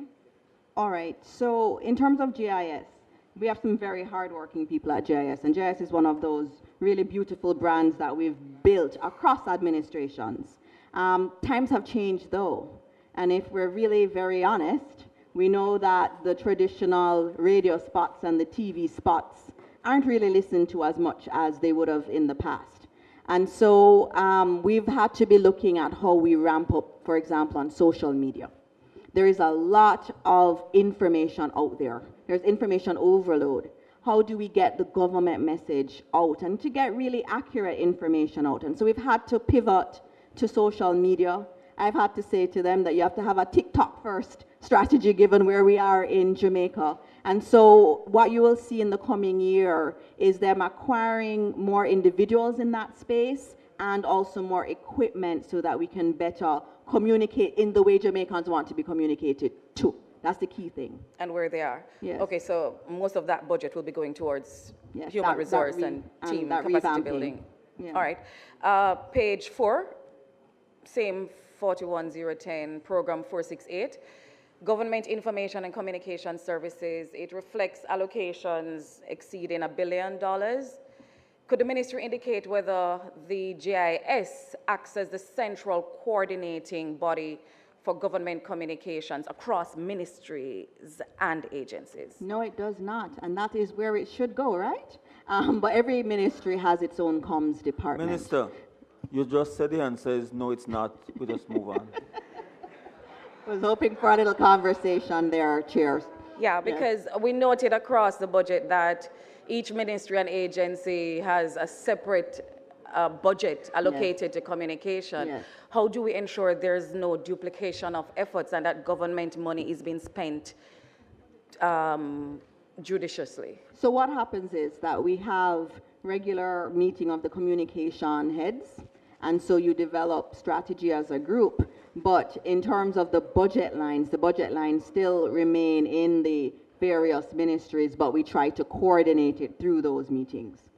To some success sometimes, and others not as much, but the GIS also coordinates with all of the ministers in terms of the coverage of what they are doing. Mm-hmm. So when we say like $1 billion here for, government information coordination as it is allocated here, it's not truly the reflection of the money the government is putting and throwing towards promotion and communication. No. Do you have an idea of how much is being spent by the government out of the budget annually I to wouldn't, communication? and it's something that I would like to get eventually, but I don't have that now. Okay. Point you to page 5, activity 11662, public relations and communication. It reflects 93.9 million for public information campaigns.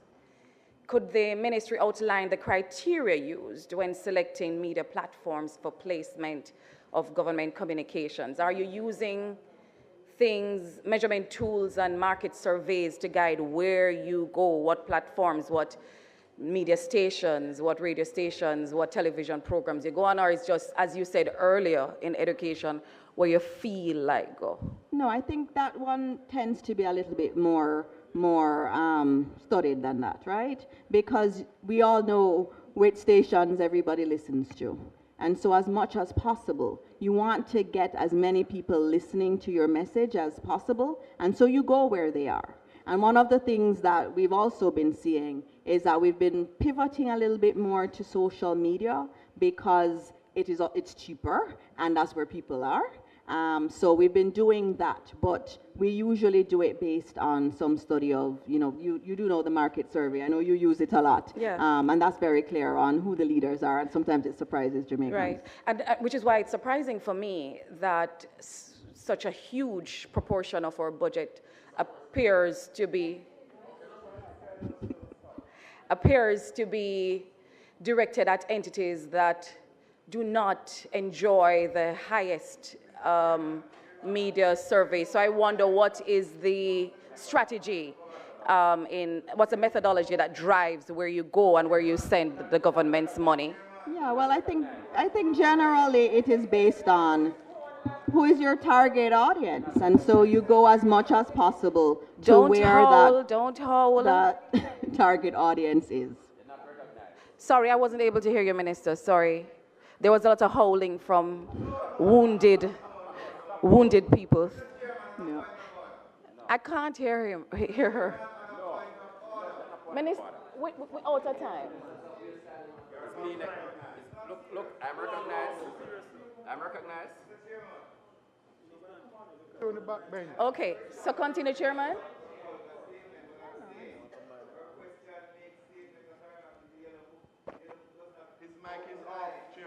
Yes, they might have been available. It does not outline Just a minute, Minister, member. No, member. You're Turn not off those recognized. mics. Turn off the mics. Turn off the mics. Noel, turn the mic. Noel, turn the mic. Turn off your mic. Yeah, turn off the mic. Look. What's your The program called question. again, Desmond? Turn off the mic, Tony. The question, you said the minister may not have the answer to those questions. Allow the minister to say, I'll supply them later on. Thank you. But we can cut her off. Thank you so much. But you can't cut them short Thank now. you for the You say you have three protection. questions, the Thank passes you, now. Chair. We love this, Chairman. At the moment, I'm in love. Minister, thank you for that information. I wonder, just to follow up on what you raised earlier, same line item, in terms of how we ensure that we're efficiently using government resources. Are there eligibility criteria governing the media entities that receive or placement? Do we look, for example, on whether or not entities are compliant with their statutory obligations and stuff before we spend our government resources with them? In terms of, I thought your question was really,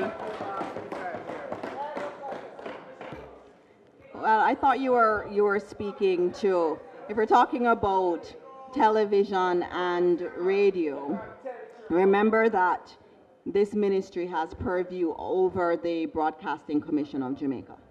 Every week I get a notice that said to a station that did something inappropriate. You know, they may have played a song they shouldn't have played. Mm-hmm. And so we are very much cognizant of all of the radio stations, and they are fine. So there's no issue with our radio stations or our television stations. And so what's done is they choose based on the target audience. And even if we're thinking about social media, they use Google Analytics, and Google Analytics says advertise here, advertise there, and we're compliant with all procurement guidelines around this.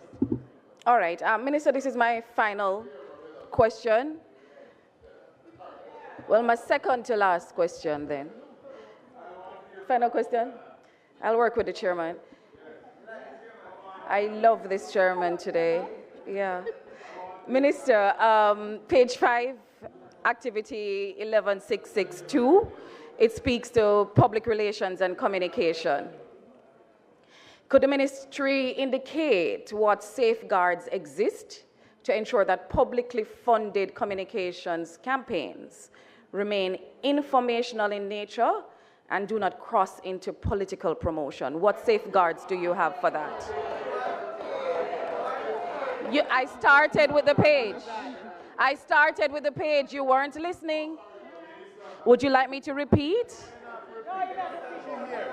Minister Hurd. Minister Hurd. Minister Hurd. You should be concerned about how the government's money is spent, right? I know you are concerned. Minister. Exactly. Madam Minister. Exactly. Is that within the page she asked that you refer to? On that page. Is that relevant to page on that she page, asked to? It talks about public research. Public 11662. 11662 is about public relations, right. Public research department charged with conceptualizing and executing public education campaigns. So it's public education. So it's the content. We're speaking about the content of the public communication that exists. Madam, member, what you mean it's not in the book? Member Burchell, allow you answer now. Thank you, Chairman. Thank you for the protection, Chairman. I didn't object to make sure answer. We're compliant with the BCJ rules. We're very compliant. That's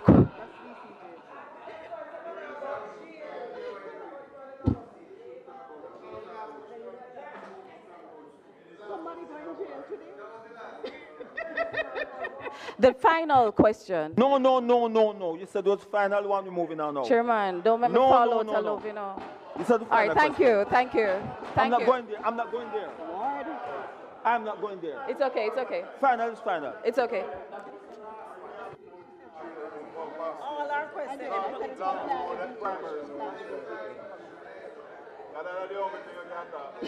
We would never be not. We would never be not compliant. I look forward to your press release later. Bro, I started going to why did the Who's next?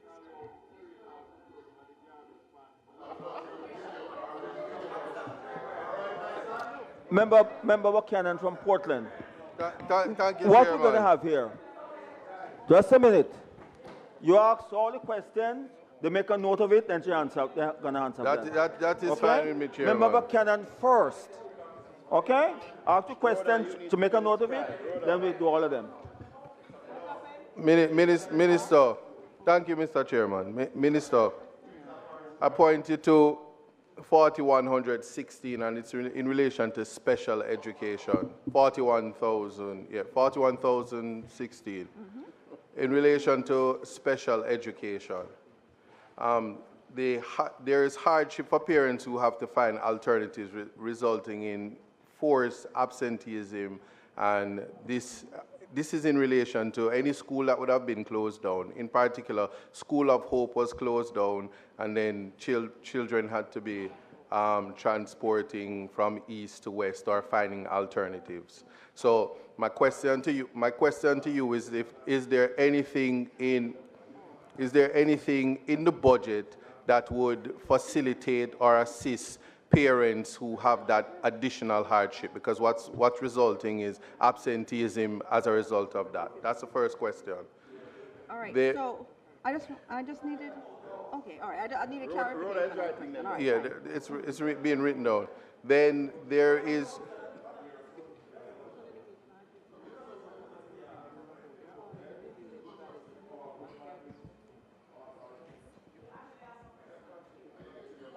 I'm the spokesperson on youth. Go back downstairs. Yes.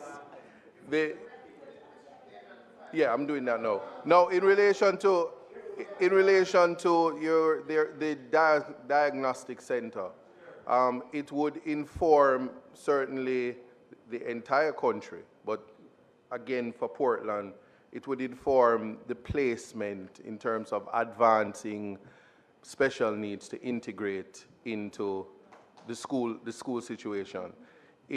When that center is up and running, what would be the process to have children assessed?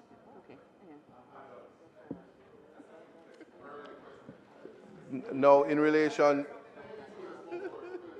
this is an actual line item, Minister. Members, give me a chance, man. 41,000 at page 17. And so it's in relation to scholarships. There is a 13% decrease when it comes to the assistance of tuition. Now, given the recent major disaster that we just experienced, where there was displacement of the youth, page 41,017. Yeah, I'm looking there. The simple question is, at this time, why would there be any decrease in relation to scholarships and tuition? At that same thing, there was an 8% decrease to youth development. So I'm just highlighting where there is a significant decrease and whether we should rethink that before the budget is passed. And I'm thinking that because, as you see, you just witnessed the trauma from Ocho Rios. And it means that there's going to be hopefully a diversion, but where the Minister of Security will find a placement where that youth continues, education is continued. So the money is moving all around, and the line item is actually development. So just asking to reconsider, or what would account for the decrease at this time. Then no, you said two questions, my brother. No, it's not. I'm the youth spokesperson. No, you said Chairman, two questions. Chairman, my final question. This is now in relation to child protection and family. You said you get the minister, that was in relation to education. Well, you should not have said two before, you know. That's in relation to education. Go on. Yes, 41051, 5. That's the page. 410515. Yes. Yes, and this is in relation to child protection and family services. The same issue arising where the highlight is a decrease in about $24 million, and a decrease in that amount could impact the effective operation of ensuring there are sufficient resources for reporting incidents of children who are known or suspected to be abused and neglected. And I'm just wondering what accounts for any decrease at that time. It may be a shift around, but if you could just give some guidance on that, would appreciate that. Thank you. Who next one now? I don't see a next, huh? Oh, member from Western St. Andrew. Huh? You don't respond. Did you hear what I said, Minister of State? I say you make note of all the questions and you answer when I finish. You don't answer individually. No, I said at the outset, you're going to make a note of all the questions being asked by members, then you make a comprehensive response. Okay? Member from Western St. Andrew. Now, individual answers. Chairman, Minister, my special needs program, who are those access? Is it, if you have institution in your constituency that you know and your experience need the assistance, can that be brought in, or that is done by the ministry, assessed and done solely by the ministry? Can members of parliament assist in directing where the assistants are needed in their schools, or that is strictly the purview of the ministry? That's one question. The second question is directed to the minister, not you. The second question is the shift system. I've been consistent in asking that the Edith Dalton James High School be taken off the shift system. It is not strictly on it. It's not strictly on it, but it's not strictly the other way either. It's not off it. It's some kind of halfway house that it finds itself in. And this has not helped the institution or the students. And so I was really pleased that the TVET program and some aspects of it has been integrated into the school to begin to help the school to find its way and to really make a contribution. And I believe the school needs to be looked at more closely. And it's something I'm going to be following up with you and the Ministry of Education.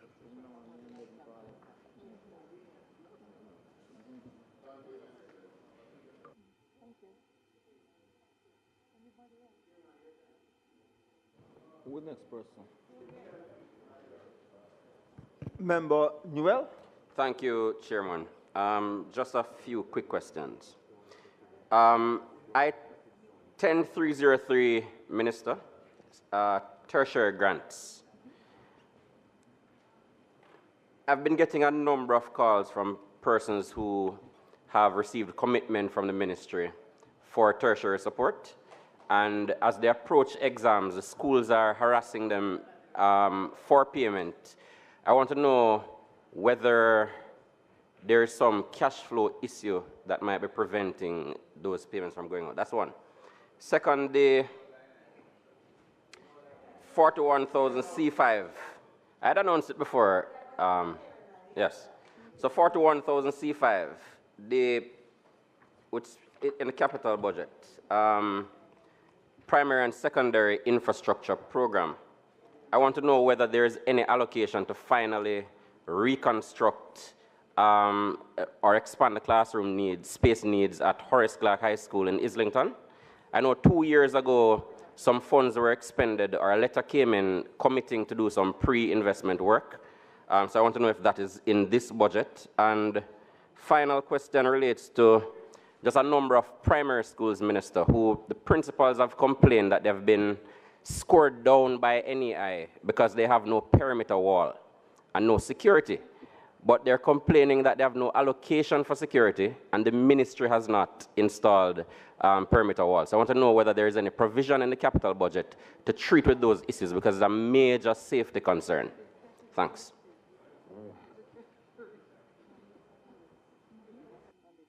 Thank you. Thank you. Member from Southeast Ann.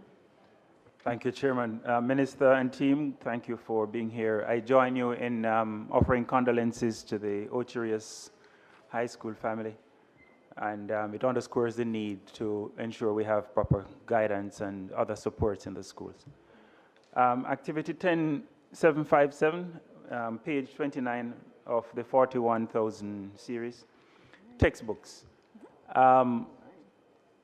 There is a decline from 1.6 billion to 1 billion in the allocation for textbooks. Can you speak to that? Why? And the policy of having class sets for textbooks. I have heard from at least one high school which got 80 textbooks for a class of 260 students.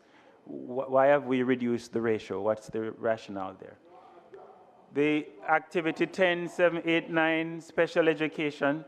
I know a question was asked about access I'm interested in hearing if there's any budgetary provisions for the services, the speech and language therapy, occupational therapy, and so forth. Page 41,016, disaster mitigation. It's good to see that schools are receiving funds, Priority 1 schools receiving funds for rehabilitation after the hurricane. The frustration of schools is that they do not know the scope of work. And so can you commit to providing the schools with the scope of work so they can hold accountable the contractors who are given the contracts?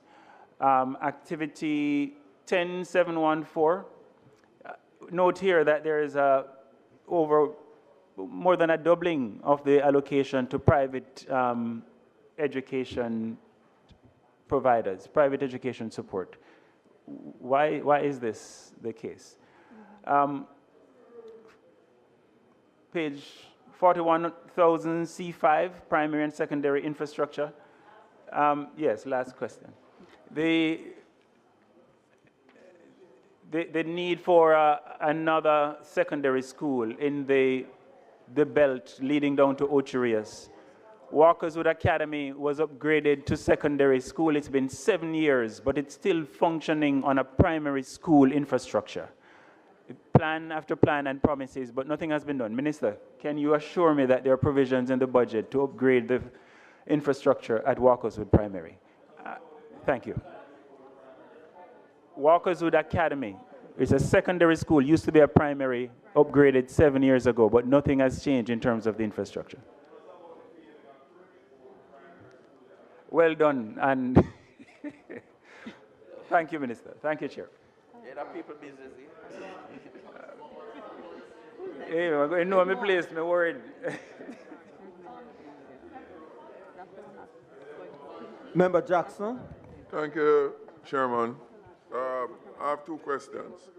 One is could you say how soon the principal of Osemati is likely to be replaced? It has been without a principal, to my information. Okay. It's not physical in my constituents, but a lot of students from my area. Okay. Check downstairs. Okay. Go back downstairs. When you come here, you can ask me question. Second question, Minister. On the capital budget,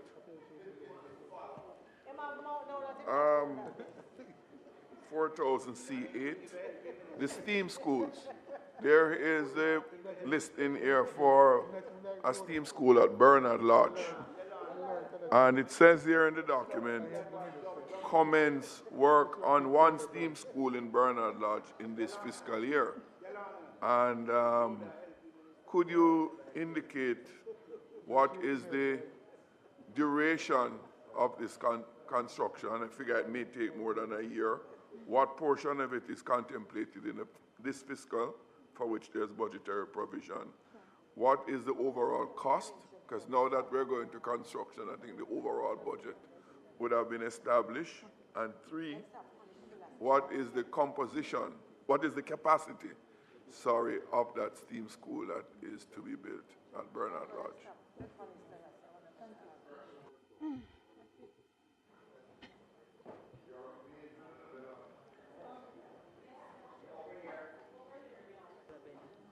MP Miller Bennett. Minister, my question is with regards to testing centers across the island.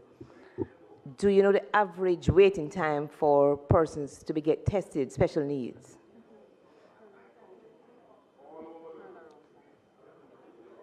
With all the testing centers, and also whether or not the government intend to expand tested and diagnostic service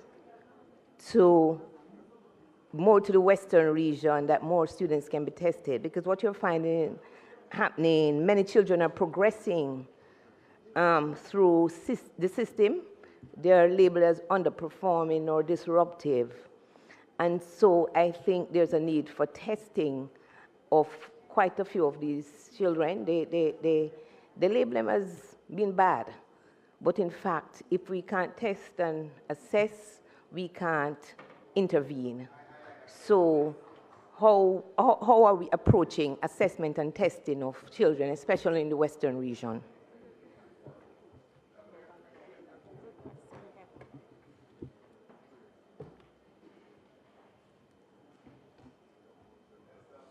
Oh, thank you. Mr. Morgan, Mr. Morgan, just a minute. What? The issue is convention now. Member of the executive, do not ask your colleague question in this committee, you know. I can ask for a clarification from the member. There's a convention. There's a convention. That don't happen here. No, a convention doesn't happen.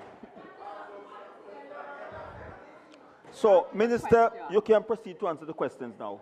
That's the end of question. No, you're a member of the executive, you're a Minister of State. It's a convention, we don't. Minister, proceed to answer the questions we're asked and we close this ministry.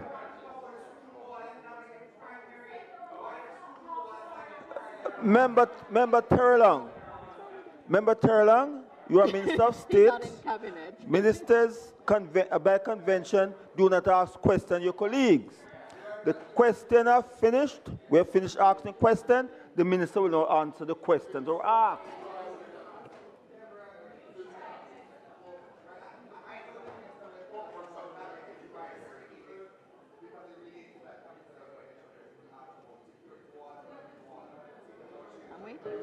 Minister, can you proceed to answer the questions or posed to you? All right. Thank you very much. I'll start with the first set of questions. The first one was in relation to the hardship for parents, especially where a school has been damaged. And so for any parent who has an issue, we do have special needs coordinators in every region, and we do provide support to those parents. So please direct them to our regional office so that we can support in whatever way they need additional support. In terms of the diagnostic center at CASE in particular, how is it done? Usually there's a referral from the school. So the school gives a referral, they notice something. One of the good things too is we have a new age 4 test, because we're trying to find the special needs earlier, so you can intervene earlier. And so that grade 4 test is also going to indicate where there are issues. And so the school will refer based on that or just any activity happening, and then the diagnostic center will see them. And they'll just make an appointment with the diagnostic center with that referral letter. In terms of the scholarships, there's a realignment. So the total for scholarships is 900 million, but it is moved around in terms of some of the lines because we're recalibrating the scholarships and trying to move them towards the areas that are for the future. CPFSA, you saw 24.7 million reduction. What had happened last year, we had to put in money for retroactive payments. And so that's the reason for that decline. We don't have the retro this year. And so that's on that one. In terms of special needs programs, there was a question I know from Member Hilton in relation to can MPs direct us. Yes, please do.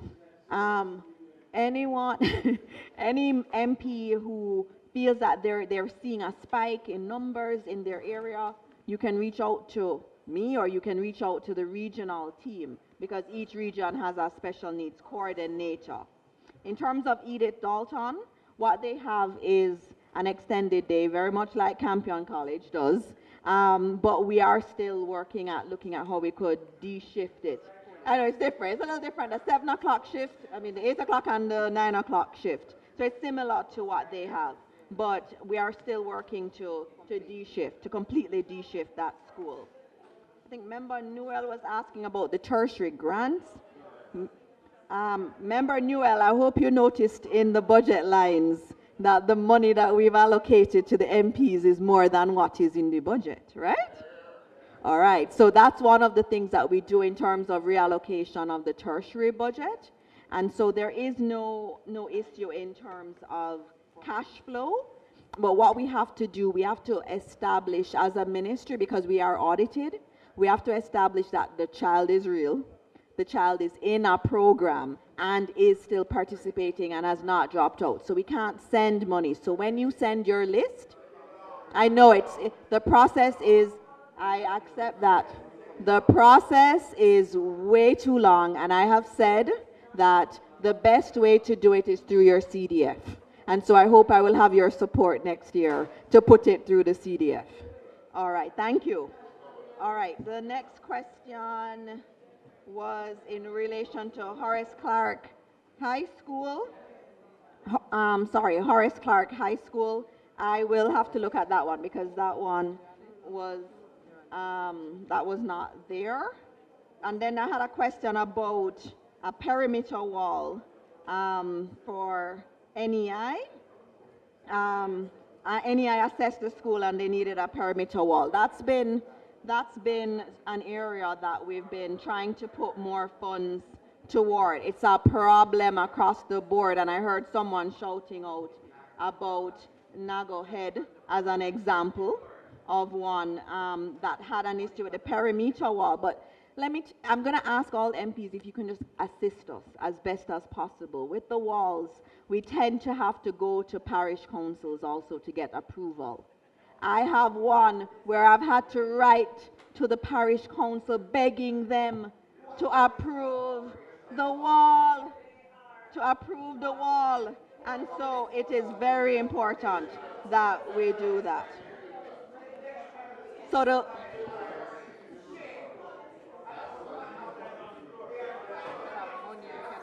Members,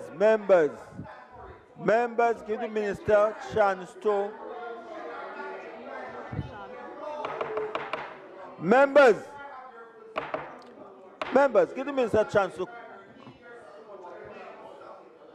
Members, please give the minister a chance to conclude her answers. We need to get out of here. Member Terlong, give her a chance to conclude her answers. We can't get out of here. The civil servants and the government work want to go on Friday night. We may not have no place to go, but there are places to go. You have a chance to go home. Please, Minister, conclude the answers. I have a home to go if nobody else have to. All right, Minister, may I ask to have the privilege to ask after you finish answering the question? I am chairman, acting for now. Old Derby High School. We have been on this for years for New High School. We have 28. I have the privilege to ask. We've been on this for years. You have the Old Derby High School and she system still. You have 16 acres of land that was donated to government more than 10 years ago for New High School. And you're about the fourth minister that have been asked those questions. It has started from Minister Maxine Henry Wilson was minister. Where are we with the whole about the Colbeck High School? Right. Where are we, Minister? Can you shed some light on it? All right. Can you shed some light on it for the people of Southwest St. Catherine? All right. Chairman, given... Quiet. Chairman, given how lovely you've always been to me, I've worked really hard with the PIMC, and Minister Williams accommodated me last week to take several projects in. And Chair, I'm very happy to tell you that your project is now approved and there is money for your school, Old Harbor High School at Colbeck, and we are going to make this happen. So I know can retire happily. Yes, so it's just going to be, it's going to come on the Capitol, and Minister Williams will make it happen. All right, members. All right, let me see the rest of the question. Members, 4,100. No, I have more questions. Chair. As amended, those in favor? Chair. 41,006. I didn't answer some of the my questions. question wasn't answered. Go ahead. Chairman. Sorry. All right, I'm going to be very Chairman, quick. my question wasn't answered. Very, very quick. My question wasn't answered, Chair. Yes, I'm going to answer them. I asked several questions and they weren't I'm answered. going to answer all the questions. Textbooks. We've had an issue with textbooks. We assign textbooks to the schools and the books get destroyed by the students, and sometimes they're not even used. So for example, many of these schools, they'll do a rental program. So you use it over multiple years, and we establish it will be used over a particular number of years. But in many instances, those books get destroyed before, or sometimes they're not even distributed to the children. So we've had to be doing an audit of this, and we have used some e-books in some instances to try to cut the costs. Textbooks are very expensive. And so one of the things we've been doing is also moving to smaller publications. And I have some here, and I can share them with you so that we can use more workbooks, more innovative things. We even have reading books that we're giving to children. So we're trying to use different strategies for you to see. All right, in terms of speech therapy, language therapy, this is a deficiency in our country. And let me tell you. It's not that. Yes, you can have some. Any of you who want a book, you can go ahead and have some. In terms of speech therapy, language therapy, as I said, there is an international gap. I've had that experience where I've waited for a speech therapist and couldn't get one. We have scholarships available, and one of the disappointments is that we weren't able to get enough people to take up these scholarships. So MPs, please encourage your constituents to take up the scholarships. In terms of the private education support question, most of that private education support is actually to special needs. Special needs programs are very expensive, so when we place children who can't afford those environments, it's actually quite expensive. So a lot of our special needs, private special needs schools, the ministry pays for those students to go to those schools. It's an increase in the cost associated with it and also the number of children, because globally that number is going up. In terms of Ocho Rios, I will look at Walker's Wood Academy, and I agree with you, there's need for another high school in that belt. And that's where Minard comes in, and we're in final stages of procurement for a STEAM school. I'm talking about Ocho Rios in St. Anne generally. That's another school. Pardon? Yeah, I know. We're going to talk about Walker's Wood. Now that you put it on the table, I'll look into it. In terms of Jose Marti, there is an acting principal there. The chair and the board is responsible for appointment and the recruitment. So they have to go through that process. So the MP who appointed will have to just impress upon the board chair to move it through the established process. In terms of Bernard Lodge, the cost is 3.79 billion, and it is going to be done over 2 years, and the total number of students that can be accommodated there will be 2,400. In terms of MP Heather Miller, with the beautiful name and spelling of Heather, the diagnostic center's wait time, this is another one where again we need more diagnosticians. It's up to 6 months of a wait to get in that, and so that's why we need people to take up these scholarships so that we can expand the services in these diagnostic centers. Thank you, Chair. Those were all the questions. Turn them out, Mark. All right. Ed 41,000 as amended, page 1 to 37. Huh? All in favor? Ed 41,000 C, 1 to 14, those in favor? Ed 41,010, page 1 to 6, those in favor? Ed 41,051, page 1 to 8, those in favor? Minister, thank you very much on your staff. Well, you know, to answer them outside. Well, time to come out. Thank you. Excellent. Thank you all. Excellent.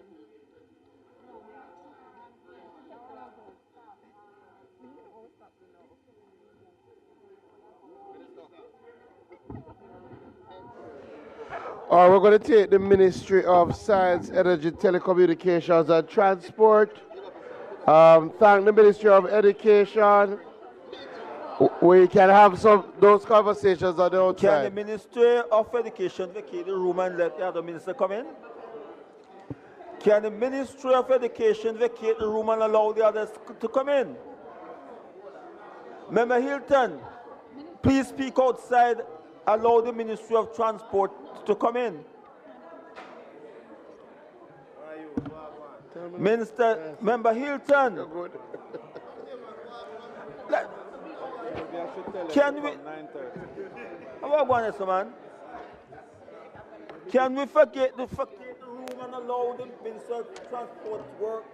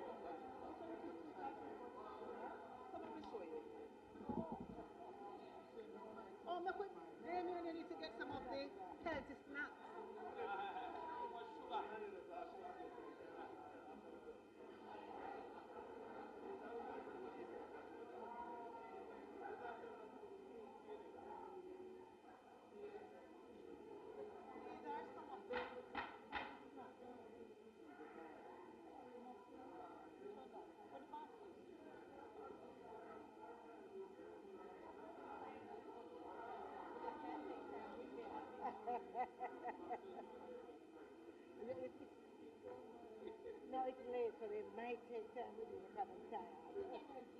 That's fine. Yeah, yeah.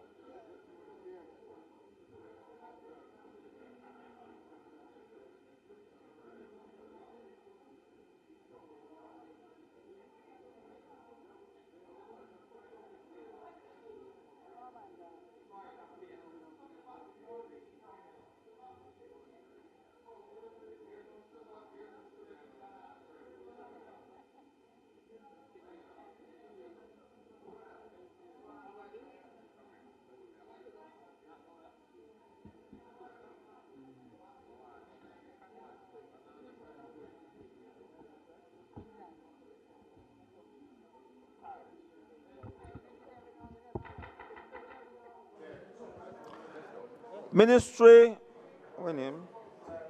Science, Energy, and Where they? The Ministry of Science, Energy, Telecommunication and Transport. The Ministry of Science, Energy, Technology and Transport. We're waiting for you. Minister, please make your statement. Hello,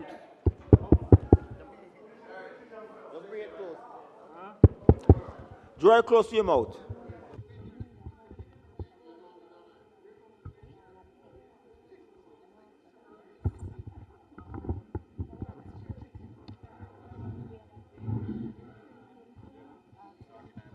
One, two, three. Testing, 1, 2, 3. Look here, you have these. Open statement, Minister. Their copy of this to find the things so that when I'm asking them about it. Minister, open statement. Find them and give them to me as you come.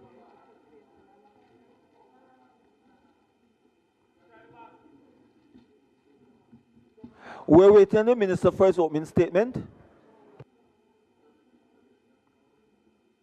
Thank you very much, Mr. Chairman. Good afternoon, members. First of all, let me introduce, I'm kind of under the weather tonight, you know.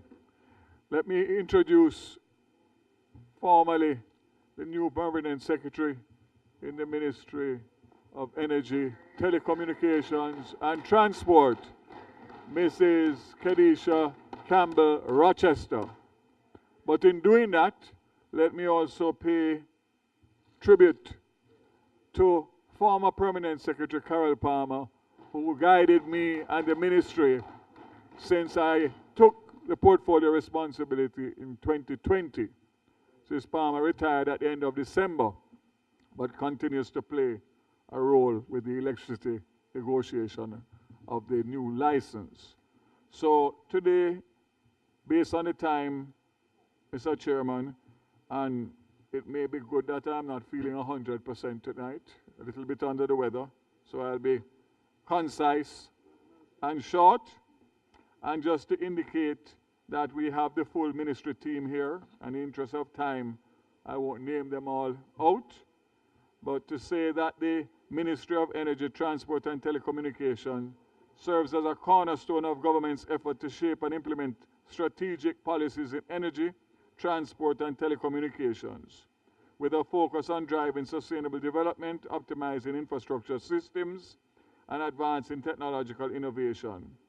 MET plays a pivotal role in fostering Jamaica's economic growth and enhancing social progress. And I think that we can all agree that this ministry in recent years has lived up to that mandate. But as I said, based on the fact that we have 2 more ministries tonight, I will ask that we go straight into the questions. And what I would say in the interest of time, Mr. Chairman, if you agree, is if we could do them in the divisions, one at a time. Well, I don't care where we start, but any questions that come just flow through the various portfolio responsibilities so that we don't have to be going back and forth, and I can access the information much easier and quicker. Member Paulwell. Yes. Chairman, thank you very much, and I'd also like to join the minister in welcoming the new permanent secretary in the ministry, and we wish you well. He's not an easy person, so we wish you well.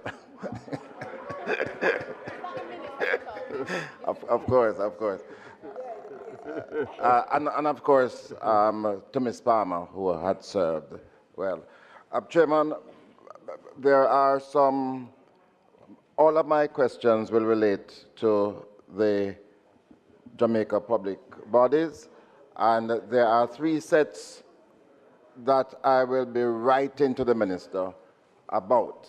These relate to Universal Service Fund, the fiber cable purchase that was just done, and of course the award of the new cellular license. I'm going to be writing you. I do need the responses in time for my sectoral presentation. Sure. So in relation to those three items. And it's to try and save some time this evening. Minister, if I could turn to energy, because in the public bodies, yes, I love this chair. Yeah, me too. Yes, I've been disturbed by the speaker. Chairman, in relation to public bodies, I go straight to Petrojam, because I am seeing where in 2024-25, by the audited statements, Petrojam lost about 4 billion Jamaican dollars. And it is estimated by the end of this financial year to lose another approximately 4 billion Jamaican dollars. And for the new financial year, a loss is also projected of just about $1.5 billion. So Petrojam, that used to be a profit-making enterprise, is losing money 3 years in a row. And I know I've asked the minister already about the ZACA report and what was recommended, our own views about that. So I'd like the minister to outline today, where are we with Petrojam? Where are we in getting Petrojam back to profitability? And importantly, the government's position on the ZACA report. Thank you, member. So we are in agreement with that in relation to the fact that Petrojam has been losing money. And the key loss drivers are stagnant sale volumes due to more competition in the domestic market and high operating expenses. Petrojam has been losing market share to other importers. We have remained stagnant for the last 4 years with approximately 11.7 million barrels per year. What are we going to do about that? Obviously, we are going to make sure that we try to cut expenses. As a start, try and increase sales, reduction in cost of sales by sourcing finished products directly from refineries to reduce intermediary costs, implementing CapEx projects that result in increased revenue, such as the asphalt production HFO feed storage project, which was commissioned in July 25, the new asphalt tank construction, the catalyst replacement to produce higher octane gasoline, and of course, cost control measures. Obviously, Chairman, elimination of discretionary spending, optimization of inventory to navigate price fluctuations, freeze on non-critical hiring, CapEx projects for cost savings such as installation of solar panels for the 5 buildings. Just to say that there is a engagement by Petrojam of a consultant in November 25 to undertake a comprehensive technical and economic assessment of alternate operating options for the refinery within the existing framework. So we are at one with it, member, and obviously what we are going to aim to do this year is to reduce the losses with a view of trying to return to profitability. Well, just a follow-up on that, Minister, because in the book it says that you have this firm, Muse, Stencil and Co., but this was the same firm that we had used some years ago to provide a pathway for Petrojam, and that pathway included the expansion of the refinery, but very importantly, the utilization of new technology to enable the refinery to be far more efficient. The refinery is over 40 years old with old technology. Are you committing to implementing these proposals from the report? Well, first of all, when is that report going to be ready? When is that, and is there a commitment to implement? And therefore, Minister, you would agree that it means that you are not going to be accepting the ZACA report? Correct. The third Correct. quarter of 26-27 for this report indicate that you are correct in terms of technological advancement. There are several unsolicited proposals that have come in recent times, including the use of AI, which is very interesting in terms of the projected cost savings according to what is being proposed. That is something that's being looked at as we speak. And of course, in relation to the ZACA report, nothing has changed in the position of government other than to indicate that, well, we know what the ZACA report indicated in terms of what they were suggesting. What I can say with what has been happening in recent times, a refinery or the strategic use of the refinery in this region has great opportunities. And as I said before, there is a heightened interest, especially over the last few weeks, in terms of persons and companies that are contacting Petrojam with different proposals, which we are going to look at all to see how we can take advantage, bearing in mind that the refinery has the ability to refine crude oil from Venezuela. So again, as it stands now, same situation that stood the last time I was here in relation to ZACA report, accepting that we think that having the refinery at this point will turn out to be a better opportunity than what was previously suggested. I'm happy to hear that. I'm happy but to we hear and I are always at one, you know. So in terms of Petrojam. Of course. But let us move to JPS, now. Because, Minister, we fought a lot recently when you announced that the government was going to be allocating this loan of 150 million. Yes. And we fought largely because there was an assumption that it would be costing the JPSCO a lot more to get full restoration. My question is, how much more than the 150 million, which is $24 billion, it is costing JPSCO for full restoration, and where is the balance of that money coming from? Thank you very much, member. But I would have to formally put what I already said at the postcard this week, that we are at 99% restoration as of February 28th. We are under 10,000 customers, of which the majority of those customers are in Westmoreland, 5,529 in Westmoreland and 3,723 in St. Elizabeth and 512 in St. James, totaling 9,764. So we don't need to go back over it. The decision of the government to loan the money for early restoration has been a huge success. We are intending on getting 5,000 more customers back up by the end of this month, and the balance by the end of April. That is the commitment of the JPS to me.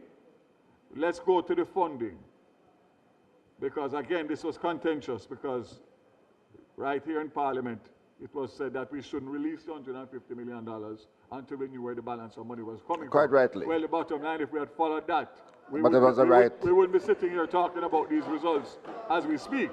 But let's leave that for the minute. The government of Jamaica loaned 150 million US. Yes? That's signed, sealed. The Electricity Disaster Fund provided 40 million US, which is a kind of quasi-insurance for the transmission lines that cannot get insurance. And my information from JPS is that they have found and invested in the restoration 110 million. So let's make it clear. The government has loaned 150 million and have nothing in front of us for any discussion, verbally or in writing, for any additional funding. And we are at 99% with 100% by April 2026. And let me remind the country that it was a JPS, not me, who said that without the intervention of the government, we would be looking at restoration by the last quarter of 2026, which would be September to December. And during the process, they revised that to the first quarter of 2027.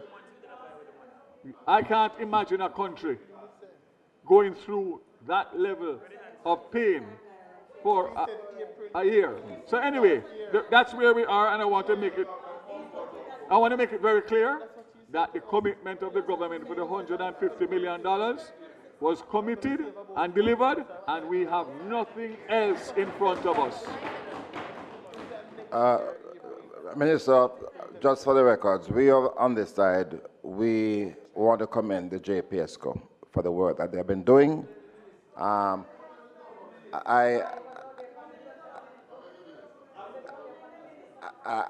want to acknowledge the restoration efforts. Minister, the problem that we had was there was no revelation as to where the balance of the money would be coming from. Now you have said to us that the balance 110 plus 40 is accounted for. Can you indicate to the Parliament of that 110 million US that JPSCO found? Did you give the government of Jamaica a guarantee for this? Especially because you had mentioned, because there was a threat to the license, they weren't able to get money. So how come they were able to get 110 million now? So I can state categorically that the government of Jamaica has no involvement whatsoever in the $110 million that JPS found for the restoration efforts. Absolutely not.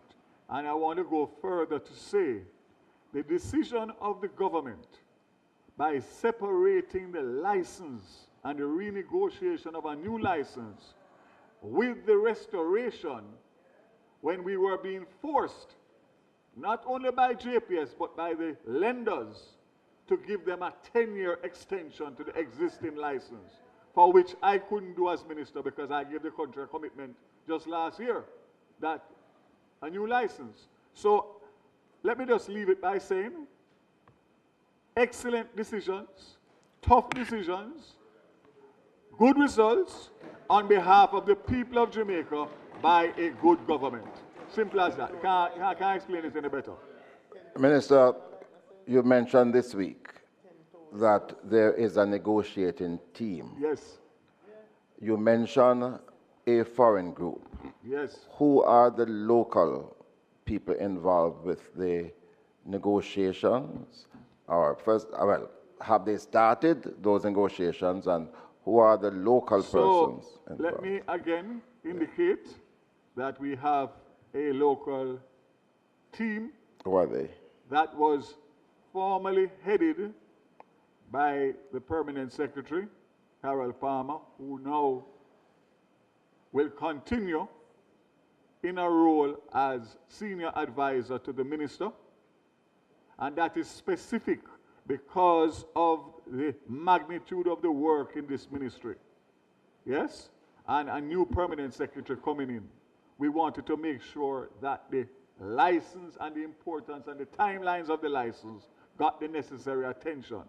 So we have a lead from the government, we have the ministry reps, the Attorney General Chambers, the Ministry of Finance, the Consumer Advisory Committee on Utilities, the energy sector specialists from both private sector and academia, and they are working alongside the hired consultant, which is FMA Consultants out of the UK, which is headed by a former minister in the UK at the time when the UK was going through their transition with energy. And the bottom line is we have all of what we need to make sure that we can go to the table against powerful private sector companies from outside of Jamaica that have the best access to the best lawyers and all the expertise that they need to make sure that we can come out of this with a license that is beneficial to the people of Jamaica. Is there a role for the Energy Council in all of this? So, you know my style. And the fact of the matter is that even before you ask me, now that I've gone through the process, gone to cabinet just last week, Monday I got an approval, there will be consultations. There will be consultations, formal consultations with the opposition, because this is not something that you want. You want everybody on the same page. And of course, all of the energy sector, council and all of that. But the government has the responsibility to lead this and to deliver on the people. In that regard, Minister, you've mentioned in the press conference this week that the cabinet has given approval to the terms of reference. Can you share those? I would prefer, based on where we are now and the sensitivity, yes, because obviously JPS has to be engaged and the timing may not be right now, but I give you my assurance that you and I will have a discussion. I think you and I have had one already, but I will go into further detail and then I'll formally communicate and of course start the consultation exercise. But you can understand why I wouldn't want to go through ahead of the JPS being informed formally, because this will be the template of what the government is putting forward for any negotiation. There are two more questions. The first one has to do with... We're doing well so far, by the way. You're doing okay.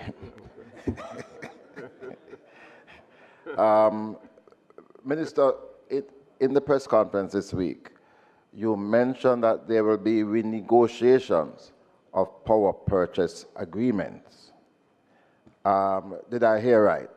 And in that regard, which of the power purchase agreements would you be thinking of renegotiating?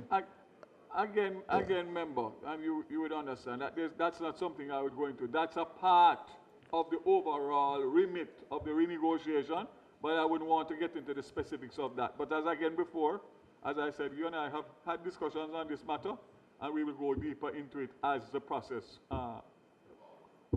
follows. Have to be very careful that you don't Steal your thunder? Eh? No, it's okay, Minister. Minister, we spent over a year dealing with the new electricity law. It was a review of the 2015 law that we had passed then, and the aim was after 5 years to introduce new legislation. A report was tabled in the Parliament.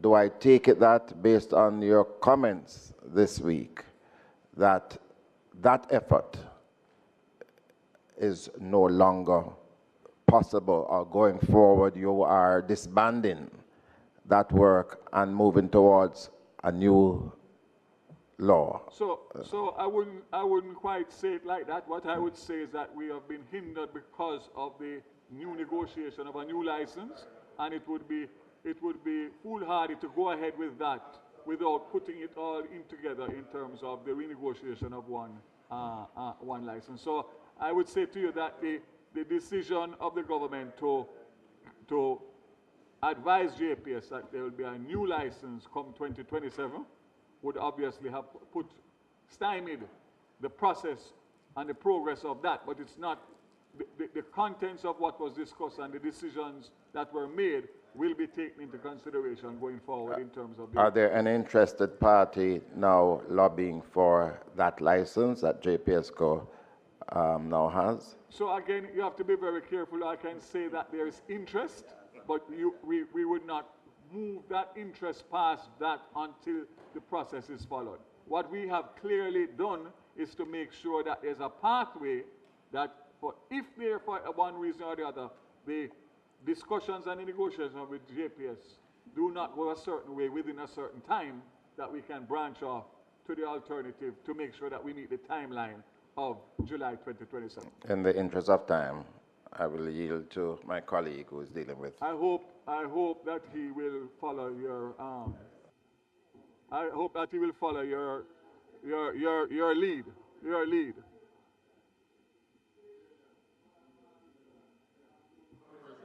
And I must say, Chairman, that the Shadow Minister for Transport did communicate with me to indicate that he would not be here based on personal health challenges. So I'm fully aware that he would not have been here. Thank you, Chairman.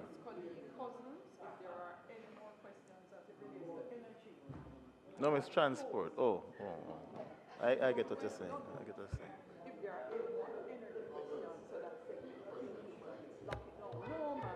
Don't worry about that. The member said that he'd be writing me in relation to some of the portfolio responsibilities. Go ahead, sir. Right. Even though we would want to move Member Cousins to the next segment, just for efficiency, if there are more energy questions, are there any more energy questions? 1, 2? I know your question. It will be included. It will be included.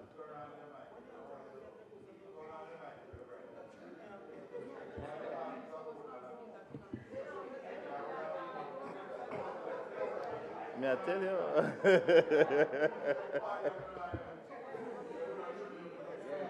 I will leave it after, that clause in the license will be the 20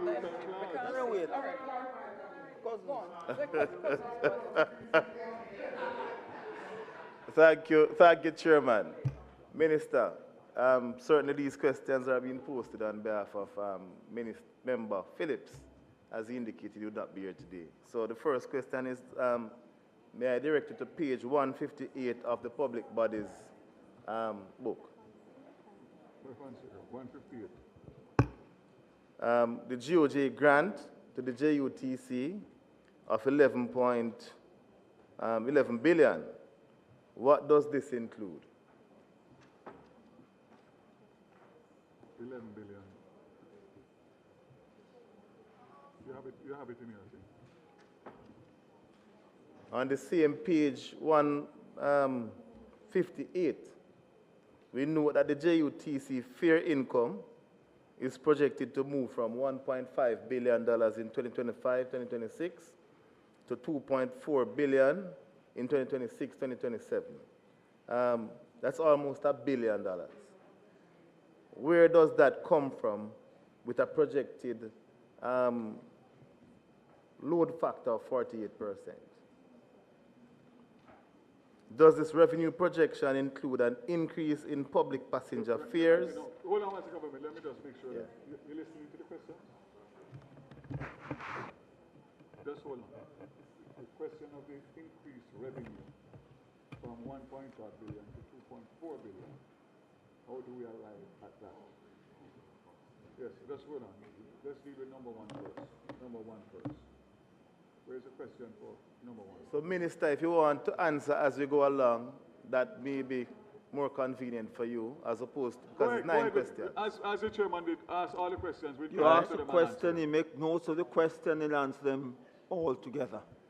You don't make the decision there and make it up here. All right. So, with a load factor of 48%, the question is, how did you arrive at that $1 billion increase in fare collection? Bearing in mind that today's bus rollout is roughly less than 250 buses. With the importation of approximately 200 new buses, what is the current fleet of the JUTC in the Kingston metropolitan area? The ideal, well, you know that, Minister, but the ideal rollout should be roughly 400 to 500 buses, I think, per day. Even though we did not expect the JUTC to make a profit, what is the plan to halt the huge losses at the JUTC? Before the government subsidies. Last year it was 12 billion. 2026, 2027 it will be 18.8 billion. So the subsidy is going up by roughly 6 billion here. Is that sustainable? Let me direct you now to page 69,012, land transport. There's no provision for rural school bus system. Where is it to be found, or have its operations been absorbed into the JUTC? Does it have its own depot, Maxfield Avenue depot, and its own management? What is the additional cost to JUTC to operate this rural school bus system, if it has been absorbed within the JUTC? Page 69,000C1. We have not seen any provision for the importation of new school buses yet. Yet there's an announcement that there's going to be 100 new buses purchased to complement the 110 old buses bought for $1.4 billion this year. Where's the funding for these new buses going to come from? Page 158 of the public bodies, again, I'll direct your attention there. Repairs and maintenance. So repairs and maintenance, Minister, is seeing an increase of $3 billion. What would contribute to such a large increase in the allocation or projection for repairs and maintenance? Is it the function, does this large increase, or is it a result of the inclusion of the school buses in the operations of the JUTC? Why are we seeing a $1 billion increase in the line item, fuel and lubricant? So if you look at the line item, fuel and lubricant is a $1 billion increase. Is that increase as a result of the absorption of the rural school bus system into the operations of the JUTC? Then again, look at Public Bodies Book, page 2, the Airports Authority of Jamaica. the AAJ is projected to lose $3.6 billion in 2026-2027, according to the income statement on page 148. Is that an indication that the forward sale revenues under the securitization program was overdone? It is noted that the company will be paying over $12 billion to the concessionaire this year. The budget will have to find almost $3.5 billion to offset the airport's authorities' losses. So those are the questions. Thank you very much. I will answer them as I receive them, not necessarily in the order that you gave. So the first question that you asked was about the $11 billion. That subvention will be provided from the consolidated fund. Now you also mentioned about $18 billion for 2026, 2027. The figures that I have is $12 point something billion, of which the JUTC will earn about $2.4 to $2.5 billion. So the subsidy would be somewhere about $10 billion. I'm not quite sure where the $18 billion is coming from. Yeah, I'm just saying, I'm not quite understanding where that based on the numbers that I'm getting here. So the 18 is before the subvention? Yeah. Okay. So 11 would be the subvention then? Okay. All right.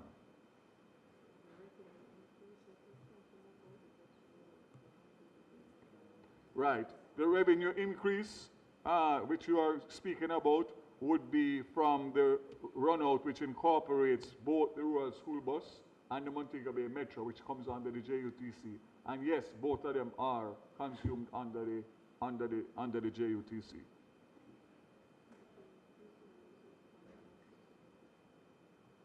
Yes, I think you had indicated that the JUTC is currently running out about 250 buses per day. Yeah. That is so. Obviously, we will increase that, but the difference between this 250 and what was happening before is that the majority of these 250 are brand new buses, or when I say brand new buses, new buses, including that we have extended routes, as you know. So there's a lot more happening with the 200 buses, 250 buses that would have been happening before. It was basically KMTR. Now, of course, you know, we're going to Maypen, we're going to Mandeville, we're going to Ocho-Rios, we're going to other destinations. The $11 billion that we just mentioned a while ago would obviously cover salaries, bus operations, bus maintenance, and of course, contracts to do with the JUTC. So the new buses, the new 100 buses, will come out of contingencies that are already provided for, because we have to go through the system, which is the new PIAB, which we should be going there within a matter of days, and the minister who is here has assured me that we will make sure to take us through the process in short order. But yes, the Ministry of Finance is aware, and it will come out of the contingencies. And just to say again, remember that this was supposed to be 150. It was reduced, obviously, because of Melissa and the constraints. But you will recall that one of the things that the PPC had said in approval of the first 110 buses is that they wanted us to go wider to see what else was available, based on the fact that we were doing that in a short space of time to deal with the situations that we're facing, the students with the accidents and the injuries, etc. So this is coming out of an expression of interest, which is international. And of course, we will then, after we go through the PIAB process, we will then do a procurement, which will be competitive tender, international competitive tender.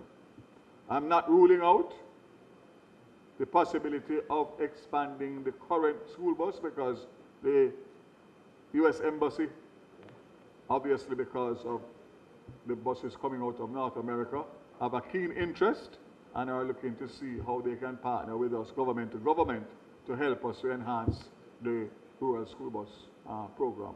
So again, we will do the 100 as we committed, and of course, we will do also the last 100 of the JUTC's 300 that the Ministry of Finance had approved in the 27-28 financial year. So we'll do 100 this year, we'll do another 100 school buses next year, along with the JUTC last installment. Right, the plan to reduce the JUCC debt will be done as we are on a path now to reduce and clear all our long outstanding statutories that have been going on legacy for a long time. Get it finished, Philip? We have done a $3 billion in depreciation expense in this year, which we are capturing. And also, we, for the first time in many, many years, the JUTC now has a tax compliance certificate issued by the Tax Administration of Jamaica, which means that we have gone a far way in making sure that our statutories have been brought up to speed. Not to mention, obviously, the reduction in fuel theft, which has been a big one, and I congratulate the JUTC on doing a remarkable job on that, because we know the nuances of that and what that has caused in terms of injuries and death in the past.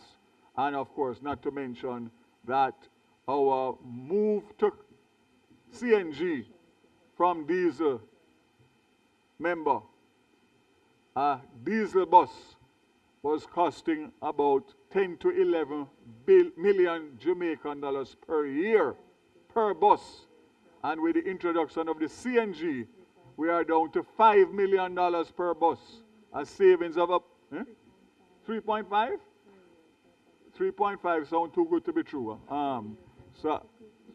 But bottom line is that that's a huge, huge reduction in the operating cost of the thing. So that in itself is a savings of significant amounts of money. You had asked something about the Airports Authority. Yes, please, if you can. Thank you.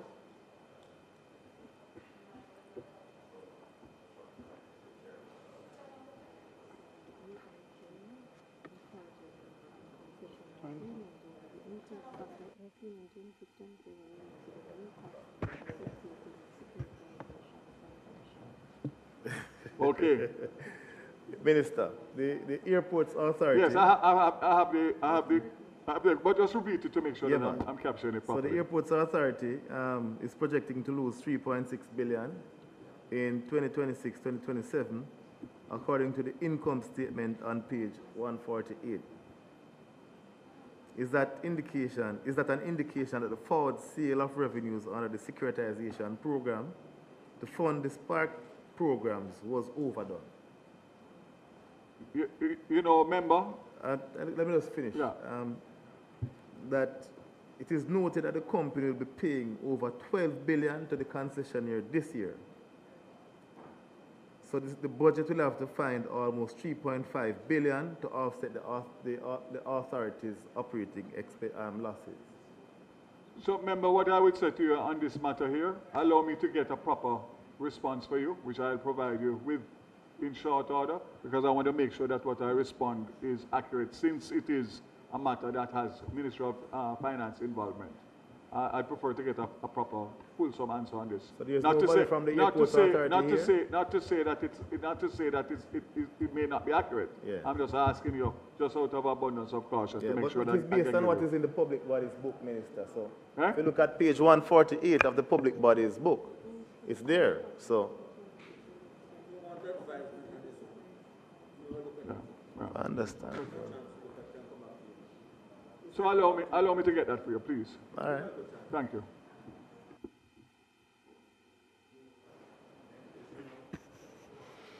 Thank you, Mr. Chairman. Mr. Chairman, please allow me to congratulate the newly installed PS. She studied at a prestigious university. Congratulations, Mrs. Rochester. Having said that, Minister, the vexed question of the cost of electricity is a killer for economic growth. Is there any consideration to reduce the dependency on fossil and to improve or grow our renewables? That's question number one. You have another question? Yes. Just ask them. I said, he's going to make note of all the questions. Minister make note of the questions, and they make one and respond to all of them at the end. Okay. Just ask the question. Minister and your staff make note of the questions and be prepared to answer at the end. Question number two is the perceived conflict between the OUR, who monitors the JPSCO, and whether or not the JPSCO still underwrite the budget of the OUR.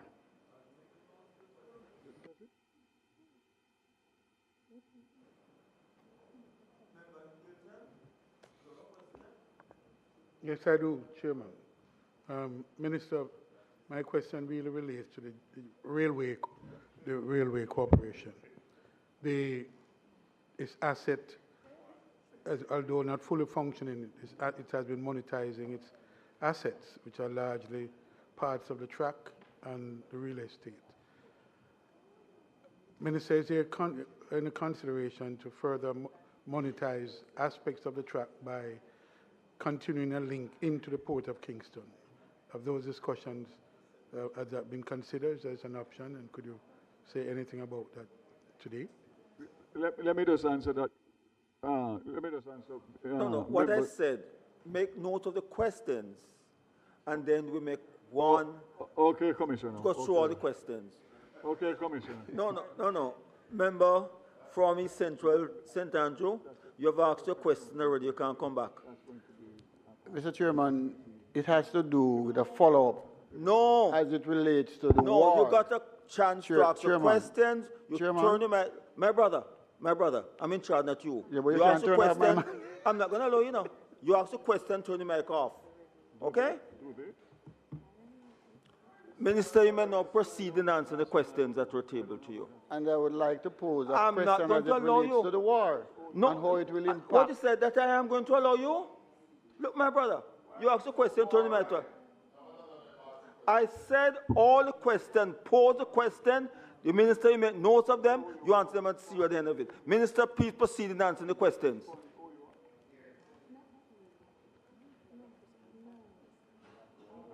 To me, it would be a conflict of interest.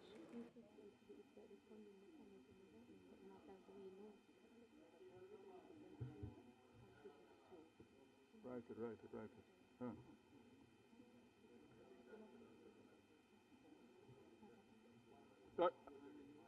That's it? I can answer now? You can answer all the questions and we are through with you for the night. Thank you. Which was the first one? Oh, thank you for the question in relation to the renewables. Just to indicate that government has already set a target of 50% renewables. You listening, sir? Yeah, I'm saying the government has already made it a policy that to try and reach 50% renewables by 2030. Originally, that was 30%, and the Prime Minister moved it to 50% a few years ago. The medium-term transition plan includes the retirement of over 340 megawatts of aged fossil plants, addition of over 750 megawatts of solar and wind capacity, and deployment of approximately 300 megawatts of battery energy storage. The short-term mitigation, the government has been implementing fuel shock mechanisms to smooth temporary spikes in fuel prices, as you know, and not to mention that there is a renewable project by the JPS which has the first right of refusal to replace 171.5 megawatts of aged fossil fuel generation capacity. The proposed replacement is for 133 megawatt solar PV and 171.5 megawatt battery energy storage system. The GPE, which is the Generation Procurement Entity, has drafted the rules and protocols governing the first right of refusal procurement process, and we are currently under review for final approval. So we are making progress, and again, all of this is going to tie into the new license to make sure that obviously we're going to get the reduction, which is what we need to be competitive. My understanding in terms of the OUR and how it is funded is all utilities pay a fee to the OUR, which is what they use to cover their operating expenses. So it's not specific to one utility. But again, the OUR will be a part of the review in the new license in terms of giving it more strength and teeth to be able to oversee the utility companies. That was it? Minister, speaking to Mike, they answered, I have a problem hearing you. Put the mic close to the mouth. They have a problem upstairs to hearing you. Oh, you have it? Yes. That's the first time anybody have a problem hearing me? Well, ask them upstairs, not me. Okay.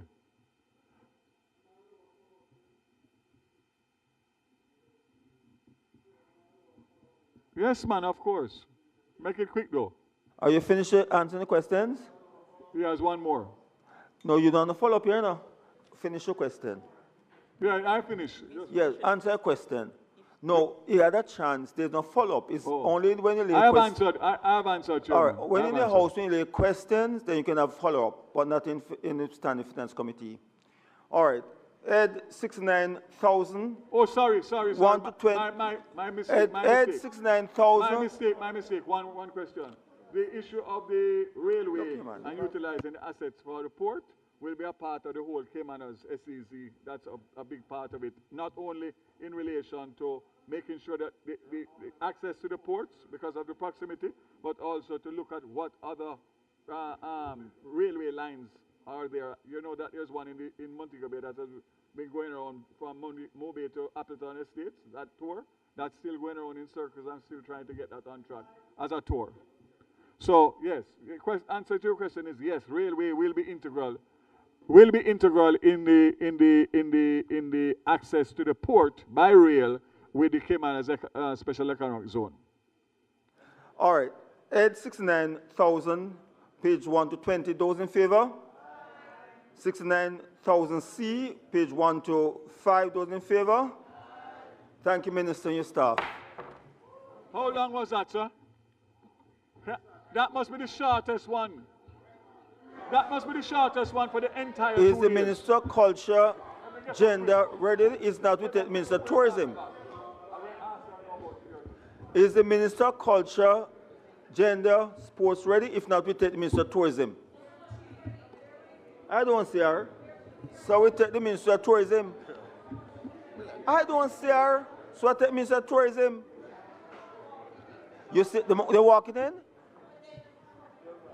You see them walking in?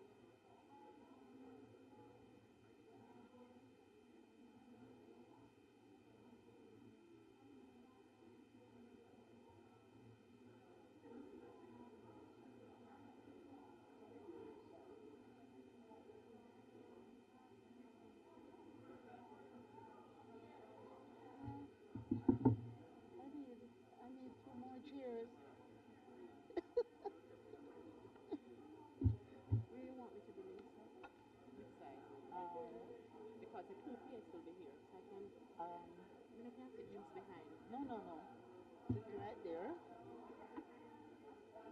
And then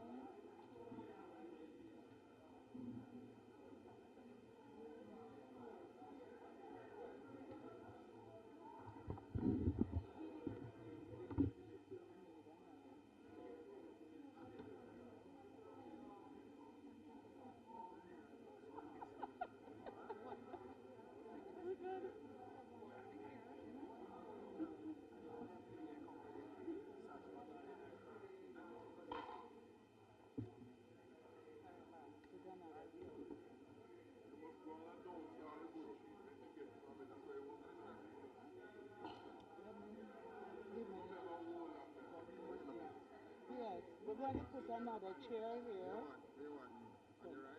I will put another chair here.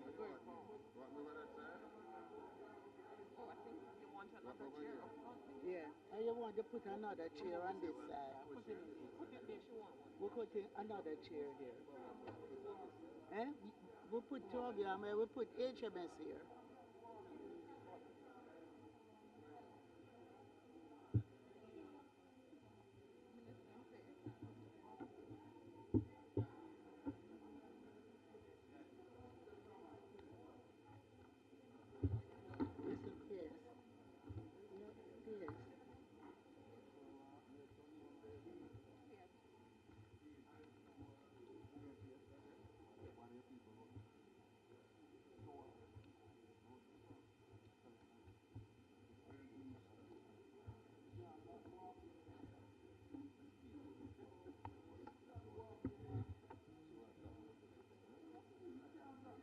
Desmond.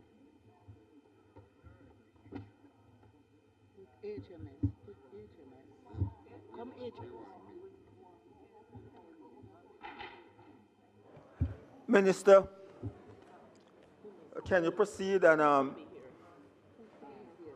Minister Grange, Madam Minister, Madam Minister. Thank you, Mr. Chairman. Yeah, can you make a very short presentation and let us move into the issue? No, come. No, come.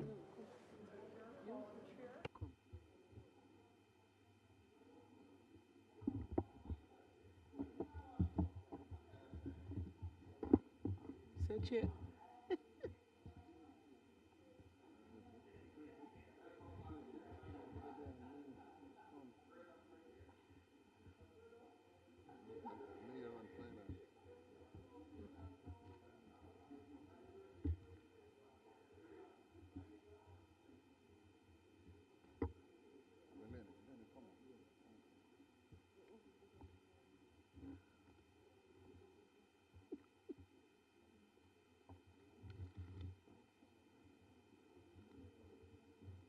Madam Chair.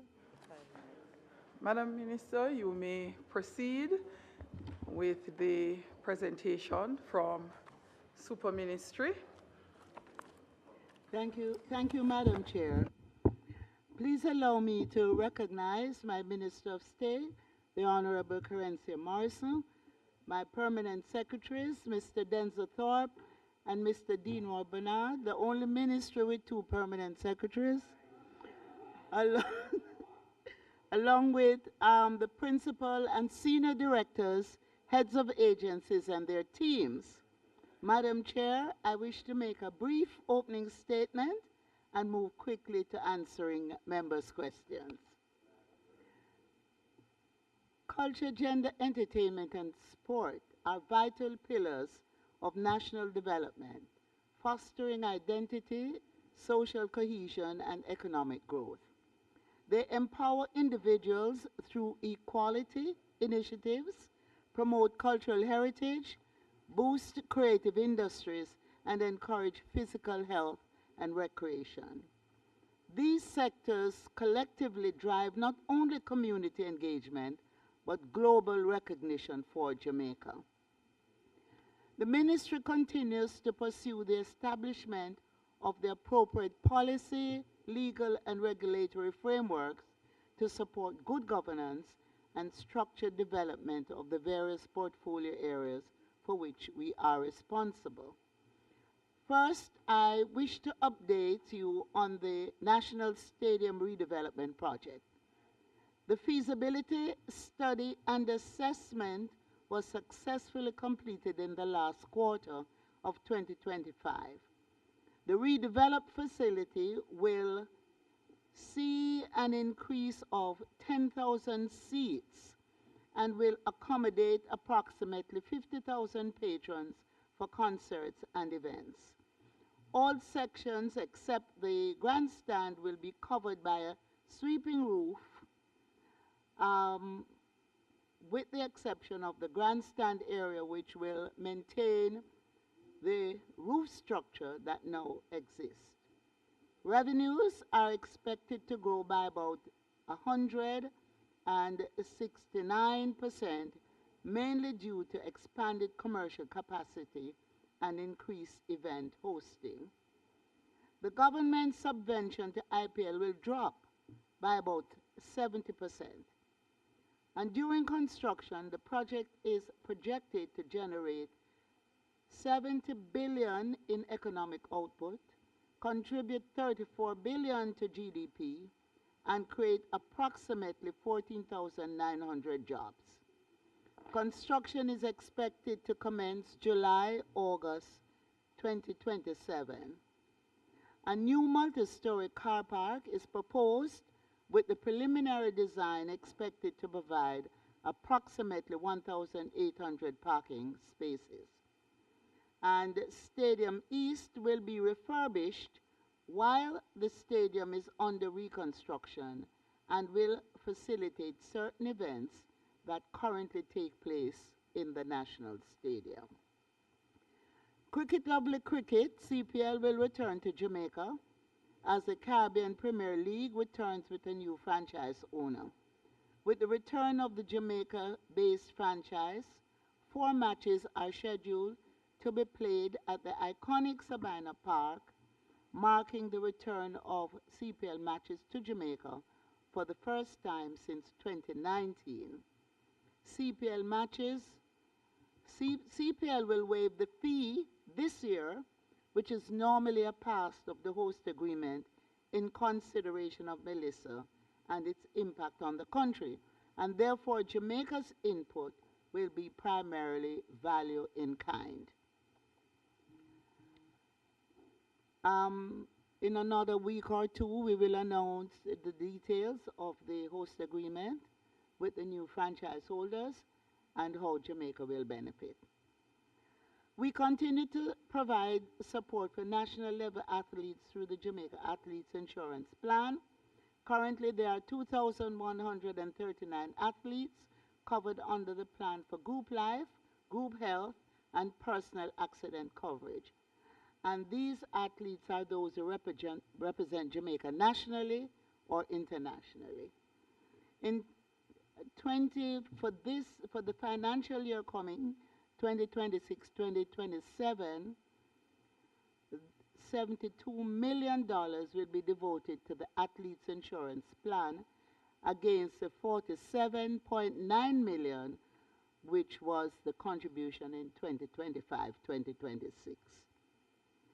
We will continue to support national teams representing Jamaica and the hosting of regional tournaments in Jamaica. To date, a total of $2.1 million was expended to provide support through the Athlete Assistance Program, as well as World Aquatics Championship, Women's Rugby League, and Carifta Games.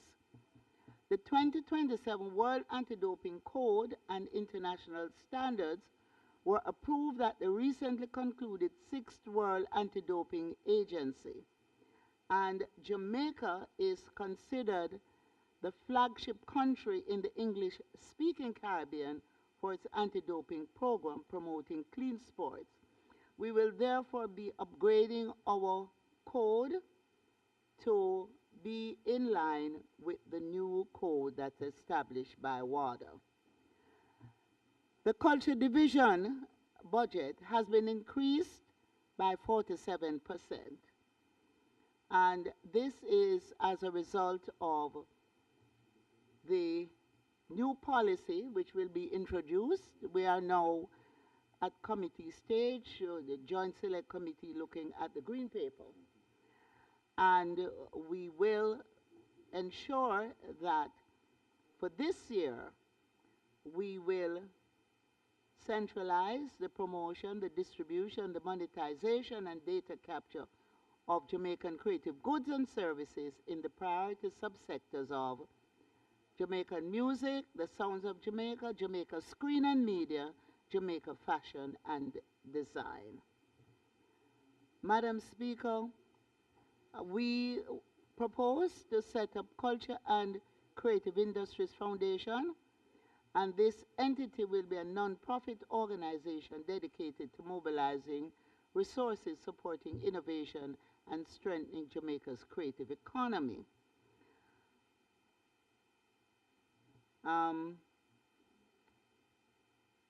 At this point, Madam Chair, I will cut my opening remarks, which is a bit lengthy, and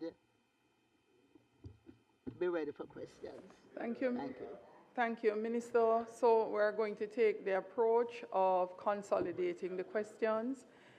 Permanent secretaries and state minister, as best as possible, could you take notes to assist the minister in being able to recall and comprehensively respond to all the questions posed?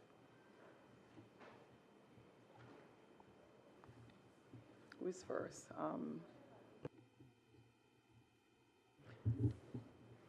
How many persons have questions?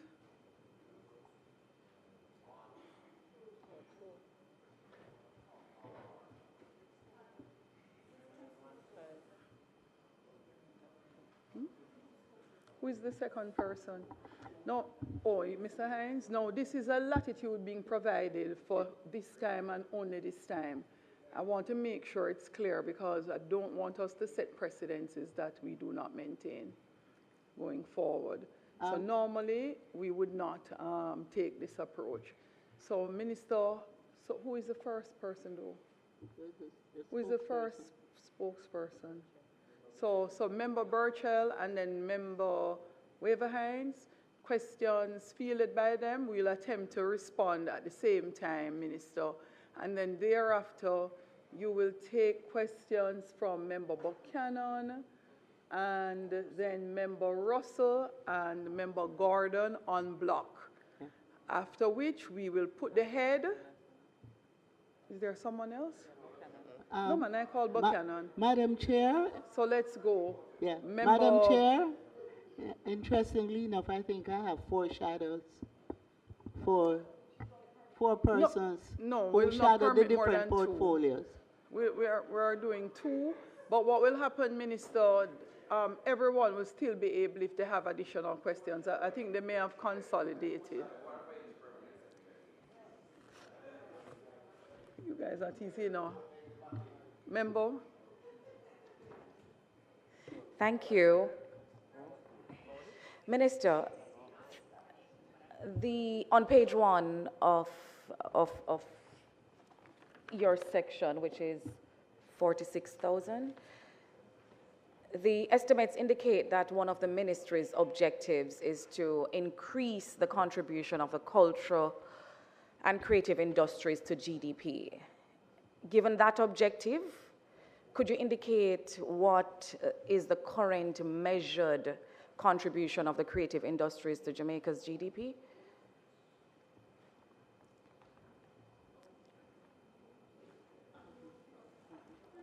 Currently, between 5 and 9% 5 and GDP, yes.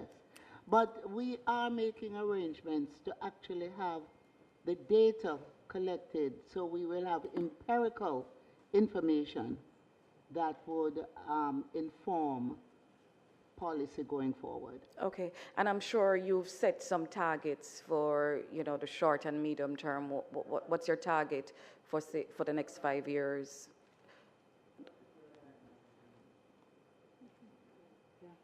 The target would be certainly to double it. To double it. Yes.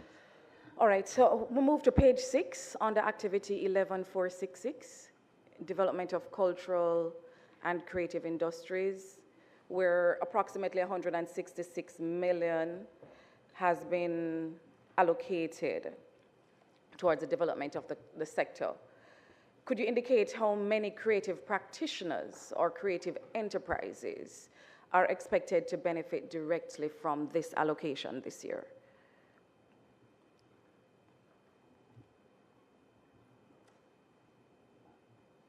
We have what we call an e-registry. The industry has been seen as informal. So our effort is to put structures in place. And so we have the e-registry, which has been established for some time now. Both sides have contributed to the e-registry functioning.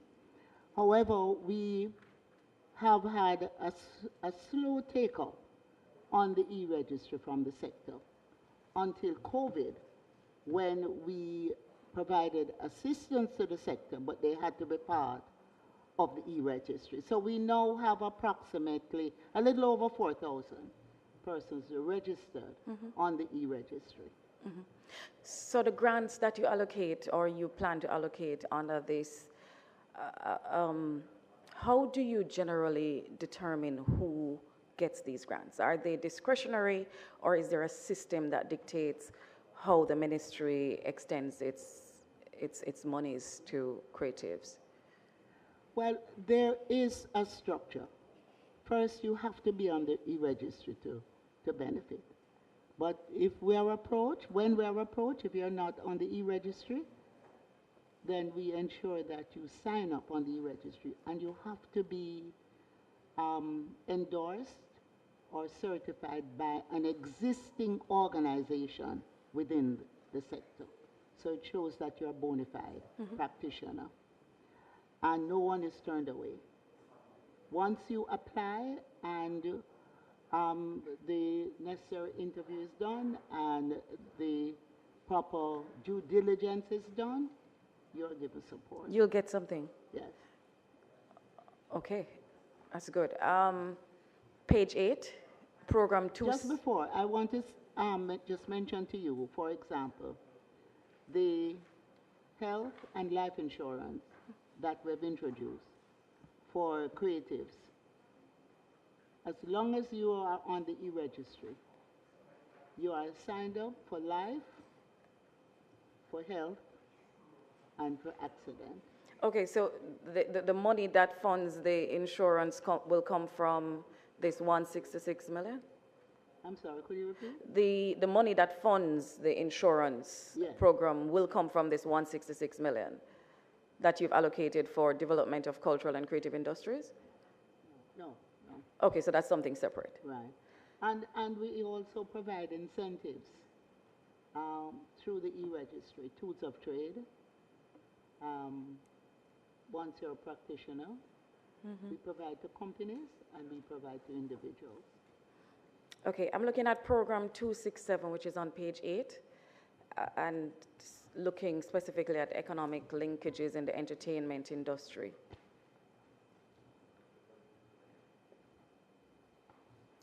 Implementation and monitoring of the entertainment policy. Could you indicate, Minister, what measurable economic outcomes have resulted from this policy so far? Well, page 8. The policy,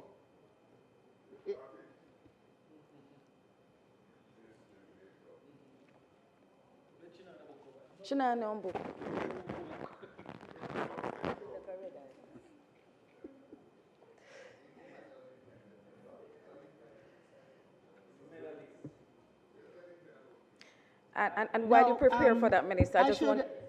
Now, remember, we are introducing a new policy. And that is why we have the green paper that the Joint Select Committee is reviewing. Right? And so the outcome of the policy will be determined once we have completed the review of the green paper. We have completed all the consultations, and we know we will then have the white paper, which is a policy document. And of course, coming out of that, we will have legislation that will determine now and create an enabling environment for the sector. What we're talking about here is the entertainment economic linkages and the policies surrounding that. So more about how the ministry will track employment growth in the sector and export earnings and stuff like that. We have no data on how we've been performing so far. Well, we're introducing satellite accounting, satellite accounts. But as I explained before, what we are doing now, we're putting structures in place to a sector that operated in a very informal way. All right, my final question, Minister, and this has to do with the rural distribution of cultural spending. And by rural, I mean outside of Kingston. On page 11 on the program 265, Arts and Culture Preservation and Promotion, the estimates allocate funding for the promotion of development of cultural activities and events. Could you indicate what portion of this will be assigned to funding cultural events and promotion of such outside of Kingston?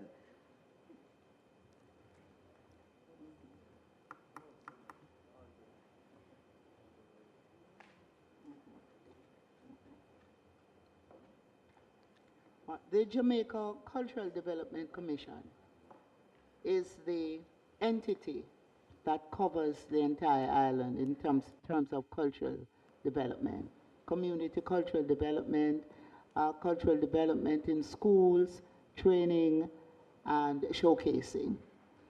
And so the allocations are equally spread, because the schools play a very important role in the whole cultural development program that is carried out across the island. Member Hines, you're next.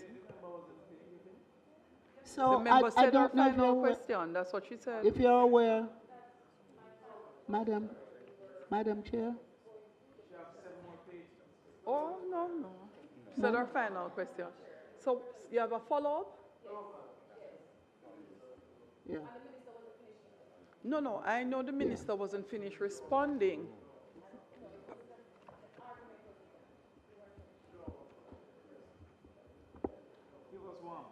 Madam. So Madam it's now Chair? Member Hines. Do I go ahead, Madam Chair, just to answer that Yes, question? you're supposed to answer. You are answering the question from Member Burchell. Yes. She had indicated that was her last question, and I thought you were answering. No, I just wanted to finish the answer. There is the Festival of Arts, which is hosted by the Jamaica Cultural Development Commission, and it is parish by parish. And so most of the funds that are spent on cultural development is really spent in the rural areas, in the parishes. The events that we keep, the national events, are primarily in the corporate area. But the real development of the culture, the training and showcasing is primarily rural.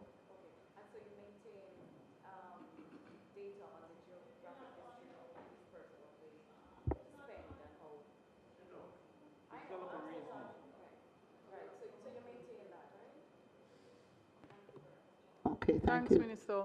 Member Hines? Thank you, Madam Chair. Good afternoon, Minister, your team.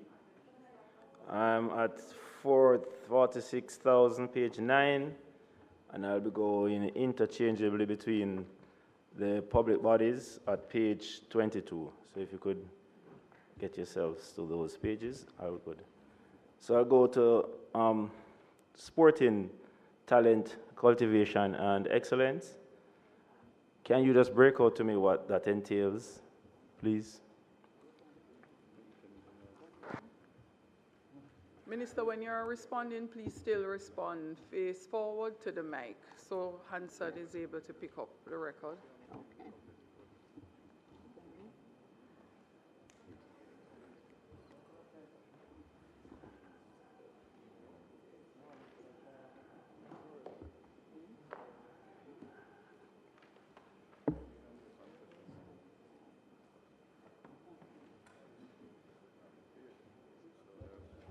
All right, so 122.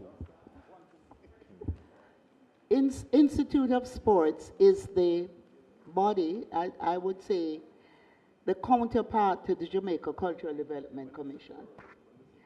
And they have sports officers in every parish. And the various competitions are hosted by them, primarily through the schools. And that's basically how those funds are spent. Okay, thanks. As it relates to sporting associations and federations, how are those funds disbursed? Sporting federations are part of the Sports Development Foundation agenda. There are approximately a little under 40 such organizations, and they all receive subvention, monthly subvention. And they are also expected to provide audited reports to the SDF. Okay. I think in 2023, you had made an announcement to give $100 million to the Jamaica Cricket Association for cricket development. Can you just give an update as to how much has been paid over to the Jamaica Cricket Association, and if you have captured any of that amount in this year's budget or the proposed budget? The 100 million that was allocated to cricket over 3 years, over a 3-year period, a fair amount of those funds have been disbursed to the Jamaica Cricket Association for various Can I give you a dollar value, please? A fair amount is not necessarily what I'm looking for. A dollar value. How much? You said a fair amount, but I won't be able to give you that figure now, but I can provide you with that figure. thank you. Yeah. Okay. All right. Well, I don't think it should be an issue. The Jamaica Cricket Association have been working closely with government in implementing programs. And we can account for those. Yes, Minister. In the interest of time, including you have the lights answered the at question. Sabina, Minister, you have answered the question. including the scoreboard, Thank you. including development programs. Minister, you have promised to give me an update. It's not a Promise, secret. Minister, the information will be provided to you. You have promised to give me an update in writing. I will appreciate that. Thanks. As I move down to sport infrastructure development, of the national sporting assets that we have, you have mentioned in your opening statement what you intend to do with the national stadium. But under the Independence Park Limited, you also have the Trelawney Multipurpose Stadium. How much do you have in your budget for upgrade and development of the Trelawney Multipurpose Stadium? It is, of course, in a deplorable state and certainly in disrepair. For the Trelawney Multipurpose Stadium, what is in the budget is primarily for maintenance, which is 45 million. But we are currently establishing an enterprise team because we have interest is being expressed in privatizing the Trelawney Stadium and developing the facility there into a facility that will be at the center of sports tourism. Okay. Yeah. I'm still on sporting assets. I note for the last maybe 4 or 5 years, the Western Champs, unfortunately, has not been held in Western Jamaica and has been moved to GC Foster. Is there anything allocated in the budget for the Catherine Hall Stadium to be renovated? The Catherine Hall Stadium is not owned, or the Ministry of Sports is not responsible for the Catherine Hall Stadium. Okay, thank you. It belongs to the municipality. Thank you, Minister. I know the Jamaica government has an interest at Sabina Park. And I know in your statement you said that the CPL will return to Sabina Park with the Jamaican franchise.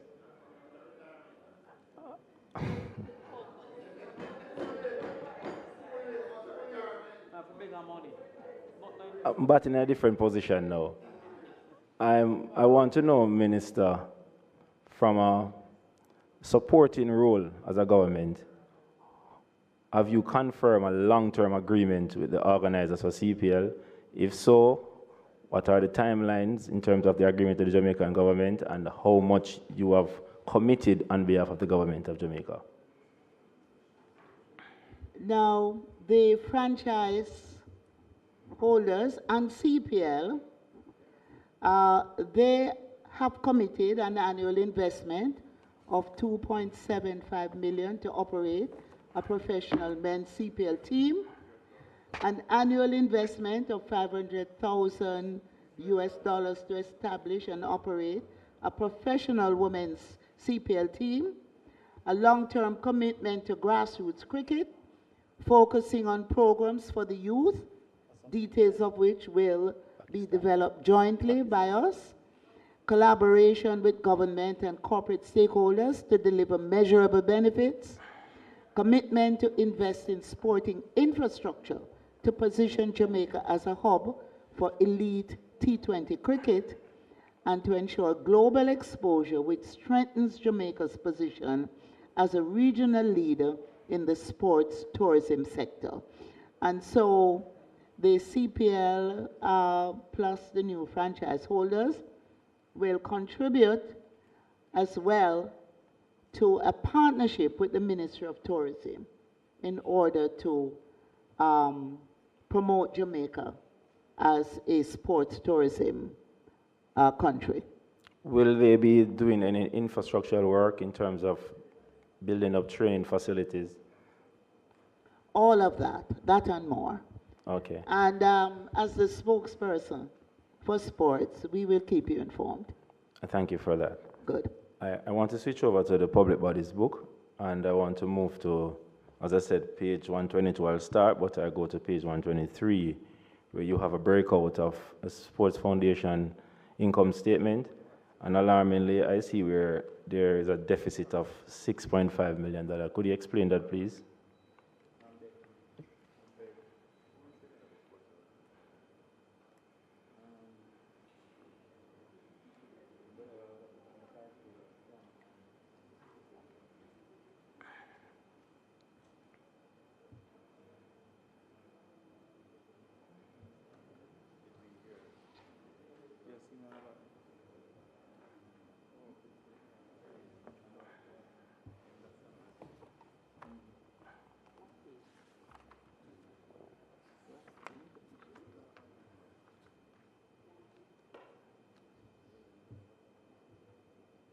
All right, can you repeat the figure? 6.5 I'm seeing here, million.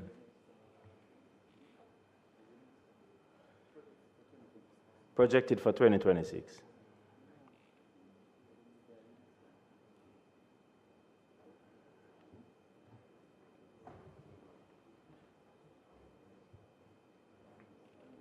You get the page, Dennis?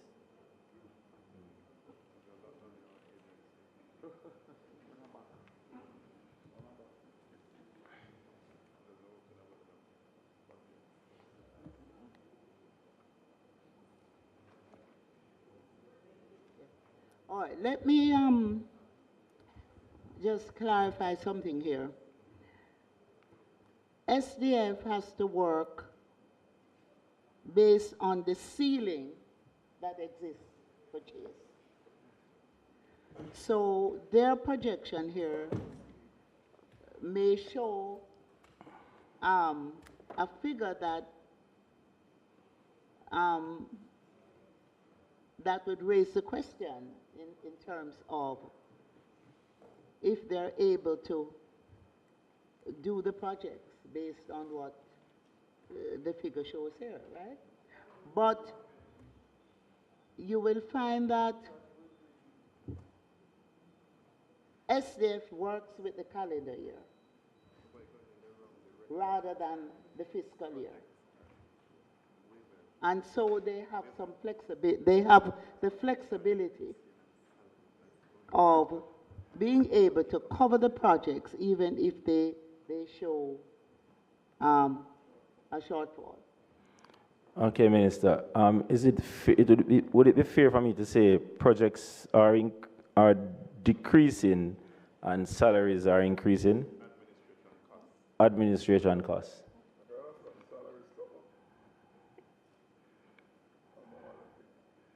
You look at the projection, 150 to 166 over to 239. And projects 267 down to 152.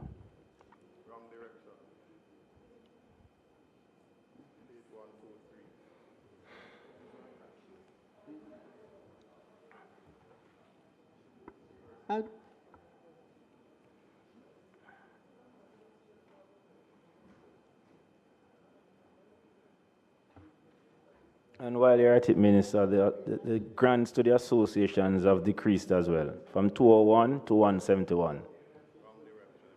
That's 30 million. All right, I'm sorry. I just wanted to clarify the fact that SDF is a public body. They don't have to return funds to government, to the consult fund.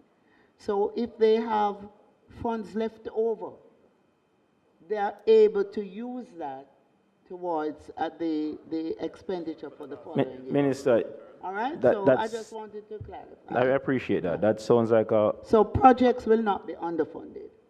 Yeah, but that sounds like a policy decision. I'm dealing with the actual numbers that are here. And I'm seeing where associations in 2025 would have received 201 million, and the projection for 2026 is 171. That's 30 million less. That is not monies to return. These are grants to go to the associations. What explains this?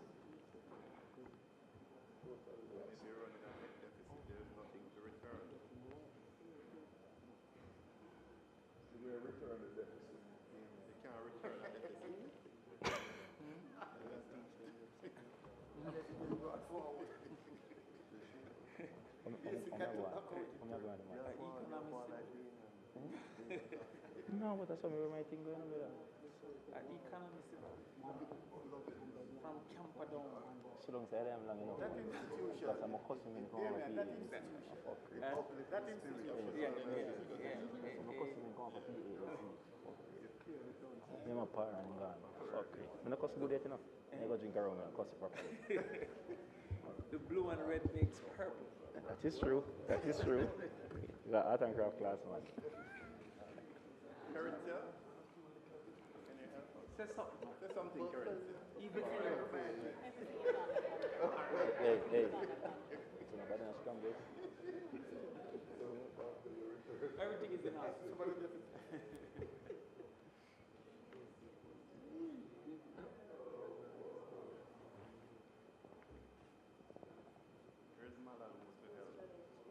All right, what is explained here is that under the subvention to the organizations, that's basic, but there's another heading that treats with other grants, and funds are available through other grants. So at the end of the year, it balances out. Where is that reflected, Minister? Because I'm going off the document, so I just want to reconcile properly.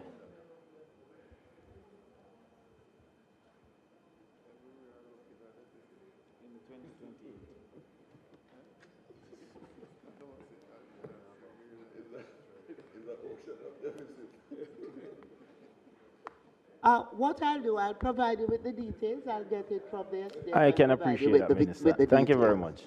Yeah. All right. How many capital projects were undertaken in 2025, and how many do you intend? Minister. Could you repeat? How many capital projects were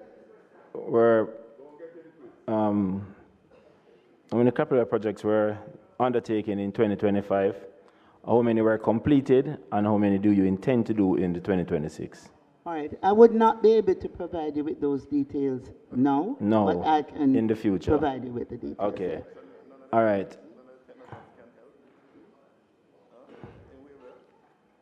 And those details, of course, would come from SDF. From SDF? SDF, yes, Sport Development Foundation, Okay. in terms of projects. All right, let's go to JADCO. Minister and Permanent Secretary, please take a look at page 56,000.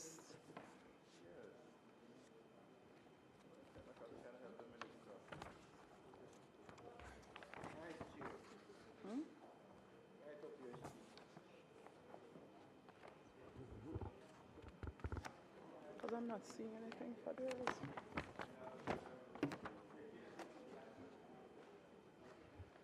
Yes? It's okay because I see nothing. Were you going to ask a question regarding JADCO? There's nothing for capital budget. Were you asking a question about JADCO? Yes, when you are finished Your with that, Minister. just let me know when you're finished, please.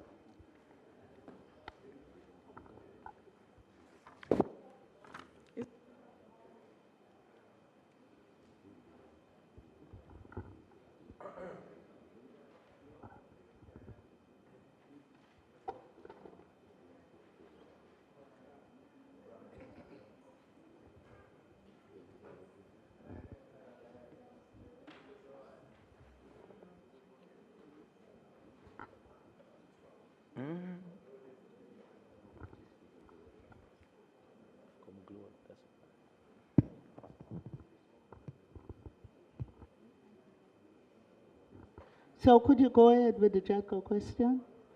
No, Minister, as it relates to capital budget, I'm saying there is no capital budget for your Right, there's ministry no head. capital budget, right. Right, so we wouldn't field any capital budget related questions, but Permanent Secretary would be able to probably just give us some guidance